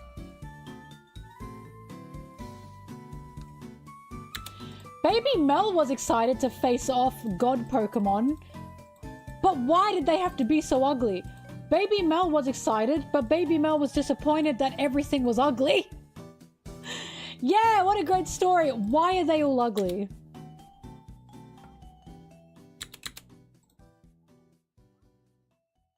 I know Zorua, Zorua, Caxorus, and Hydrogen are all Gen 5. I know that. The issue is, I couldn't get Zorua. Haxorus was around endgame, so was Hydrogen. So imagine playing through the game, I couldn't even get 3 of those goddamn Pokemon until the end of the game. And again, it wasn't enough. Those are 3 Pokemon with how many other Pokemon from that region? That's like a really small percentage. I like majority of other Pokemon from other regions. I did not like the majority of the other Pokemon in Unova. I didn't. You can give me good Pokemon from Unova, they exist. They're just not many. That's the biggest issue. Baby Mel would have beaten you up.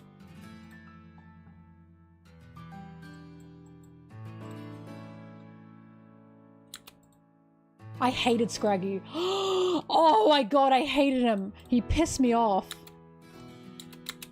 I'll never forget in the anime, Ash had that egg. And I was so excited to see what it was going to hatch into. It was fucking Scraggy.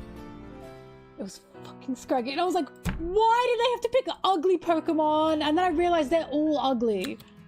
So what else were they going to pick? They could have picked a Mienfoo. That would have been awesome.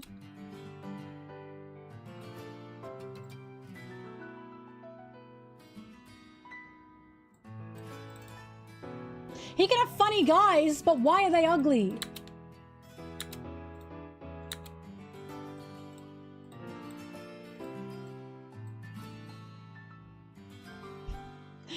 Get out of here, Anna.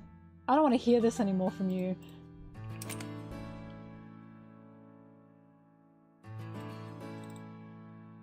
No, everything doesn't need to be pretty. They can be silly, but they cannot be butt ugly. Butt ugly. It's not just they were ugly, they were also like disgustingly ugly.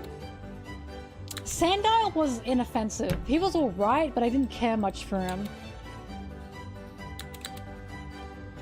Like, I didn't want him on my team. Also, you can have some ugly Pokemon, but why are they all ugly? They had Nosepass in Gen 4, I didn't quite care for him. But I didn't cause a stink about them because they were better Pokemon. You can have ugly Pokemon, but you cannot have all of them nearly be ugly. Gothitelle was alright, but again, I didn't care much for her.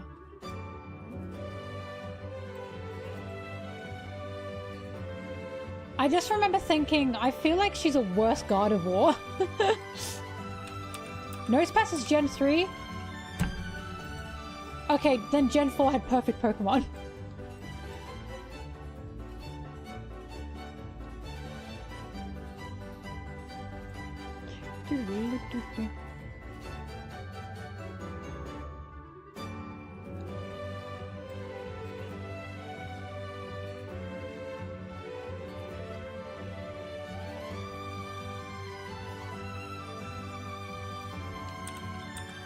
Probopass, that's right, yeah.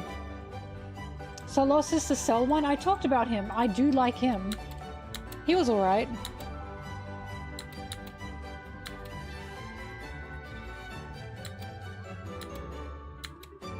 Golurk I liked, Cellman I liked.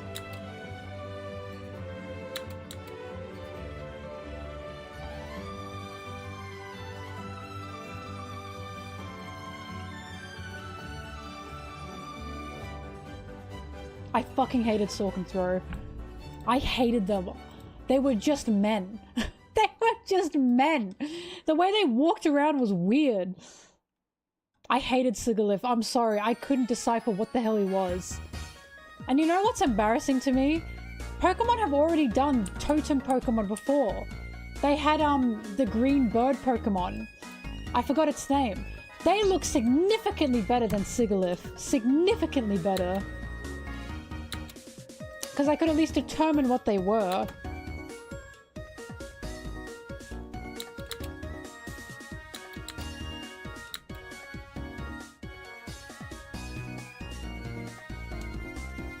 Most Pokemon look like buff men, or they were objects, or they were indistinguishable and I could not tell what the hell they were. And I was like, they are so sharp.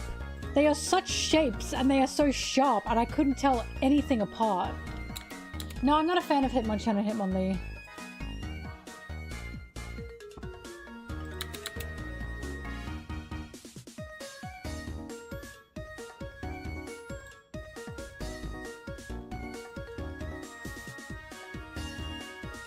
I don't like men Pokemon that much. I've already talked about Solosis. Isn't that the Cell one? I like the Cell one. I've already talked about him. Jerry! Jerry! I like Solosis, Jerry! I just don't like the rest! I like fighting Pokemon a lot. I just don't like the men. I love Lucario. Big time. Hitmontop, not the biggest fan, no.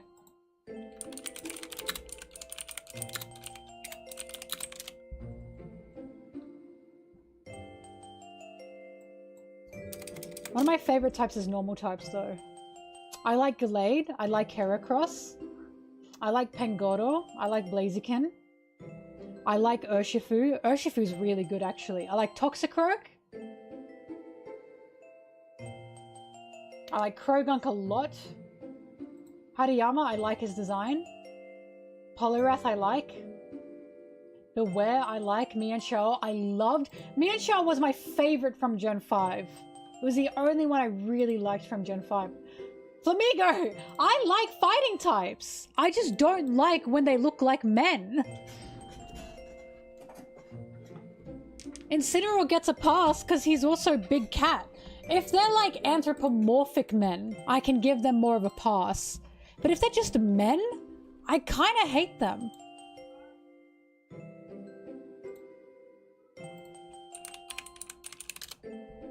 Oh no, I hated Cobalion and the other two. I hated them. Because they felt like they were trying to do Suicune, Entei, and fuck, I forgot the other one. And they just didn't work. They looked ridiculous to me. I know they're not the same types, I know, but it felt like they were trying to do that whole thing again. Cofagrigus, I liked the concept, but I didn't want to use it.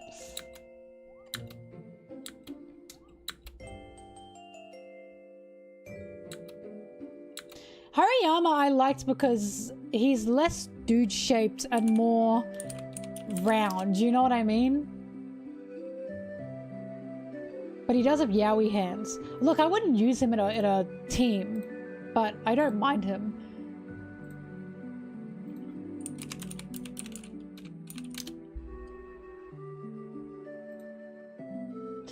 Runigerus, I like him more than Cofagrigus, I must say.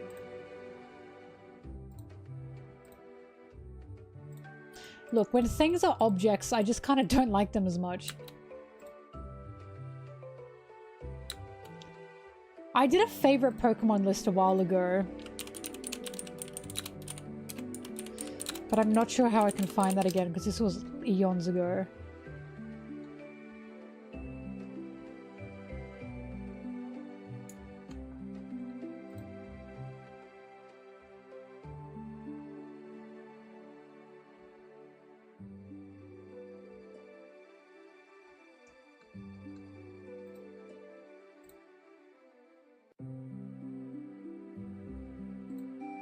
What do you mean you're gonna get made fun of? People love Chandelure. I'm afraid not me. I'm sorry I didn't see the appeal. My favorite ghost type is Miss Magius, by the way. Sorry, Miss Drevis. Miss Magius and Miss Drevis, both of them.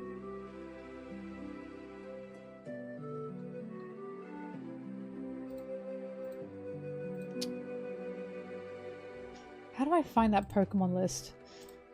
I know I did one. Rotom line, eh?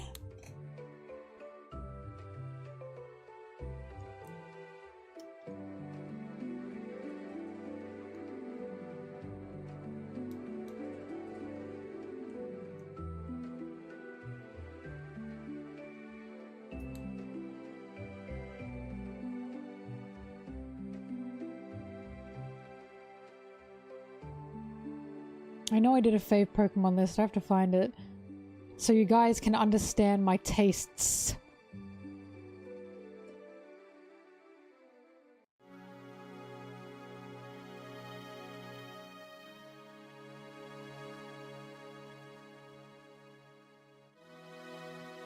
There it is.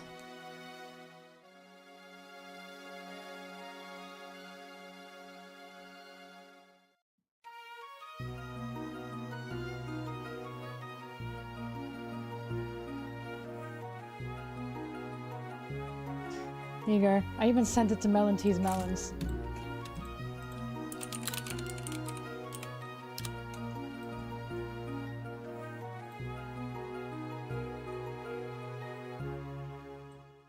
Here you go. Here are my tastes.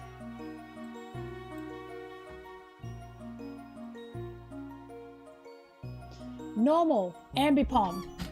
Fire, Ninetales. Water, Piplup. Grass, Cherub. Or Cherubi. Electric, Pachirisu. Ice, Mamoswine. Fighting, Lucario.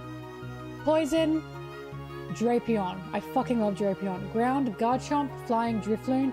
Psychic, Farigiraf. He really took my heart. I love Farigiraf. Bug, Mothim. Rock, Tyranitar. Ghost, Mismagius. Dragon, Giratina. Dark, Darkrai. Steel, Empoleon. And Fairy, Mimikyu.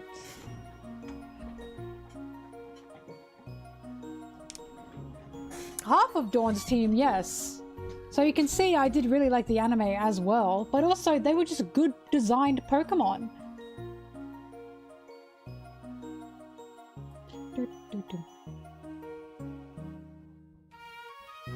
It's a good looking list.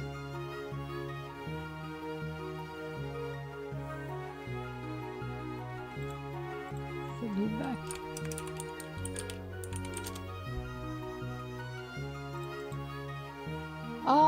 Freaky Bax is okay. I like his evolutions. I'm not sure about his... He looks cute when he stands there. I do like his sprite, but he's not my favorite. I love Sinnoh because Sinnoh had really good designs. The designs were awesome.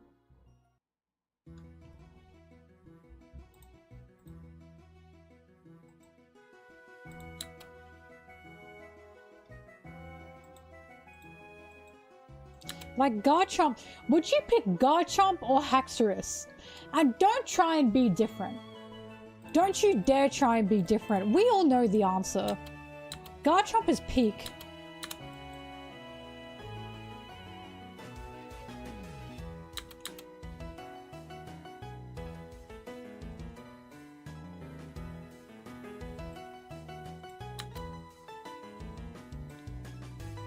Of every gen and legendary. Where'd you put it in the Discord?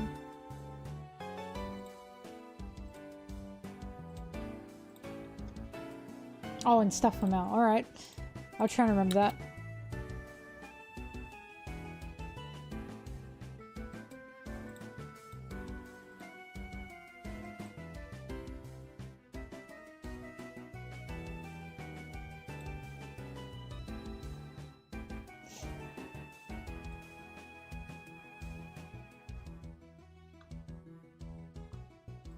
You can say it's worse than the other gens. It's okay, I'll forgive you.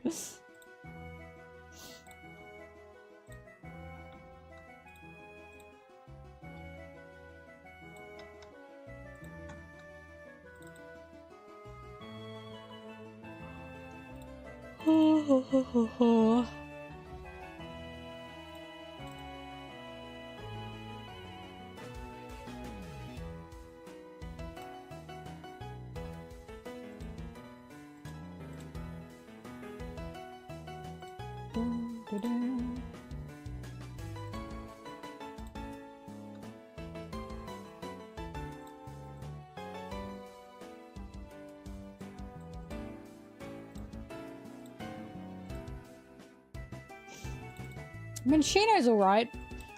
I think it's cute. I'm not sure about its design though.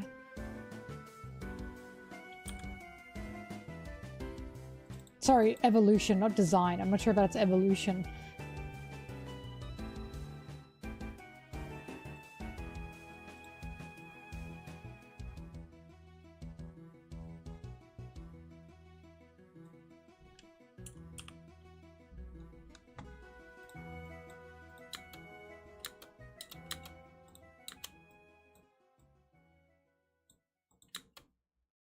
I mean, obviously to me, peak normal type is Ambipom.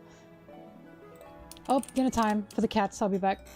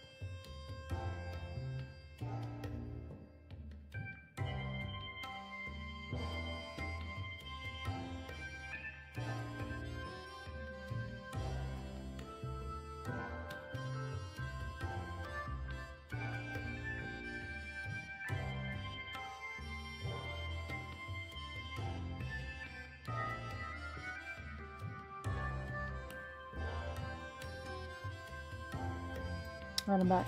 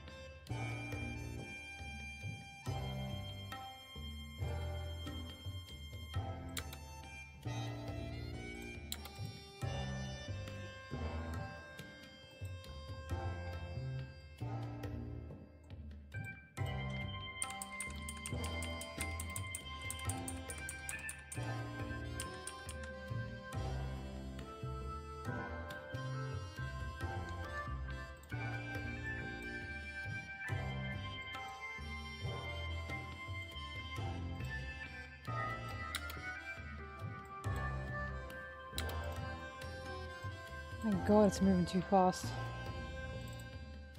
By the gods.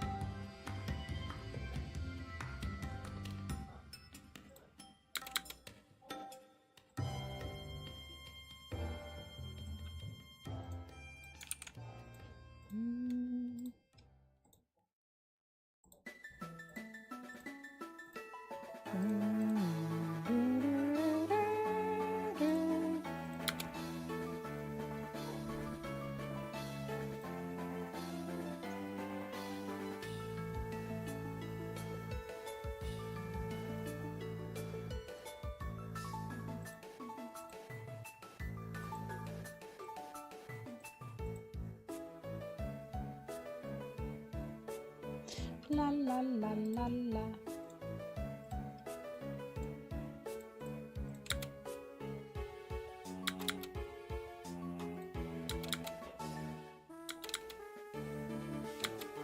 I don't think weed is illegal legal in Australia, no. But no one cares.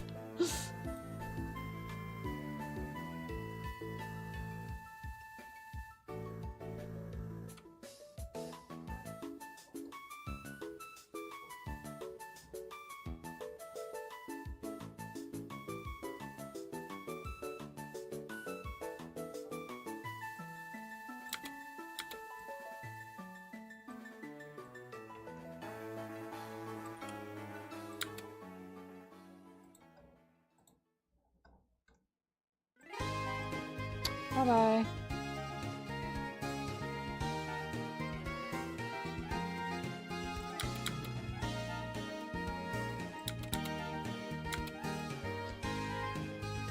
Oh, I'm fading. I don't know if I can get this done today.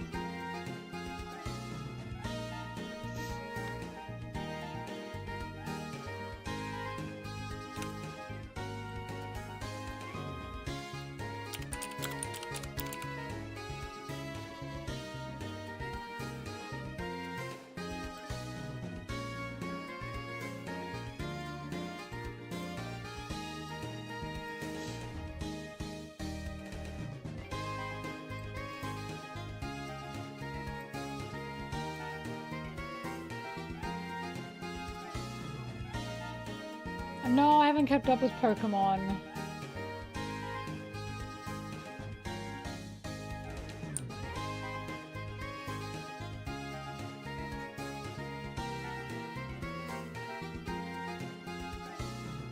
Raise your hands like Goku. Give me the power!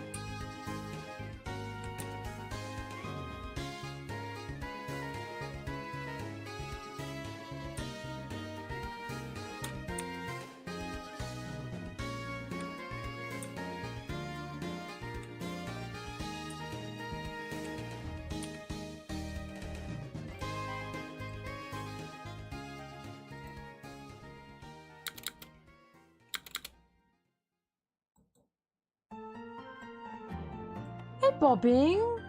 Did you have a delicious dinner, Bobbing? No, I haven't played any fan-made Pokemons.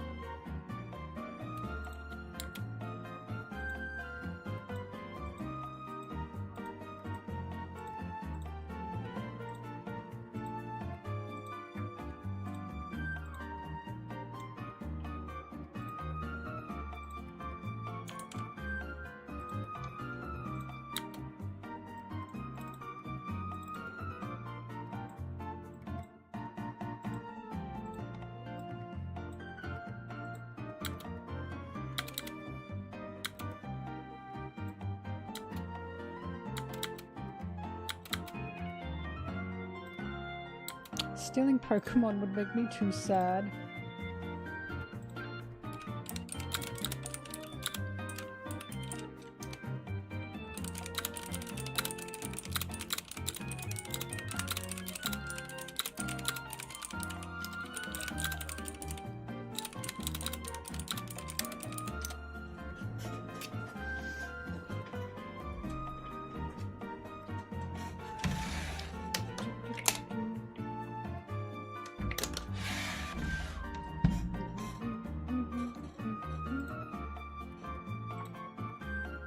Eh.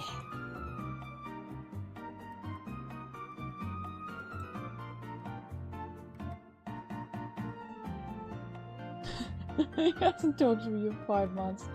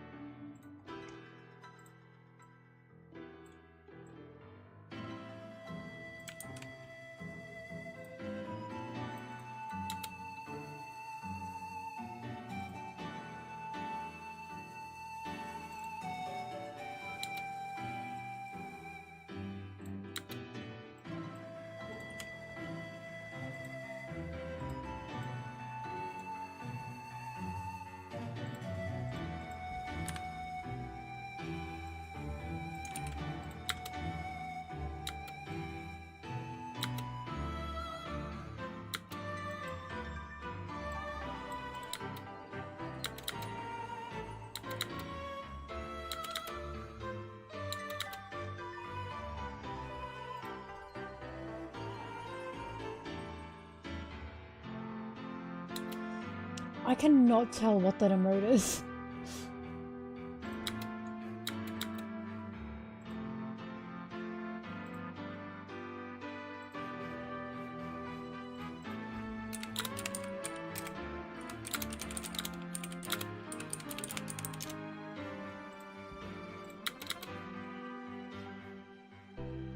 Middle management Exodia. Shut up.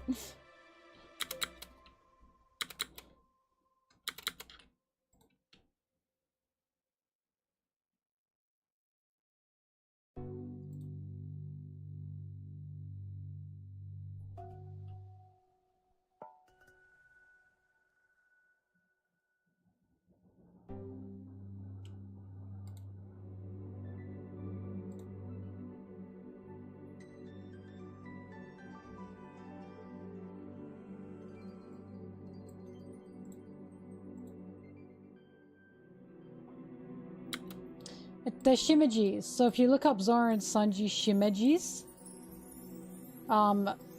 you'll get a Twitter link, and I forget the name. I'm sorry, I forget the name of the artist, but they will have a link to their shimajis.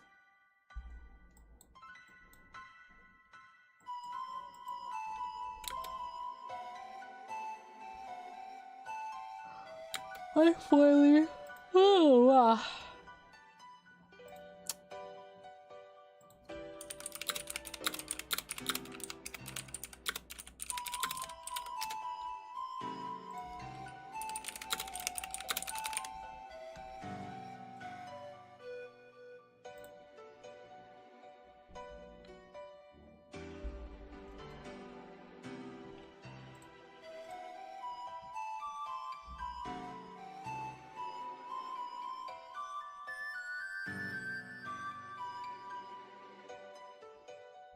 I'll tell you why Yu-Gi-Oh game players don't have female players.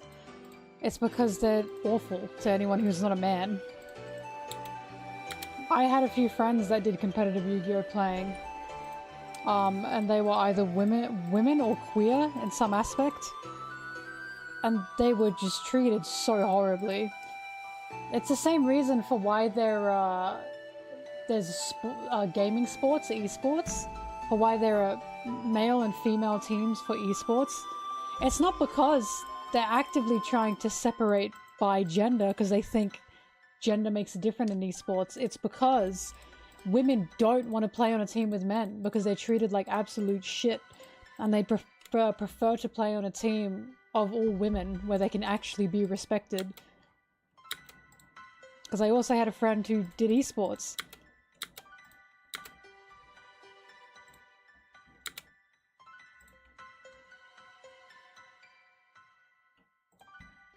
There was a trans woman who won a competitive Yu-Gi-Oh!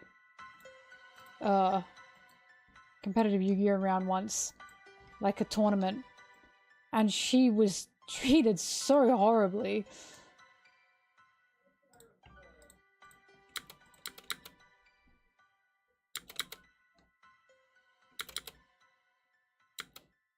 It's a combination of sexism and men having fragile egos and being unable to comprehend that they've been beaten by a woman or could be beaten by a woman.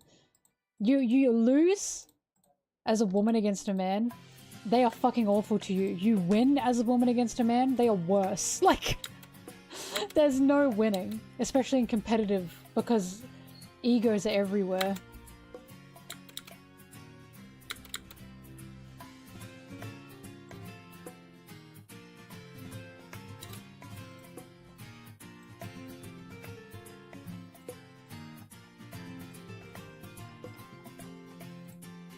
Yeah, it sucks ass. Foily, have you seen the video someone made? It was a guy, a gamer guy, and he was testing that, and he was playing online gaming, and he was using a voice distorter to make himself sound like a woman, just to see the difference in being treated. He played as a man. No one was like toxic to him from the get-go. No one made fun of him. No one disrespected him unless he like kind of started playing bad, I guess. Then he put on the distorter, the voice distortion as a woman. Immediately he said, I couldn't play for more than like an hour, not even that, from how I was being treated. It's a cesspool.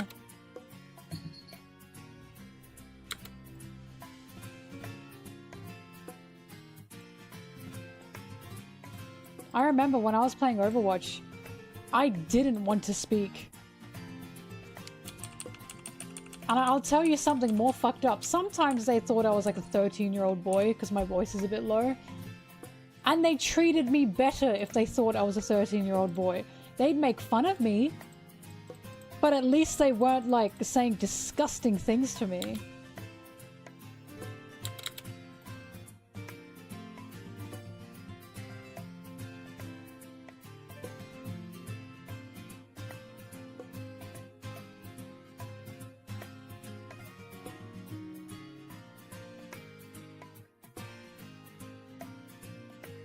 Yeah, you found it.